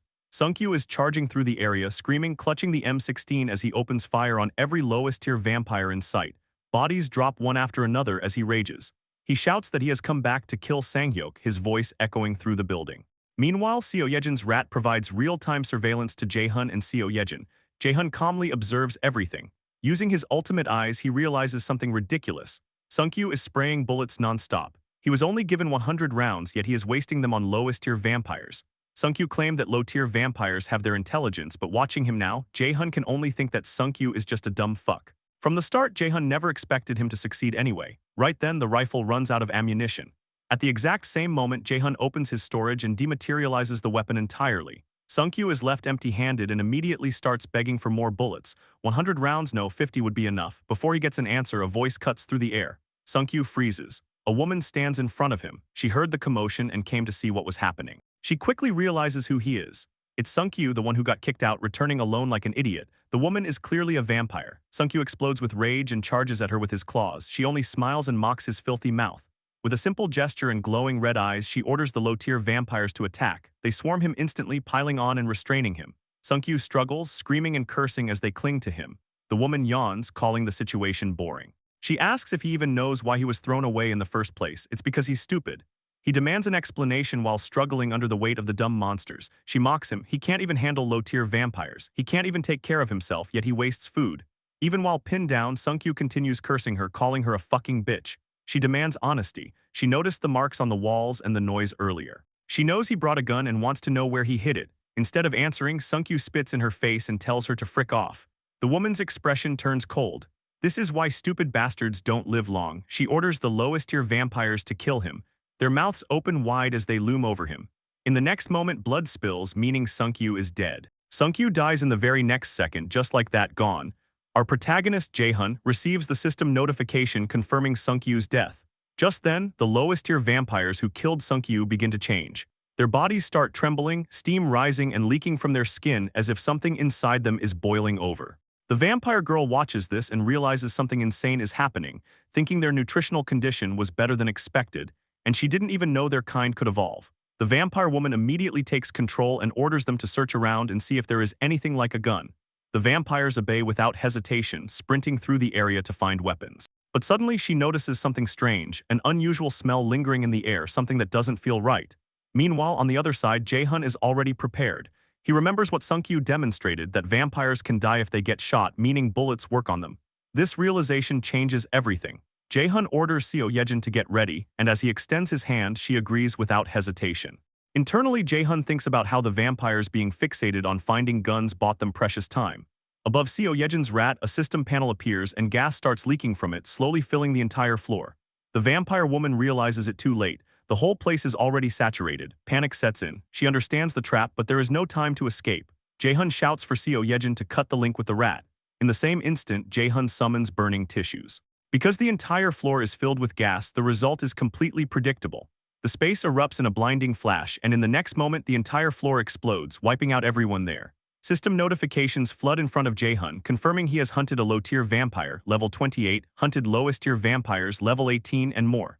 The biggest confirmation is that the vampire woman has been successfully killed. Jae-hun exhales in relief, thinking, damn vampires, they were way closer than he thought. He realizes that if he levels up and his territory expands, there is a high chance their area will become part of his territory. That would make things complicated because they would be considered citizens. He is thankful he discovered vampires now. He decides he will wipe every last one of them out before that happens. Seo Yejin suddenly wonders if vampires might already exist inside their territory. Jae-hun confirms this, which is why the situation is such a headache. Even now, he cannot rule out the possibility that vampires are harming people under his rule. Seo Yejin suggests assigning quests to everyone and imposing sanctions, but Jae-hun immediately rejects the idea, saying it is too extreme. If innocent people are affected, it will destroy public trust. She realizes her mistake, while Jae-hun internally acknowledges that such an action would cost him public support and create chaos. He knows there is a limit to what he can do alone and wishes there were a way to sort citizens by their tendencies. Right at that moment, a system panel appears. The number of citizens has reached 30,000. Because of this, the achievement system has been unlocked. Jae-hun is shocked and curious. He checks the feature and learns that when a specific achievement is completed, he can grant titles with custom effects. Immediately, he realizes how insane this is. He sets the achievement condition as killing a person with citizenship. The system confirms the setting and asks him to choose a title and effects. This will help filter vampires because they are the ones most likely to kill citizens, though there is still a small risk of citizens killing citizens, which he believes he can manage. Jae-hun asks if he can delete titles whenever he wants, and the system confirms he can. Relieved, he names the title Murderer and the effects. All stats reduced by 80%, both hands sealed, and a visible murder brand appearing on the forehead. The system shows the cost, 40 million won to set and 4 million per activation. Jae-hun proceeds without hesitation. The achievement is successfully registered. One of his biggest worries is now solved. He can punish violent crimes like murder instantly and visibly. Criminals can be branded in a way everyone will see. He also realizes he can create positive achievements too, like monster hunting, which opens endless possibilities. Seo Yejin then suggests sending a message instead of sanctions, asking vampires to reveal themselves. Jae-hun tells her it is fine now because he has already found a solution. She is relieved and smiles brightly like a light bulb going off. She praises him, saying she doesn't know what he did, but he is amazing. Seeing that smile, Jae-hun blushes hard. Turns away, thanking her, while internally realizing he has been so focused on work that he never noticed how pretty Seo Yejin really is. Suddenly, someone rings the doorbell. The person says they came as soon as they got his message. Jae-hun lets them in. The door opens and the person steps inside. Jae-hun thinks about how this person is indispensable when handling large numbers of monsters. For the vampire extermination operation, he had to call Yo Hyerin. She arrives and is ready to start immediately, but Jae-hun stops her, saying there is something important they need to do first. The scene shifts to a vampire base. A group of vampires sits around a table. In the middle is Sang-hyuk, the one Jae-hun has been searching for. He announces that Shin Saram is dead. Everyone is shocked. One vampire suspects it is because of the explosion on the first floor. Another questions if she is really dead and asks what happened. Sang-hyuk explains the entire first-floor corridor exploded and that the lowest-tier vampires heard gunshots, so it was likely those bastards. A masked vampire slams the table in anger, assuming it was the cops. Sang-hyuk confirms it. Rage spreads through the room. Some want to kill them immediately and take their heads. Others say they should have shredded them before. However, one baldy vampire points out it is not simple because the enemies have guns. Another warns that a full war would be dangerous. Sang-hyuk thinks something feels off. They already knew about vampires, but suddenly launching a full attack makes no sense. How did they find the base? Why now? There are too many unanswered questions. Despite this, everyone demands a decision. Sang-hyuk declares they will attack. The room erupts with hype, but he adds they will not fight head-on. Instead, they will exploit the enemy's lack of supplies, infiltrate from within, and destroy them.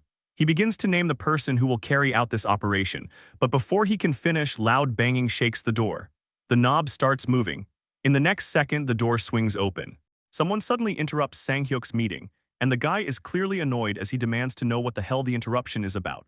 A hand slowly pushes the door open, and a lowest-tier vampire staggers inside, coughing violently and barely able to breathe. The dude warns them that it's dangerous and that they have to get out of there right now. Sang-hyuk immediately questions what that even means, but the lowest-tier vampire coughs harder and says there's no time for explanations. He urges them to go outside, mentioning the rats, but before he can finish the warning, chaos squeaks. Seo Yejin's rat suddenly bursts into the room in a wild leap. The lowest-tier vampire sees the rat and instantly looks horrified while the creature squeaks sharply. Realizing what's coming, the lowest-tier vampire screams for everyone to run, but it's already too late. The rat has fully entered the room, and a system panel suddenly appears above it, as Hyren's poison mist begins releasing from the tiny body. The moment Sang-hyuk sees the rat, he's shocked, instantly realizing how bad the situation is. Without wasting another second, he urgently tells everyone to hold their breath and jump out the window. Inside the room, the lower-tier vampires start dying as the poison mist spreads through the air. The elite members react immediately to Sang-hyuk's command and begin running, and within seconds they leap out through the window to escape. Meanwhile, the entire conference room fills with toxic gas. Elsewhere, a system panel appears for Jae-hun, announcing that low-tier vampires of level 22 and level 23 have been hunted, while the elite vampires manage to escape the gas and run outside. Right then, Jae-hun locates the leader, Sang-hyuk, and immediately commands Seo Yejin to follow them. Seo Yejin agrees, sending the rat to trail behind Sang-hyuk's group. Jae-hun begins analyzing the situation in his mind. Hyren's poison mist strategy definitely wiped out a decent number of vampires, but most of the ones killed were weak, low-level trash. The vampires in the conference room are completely different from the ones they fought earlier. Every single one of them is at least a low-tier vampire with levels in the high 20s. They're probably Sang-hyuk's elite members. If those guys aren't dealt with right now, they'll rebuild the swarm again and their numbers will explode. So the goal becomes obvious, wipe them out here if possible. Meanwhile, Seo Yejin's rat continues following the vampires quietly. But suddenly a hand shoots out and grabs the rat mid-movement. The one holding it is none other than Sang-hyuk himself. The rat is completely captured now, and all the vampires stare at it like predators staring down their next meal. The rat squeaks and struggles desperately in Sang-hyuk's grip, but Sang-hyuk doesn't hesitate for even a second. In the next moment, he crushes the rat with his bare hand, blood splashing the scene. At the same instant, the damage reflects back onto Seo Yejin herself. She suddenly cries out in pain, and Jae-hun immediately asks if she's okay. She confirms she is, but the backlash clearly hurts. Jae-hun quickly realizes the bad news. They didn't manage to kill even one of the top-ranked vampires. Ideally, he wanted to eliminate them before they could gather any information about them. Now the surviving vampires will realize how dangerous the poison mist is, and they'll also figure out that rats are being used to spread it. That means it's very questionable whether they'll ever stay inside enclosed spaces again. Hell, they might even move their main base entirely. Jae-hun calls out to Seo Yejin and asks her to keep watching whether the vampires relocate somewhere else, even though he knows it's difficult. She understands and agrees. But Jae-hun also realizes another harsh limitation. Every time one of Seo Yejin's rats dies, she takes a mental hit from the feedback. That means continuing to rely on the rat-based poison mist strategy will get harder and harder. In this situation, they're going to need help. And the only group that can realistically handle enemies at that level is Dongjin's party. Using his ultimate eyes skill, Jae-hun begins searching for the locations of Dongjin's party members. The scene shifts to a gym where people are training. One guy is casually bench pressing an insane amount of weight, and it turns out to be Dongjin himself. His fiancée, Gaeyong, asks what he thinks about the weights. Dongjin says they feel way lighter than he expected. Gaeyong is shocked because the total weight is 350 kilograms. Dongjin casually suggests she try it too, but Gaeyong immediately opposes the idea. Still, Dongjin reassures her and promises to help. Gaeyong's face goes pale because she absolutely does not want to bench press that monstrous weight, but she reluctantly lies down on the bench anyway. She warns Dongjin that if it looks like she can't handle it, he needs to step in immediately. Dongjin calmly tells her to trust him. She starts lifting the bar, and to her absolute shock, she can actually move it. In fact, she can lift it easily. Completely stunned, she asks how this is even possible and wonders if Dongjin is secretly lifting it for her. Dongjin just laughs and insists he's not doing anything. Meanwhile, Jaehyun observes Dongjin through his skill and thinks about what happened after Dongjin returned from Jangjeondong. After learning that his parents were gone, Dongjin kept a blank expression on his face, but his eyes were filled with deep sadness. Now though, the heavy atmosphere around him seems to have faded a lot. That alone is a huge relief. He's clearly doing much better now, probably thanks to Gaeyong and the members of her family who stayed by his side. From the looks of things, Dongjin seems ready again. Next, Jaehyun checks on the other party members using the ultimate eyes skill. He sees a knight cutting down a goblin with a halberd while training continues. Jiyeon comments to Kang that, compared to before, the soldiers' movements have become much more natural. Kang agrees and says they've been training non-stop for a while. After wasting time doing nothing but drinking alcohol, he finally came to his senses and realized he couldn't stay weak forever. Jiyeon says he feels the same and demonstrates something new he can do. When Kang turns around to look, he's completely stunned. Jiyeon's entire appearance has changed. His hands have transformed into wings that resemble a crow's. Jiyeon casually asks how it looks and suggests they go a bit farther out for today's hunt. A system notification appears, revealing that Jiyeon's skill, Crow Command, has evolved into Crow Synchronization. The description explains that fusion is only possible with a target whose affinity has reached 100. Watching this, Jaehyun realizes something important. Skills can evolve through personal effort. Jiyeon must have fused with the crow he keeps with him. That would make scouting incredibly convenient. If Jiyeon can fly in that form, his scouting range will become massive. From what Jaehyun can see, both Kang and Jiyeon look completely ready. Next, he checks on the last member, Byung-ho. Recently, Byung-ho got a car and has been traveling far away to hunt. Right now, Byung-ho sits in the back seat while Yeonju drives and Dajung sits beside her. Byung-ho wonders if Kang and Jiyeon are just drinking again today. Yeonju tells him to leave them alone and says they'll come to their senses eventually. Byung-ho still worries and asks if they really will. Yeonju confidently replies that they're strong and just need a little time. For things like this, time is the best medicine. Jaehyun silently agrees with that thought. Honestly, he would prefer giving them even more time to recover. But among all the parties in this territory, Dongjeon's group is the ace party. They've received the most investment and possess the most overwhelming power. At that moment, Jaehyun activates the ring of communication and contacts everyone in Dongjeon's party, Dongjeon first, followed by Gaeyong, Jiyeon, Kang, Yeonju, Dajung, and Byung-ho. He greets them after a long time and asks if they've been resting well, saying there's something important he needs to tell them. Inside his mind, Jaehyun already knows the truth. The only people capable of solving the vampire problem, no matter how he thinks about it, are them. The remaining elite vampires gather once again in a tense meeting. The atmosphere is heated, anger simmering in the room, as one of them insists they must attack those bastards first. To them, this is basically a declaration of war. Their comrades died to that rat bastard, and they cannot just sit around doing nothing. All eyes eventually turn toward their leader, Sang-hyuk. While the others keep running their mouths and pushing for immediate action, saying they just need the order and they will go deal with them, Sang-hyuk remains calm, watching and thinking. Another vampire, the one with the ski mask from before, steps in and addresses Sang-hyuk. Before anything else, he says they need to move the hideout first. If the enemy keeps attacking the same way, they will all die here. The masked vampire immediately snaps back in frustration, asking what the hell he is talking about. He argues that there is a saying about how there is no paradise in a place you run away to, basically calling the idea of retreat pathetic. The ski mask vampire fires back instantly, calling him an idiot. That group can carry out attacks with a single rat, and there is nothing good about staying in a location that has already been exposed. The masked vampire refuses to back down, insisting that this is exactly why they need to strike first. The two keep arguing, while Sang-hyuk silently watches, deep in thought. The ski mask vampire pushes the point even further, asking if anyone here even knows who they are up against. The masked vampire scoffs and asks who the hell else it could be, those freaks with guns, but things are not that simple. Sang-hyuk finally steps forward and shuts down the argument, saying that is not it.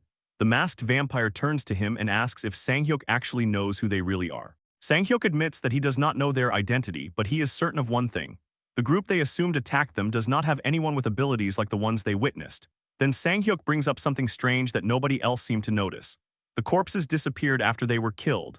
Right before he escaped out the window during the terror attack with the poison mist, he saw some low-tier vampires get hit by the poison mist and die. But when they breathed their last, their bodies began disappearing little by little. And when Shin Saram was taken out, they could not find her body either. At first, Sanghyuk assumed it vanished because it got caught in the explosion, but now he is not so sure. Gunshots, explosions, and even rats spewing poison mist. There are simply way too many things that do not add up for this to be something the cops did. If it was not the cops, then some unknown group is targeting them. But the real question is why. The ski mask vampire urges Sanghyuk to make a decision quickly. They need to gather the surviving vampires and leave immediately. If they do not even know the enemy's identity, staying here only makes things more dangerous. Sanghyuk falls silent for a moment, deep in thought. His mind drifts away into an old memory. In that memory, a man stands in front of him and confirms his name is Sanghyuk. After Sanghyuk acknowledges it, the man tells him he will be leaving for a while and gives him a mission. Sanghyuk must eat everyone in the apartment complex, grow, form a swarm, and rule it. And until the man returns, Sanghyuk must not leave that place. Sanghyuk thanks him for entrusting him with such an important mission. However, he cautiously asks what would happen if something occurs that he cannot handle while the man is gone. The man smiles with clear amusement and praises Sanghyuk for being cautious. If it were the others, they would be bouncing around in excitement just thinking about getting stronger. After hearing the praise, Sanghyuk thanks him again. Then the man wearing a devilish smile says they should prepare a contingency plan just in case. If something truly dangerous happens, he will tell Sanghyuk the location where he will be staying. If Sanghyuk ever truly needs him, then he can come find him. The memory fades and the scene returns to the present. Sanghyuk calls out to the vampire with the ski mask. His name is revealed to be Sun Jihwan. Sanghyuk asks him a simple question whether he is the fastest vampire here. Jihwan confirms that he is, confused about why Sanghyuk suddenly asks. Sanghyuk's expression turns terrifying as he makes his decision. They are not moving bases, they are waiting here. Jihwan immediately protests, but Sanghyuk cuts him off. Judging by the enemy's recent moves, whoever attacked them will probably strike again very soon. Before it is too late, Jihwan needs to deliver a message to the one who made Sanghyuk. That person is Young-Hoon. Sanghyuk tells him to inform Young-Hoon that they need his help. The scene shifts to evening. A building comes into view, something that looks like a guest house. Inside, blood is splattered all over the floor. One man is desperately begging for his life, struggling to breathe. Another vampire questions why they are being treated like this after being turned into vampires when they were dying. Standing among the bodies is none other than Young-Hoon himself, casually slaughtering vampires. Young-Hoon responds coldly. Depending on how you look at it, he says they might see it that way. The terrified vampire asks if they are not of the same kind. Young-Hoon replies that since they seem to need to understand, he will make an exception and explain it clearly. A vampire is naturally a monster that eats people, but humans are way too lacking in nutrition. At that moment, horrifying blood tentacles burst out from Young-Hoon's back. The blood constructs spear through the vampire's body and begin draining him dry. Young-Hoon calmly explains that eating humans is not efficient for growth. Then he brings up a twisted question. If a vampire grows by eating lots of humans and then gets eaten by another vampire, what do you think happens? The answer is obvious. The one who consumes them absorbs highly concentrated nutrients all at once. After draining him completely, Young-Hoon casually drops the empty vampire body he was holding. He asks if the situation is clear now about why he turned them into vampires. In short, they are not vampires. He is the vampire. The vampire lying on the floor begs him not to come any closer. Young-Hoon simply smiles and calls them livestock. His blood tentacles pierce the vampire again and suck him dry. The writhing blood tendrils drain every last drop as Young-Hoon casually evaluates the result. He notes that the vampire has ripened nicely, but it is still not enough. Thinking to himself, Young-Hoon remembers that it has been quite some time since he looted another location. By now it should be perfectly ready to eat. The only problem is that he cannot quite remember where that place was. He tries to recall the name of the location. Right then, the front door opens. Sun Jihwan arrives at the building and politely introduces himself. He states his name and explains that he is Sanghyuk's subordinate. An unknown organization carried out a terror attack in Deondong, so Sanghyuk sent him all the way here to request help. Young-Hoon looks at the unexpected visitor in silence. Then suddenly realization hits him. He remembers now. That place was his food storage, it was them. Jihwan finally notices the piles of slaughtered vampires around him and completely panics, wondering what the hell happened here. Meanwhile, Young-Hoon calmly finishes remembering the location. Deondong. The scene transitions into night. A beautiful moon hangs in the sky. In front of the vampire base, Dongjin and his party stand ready. Dongjin asks if this is the place Jae-hun mentioned. Then he orders everyone to draw their weapons and get ready. From this moment onward, they will exterminate every single vampire in that place. The entire party prepares for a full slaughter. Before the long-awaited clash between Dongjin's party and the vampires could even begin, the scene rewinds a few moments earlier, setting the stage for everything about to go down. Jae-hun drops the bombshell, revealing the existence of vampires to Dongjin's party, and yeah, the reaction is exactly what you'd expect, pure shock. No one saw that coming. Jae-hun confirms that's exactly why he gathered everyone here. Dongjin immediately presses him, asking if the vampires are still in Deondong. Jae-hun reassures them they've been tracking the situation using Seo Yejin's rats, but so far the vampires haven't made any major moves. Then Jae-hun gets real. Based on their current strength, Dongjin's party should be able to wipe them out without much trouble. In fact, they're strong enough to overwhelm even the strongest fighter on the enemy's side. Easy win, right? Not quite. Because the real problem isn't strength, it's humanity. Jae-hun reminds them that these vampires were once human. Not monsters, people. They can talk, they can beg, and when they're about to die, they might scream for mercy. And that kind of thing, that kind of brutal, up-close reality can mess with your head, break your heart, leave scars. Guilt is inevitable. So he asks the question straight, are they really okay with doing this? Dongjin doesn't hesitate. He understands the concern, but he's already made peace with it. In this broken, ever-changing world, survival isn't clean. It's ugly. And this is just part of the process. Something they have to go through at least once. Because next time it might not even be vampires, it might be real humans, and when that day comes, they won't hesitate. The entire group locks in. No fear, no backing out. They're ready to smash. Dongjin reassures Jae-hun not to worry. Him and his squad aren't fragile like that. Even if their hearts break, they'll get back up again. They've done it before, they'll do it again. Jae-hun watches him in silence, realizing the weight behind those words. This is a man who lost his family and still stands tall, still choosing to protect others. Then Dongjin casually points at Kang and Jiyeon, joking that if things get too rough, they can always drown themselves in alcohol like those two did before. Jae-hun sighs, a small chuckle escaping. Maybe he really did worry too much. Having them here is more reassuring than he expected. He puts his trust in them once again. And just like that, the scene snaps back to the present. Inside the vampire stronghold, Sang-hyuk drums his long, claw-like nails against the table, clearly irritated.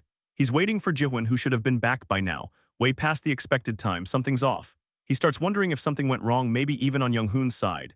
Nearby, the masked vampire Shim Hyung-sik starts talking trash, cursing Jihoon and calling him a coward who probably dipped to save his own skin. But Sang-hyuk immediately shuts that down. That's not the kind of man Jihoon is. Still, the delay is suspicious. Maybe he ran into a monster, and right as that thought lands, a spear comes flying in at insane speed with lethal velocity slicing through the air.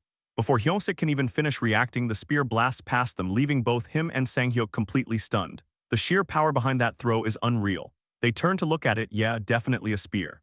And then they see them. Dongjin's party has arrived. Dongjin gives the command to begin combat, and at the same time, Sang-hyuk orders every vampire in the complex to mobilize immediately. The whole place goes on high alert. Hyung-sik, already heated, calls it insane and charges straight at Kang in a fit of rage. But Kang, completely unfazed, absolute chill. As Hyung-sik rushes in, Kang simply raises his halberd and in one clean motion slices him in half. The entire vampire squad freezes. Shock spreads like wildfire. Even Sang-hyuk can't process what he just saw. Hyung-sik, one of the strongest among the low-tier vampires, just got folded in a single hit. What kind of monsters are these people? A system panel pops up confirming the kill. A level 28 low-tier vampire has been hunted. Hyung-sik's body starts dissolving, fading out of existence. And just like that, Sang-hyuk connects the dots. These are the same people who previously used rats to mess with their base. Through the building's speaker system, Sang-hyuk issues a full-scale command. Every vampire is ordered to fight back, no matter the cost. This place was entrusted to them by Young-hoon, and they're not letting it fall. At least that's the plan, because reality hits different. Dongjin's party moves like seasoned killers. Gaeyong fires an arrow that cleanly pierces through the bald vampire's skull. Yeonju in her bare form goes absolutely feral, tearing through enemies left and right. Meanwhile, Jiyeon, glasses and rifle locked in, keeps dropping targets from a distance. This isn't a battle, it's a massacre. Sang-hyuk watches in disbelief. They outnumber the intruders by a huge margin, so why are they getting completely destroyed? Why can't they even compete? These people aren't just strong, they're experienced. They are built different. Panic starts creeping in. They need another plan, fast. But it's already too late. In the blink of an eye, Dongjin appears right in front of Sang-hyuk and drives his spear straight through him. Sang-hyuk can't even process what just happened. Dongjin makes it clear they'll never win. Unlike the vampires, who only take from others, his group knows what it means to lose everything. And that difference, that's what makes them unstoppable.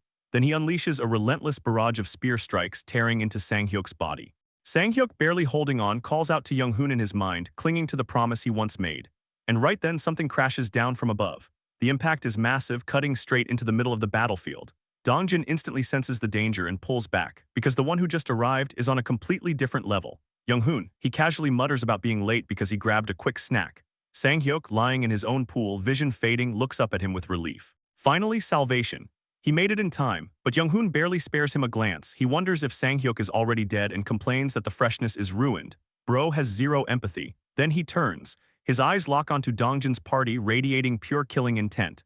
And with a voice dripping in menace, he demands to know if they're the bastards who tore up his food storage. Kang moves like a straight-up menace, cutting down vampires left and right with his halberd. No hesitation, no mercy, just pure slaughter. The battlefield is already looking like a graveyard when Byung-ho clocks the situation and notes that the outside is finally handled. Most of the vampires are wiped, leaving only the ones on Dongjin's side.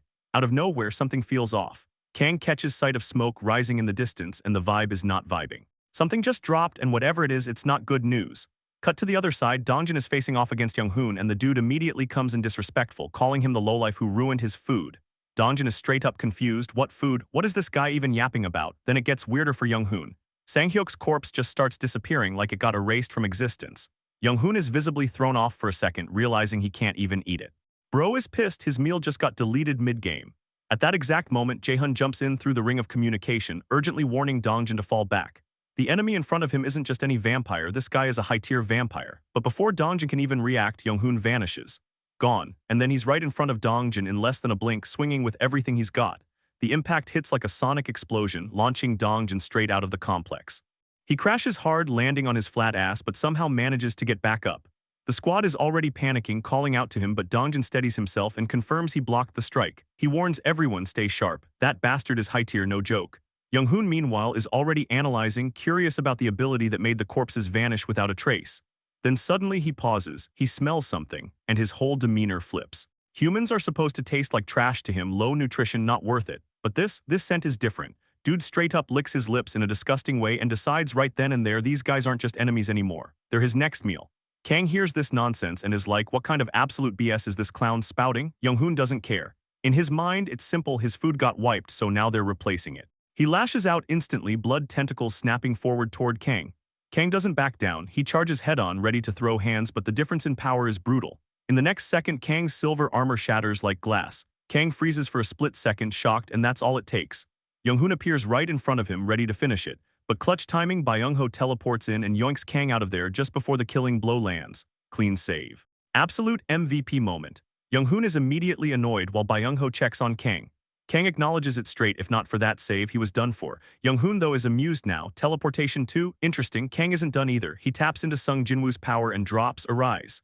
Instantly, multiple Iron Knights erupt from the ground like an army pulling up.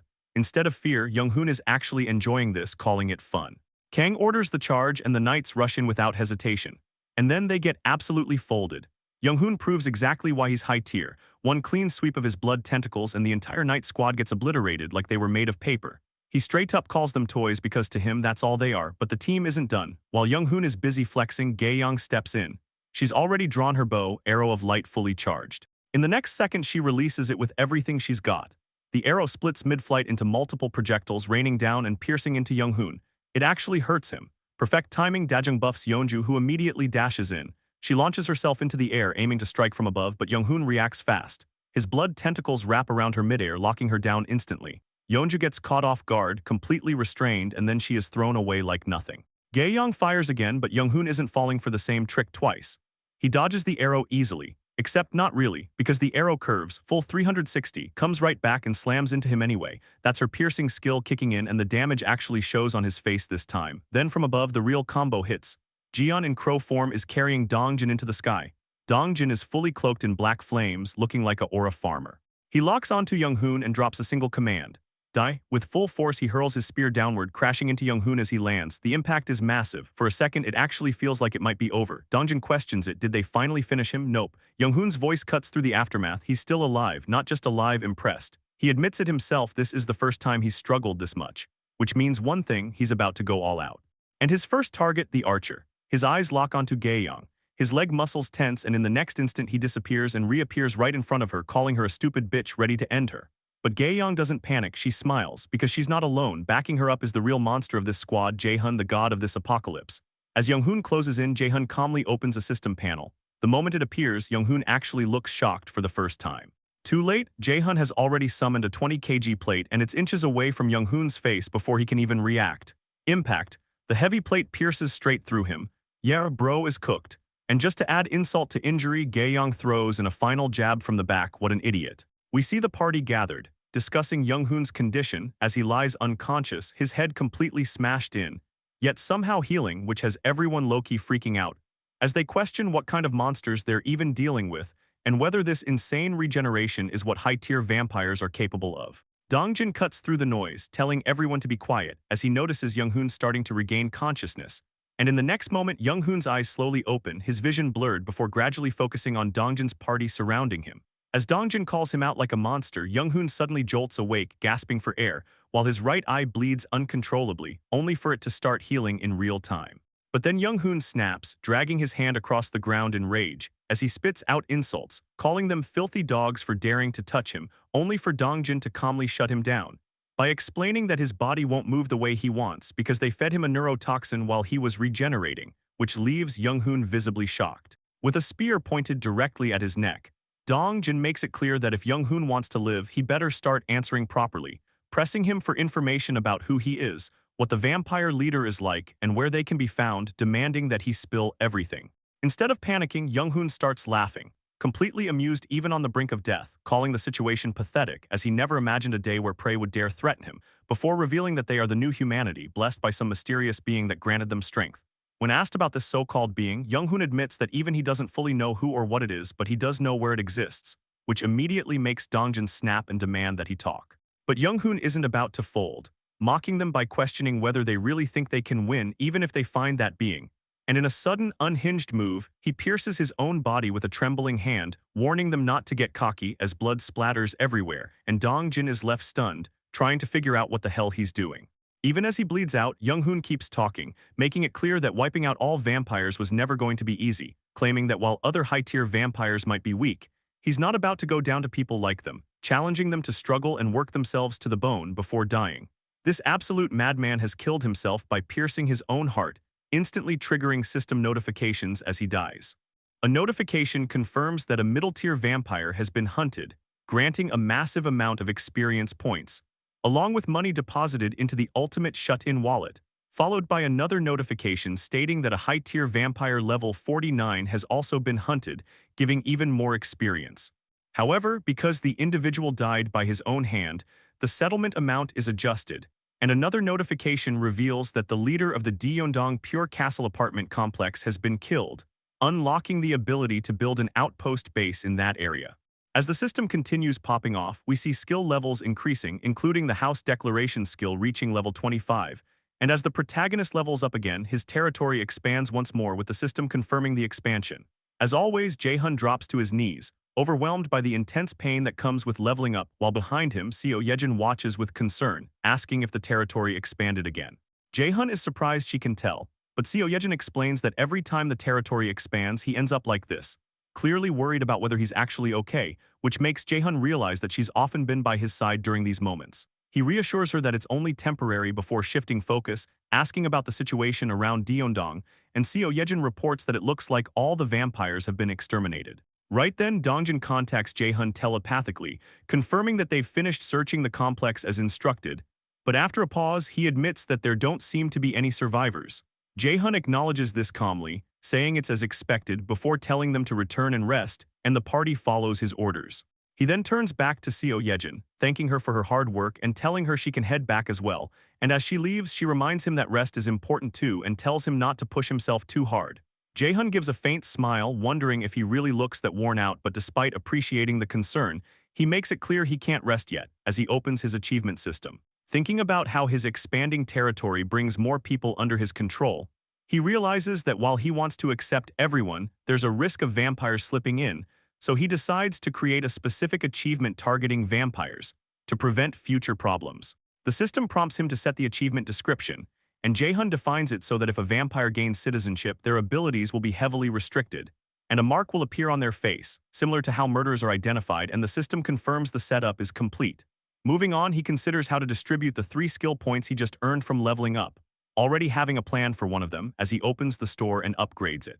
A system window announces that the ultimate shut-in store has reached level 6, increasing the number of items that can be listed to 1,000, while applying a 30% discount to all products, which matches what Jae-hun expected, since every even level adds a 10% discount effect. Then out of nowhere, another system panel appears, unlocking an enchantment function as the conditions are met, and adding an enchant workshop to the list of constructible buildings, which leaves Jae-hun confused about what enchantment even is. Curious, he enters construction mode and checks the description, learning that the enchant workshop allows equipment enhancement and the addition of magical effects with a construction cost of 500 million won. Noting that it doesn't require much space, he decides to place it next to the store and initiates construction in Unit 201, only to suddenly notice an option for immediate completion, which catches him off guard. The system explains that instant completion requires 8 crystals, prompting Jae-hun to think carefully, as he calculates that each crystal skips over 10 hours of build time, and with only 100 crystals left, and needing 300 for a mystic draw, he realizes he can't afford to waste them. Recalling the insanely powerful items he obtained from previous mystic draws, like the Ring of Communication and the Crown, he decides that using crystals there is far more valuable, so he cancels the immediate construction and the system confirms the cancellation. With that settled, Jae-hun decides to save his remaining 2 skill points for later, choosing to be more strategic with them moving forward. Jae-hun walks up to his balcony and looks down, thinking that right now within his territory restoration and repair work across the city is being carried out actively, led by the relief team and the construction team. Inside Jae-hun's territory, the city is looking as if the apocalypse never even happened, with buildings in great condition, streets clean, and construction teams carrying out their everyday work repairing everything like it's just another normal day. The whole territory feels like a safe haven in hell, and seeing this from his apartment, our protagonist Jae-hun takes it all in, thinking that damaged sections of the road are being fixed and abandoned vehicles are being cleared away. And although it's not like before, a small number of cars have started to run again. Because teachers have gathered and opened schools, children can receive the education that was previously interrupted, and at long last, everyone's daily lives are slowly coming back. A mother and child pass by, and instead of fear, the child wears a happy face like a child is supposed to, all because of our protagonist Jae-hun. He thinks that they can't let the vampires trample over the daily life and happiness they have barely reclaimed. Feeling the weight of everything, he admits he's tired and should rest a bit, stretching his body and letting out a slow yawn as sleep finally catches up to him. Like Seo Yejin said, rest is important too, so he removes his crown and sits on the sofa in exhaustion, drifting off to sleep while thinking he'll just rest a little, even if it's only for a little while. Just then, the scene transitions outside the territory into a dilapidated area, where a man stands surrounded by corpses littered with blood, casually remarking that young Hoon, that spineless bastard, died. The bulky man smiles, revealing sharp teeth, and it becomes obvious that he is also a vampire as that grin says everything. We see Jae-hun drift, only to find himself in a completely unknown place. A black void, swallowing everything around him, a suffocating darkness with no sense of direction or escape. He looks around, confused and unsettled, trying to make sense of where he is and how he ended up here, his mind already starting to spiral. Just then, a voice cuts through the emptiness, calling out to him and asking why he did that, and suddenly figures begin to appear in front of him. Countless people all staring straight at him, all demanding answers, asking why he didn't save them. The accusations pile up heavier with each second as someone cries out that their family died, that it hurts so much, while others remind him that he can do anything, can't he, so why didn't he act? Jae-hun is completely horrified, frozen under the weight of their pain and expectations. Then from the side, another voice calls his name again, and when Jae-hun turns toward it, he sees Gae-young holding her father's corpse in her arms as she cries, her face blank and hollow, like all emotion has already been drained from her. She tells him her dad isn't breathing and insists that if it's him, he can save him, right? And that question alone hits harder than anything else. Jae-hun's legs begin to tremble uncontrollably as he slowly backs away, unable to face her. Before he can even process it, another voice echoes from behind him, reminding him of something he once said, that it wouldn't be the last time. And this voice belongs to Yeonju, the same woman who had once clung to hope that her son will appear once again. She stands there with tears streaming down her face, asking if she hadn't worked hard all this time, questioning if the reason was because it cost too much money, pressing him with a pain that feels far too real to ignore. Jae-hun desperately tries to deny it, insisting it's not like that, but his words feel weak against the crushing reality closing in on him. From the black void, countless hands suddenly reach out and grab onto him, clinging to him from every direction, all of them calling for his help, all of them dragging him deeper into their despair, and the sheer pressure becomes unbearable. The next moment, Jae-hun jolts awake from his sleep, completely shaken and breathing hard, the nightmare lingering in his mind like it actually happened, like something he didn't just dream but endured and witnessed firsthand. It's evening, and as he looks around, still disoriented, he questions where he is, and whether that was really just a dream, wondering if maybe it's because he has seen too many corpses lately. Because while nightmares aren't new to him, that one felt way too real to brush off. He gets up from the sofa with a tired sigh, his thoughts shifting as he realizes something else entirely.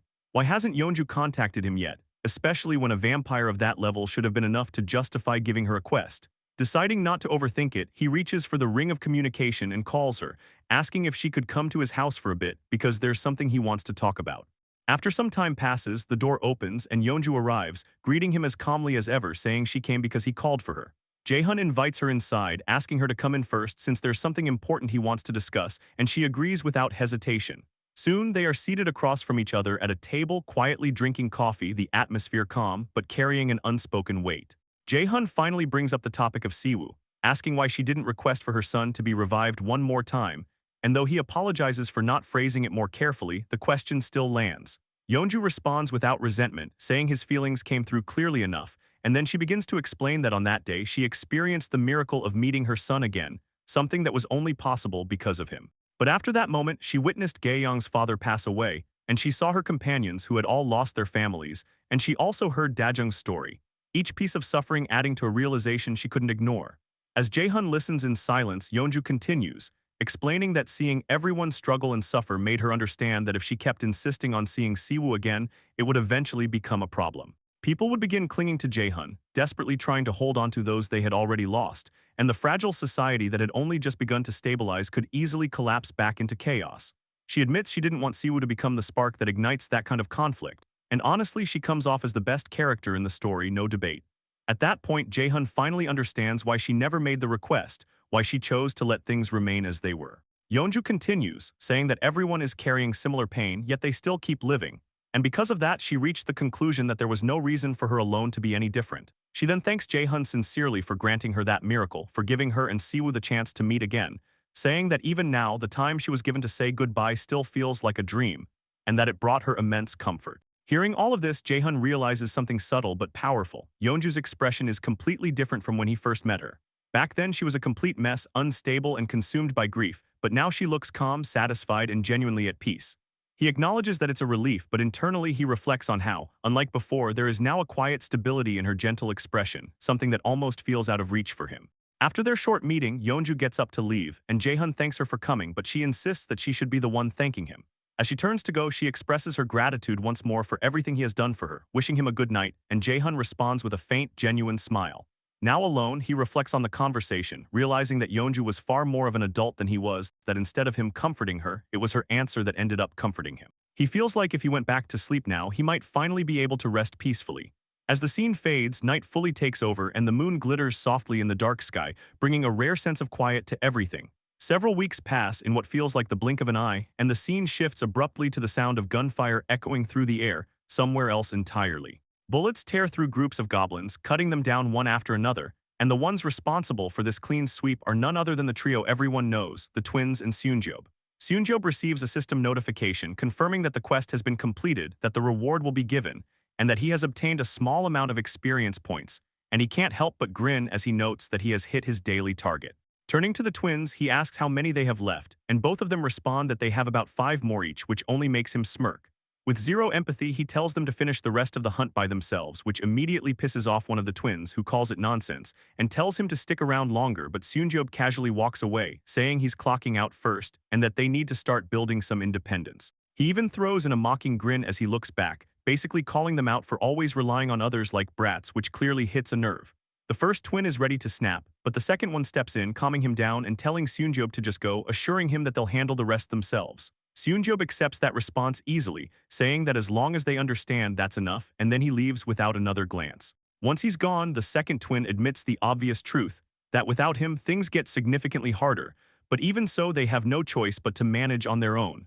The first twin reflects on that day when the Cyclops appeared, when they ran into the parking lot in desperation, realizing that everything they're going through now is the price they have to pay. Jae-hun had assigned them an intense hunting mission that resets every single day, and the penalty for failing it is 1 minute of unbearable pain, a punishment that feels way longer than it sounds. They've already experienced that pain multiple times, their bodies pushed to the brink whenever they failed to meet the quota, and each time it felt so excruciating that death almost seemed like the better option. A relentless hunting hell that repeats daily, where failure brings agony intense enough to make you wish for death. And because of that, they regret their actions from that day more deeply than anything else. The weight of that mistake burned into them for good. The twins return from the hunt, completely drained, thinking hunting is brutal and straight-up hell. Sang-hoon notes they somehow managed to pull through, and Ji-hoon suggests grabbing some meat before heading home. Sang-hoon agrees, and they settle on having a barbecue party dinner tonight, while Ji-hoon quietly reflects that, weirdly enough, things weren't entirely bad despite being forced to hunt every single day. They arrive at their apartment, where their mother welcomes them inside as they announce their return. Ji-hoon continues thinking that their financial situation has improved significantly compared to others. Their mother asks what they bought this time, and Jihoon hands over the meat, explaining their purchase, while Sang-hoon heads straight for the shower after the exhausting day.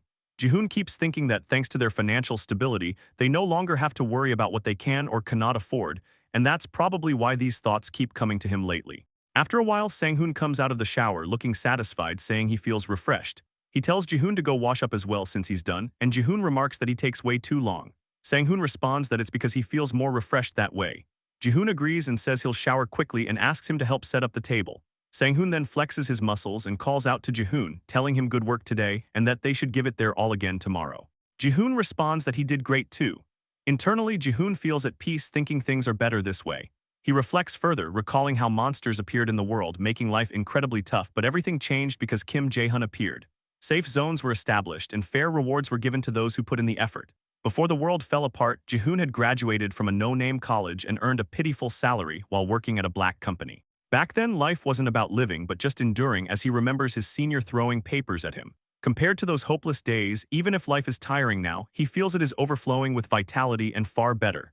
He looks outside at the sky, thinking the moon is beautiful and that everything feels peaceful. He acknowledges that without Kim Jae-hun, he could never have dreamed of such peace.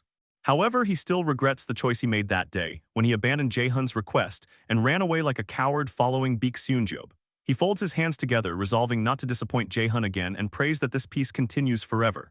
At that moment, a glow begins to emanate from Jihoon's body, catching him off guard. In the next second, he is completely enveloped in golden energy, shocked, because something clearly out of the ordinary is happening. A system notification appears, stating that Citizen Jihoon's loyalty has reached 100 and that he is now registered as a vassal. His vassal capacity limit increases and his status is displayed, title of 21st Servant and Goblin Slayer, trust at 89 and loyalty at 100. Because his loyalty reached the maximum, he awakens a new ability called Cold Aura. This A-rank ability consumes mental strength to emit cold in all directions. Seeing this, Jae-hun is pleased and uses the ring of communication to contact Jihoon. Jihoon is startled, confused by the voice in his head, but Jae-hun reassures him not to be alarmed and identifies himself. Hearing his name, Jihoon calms down and greets him, then hesitantly asks why he contacted him so suddenly. Jae-hun tells him he has something to discuss and asks if he is free early the next morning, smiling as the scene transitions. The next morning arrives, and Jihoon is visibly nervous, sweating, as he sits inside Jae-hun's apartment, thinking the rumors are actually true. Jae-hun casually asks whether he wants coffee or tea, and Jihoon, overthinking and panicking internally, quickly asks for coffee. Jae-hun calmly agrees, while Jihoon recalls the rumors among citizens that those chosen by Jae-hun gain supernatural powers. While thinking this, Jihoon activates his cold aura, forming ice crystals around his hand, realizing this is the ability Jae-hun granted him. He concludes that with this power, hunting difficulty will definitely decrease.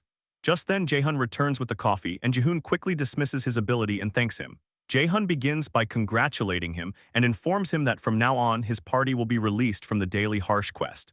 Jihoon reacts immediately, surprised, and Jae-hun confirms it.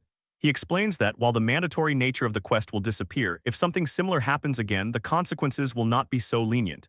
Jihoon apologizes and acknowledges this. Jae-hun then gets to the main reason for calling him and asks whether Jihoon plans to continue with his current party members. This catches Jihoon off guard. Jae-hun explains that he called him because he believes Jihoon's ability is being wasted on low-level monster hunts and wants to hear his honest thoughts. Jihoon hesitates but finally admits that he would like to bring his younger brother along if possible. He also makes it clear that he no longer wishes to stay with Baek Seunjob. Jae-hun accepts this and decides to assign both Jihoon and his younger brother to the party of Junhyuk, a water-type ability user. Before proceeding, Jae-hun presents a proposal, asking whether both brothers would like to form a contract of subordination with him. Jihoon is stunned but answers that it would be an honor. Later, Jihoon and his younger brother Sang-joon arrive and Jae-hun explains the contract in detail before successfully completing it with both of them. Afterward, Jae-hun reflects that his theory about abilities being determined from birth and encoded in genes holds merit. This is supported by the fact that Jihoon's younger brother gained a similar cold-type ability, meaning both brothers manifested the same power. Combined with Junhyuk's ability, their synergy has the potential to be extremely powerful. After sending the brothers off, Jae-hun feels hopeful that they could develop into an ace party, capable of rivaling Dongjin's party. A system panel suddenly appears in front of the protagonist, announcing that a group meeting the conditions to be accepted as citizens has approached near the house and asking whether to propose citizenship. Jae-hun pauses, noticing that it's been a long time since this kind of alert rang from the status window, and he starts wondering what's been going on lately. Hardly anyone has been approaching the territory these days. Curious, he immediately opens the citizen information window. As he checks the details, he's shocked. A person named Yu Henkel appears in the list, sitting at level 39 and carrying an A-rank skill. Seeing that combination instantly raises green flags. Jae-hun quickly activates his ultimate eyes to inspect the situation more closely, thinking that even if someone started at level 30 with an A-rank ability, reaching level 39 wouldn't have been easy at all. Through his skill, he observes the group and realizes they're heavily armed, carrying guns and rifles. That makes things clearer. If Yu Henkel has been actively hunting monsters using firearms, reaching level 39 isn't impossible. Still, accepting them as citizens is that simple. Jae-hun decides their weapons have to go first. He issues a command to store all their weapons in storage and assigns them a quest. The condition is straightforward: reach his location. The quest setup completes instantly. He gets up from the couch, yawning, thinking it's been a while since he had to welcome new people and deciding to prepare. Right then, another notification pops up. A being that meets the conditions for citizenship has approached near the house. Again, the system asks if he wants to propose citizenship. Jae-hun reacts with confusion, wondering what the hell is happening today. He checks again, noticing that this time it's just one individual. Things are getting weird. He opens the citizen information window and freezes. Near the territory stands the same bulky vampire from before. A system panel appears in front of it, asking whether to acquire citizenship, presenting the options, yes or no. The creature is a high-tier vampire, level 50, standing there with clear annoyance on its face. Jae-hun takes a bold move. Seeing a level 50 high-tier vampire, he still offers it citizenship, internally thinking, accept it, MF. His logic is simple. His objective is control. Managing 50,000 citizens is already difficult, but handling one problematic individual is manageable. Through quest assignments, he can restrict their actions and, if necessary, even impose death as a penalty. He continues thinking that the moment the vampire accepts citizenship, the game is essentially over. But that's not what happens. The bulky vampire straight up rejects the offer, clearly pissed. Jae-hun is caught off guard, wondering why, but the vampire doesn't waste time. It pulls back its fist, veins bulging, a devilish grin forming on its face, and launches into a full-force attack. It starts a barrage of punches against the defensive wall, trying to demolish it. Instantly, system notifications begin ringing repeatedly, unauthorized subject attempting to enter. Using his ultimate eyes, Jae-hun watches the scene, confused about what the hell this dude is doing. The vampire's forearms swell as it pumps blood into them like Luffy, its hands transforming into massive forms. With everything it has, it delivers a final brutal punch. The surrounding area gets wrecked from the impact, but the defensive wall remains completely untouched, not even a scratch. The system continues repeating the warning as the barrier absorbs the entire force of the attack. Despite all that power, nothing changes. The bulky vampire stands there, visibly annoyed. Its hand is completely destroyed, a total mess. But in the very next moment, it regenerates instantly using its ability. Watching this, Jae-hun concludes that the creature is definitely dangerous. Even though it couldn't break the barrier, the momentum and raw punching power it showed can't be underestimated. Just from the shockwave and the explosion-like sound, it's obvious that this bastard is stronger than the Cyclops he fought before. He starts connecting, thinking that vampires might have abilities similar to human awakened powers. The high-tier vampire Young-hoon they hunted previously could manipulate blood like it was part of his own body. The bulky vampire's power is probably something along those lines. Meanwhile, the vampire stands still, staring at the defensive wall, analyzing what just happened. After observing carefully, it reflects on how its blood-infused punch caused a shockwave that spread across the entire massive barrier. The scale of it was insane. A grin forms on its face as it realizes that something capable of maintaining a barrier of this magnitude exists. Now it understands, Young-hoon's death must have been caused by whatever is inside.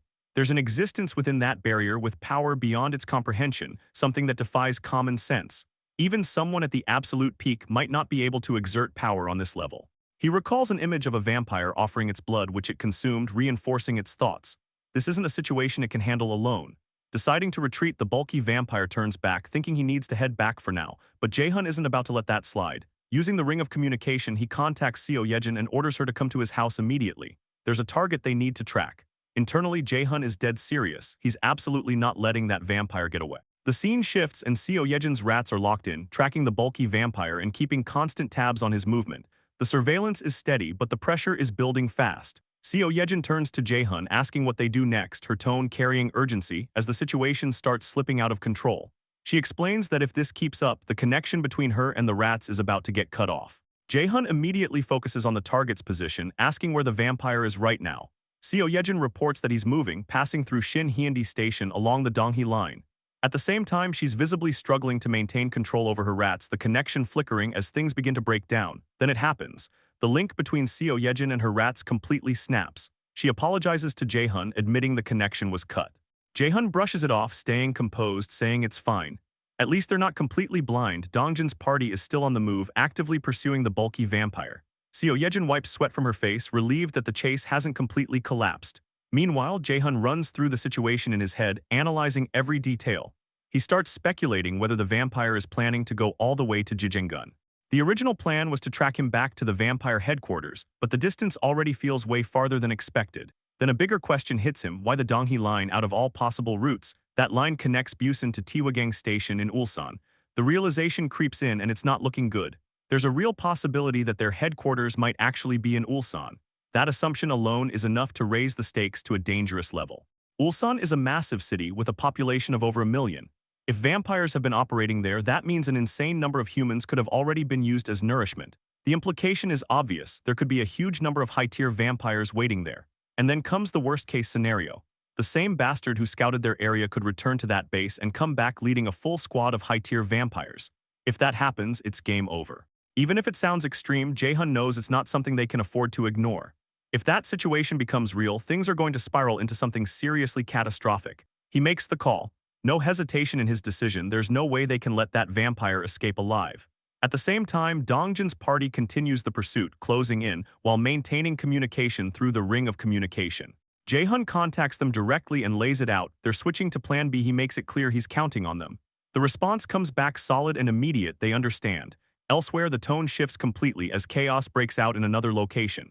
A bald man is losing his temper, furious over the fact that their guns have suddenly disappeared. The situation is already tense, and this just sends him over the edge. Yu Hankel steps in, trying to calm everyone down, but the bald guy isn't having any of it. He snaps back, questioning how anyone can stay calm right now. He reminds Hankel that he came all this way, trusting his word, and now their most critical weapons are just gone. He demands answers, demanding to know how Hankel plans to take responsibility for this mess.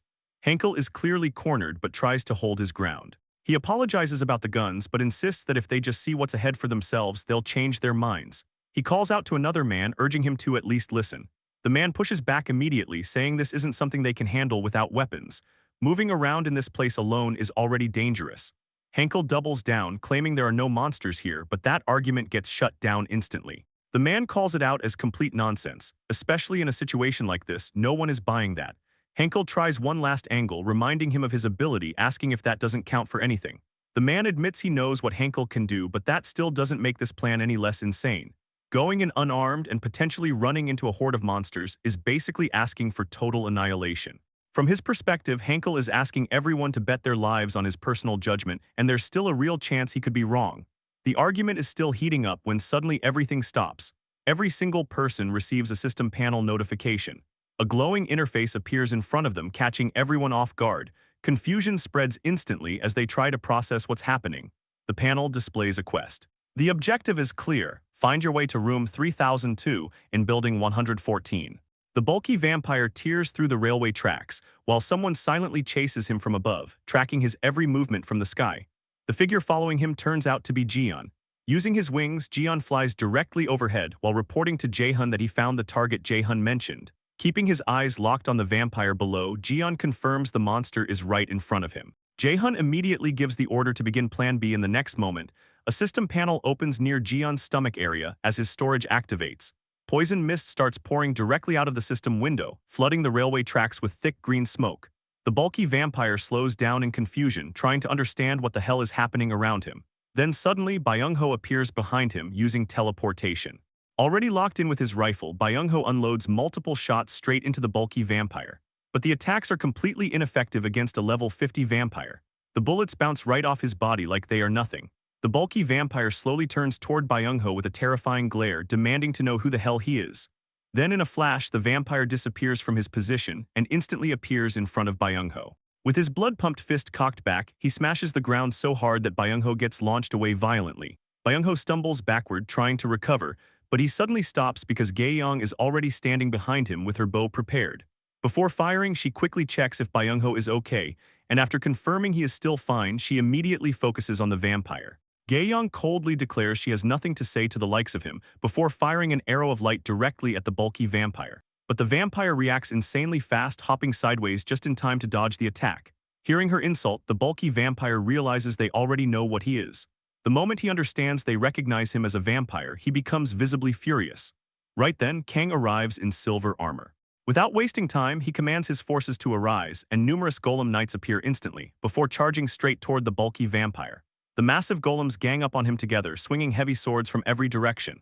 But despite their size and numbers, the vampire easily dodges every strike with overwhelming speed. While avoiding the attacks, the bulky vampire deliberately moves deeper into the thick, poisonous mist. Watching everything carefully, Jae-hun calls the decision foolish. No matter how hard the vampire tries to hold his breath, escaping without inhaling any poison is impossible. Once Hiren's paralysis toxin enters his body, tracking him down becomes easy. Jae-hun also points out that the rest of the team has already circled around the other side of the poisonous mist and is waiting for him there. To him, the vampire looks like someone trying to escape from the palm of Buddha's hand. Using the ring of communication, Jae-hun contacts Dongjin and tells him to buy as much time as possible together with Yeonju. But before he can continue speaking, the entire situation flips. The bulky vampire suddenly smashes the ground with all his strength. A gigantic shockwave erupts outward, blasting through the entire area and completely dispersing the poisonous mist. The green smoke vanishes instantly. Even Dongjin's group feels the impact of the shockwave from a distance, immediately realizing the enemy they are fighting is on a completely different level. Yeonju is shocked that the vampire literally blew away the poison mist just by striking the ground. The bulky vampire grins, admitting he already suspected they were not ordinary humans. Then he smiles and mentions Young-hoon, realizing these are the people who killed that bastard. At the same time, his terrifying form fully reveals itself. Blood pumps violently throughout his body as his entire figure turns red from the strain of his power. Now surrounded by Dongjin's party, the bulky vampire looks even more monstrous. Jae-hun immediately realizes the truth and curses under his breath. The vampire never jumped into the poison mist to escape. He entered the mist to hide himself long enough to activate his abilities. Back on the battlefield, Kang's golem knights attack once more. But the bulky vampire rears back his fist and punches the absolute hell out of every single golem, blasting them away while yelling for them to get out of his way. Kang then charges personally. In a blink, he closes the distance with his halberd raised and swings directly at the vampire, but the vampire is already prepared. Clenching his fist tightly, he lands one brutal punch straight into Kang. Kang coughs up blood as he gets sent flying far backward. Before the impact becomes fatal, Byung-ho teleports in and takes the hit alongside him. But the vampire immediately grabs Byung-ho by the leg. The bulky vampire admits he does not know what fighting Young-hoon was like, but warns them that if they try to fight him the same way, every single one of them will die. Then, with overwhelming force, he slams Byung-ho and Kang straight into the ground, like Hulk smashing Loki in Avengers.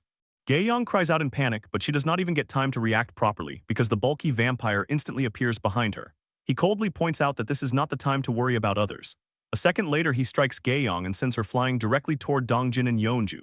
Dongjin completely loses his temper after seeing his fiancée get attacked. Furious, he unleashes his spear with all his strength, while activating black flames at the same time, raging at the vampire. But the bulky vampire casually dodges the incoming spear by simply tilting his head slightly to the left. Dongjin and Yeonju still charge together without hesitation, but the difference in strength is brutal. The vampire suddenly clasps both hands together above his head, before smashing both of them down with overwhelming force. In an instant, Dongjin and Yeonju are completely defeated and lying on the ground. The vampire stands over them victoriously, admitting that they are pretty impressive for humans. Grinning down at them, he tells them to stay there and watch. After he crushes the rest of those bastards, he plans to drain every last drop of their blood. Then his attention shifts toward Jiyeon.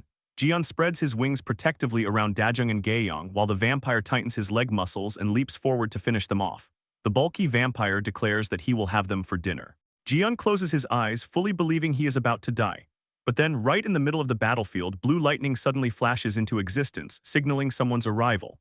The bulky vampire freezes in shock, unable to understand what just happened. Standing between the vampire and Jiyeon is an unfamiliar man. Calmly apologizing, the man explains that he received a call asking for help and came as fast as possible, though it seems he arrived late. Jiyeon stares at him in confusion, questioning who he is. The man casually asks if they are his son's friends before turning back toward Jiyeon with a reassuring smile. Then he finally introduces himself. He is Jae-hun's father. The man, the myth, the OG Kim Dong-hyuk has officially arrived to save the night. The scene transitions to a moment earlier when Dongjin's party was chasing down the bulky vampire.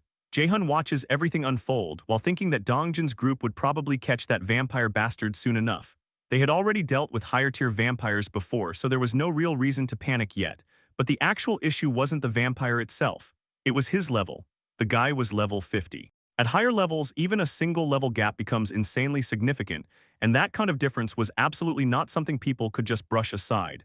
Jae-hun realizes that if Dongjin's party loses even once, the damage would be catastrophic. Because of that, he decides he needs insurance just in case things go sideways. He starts thinking about whether he should call him the strongest secret weapon currently inside his territory. The scene cuts back to the present, revealing that Jae-hun's father had already arrived and was now standing directly in front of the bulky vampire. Dong-hyuk calmly tells the party members to get some rest, and in the next instant he activates his advanced defense aura, declaring that he would handle everything from here. The bulky vampire notices that Dong-hyuk seems connected to the others and starts talking trash, wondering if he thinks he's some kind of savior for them. A second later, the vampire lunges forward and throws a punch straight at Dong-hyuk. But Dong-hyuk just stands there, completely unfazed, aura farming like an absolute menace, while the vampire keeps rambling that nothing would change. The vampire confidently claims that once he defeats and absorbs Dong-hyuk, he'll become even stronger. Too bad, Dong-hyuk genuinely does not give a rat ass who's standing in front of him. In the next moment, Dong-hyuk drives a kick straight into the vampire's jaw.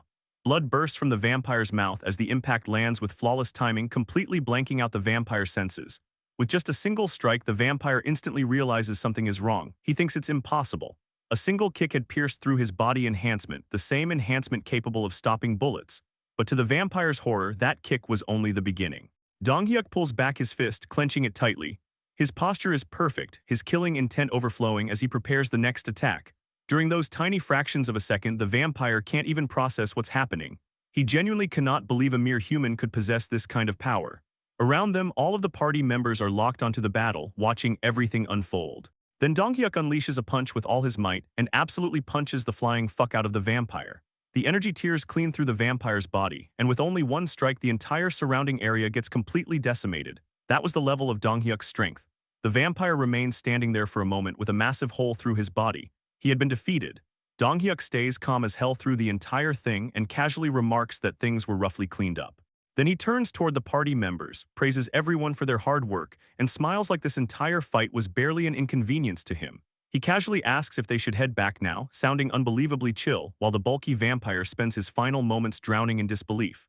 The vampire thinks about how he lost despite being strengthened by that man's blood, and yet he still fell to a middle-aged human like Dong-hyuk. Realizing his failure, he apologizes for being unable to fulfill that person's will. Right after that, his body starts disappearing. A system panel suddenly appears in front of Jae-hun, confirming the kill. The notification announces that a high-tier level 50 vampire had been hunted. Jae-hun gains a massive amount of experience points, and because of that, one of his skill levels increases as well.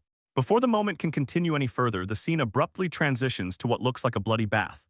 A man with long white hair slowly emerges from it while a woman stands behind him. The long-haired man states that Go In-seok is dead.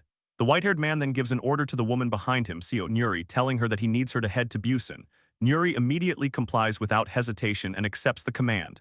The scene shifts once again, returning to Jae-hun's territory. Because Jae-hun's father killed the level 50 high-tier vampire, Jae-hun's level rises as well, and as usual, leveling up comes packaged with unbearable pain. The agony hits hard.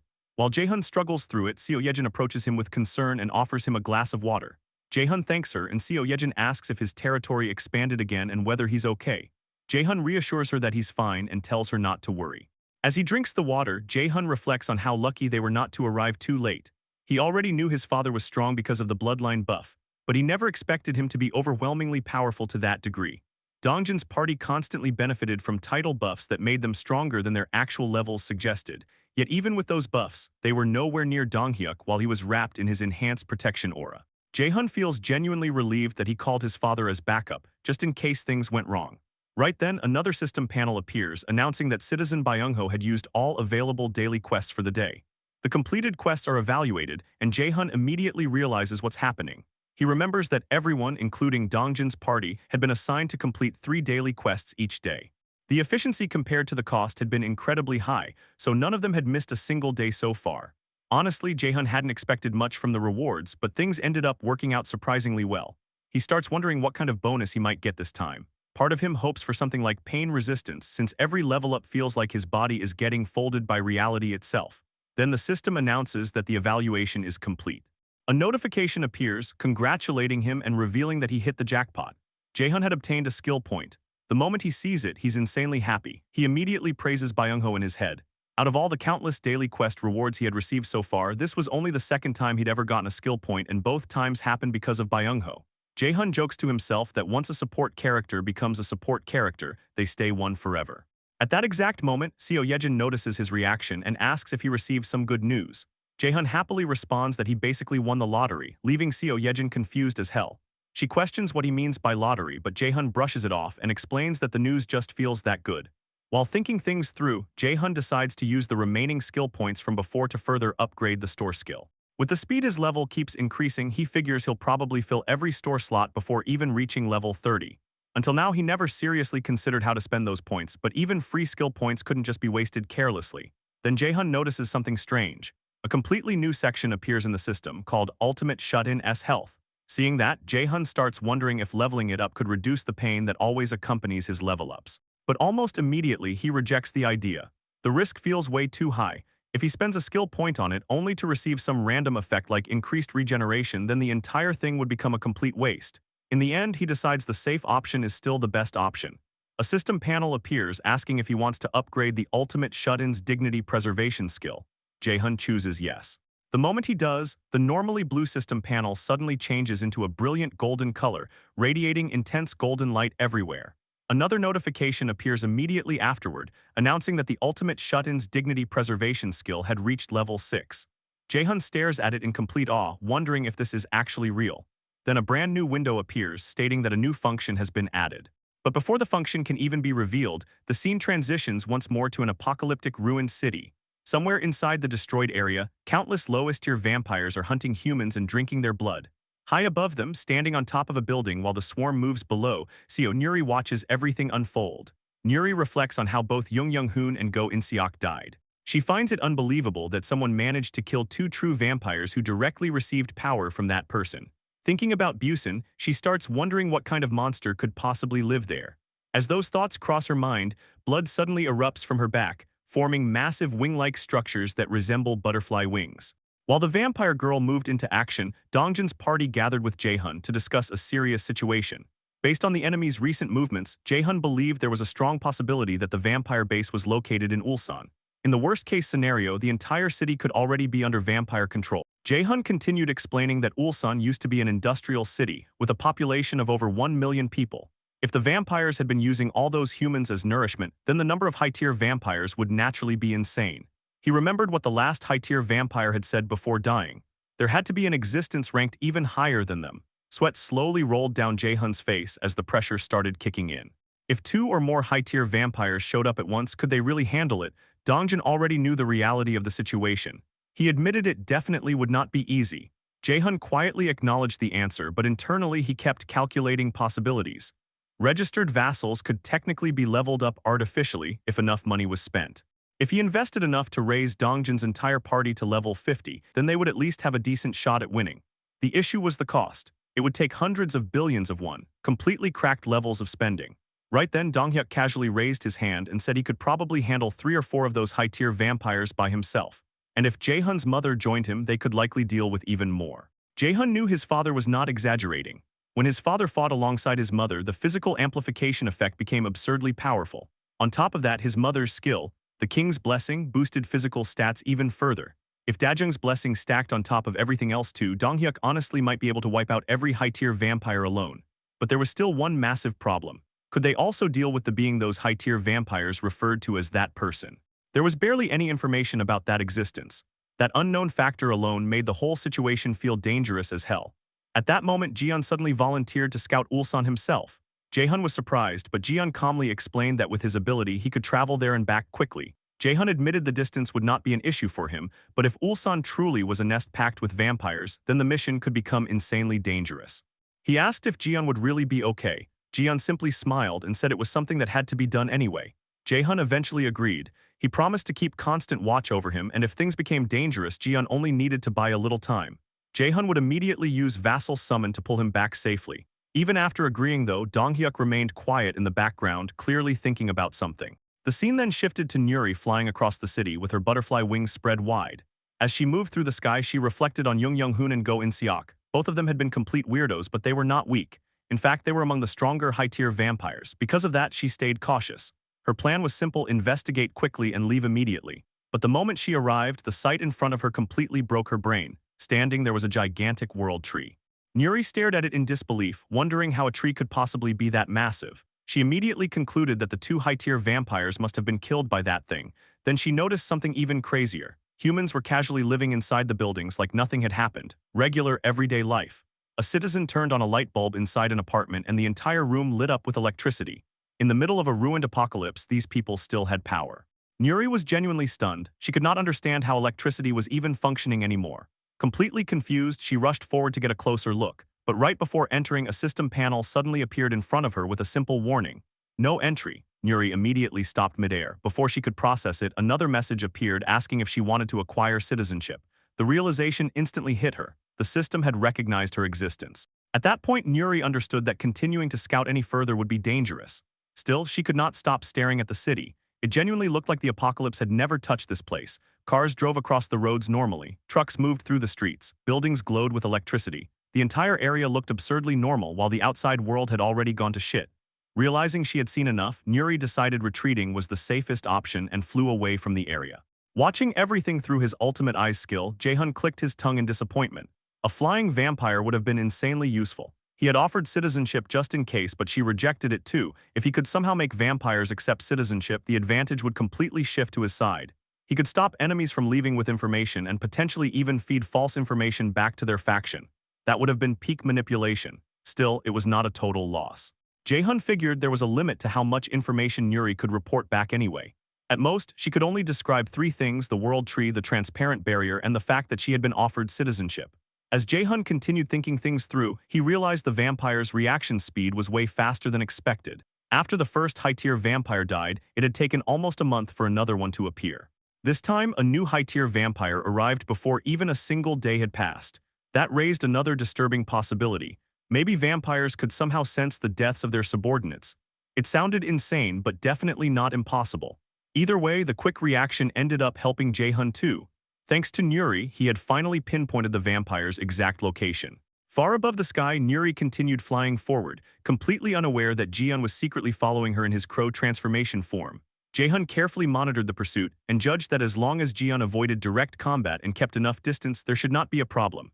Right then, Donghyuk suddenly called out to Jaehun, asking if they could talk for a moment since it had been a while. In his hand was a bottle of alcohol along with some special snacks. Before long, the two of them were sitting together, eating instant ramen at the table. Jaehun finally asked what his father wanted to discuss. Donghyuk first offered him a drink, but Jaehun refused since he was still busy monitoring the situation. Donghyuk sounded slightly disappointed, so Jaehun instead grabbed the bottle and poured the alcohol for him himself.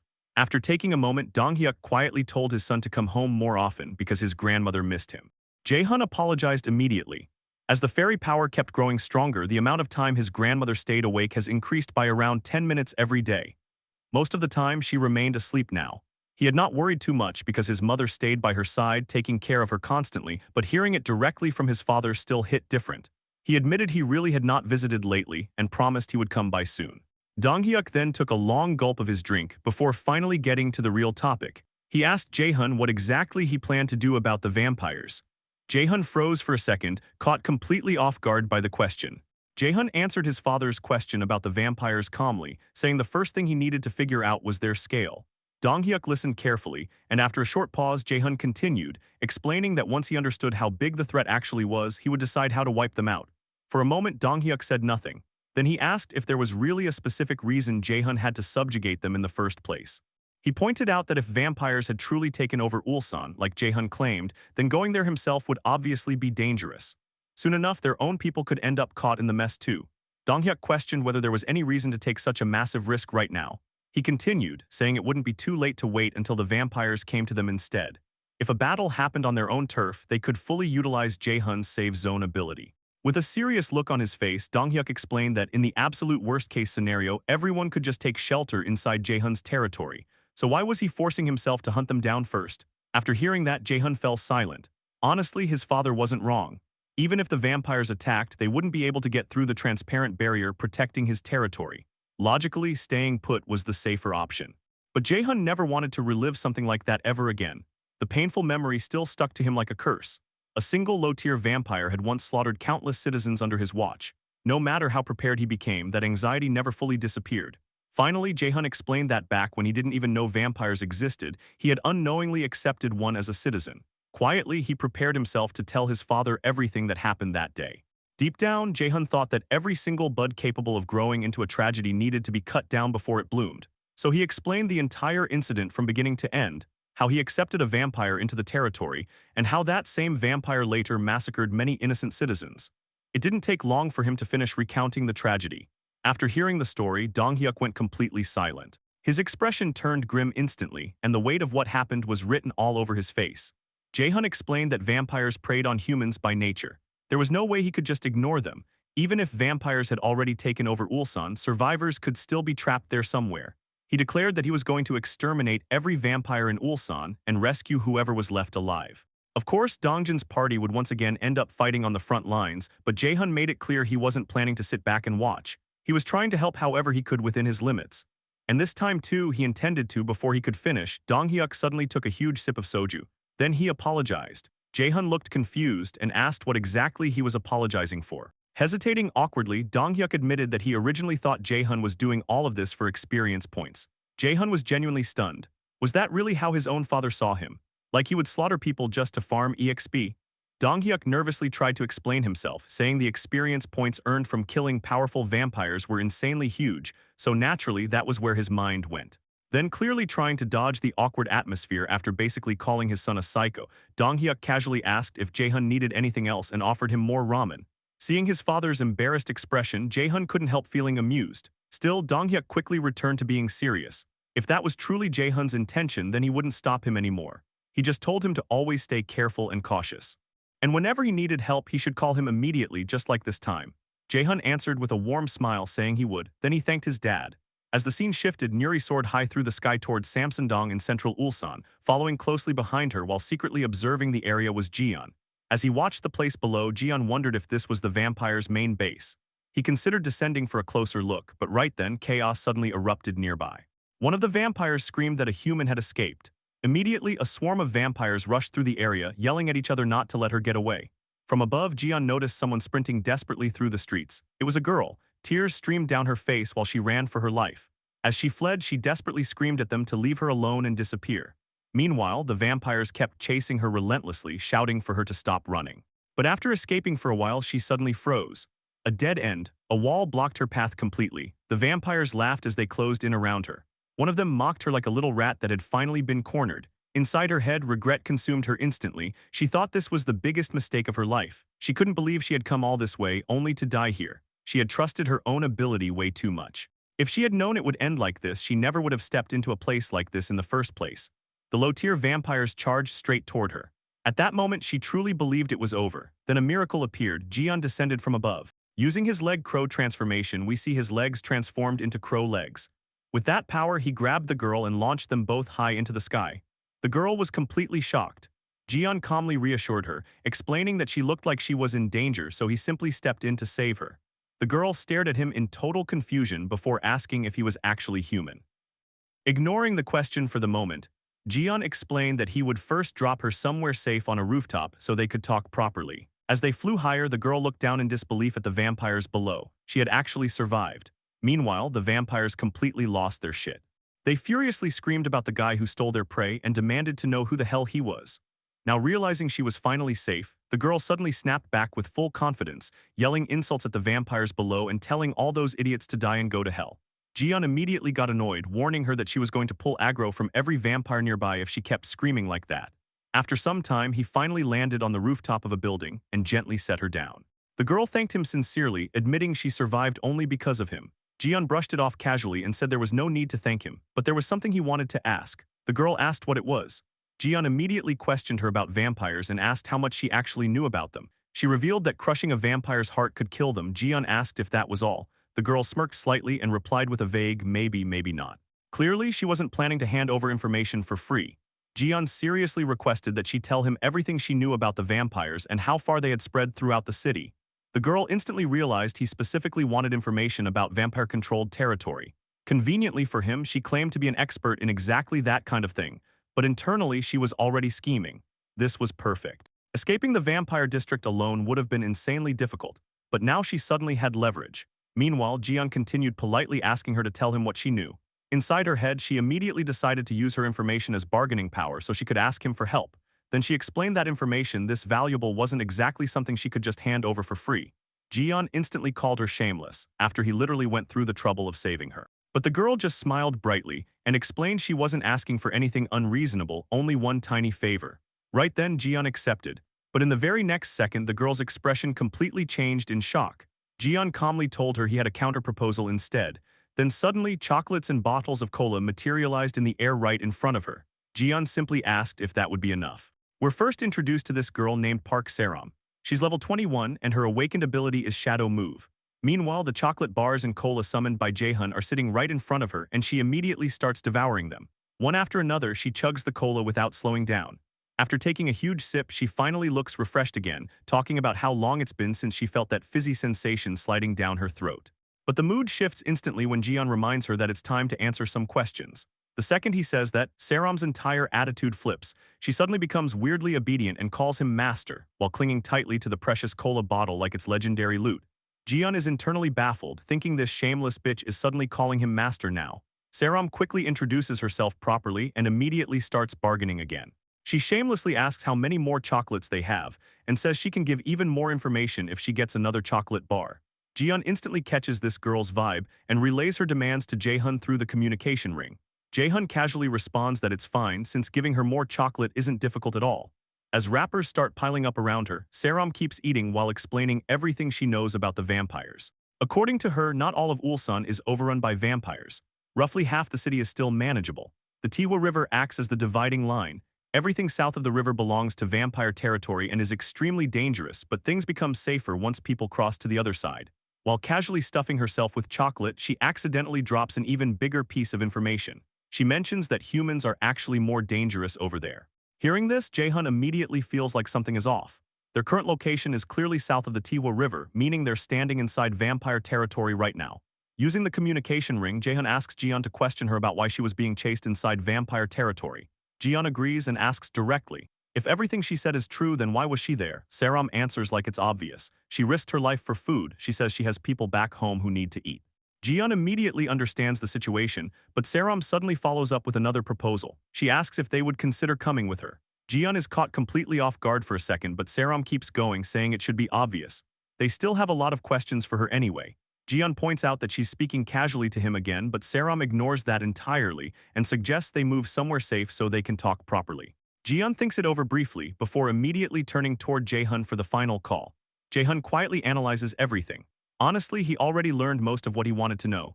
Any extra information would probably just be details about how the survivor groups are organized. Still, after listening to Park Saram, it's clear the survivor groups aren't fully united. Jaehyun is also curious about what she meant when she said humans are more dangerous than vampires. So Jaehyun decides they should go with her and hear the rest. Jian agrees and asks where they need to go. Saram looks genuinely shocked that he accepted so quickly.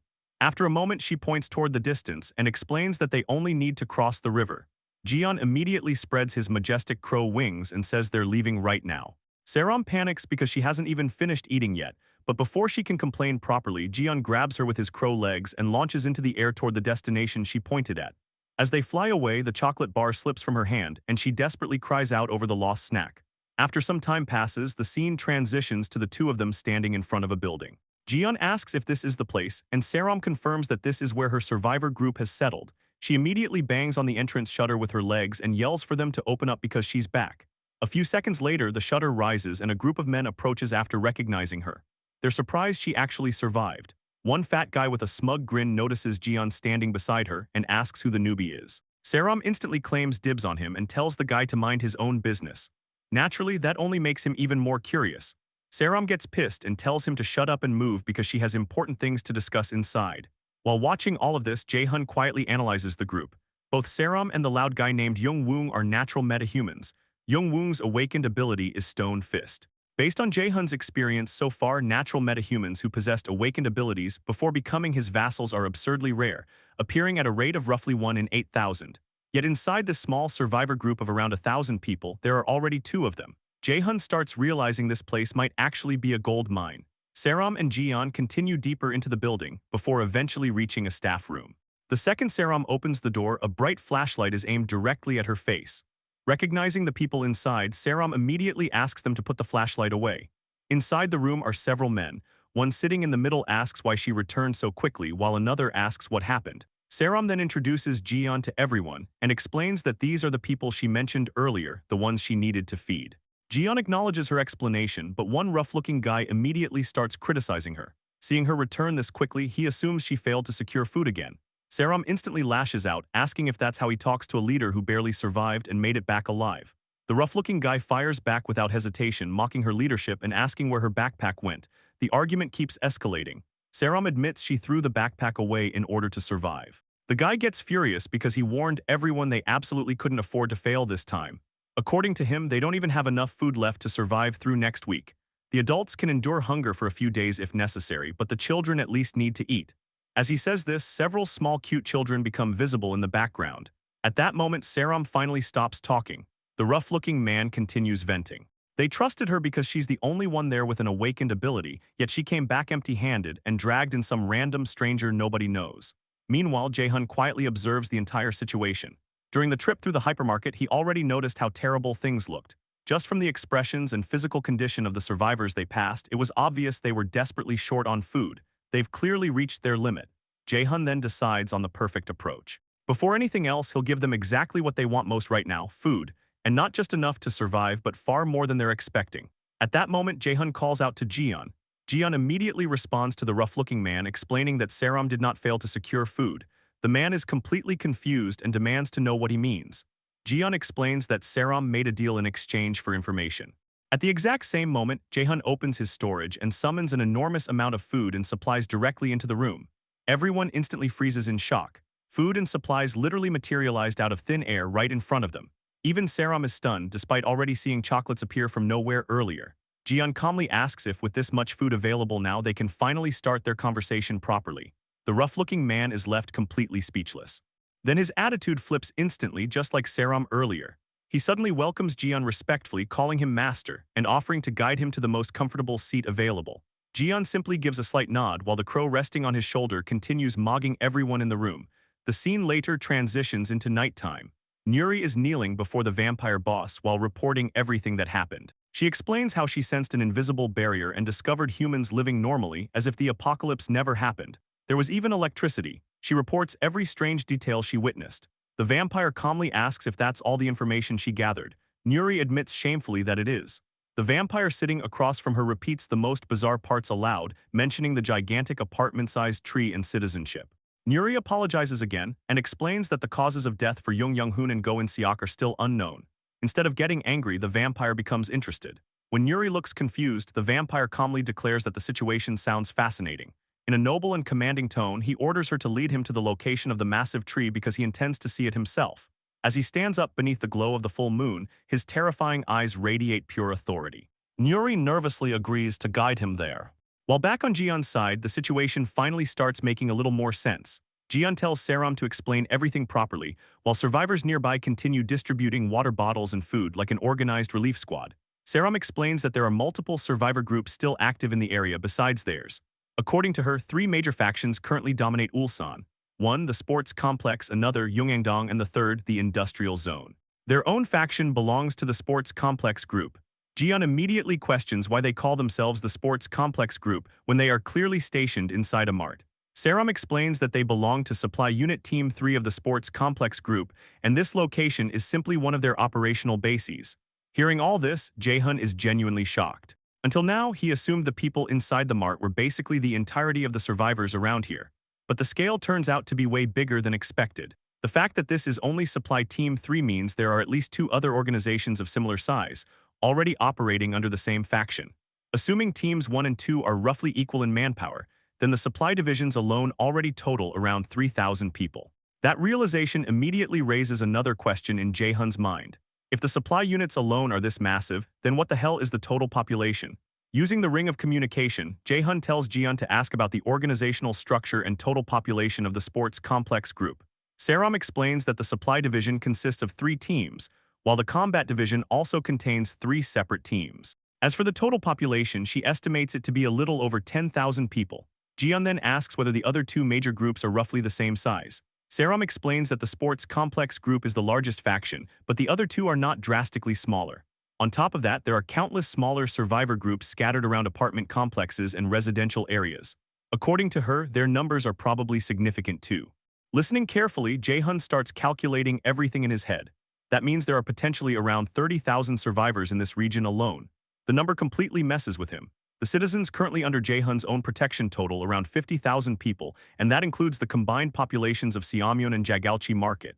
Yet somehow this city still has tens of thousands of survivors, managing to stay alive without any special protection system. Even worse, Ulsan contains vampires that are incomparably stronger than goblins or orcs. The meta-human ratio here is also absurdly high. Something about this entire city feels deeply wrong. Jaehoon cannot shake the feeling that this place is unnatural. Meanwhile, Saram continues explaining the situation. The Yongandong group is stationed near the Tiwa River, where they actively block the vampires from advancing northward. The sports complex faction even dispatched combat units to support them in holding the line.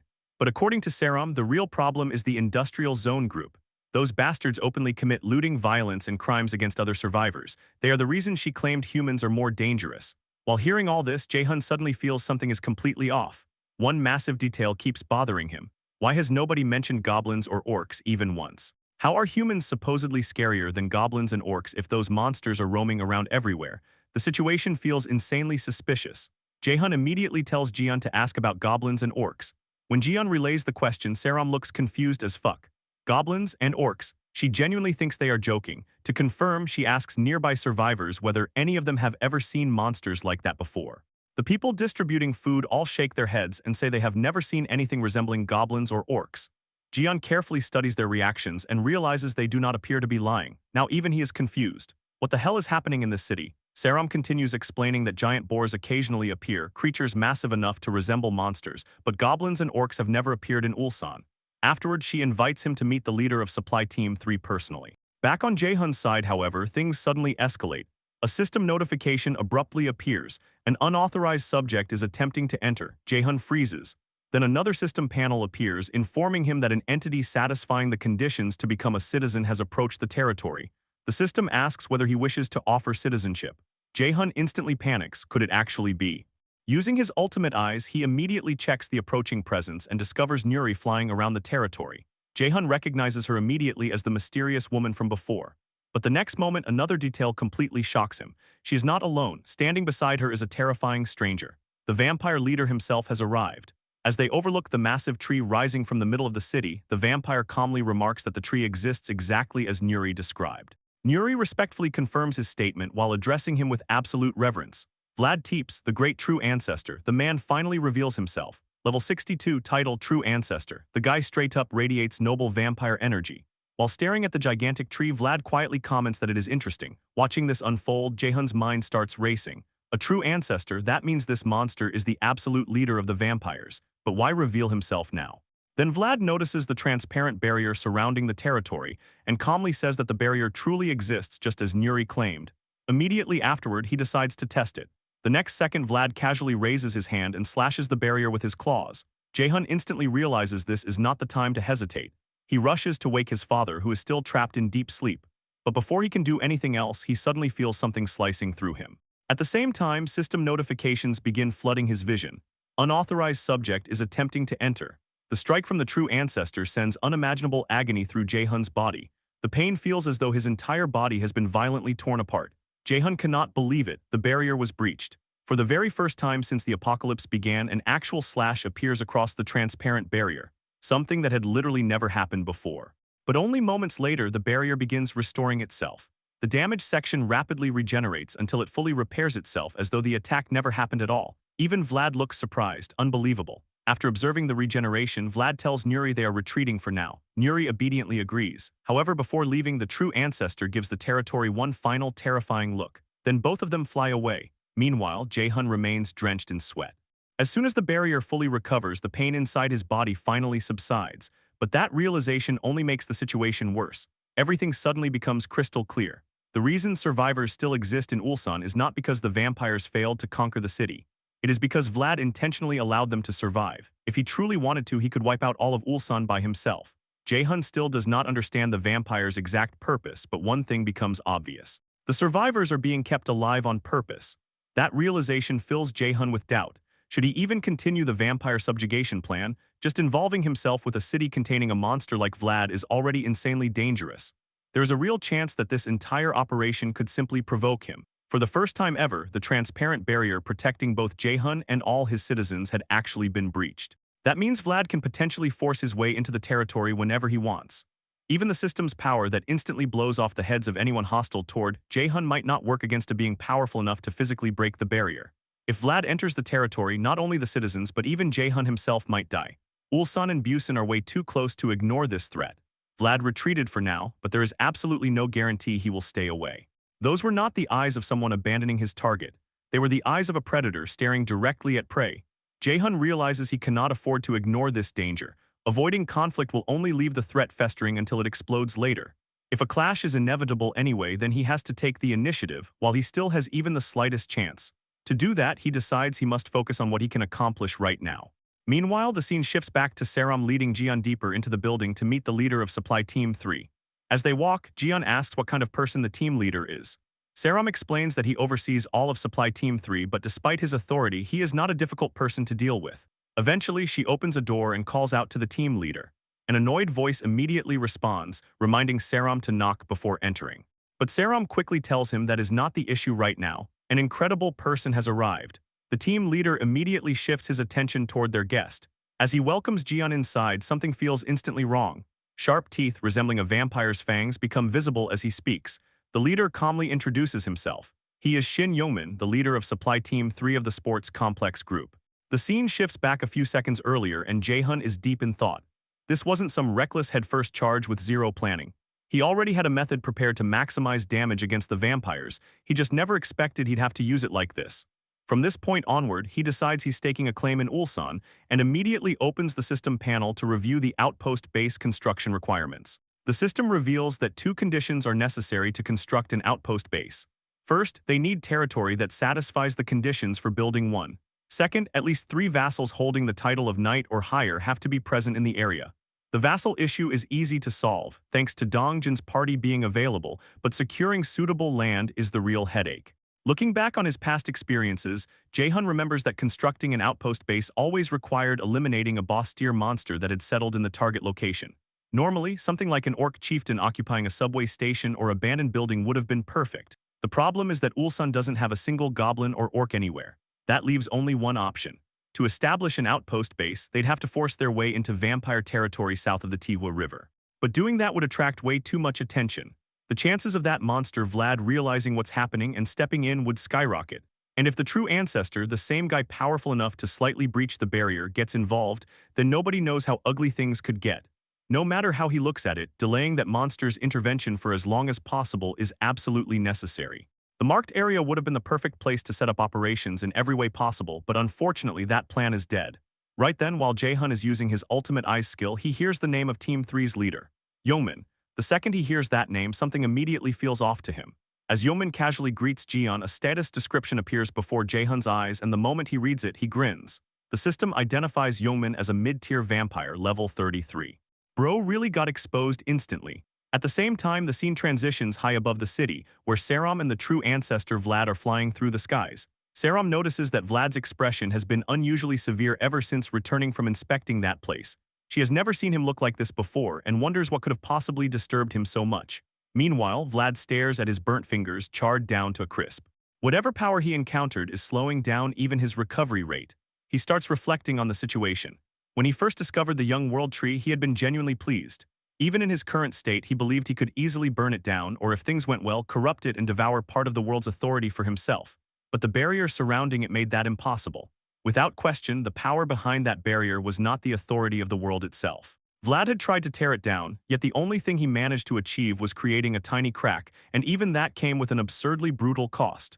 For the brief moment he sensed the barrier's massive scale and the dense authority contained within that territory, the feeling was both terrifying and fascinating to him. Then Vlad grins in amusement. The aura he felt was unlike anything he had ever experienced before. He begins wondering if the being residing there could actually be a god that descended upon the world. With the night of the full moon approaching, Vlad realizes the coming events might present a rare opportunity for him. The two continue flying above the city, before the scene transitions again to a quiet, empty room where Jian is speaking privately with Jaehyun. Jian confirms he moved to a secluded location exactly as requested. Jaehyun apologizes for the sudden secrecy and explains that he has urgent information to share. Then he drops a complete bombshell. Jaehyun reveals that Yongmin, the leader of Supply Team 3 whom Jian had just met, is actually a vampire. The revelation completely shocks Jian and he immediately questions whether Jaehyun is absolutely certain about it. Jaehyun confirms without hesitation that he is completely sure. Jian quickly asks what they should do next. Jaehyun explains that he'll be sending Dongjin's party over shortly, and until they arrive, Jian needs to keep monitoring Yongmin while remaining on standby. Jian agrees but then asks if it would be alright to share all the information, including details about Jaehyun himself, with Saram since she seems trustworthy. Jaehyun tells him to handle it however he sees fit. Moments later, Jian explains everything to Saram, including the information about Team 3's leader and Jaehyun's existence. Saram is visibly shaken after hearing the truth. She can barely believe that Team 3's leader is actually a vampire, and asks if Jian is seriously not joking around. Unfortunately, he confirms that everything is true. Saram then realizes that the ability used to summon that massive amount of food earlier belonged to Jaehyun. Jian confirms that as well. Even though she admits the entire situation sounds insane and difficult to believe, she still decides to trust him. It's not because she fully believes the story itself, but because she trusts his abilities. If the person Jian described truly exists, then even if things go horribly wrong and they get expelled, his group would still take responsibility for them, right? Jian promises that they will. Still, Saram points out the obvious problem. If Team 3's leader really is a vampire, then they need to take action somehow. But Jian explains there isn't much they can do immediately. His comrades are already on the way, and the scene cuts to Dongjin's party riding through the city in a jeep. In the back seats, Dongjin and Kang sit prepared for what's coming next. As Jian continues explaining the situation, he says the main operation will begin once his comrades arrive. Until then, their only mission is simple: keep watching Yongmin. The scene transitions to the next day as multiple system windows suddenly appear before Jaehyun. The notifications reveal that a level 33 middle-tier vampire, Shin Yongmin, has been hunted. A massive amount of experience points is awarded, and money is automatically deposited into his wallet. Another notification announces that Citizen Byungho has eliminated the leader of Ulsan Market. With that, construction of an outpost base at Ulsan Market becomes possible. I thought Shin Yongmin was going to be a pretty significant character, but bro was just an NPC. The operation has gone smoothly, proving that taking down the leader of Team 3 of Empire wasn't nearly as difficult as expected. Meanwhile, Woong, the man from before, opens a small box. Inside is a dead body. The moment he sees it, he realizes who it is. The people Saram brought had been right all along. It really was the leader of Team 3, that MF of a vampire. Jaehyun reflects on everything that happened. By using Byungho's invisibility ability to search the leader's private quarters, they discovered corpses completely drained of blood. Finding a body is unfortunate, but at the same time, it's a relief. The leader of Team 3 had close relationships with many of the survivors in the market. If we hadn't been able to prove that he was a vampire, we would have faced massive backlash from everyone there. With the truth finally exposed, Jaehyun immediately activates construction mode. An outpost base construction panel appears before him. The system explains that this facility requires 3 citizens holding the title of knight or higher during construction. Under normal circumstances, construction would take 7 full days. The system asks whether he truly wishes to proceed. Jaehyun accepts without hesitation. Almost immediately, another system notification appears, catching him off guard. The notification states that 6 or more citizens with the title of knight or higher are currently gathered at the construction site. As a result, construction efficiency increases by 100%. The estimated completion time instantly drops to 83 hours, 59 minutes, and 59 seconds. Jaehyun smiles after seeing the unexpected bonus. The effect is even better than he anticipated. Thanks to this, he'll be able to save some crystals. In truth, he never intended to wait an entire week from the start. Another system panel appears. The system asks whether he would like to instantly complete construction of the outpost base facility. Doing so requires 9 crystals. Jaehyun immediately chooses to complete it. The system panel glows blue, and within a single second, a massive barrier rises around the market. The outpost base is fully constructed. As the barrier settles into place, another notification appears. It informs him that individuals who meet the requirements for citizenship have now been identified. The system asks whether he would like to grant them citizenship. Jaehyun approves the request. With that decision, the entirety of Ulsan Mart is now part of his territory. At the same time, he gains access to information regarding roughly 1,000 citizens living inside the market. While reviewing the data, he notices something alarming. Elsewhere inside Ulsan Mart, Dongjin believes the situation has finally been resolved. Then the overhead tube lights suddenly flicker. A second later, electricity surges throughout the entire market. Lights blaze back to life across the facility. The survivors are completely caught off guard. Nobody expected this to happen. They stare around in shock as the dull market becomes illuminated once again. After living without power for so long, seeing electricity return feels almost unbelievable, and all this thanks to our boy Jaehyun. Dongjin realizes that Lord Jaehyun's side must have completed their preparations as well. He contacts Jaehyun and asks whether the operation is finally over. The answer is simple, no. Hearing that immediately shocks Dongjin. After all, they had just killed a middle-tier vampire. Most people would assume the crisis had ended, but Jae-hun knows better. The operation isn't over yet. The reason becomes obvious moments later. Among the citizens, one person suddenly begins trembling, then another starts shaking as well. Someone nearby notices and questions what is wrong with them. The truth is soon revealed. Jae-hun announces that there are currently 19 vampires mixed among the citizens inside the mart. Because the vampires now exist within Jae-hun's territory, the vampire title immediately activates against them. All of their stats are reduced by 90%. Every buff previously affecting them is stripped away as well. Pain spreads through their entire bodies. Scarlet marks suddenly appear on their foreheads. Every vampire who had been hiding among the humans is overwhelmed by agonizing pain. They scream as the marks continue burning across their skin. Through the ring of communication, Jae-hun contacts Dongjin and issues a firm order. The vampires have been severely weakened by the title's effects. Now, eliminate every single one of them. Jae-hun activated Vassal Summon and transported all of Dongjin's party members directly near the 19 vampires that had been discovered. Above them, Dongjin gripped a spear in his hand. With all his strength and a terrifying gaze fixed on his target, he launched the spear forward. The weapon carried such destructive power that the surrounding area was devastated by the impact alone. The vampire struck by the spear had its stomach completely pierced and immediately screamed in agony. The crowd watching the scene was completely confused. Some wondered what was happening. Others realized that people had suddenly lost their minds and attacked them, yet these newcomers had stepped in and saved everyone. At the same time, multiple newly registered citizens showed increased trust toward Jae-hun. Jae-hun praised everyone's efforts. Internally, he reflected that thanks to the achievement's effect, nobody had been hurt. Now only one vampire remained. Deciding to move on, Jae-hun used the ring of communication and contacted Seo Yejin. He asked her to come up for a moment because there was somewhere he needed her to accompany him. Seo Yejin immediately agreed and told him she would be there right away. It was finally time to introduce themselves to the citizens inside the newly established outpost base. Reaching his apartment door, he activated the ultimate shut-ins door ability, connecting his room's entrance directly to the mart building's door. The moment he opened it, a bright light poured out. Seeing who emerged from the doorway, Saram was completely stunned. It was none other than everyone's dream guy, Jae-hun. Jae-hun addressed the crowd, mentioning that everyone from Sports Complex Group Supply Team 3 had probably already heard about him through the others. Saram could only stare in confusion. She couldn't understand how he had suddenly appeared there. Meanwhile, Jae-hun entered the building alongside Seo Yejin. He formally introduced himself as Kim Jae-hun and announced that he would explain the chaotic situation they were currently facing. After settling down, Jae-hun opened his storage and summoned a megaphone. The item materialized in his hand. After testing it to make sure it worked, he asked whether everyone could hear him. He then revealed a shocking truth. Some people may have already realized it, but those who had suddenly gone insane were actually vampires hiding among them. As Jae-hun spoke, a captured vampire could be seen tied up in the middle of the area. The revelation that vampires had been secretly living among humans left the citizens utterly shocked. Many couldn't believe what they were hearing. Some immediately questioned whether there had been more vampires besides the leader of Team 3. Jae-hun continued his announcement. He explained that the vampires had cleverly disguised themselves as ordinary people, infiltrated survivor organizations, secretly revealed their true identities when the time was right, and taken the lives of innocent people. Their purpose now was to expose those sins to the world and punish the guilty. The crowd erupted with a single demand. They wanted the vampire dead. People shouted that he was a cowardly traitor. Others screamed that vampires had murdered their families. However, the exposed vampire showed no fear. Instead, he shouted back, calling everyone inferior scum and questioning whether they truly believed they could punish him. Jae-hun quietly observed the reactions around him. There wasn't a single person present sentimental enough to pity a vampire that fed on human blood.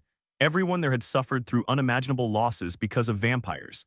Even so, the tied-up vampire kept laughing and boasting. He claimed that someone would come to save him, and that once that person arrived, everyone present would. Before he could finish speaking, Jae-hun raised his hand. Opening his storage, multiple system panels appeared. Then live rounds erupted from the panels. Bullets tore into the restrained vampire from every direction. Blood sprayed everywhere as the rounds relentlessly pierced his body. The scene was cool, not gonna lie. Right before the citizens' eyes, Jae-hun carried out a public execution, openly displaying his power. A system notification appeared, announcing that a low-tier vampire, level 22, had been hunted. After witnessing the execution, many citizens experienced another surge in trust toward Jae-hun. The crowd cheered wildly as the vampire finally died. Listening to the cheers, Jae-hun sensed a trace of madness hidden within them, along with overwhelming fury toward vampires. That was simply the kind of world they lived in. The vampire's corpse disappeared after death. After all, nobody could survive in this insane world without becoming at least a little crazy themselves. Just then, Saram interrupted Jaehyun's thoughts and asked whether everything was over. Jaehyun confirmed that it was. At least within the mall, there were no remaining vampires. Saram then asked what they should do next. Behind her stood a crowd of newly accepted citizens waiting for direction. Jaehyun looked over all of them before reminding her that Supply Team 3's original responsibility had been supplying materials to the Yongandong group and the dispatchers. Saram confirmed that this was correct. Jaehyun told her to continue performing that exact role. If the team needed supplies, they only had to ask. He would provide as much as necessary. Then with a smile he announced that starting today, Park Saram would become the leader of Team 3. At first, Saram casually accepted the instruction. Then the meaning of what she had just agreed to finally registered. She was completely stunned. Jaehyun repeated himself and stated that they needed her to serve as Team 3's leader. If she was opposed to the idea, they could choose someone else. Before he could finish, Saram quickly cut him off and declared that she would do it. She promised to do her best and officially accepted the role as Team 3's leader. A system notification immediately appeared. Park Saram's trust level had increased significantly. She expressed her desire to work well together moving forward. As time passed, Jaehyun realized that Saram was handling the leadership position far better than he had expected. Although some people initially resisted her authority, those objections disappeared quickly. The reason was simple. Jaehyun's unlimited supply support backed her every decision. The people who had once worried endlessly about food rationing were now debating what they wanted to eat each day. Honestly, who would hold a grudge against the person responsible for giving them that level of luxury?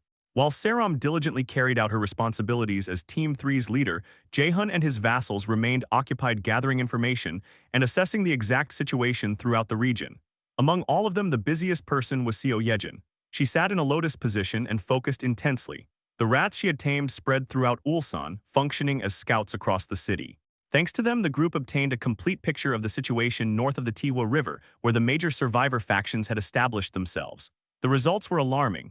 Including the Sports Complex Group, the Yongandong Road Group, and the Industrial Zone Group, vampires stood at the center of all three major survivor organizations. Even worse, the individuals at the very top of each group were high-tier vampires. The truth was horrifying. All of Ulsan had been dancing in the palm of the vampire's hands from the very beginning. Kang openly expressed disbelief. Dongjin reached a disturbing conclusion and voiced it. Jaehyun immediately confirmed it. The survivor groups and vampires had never truly been enemies. They had never been engaged in a war, nor had they been maintaining any fragile balance of power. The reality was much darker. At that moment, Ulsan was nothing more than a massive human slaughterhouse operated by vampires. Jaehyun understood they were in a terrible position. He had originally believed this region was relatively safe. Instead, establishing an outpost base there was equivalent to setting up camp directly in the middle of enemy territory. He began considering his options. The original plan had been simple. He intended to unite every survivor group into a single force. With his enormous supply reserves, accomplishing that would not have been especially difficult. Before anyone fully realized what was happening, he could have granted citizenship to everyone, turned them into his people, and formed a fully armed combat force capable of waging war against the vampires. However, the situation had changed. With vampires occupying key positions inside every major survivor group, information regarding any move he made would immediately leak to the enemy. The number of cards available to him had become extremely limited. At that moment, Dongjin asked the question everyone was thinking. What should they do now? Jaehyun sank into deep thought. Among all possible strategies, there was only one approach that was both the most provocative and the most effective. Finally, he spoke. There was no helping it. They had no choice but to tear everything down. While Jaehyun was preparing to tear everything down for the vampires, the scene shifted to another part of the city. The entire area was deserted with an eerie silence hanging in the air. Inside a building, a vampire opened a glass bottle filled with blood and casually drank from it. A satisfied smile spread across his face as he praised the quality of the human that had been brought to him. Standing before him was another vampire wearing glasses. He questioned how much longer they would have to continue living like this. From his perspective, wiping out all the humans across the river would be an absolute piece of cake. He couldn't understand why they kept hiding among survivor groups and wasting time on unnecessary tasks. The vampire team leader understood his frustration. He admitted that barely surviving day by day was irritating, especially when countless fresh humans were right across the river. Placing a hand on the shoulder of the vampire with glasses, he told him to endure it just a little longer. With an evil expression, he revealed that the people across the river were sacrifices for an important ritual. The day would soon arrive, the night of the full moon that the true ancestor had spoken about. The vampire with glasses immediately realized the implication. The team leader confirmed it and began explaining what would happen when that time finally came. But before he could even finish speaking, a sharp pain suddenly pierced through his chest. Blood exploded outward and he couldn't even comprehend what had happened. A second later, he collapsed onto the ground dead. The vampire with glasses panicked and called out to his leader, but before he could react any further, he was dead too. Nearby vampires immediately went on high alert. They shouted that there was an intruder, while others desperately tried to understand what was happening. One vampire could hear the enemy but couldn't see anyone. Then a relentless volley of bullets rained down on them, killing them one after another. The culprit was none other than Byung-ho. Using his invisibility skill, he remained completely unseen while shooting down vampires with deadly precision. After the massacre, he stood among piles of corpses and reported to Jae-hun that the situation was under control and the civilians appeared unharmed. He then asked how things were going on the other side. Elsewhere, Kang reported that his and Yeonju's side was clear. On another front, Jun-hyuk and the twins had successfully finished their mission.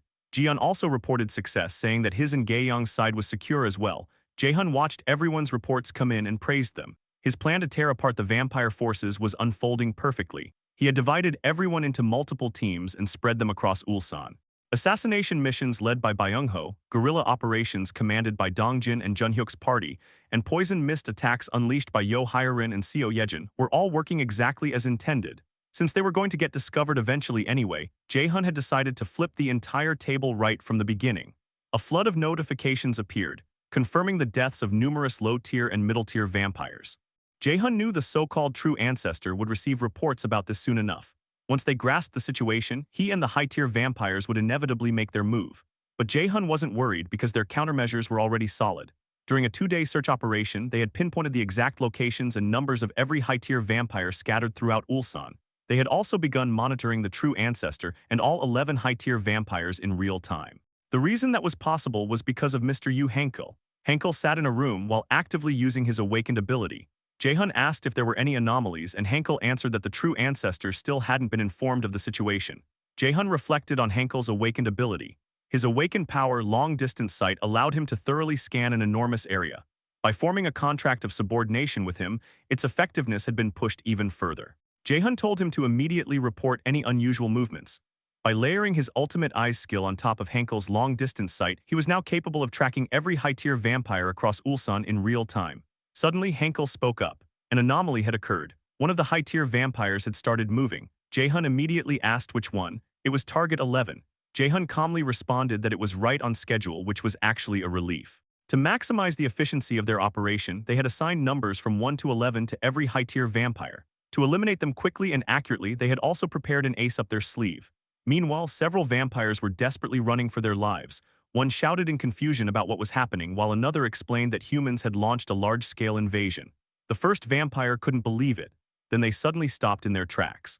Standing right in front of them was their worst nightmare, the absolute powerhouse himself, Dongjin. As Jae-hun continued narrating, he explained what he had learned while fighting high-tier vampires. First, they possessed unique abilities and entered a completely different combat stance when activating them. Therefore, they absolutely could not be given time to transition into that state. Second, there were 2 attacks that posed a particularly serious threat to them. Every single time, the attacks that dealt critical damage were Gae-young's arrow of light infused with piercing and Dongjin's black energy combined with his spear. Back in the present, Dongjin stood directly in front of the fleeing vampires. A second later, they were dead. As everyone already knew, our boy Dongjin was a power fucking house. Hype my boy up. His zigzag movement sliced through them instantly. He moved like an assassin, except instead of daggers, this assassin wielded a spear. Multiple notifications appeared before Jae-hun, confirming the deaths of 1 high-tier vampire and 2 middle-tier vampires. Jae-hun thought the money they had invested was absolutely worth it. Dongjin's level had already reached 50. As expected, even though the followers serving Target 11 were fairly high-level middle-tier vampires, they had been mercilessly slaughtered by Dongjin's spear. Jae-hun crossed out the target on his map. Target 11 had been dealt with. Next would be the following target. At that moment, Hankel suddenly called out. 2 more high-tier vampires had started moving. Jae-hun asked which numbers. Hankel answered, Target 7 and 9. Jae-hun casually asked if something unusual was happening and then instructed Hankel to focus solely on Target 9. Confused, Hankel asked why. Jae-hun smiled, because Target 7 had already been assigned to their strongest combat power. The scene shifted once again. A group of vampires stood inside a building. Standing in front of them was none other than Jae-hun's father, Daddy Kim Dong-hyuk. Then an overwhelming burst of blinding light erupted. A second later, the entire building was completely devastated. The reason was simple. Daddy Kim Dong-hyuk had annihilated every vampire inside. Hankel shouted the update. Target 7 was down. Target 9 was moving. The moment Target 9 advanced, Jae-hun's party appeared and crushed them with a ferocious assault, immediately finishing off number 9. More notifications appeared, confirming the deaths of 1 high-tier vampire and 2 middle-tier vampires. Hankel excitedly announced that number 9 had been eliminated too. Jaehyun crossed number 9 off the board. His eyes radiated an overwhelming aura as he held the marker with the presence of a deity itself. Then he declared that one by one he would crush them all. As night falls and the scene transitions, a building comes into view where the true ancestor resides. He stares outside, convinced that Park Yeechin, Lee Yondo, and Choi Youngil are already dead. But something immediately catches his attention. The same overwhelming power he once felt in Busan is now radiating from across the Tihwa River. It feels like an invisible force is steadily closing in, trying to choke him. Just from his expression alone, it's obvious that the true ancestor, Vlad, is not happy about this situation at all. Still, he quickly comes to a decision. The moon has not completely reached its full phase yet, but he no longer has the luxury of waiting. He decides he has no choice but to begin right now. Meanwhile, Gaeyoung is absolutely cooking. She continuously fires arrows of light infused with piercing power, effortlessly piercing through vampires as she launches arrow after arrow without stopping. The results quickly pile up. Targets 11, 7, and 9 are eliminated, and target 4 is taken down as well. Jaehyun immediately evaluates the situation. Not long after the operation began, they have already eliminated a total of 4 high-tier vampires during their very first mission. It has been a massive success. However, he knows there's a serious downside.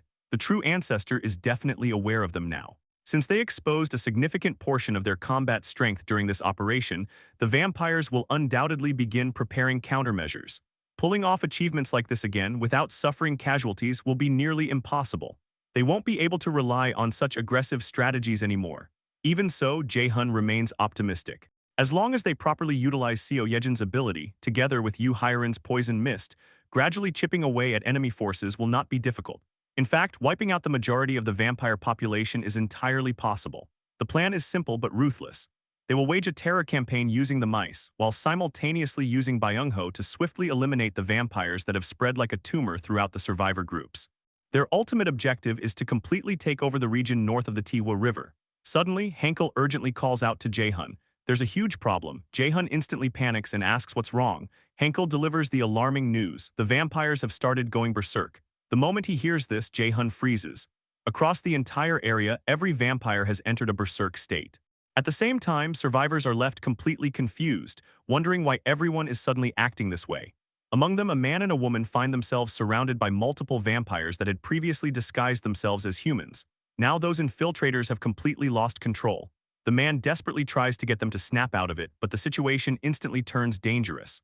The man and woman are cornered with no escape route in sight. Then in the middle of this dark situation, a ray of hope appears. Our boy Dongjin enters the scene and immediately kills a vampire with his spear. After securing them, he checks whether they're all right. The man confirms that they're safe. The man then explains that the people on their side suddenly started acting strange and began screaming out of nowhere. But Dongjin quickly clears up the misunderstanding. Those aren't humans. They're vampires that infiltrated and settled among the survivor groups. Hearing that leaves the man completely shocked. Dongjin then gives them simple instructions. If they look around, they'll see a mouse, and once they spot it, they need to follow it. Without wasting another second, Dongjin launches himself back into battle to deal with the other berserk vampires. The man is left confused. A mouse? What is that even supposed to mean? But then he notices something unusual. A mouse is literally standing there, staring directly at them. The man can't believe it. It really is a mouse. The mouse squeaks and signals toward them with its eyes. With no better option, the man and woman decide to follow it. Meanwhile, all of Jaehyun's warriors are busy dealing with the vampires that had infiltrated the survivor groups. Then a notification appears before Jaehyun. Individuals who meet the requirements to become citizens have approached the territory. As the warriors continue exterminating vampires, the rescued citizens are steadily guided toward safety. Jaehyun reflects on the situation. Thanks to Dongjin and his team's rescue efforts, they have successfully moved numerous citizens into the safe outpost-based territory. However, a huge problem immediately presents itself. There are simply too many citizens, and the available area is far too small to contain everyone. Jaehyun quickly realizes there's not enough space. It is impossible to accommodate every survivor across Ulsan inside the mart.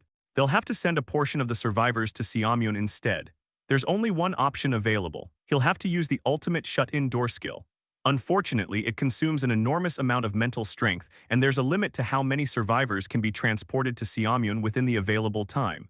Jaehyun knows he has to reduce that burden even if it's only by a little. It can't be helped. He immediately opens the system window and enters the skill menu, deciding to spend his skill points. Right now, there are only 2 candidates, Ultimate Eyes and Ultimate Shut-In Door. The system asks whether he truly wants to level up the Ultimate Shut-In Door skill. Jaehyun instantly confirms. The system panel begins glowing with a powerful aura. Then a notification appears. Ultimate Shut-In Door skill has reached level 2. Immediately afterward, another announcement follows. The four great gates of the east, west, south, and north have been activated. Jae-hun is visibly stunned. Four great gates. He quickly examines the skill in greater detail and realizes this is exactly what he was hoping for. A new list of abilities appears before him. Four new options have been unlocked. Open East Gate, Open West Gate, Open South Gate, and Open North Gate. To test out this new skill, Jae-hun heads to the terrace and begins analyzing the four great gates. Upon checking, he discovers that each gate comes equipped with its own unique function, and among them the South Gate is the one most crucial to their current situation. Before he can fully explain it, he spreads his arms wide, forms a hand sign like Goku, and shouts for the South Gate to open. Instantly, a purple aura engulfs him. Inside the territory's barrier, a purple light appears, followed by a slit forming across its surface. In the next moment, a massive entrance opens within the barrier itself. Jae-hun explains that the South Gate is the most essential function for their current circumstances because it can summon a gate capable of mass relocation without consuming mental strength. His plan is to evacuate the citizens using this newly created gateway. However, he knows that simply leaving the gate open will not solve everything. He still needs a guide to lead the people through to the other side. Meanwhile, everyone witnessing this gigantic gate is completely stunned. Some humans panic, wondering what exactly they're looking at, while others even question if the sky itself is on fire. Saram is equally shocked by the sheer size of it all, immediately thinking this is absolutely insane and awesome at the same time. After witnessing this, Saram fulfills the loyalty requirement, allowing Jae-hun to officially accept her as a vassal and establish a contract of subordination. Thanks to that, he now has only one vassal slot remaining. Using the ring of communication, he contacts Saram and explains that the structure in front of her is a gate he personally created, one that connects directly to their main base in Busan. He instructs her to send every incoming person through it. Saram immediately understands the assignment and loudly announces for all newcomers to follow her and her clones. Wait a second, she can create clones. Is this her ability? Anyways, since the area is too cramped, she explains that she'll guide everyone to another location and tells them to move while maintaining order. Soon, countless people begin following her and safely pass through the gate into the main base. Seeing this, Jae-hun is satisfied. The crowd issue has been more or less resolved. Since he already explained the situation to Dabin before arriving here, he's confident she'll be able to manage things on the Busan side. She's highly capable after all. Still, to make her happy, our boy Jae-hun offers her a quadruple bonus. He knows she'll probably struggle a bit handling such a massive influx of people, but given the circumstances, it can't be helped. With that issue settled, he decides it's time to return and finish the operation to wipe out the high-tier vampires. But just then, Jae-hun suddenly stops after noticing something horrifying. He's immediately shocked when he sees Henkel kneeling on the ground in terrible condition. Without wasting a second, he uses teleport and appears right in front of him, asking what happened and whether he's okay. Henkel apologizes, explaining that he's probably just exhausted from overusing his ability. Jae-hun instantly realizes the problem and curses internally, wondering if Henkel burned through too much mental strength. Even so, he calmly tells him to rest for now. At least surveillance should still be possible because they still have Seo Yejin's mice. Right then, Seo Yejin suddenly appears from behind and urgently calls out to Jae-hun. He tells her the timing is perfect because he was just about to contact her himself, but she immediately interrupts him, saying that something is wrong. Jae-hun asks what happened, and Seo Yejin explains that she's been continuously observing the surroundings through the eyes of her mice. However, at this very moment, she cannot spot a single high-tier vampire anywhere within Ulsan. Jae-hun freezes upon hearing that. The scene then shifts to the true ancestor, Vlad. Vlad asks whether all of his subordinates have gathered. Every subordinate confirms that they have assembled according to Lord Vlad's orders. Vlad then turns toward them and announces that, although it is still early, circumstances have changed. In the very next moment, he snaps his fingers. Two gigantic claws made entirely of blood emerge from the ground and instantly engulf one of the vampires, completely killing it. Everyone gathered is left absolutely stunned after witnessing what their own true ancestor just did. Then Vlad finally reveals his true colors. He tells them to listen carefully because their sacrifices are required, making his intentions crystal clear. The true ancestor Vlad swings his hand once again, and in an instant, multiple streams of blood erupt from the ground, impaling and killing countless subordinates. Nuri watches the massacre unfold in complete disbelief as those subordinates are absorbed within seconds. She can't process what she's witnessing. The one responsible for everything is none other than the true ancestor himself. One question keeps echoing: why is the true ancestor doing this to them? But Vlad doesn't stop. He extends his hand once more, and blood suddenly bursts from his back before wrapping itself around Nuri, capturing her completely. As he calmly walks toward her, he reveals that this had been the plan from the very beginning. Nuri desperately begs him to stop, but another stream of blood instantly shoots forward and pierces her left eye, making her scream in agony. That bastard then explains that the blood festival held on the night of the full moon requires an enormous amount of energy. After saying that, he lets out a slight chuckle. Nuri continues struggling, but Vlad coldly tells her that if she doesn't want to end up like everyone else, she will become his eyes in the sky above the city. Her left eye turns completely crimson as an ominous aura pours out of it while blood streams down her face. Barely enduring the pain, Nuri finally gives in and accepts his command. The scene shifts to the battlefield where Kang is mowing down berserk vampires with his halberd. A single full-powered swing wipes out multiple vampires at once while tearing apart the surrounding area. Even then, he's completely fed up. No matter how many vampires they kill, even more keep showing up. He points out that none of the high-tier vampires are anywhere in sight. They're nowhere to be found, and nobody even knows where all these frenzied vampires came from because they're literally everywhere. Jae-hun silently observes the battlefield and reaches the same conclusion. The high-tier vampires aren't here either. When the vampires first went berserk, he expected the elite vampires to pour across the bridge north of the Tihwa River and launch an all-out assault during the chaos. That's exactly why he stationed his father and Junhyuk's party there. But just like this battlefield, they encountered nothing except endless swarms of frenzied vampires. If the vampires managed to create this much chaos, they should have already made their move. Instead, every single high-tier vampire has completely vanished. Jae-hun has no idea what they're planning, but his instincts scream that he can't ignore it. Even the spy vampires planted inside the survivor groups haven't revealed the true ancestors' objective. Why would Vlad create this massive frenzy, throw the entire city into chaos, and then disappear without a trace? Images of every high-tier vampire Jae-hun fought before flash through his mind. Then everything suddenly clicks. The high-tier vampire who traveled all the way to Busan needed time to increase his abilities. If that's true, then unleashing the full power of the level 62 vampire Vlad would require even more time and even more energy. Jae-hun then remembers how those previous high-tier vampires referred to their own kind as nothing more than food. That realization changes everything. If vampires can grow stronger by cannibalizing each other, then everything happening right now is nothing more than a giant diversion. The endless waves of frenzied vampires are simply buying time, while the true ancestor devours every high-tier vampire to maximize his own power. He realizes exactly what that bastard has been plotting all along. If that's really the case, then he has to move immediately. Using the ring of communication, Jae-hun contacts Junhyuk. In the middle of fighting with his water abilities, Junhyuk answers, ready to listen. Jae-hun tells him that he's about to open a door at their location and orders him to take his father along with the rest of the team through it. Even while receiving those instructions, berserk vampires continue charging at Junhyuk. Using precise control over water, he slices multiple vampires clean in half while continuing the conversation. Still fighting, he questions whether leaving is really the right decision. If they abandon the bridge now, the frenzied vampires will completely overrun the area, especially if Jae-hun's father leaves as well.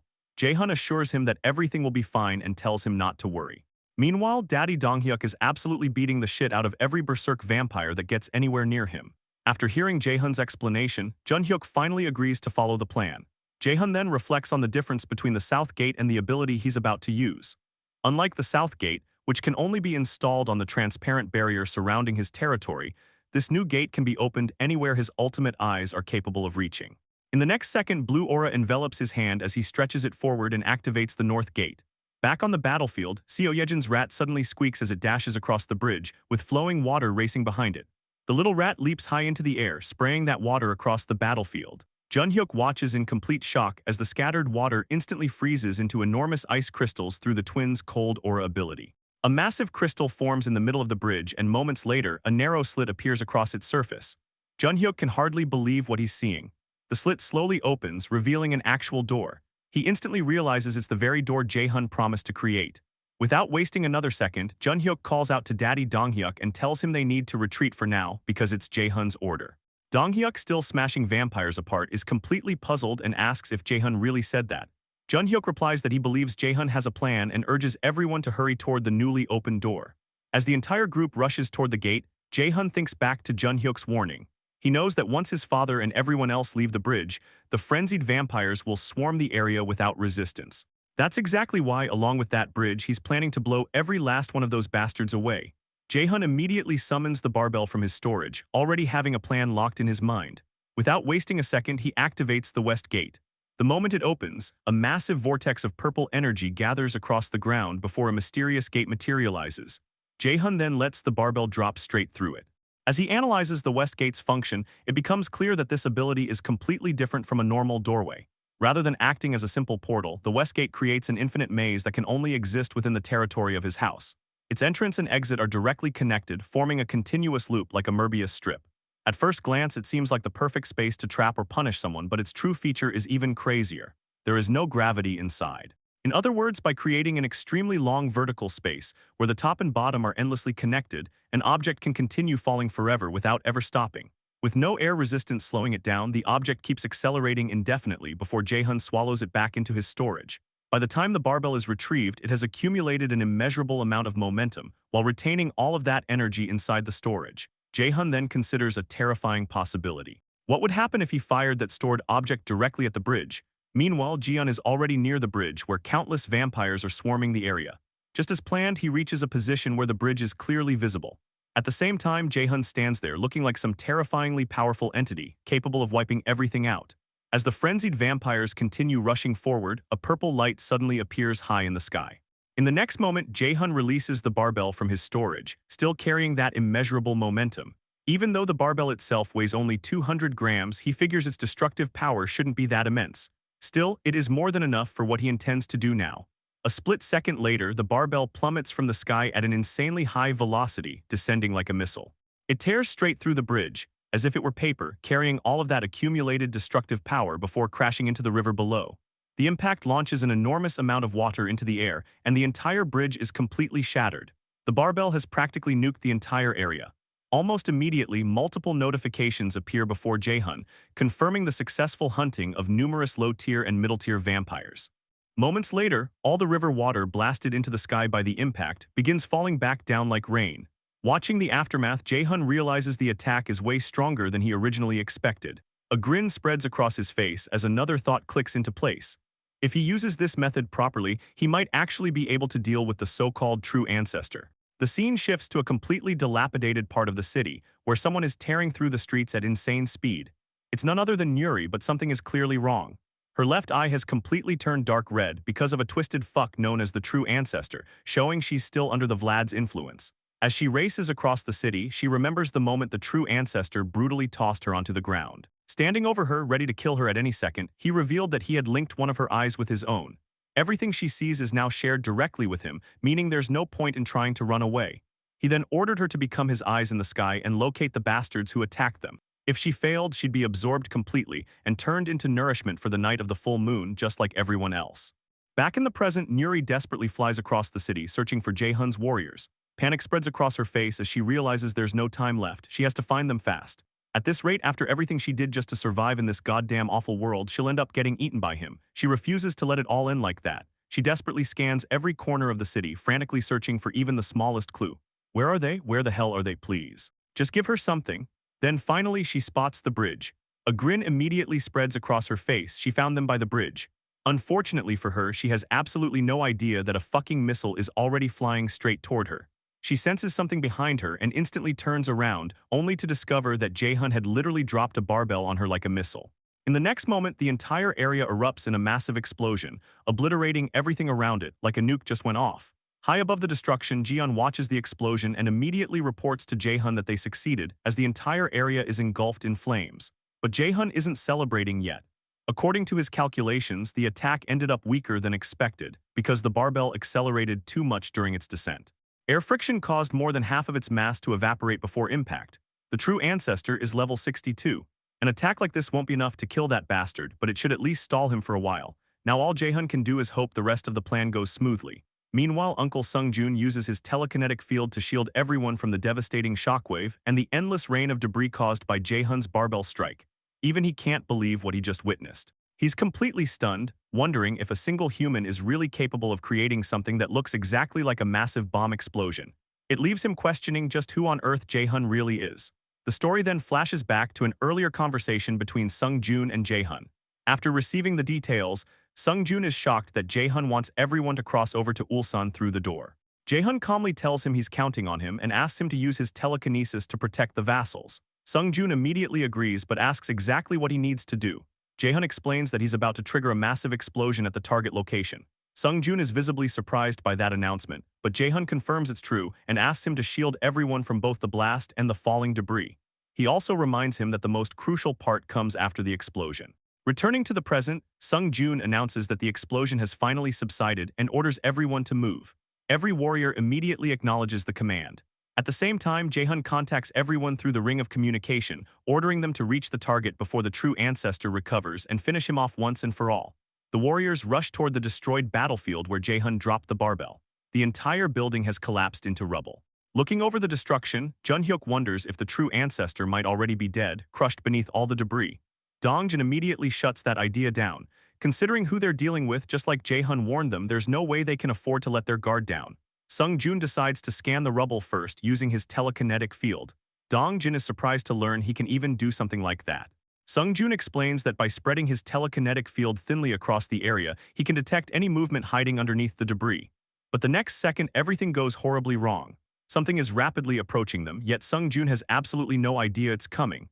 Everyone screams for him to look out, but they're already too late. Sung-jun finally notices the terrifying presence at the last possible moment. Fear fills his face before a violent stream of blood suddenly bursts from his chest, completely piercing straight through him. Then the horror only gets worse. Every single drop of blood is instantly sucked out of Sung-jun's body until he's completely drained dry. His body rapidly shrinks before everyone's eyes. Moments later, a floating blob of blood appears in front of the rubble. It slowly begins taking shape before a hand emerges from within it. A chilling voice echoes across the battlefield, identifying the warriors as the rats who have kept interfering with him all this time. Sung-jun collapses onto the ground with a massive hole through his chest, while Dajung rushes over to desperately care for him. The rest of the warriors immediately prepare themselves for whoever just appeared. The one standing before them is none other than the true ancestor, Vlad. He admits that he's genuinely impressed that mere humans managed to push him this far. But it no longer matters because the blood festival has already begun. Countless blood tentacles erupt into the air, gathering together to form an enormous blood orb hanging over the city. Vlad proudly announces that within just a few minutes, the entire world will be covered in blood and fall into ruin, allowing his own world to take its place. As he grins, the blood orb continues growing larger every single second. Then multiple streams of blood burst out from the ground, twisting and taking shape into blood vampires. Dongjin immediately wonders if they're really who he thinks they are. Jun-hyuk quickly realizes the truth. They're the high-tier vampires who had previously disappeared. One after another, those high-tier vampires emerge, completely formed from blood itself. Vlad confidently declares that nobody can stop his plan. He orders the high-tier vampires to keep the warriors tied down until the blood festival fully begins. The blood-made monsters instantly roar and charge straight toward Jae-hun's group, while the warriors also prepare themselves for battle. Just before both sides collide, a streak of blue energy suddenly tears across the battlefield, slicing straight through the blood high-tier vampires. The one making his entrance is none other than Daddy Dong-hyuk, Aura farming as always, and casually stealing the entire show. Everyone immediately recognizes him, but Dong-hyuk wastes no time. He declares that he'll handle Vlad himself and orders everyone else to stop those blood high-tier vamp bastard charging toward them. Without hesitation, every warrior acknowledges the command and prepares to engage the incoming enemies. The clash between the true ancestor and Daddy Dong-hyuk was inevitable, and now the two powerhouses finally stood face to face. The true ancestor immediately acknowledged Dong-hyuk's strength, admitting that he was one of the stronger humans present.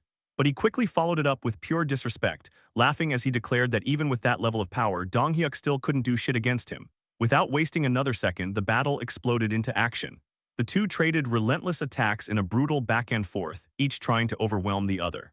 Daddy Dong-hyuk managed to seize the early advantage, landing a devastating punch that rocked the hell out of the true ancestor. But that momentum didn't last for long. Vlad instantly adapted, regained control of the fight, and swung a deadly strike toward Dong-hyuk. Although Dong-hyuk barely managed to dodge, the exchange left him genuinely shocked. Even with his enhanced protection aura, he was still getting pushed back, while the true ancestor continued launching relentless attacks without giving him a single moment to recover. Then the fight took a brutal turn. Vlad landed a decisive slash that tore straight through Daddy Dong-hyuk's gut. Declaring that Dong-hyuk could never even dream of defeating him, the true ancestor sent him flying with that single attack. Dong-hyuk crashed violently into a building before slamming in it. Everyone watching immediately became worried about the Aura farmer, especially Dongjin, who was already occupied fighting a high-tier blood vampire. Meanwhile, Vlad continued talking down to his opponent, claiming that no matter how powerful a human became, a human was still nothing more than a human. The true ancestor calmly walked over and stood before the heavily injured Daddy Dong-hyuk. Blood poured from Dong-hyuk's mouth as he struggled to stand back up, but Vlad just kept yapping. According to him, humans were nothing more than prey for vampires, and should simply submit to reality and accept the outcome. Even while Dong-hyuk remained on the verge of collapse, coughing up blood, Vlad refused to shut up. He continued claiming that no matter how much humans struggled, they were beings destined to accept their fate as prey. Finally deciding to end it, the true ancestor raised his hand to finish Dong-hyuk off. Unfortunately for him, he had no idea that someone else didn't give a flying fuck about any of that. A massive surge of purple energy suddenly descended from the sky behind Vlad, and a voice echoed across the battlefield, telling him to shut up and lower his hand, bitch. The moment Vlad heard that voice, pure horror spread across his face. Then in the very next second, purple flames engulfed the true ancestor, burning the ancient vampire in absolute agony. Vlad immediately recognized that terrifying power. Our boy had finally arrived. Stepping onto the battlefield like the leader everyone had been waiting for, Jaehun declared that from this moment onward, the vampire's so-called festival was officially cancelled, calling Vlad a damn mosquito. Standing before everyone with complete confidence, Jaehun made his entrance loud and clear. Get your popcorn, shit's about to get real. In the next moment, it's revealed how our boy Jaehun suddenly teleported right in front of the true ancestor. We flash back to the moment when the blue system turned golden, after Jaehun upgraded the dignity preservation skill to level 6. With that upgrade, a brand new function was unlocked. The skill creates a narrow area within a 15-meter radius territory around one of his vassals, allowing him to travel directly there. That ability is called Descent. And now our boy Jaehun has descended right into the 15-meter radius around his dad to save him. The true ancestor is burning in agonizing pain as purple flames engulf his body, activating the instant Jaehun arrives. We finally learn the effect of the skill Descent. It can only be used once within a short duration, but the effect is absolutely broken as hell. It eliminates everything hostile to him. Jaehun stares the hell down at the true ancestor and commands that the true ancestor should simply die. A system panel immediately appears, announcing that a hostile entity to the ultimate shut-in has been detected and is being eliminated. In the very next moment, the true ancestor's head begins to swell. Then, a second later, it bursts apart, spraying blood everywhere, as another system notification appears, confirming the elimination. At the same time, the massive orb of blood floating above the city suddenly explodes. Blood rains down across the city, and all the tentacles connected to the giant blood sphere are released. The high-tier blood vampires also begin melting away. Dongjin gets hyped and celebrates, convinced they finally did it. Jaehun did it. As the blood high-tier vampires continue collapsing and dissipating, our boy Jaehun casually swirls his hair like a damn model posing for a photo shoot before announcing his victory. Meanwhile, Daddy Donghyuk, still on his knees, wonders if it's finally over. Jaehun immediately checks on his father, asking if he is alright. Injured but satisfied, Daddy Donghyuk gives a thumbs up and praises his son's timing, admitting it was way too close. Jaehun is relieved he wasn't too late. Jaehun then turns to Dajung and asks her to take care of his dad as soon as she finishes healing Sang-jun. Dajung is already treating Sang-jun after the devastating hit he suffered from the true ancestor. She agrees and tells him to leave the healing to her. Jaehun then addresses everyone else, instructing them to check whether there are still any citizens nearby who failed to evacuate. Everyone immediately acknowledges the order. Even though everyone is exhausted, Jaehun encourages them to hang in there just a little longer. Just then, Daddy Donghyuk calls out to him from behind. Jaehun turns toward his father, wondering what is wrong. Donghyuk recalls that every monster they defeated until now disappeared into something resembling black smoke. Jaehun confirms that it normally happens and asks why he is bringing it up. Donghyuk then asks whether those monsters ever release red smoke instead. The moment everyone looks toward the spot where the true ancestor died, they notice something horrifying. A thick red smoke is rising from the area. Jaehun is completely confused. What the hell is that? But he doesn't know the truth yet. The true ancestor isn't dead. From within the dense red smoke, the true ancestor suddenly emerges right behind Jaehun. Dongjin notices it immediately and desperately warns Jaehun, but it's already too late. The true ancestor launches an attack. However, at that exact moment, the system announces that the defense system has activated. A barrier instantly forms around Jaehun, blocking the sneak attack. Another system notification appears, stating that the Absolute is being protected within the territory. Our boy Jaehun is completely shielded by the defensive barrier, but the true ancestor is insanely powerful. His claws continue pressing against the barrier, attempting to pierce straight through it. He even mocks the situation, amused that a shield has appeared. Meanwhile, Jaehun is busy being confused as hell. How is this bastard still alive, and what even is this barrier? Did he seriously have a function like this hidden inside his abilities? But right now, that question isn't the important one. The bigger issue is how the fuck the true ancestor is still alive. Normally, this territory is a place where nobody can even move or enter without citizenship. Yet the true ancestor clearly doesn't give a single shit about any of that. Furious, he screams, demanding to know why an existence like Jaehun even exists in this world. As he rages, a red aura erupts around his body. Seeing that red aura, Jaehun becomes even more confused. But then a realization suddenly hits him. He can faintly sense the red aura. The black energy that started burning the true ancestor's body after descent activated and the red energy currently flowing from the true ancestor are clashing against each other inside his body. Now that he has recognized both powers, he instinctively understands them. The black energy is a power that originates from within himself. That means Dongjin's black spear, which mysteriously manifested earlier, wasn't a coincidence after all. And the reason the true ancestor is able to move inside Jaehun's territory is because the red energy is protecting his entire body. The answer to how the true ancestor pierced the invisible barrier when he first arrived near the territory, and how he continues resisting the territory's effects right now is the same. Everything is being made possible by that red energy. But before Jae-hun can think any further, the system interrupts once again. A hostile entity to the ultimate shut-in has been detected, eliminating. In the next moment, the true ancestor is shredded apart once again by the system. But the true ancestor still isn't dead. Even after everything, he remains alive and desperately searching for blood. Like a complete maniac, he charges forward, obsessed with getting more blood, and heads straight toward Dongjin with the clear intent to kill him. Unfortunately for him, Jae-hun isn't about to stand by and watch that happen. The moment he sees the threat, Jae-hun activates his invisible hand and sends it forward to stop the true ancestor. In the next instant, the invisible hand pierces straight through the true ancestor's chest. Jae-hun immediately follows up by using gigantification. The invisible hand expands to an enormous size and crushes the true ancestor once again, splattering blood everywhere. Yet even after suffering another fatal blow, the true ancestor still refuses to die, just as Jae-hun expected. At that moment, he finally understands what's happening. Even though the system keeps eliminating the true ancestor, he continues reviving. The system destroys his physical form and wipes out the parts recognized as his body. But those parts were never his true main body in the first place. His real body is the blood itself. In other words, unless every drop of that blood is destroyed, the true ancestor cannot be killed. As Jae-hun reflects on this realization, he recalls how deeply he once thought about the system he had. He always wondered why, whenever his territory expanded, certain individuals were recognized as citizens and granted citizenship, while other life forms were simply eliminated. In his view, the system's definition of a hostile entity was far too vague. If the system were truly absolute, then incidents like Yeagle Sunkyu entering his territory, turning citizens into vampires, and even eating people should never have been possible. That contradiction led Jae-hun to repeatedly question the criteria the system used when determining its targets. He developed several hypotheses while searching for an answer. Closing his eyes, Jae-hun finally reaches his conclusion. A hostile entity is a target that he personally perceives as an enemy. Monsters are immediately recognized because their appearance is obviously threatening and hostile. Likewise, anyone who harms him is automatically categorized as hostile. That means everything is being processed through his own consciousness. If that's true, and the criteria for the system's power manifestation is deeply connected to his consciousness, then the answer becomes clear. At that very moment, Jae-hun grasps the true essence of the system. Suddenly, the entire area begins to shake. Dongjin is stunned and can only wonder what is happening. Something has appeared in the sky, and he can't help but question whether this is another one of Jae-hun's abilities. Meanwhile, the true ancestor rises from the blood once again.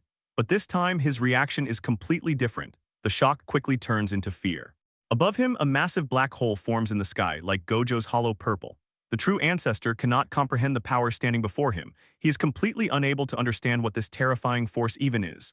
As Jae-hun radiates the overwhelming presence of a transcendent being, he focuses on a single thought. If he is consciously aware that the true ancestor's true body is the blood itself, then the system should recognize that fact as well. Immediately, the system responds. A notification appears confirming that the Absolute's demand has been accepted and that the conditions defining a hostile entity will be adjusted. That realization leaves Jae-hun stunned. Doesn't that mean he can actually change the system itself? As the black hole continues expanding and a purple aura spreads outward, another system message appears. A hostile entity to the ultimate shut-in has been detected, suppressing. Now, the system no longer identifies the true ancestor as merely a physical body. It recognizes the blood itself as the hostile entity. The effect is immediate. An overwhelming flood of pain crashes into the true ancestor as the system suppresses him directly. He begins screaming in agony, desperately babbling that this can't be happening. Worse yet, he feels the blessing draining away and his connection to the Great One being severed. At the same time, the black hole begins absorbing every trace of blood in the surrounding area. The true ancestor continues screaming in pain as the blood is pulled away. Completely terrified, he questions what Jae-hun even is. He cannot understand how someone could wield a power that rivals the Great One itself. To him, Jae-hun's very existence makes absolutely no sense.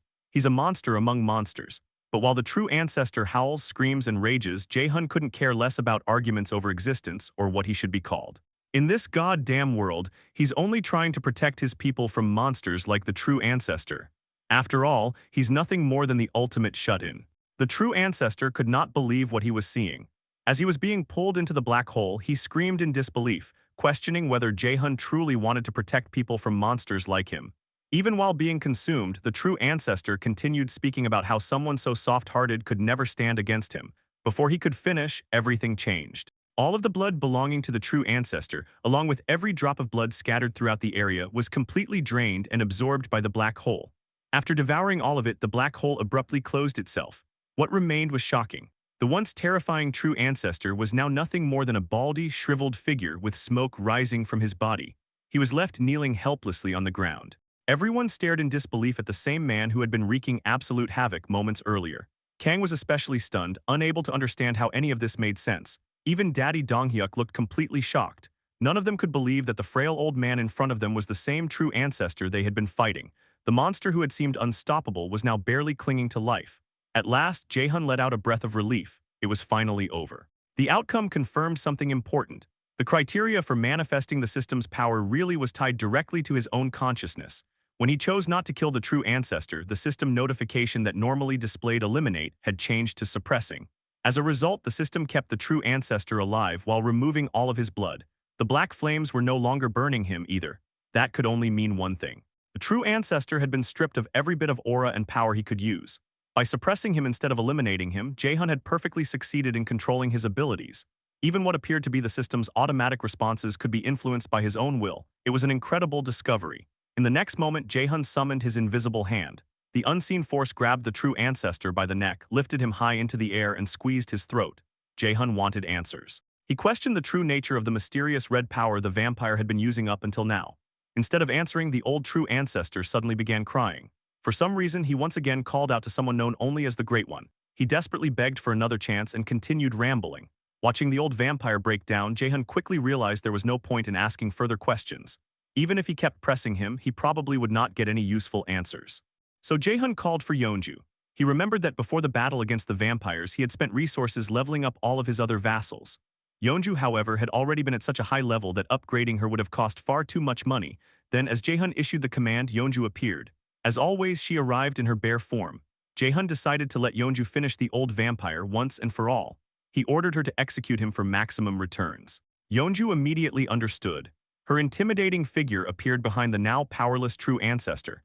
Then, with a single decisive slash, she eliminated the old bastard. A system panel instantly appeared. The true ancestor, level 62, had been hunted. A massive amount of experience was awarded. Then came the real drop. 995,858,494,923 won had been deposited into the ultimate shut-in wallet. Almost 1 trillion won. Seeing that absurd number in front of him, Jae-hun was completely stunned. His brain practically short-circuited trying to process it. He could barely comprehend the amount and even found himself stuttering for a moment. But then, another realization hit him. If the settlement reward was this massive, he already knew exactly what was coming next. Instead of celebrating, Jae-hun became depressed. He practically begged for help. The reason was simple: a level-up was coming, and level-ups meant pain, not ordinary pain either, agonizing, unbearable pain. Moments later, system notifications began flooding in non-stop. Skill levels increased one after another. At the same time, Jae-hun's territory expanded once again. After some time passed, Jae-hun finally opened his eyes.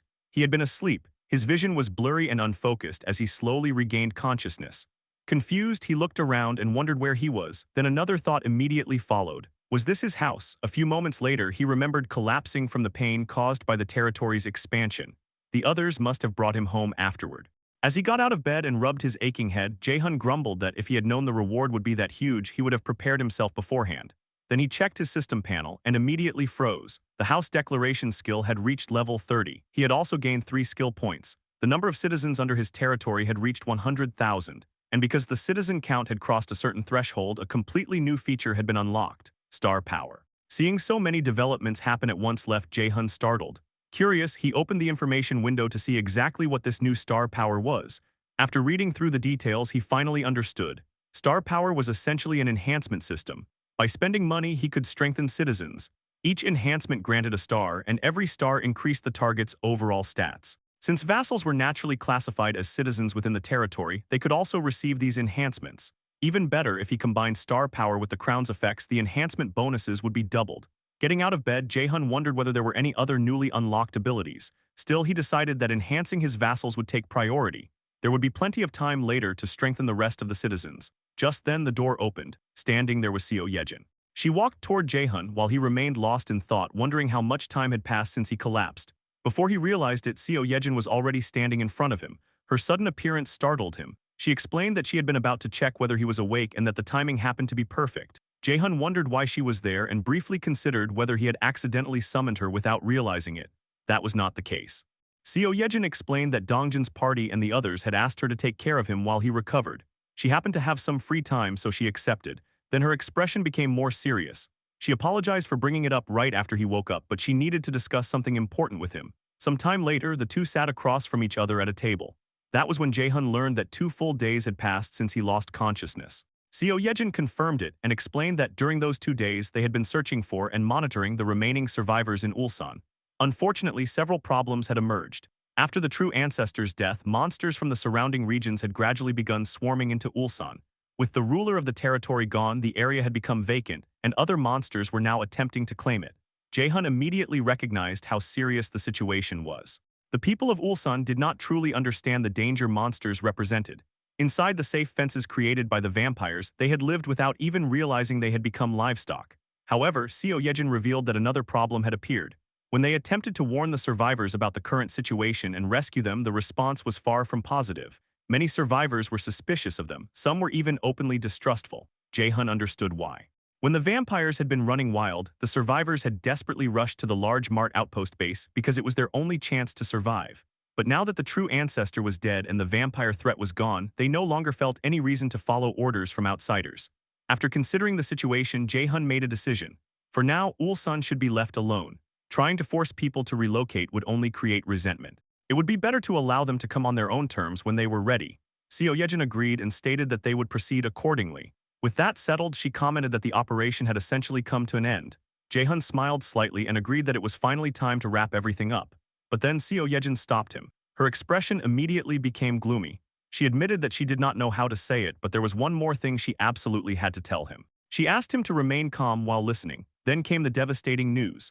The moment Seo Yejin revealed it, terror spread across Jae-hun's face. He could not believe what he had just heard. Outside, dark clouds covered the sky. Heavy rain poured down relentlessly. A deep atmosphere of sorrow hung over a certain place. Many men dressed in black suits stood gathered together. A funeral was being held. As the mourners grieved in silence, 3 photographs were displayed at the front. Incense burned before them, symbolizing eternal rest, as sadness filled the air.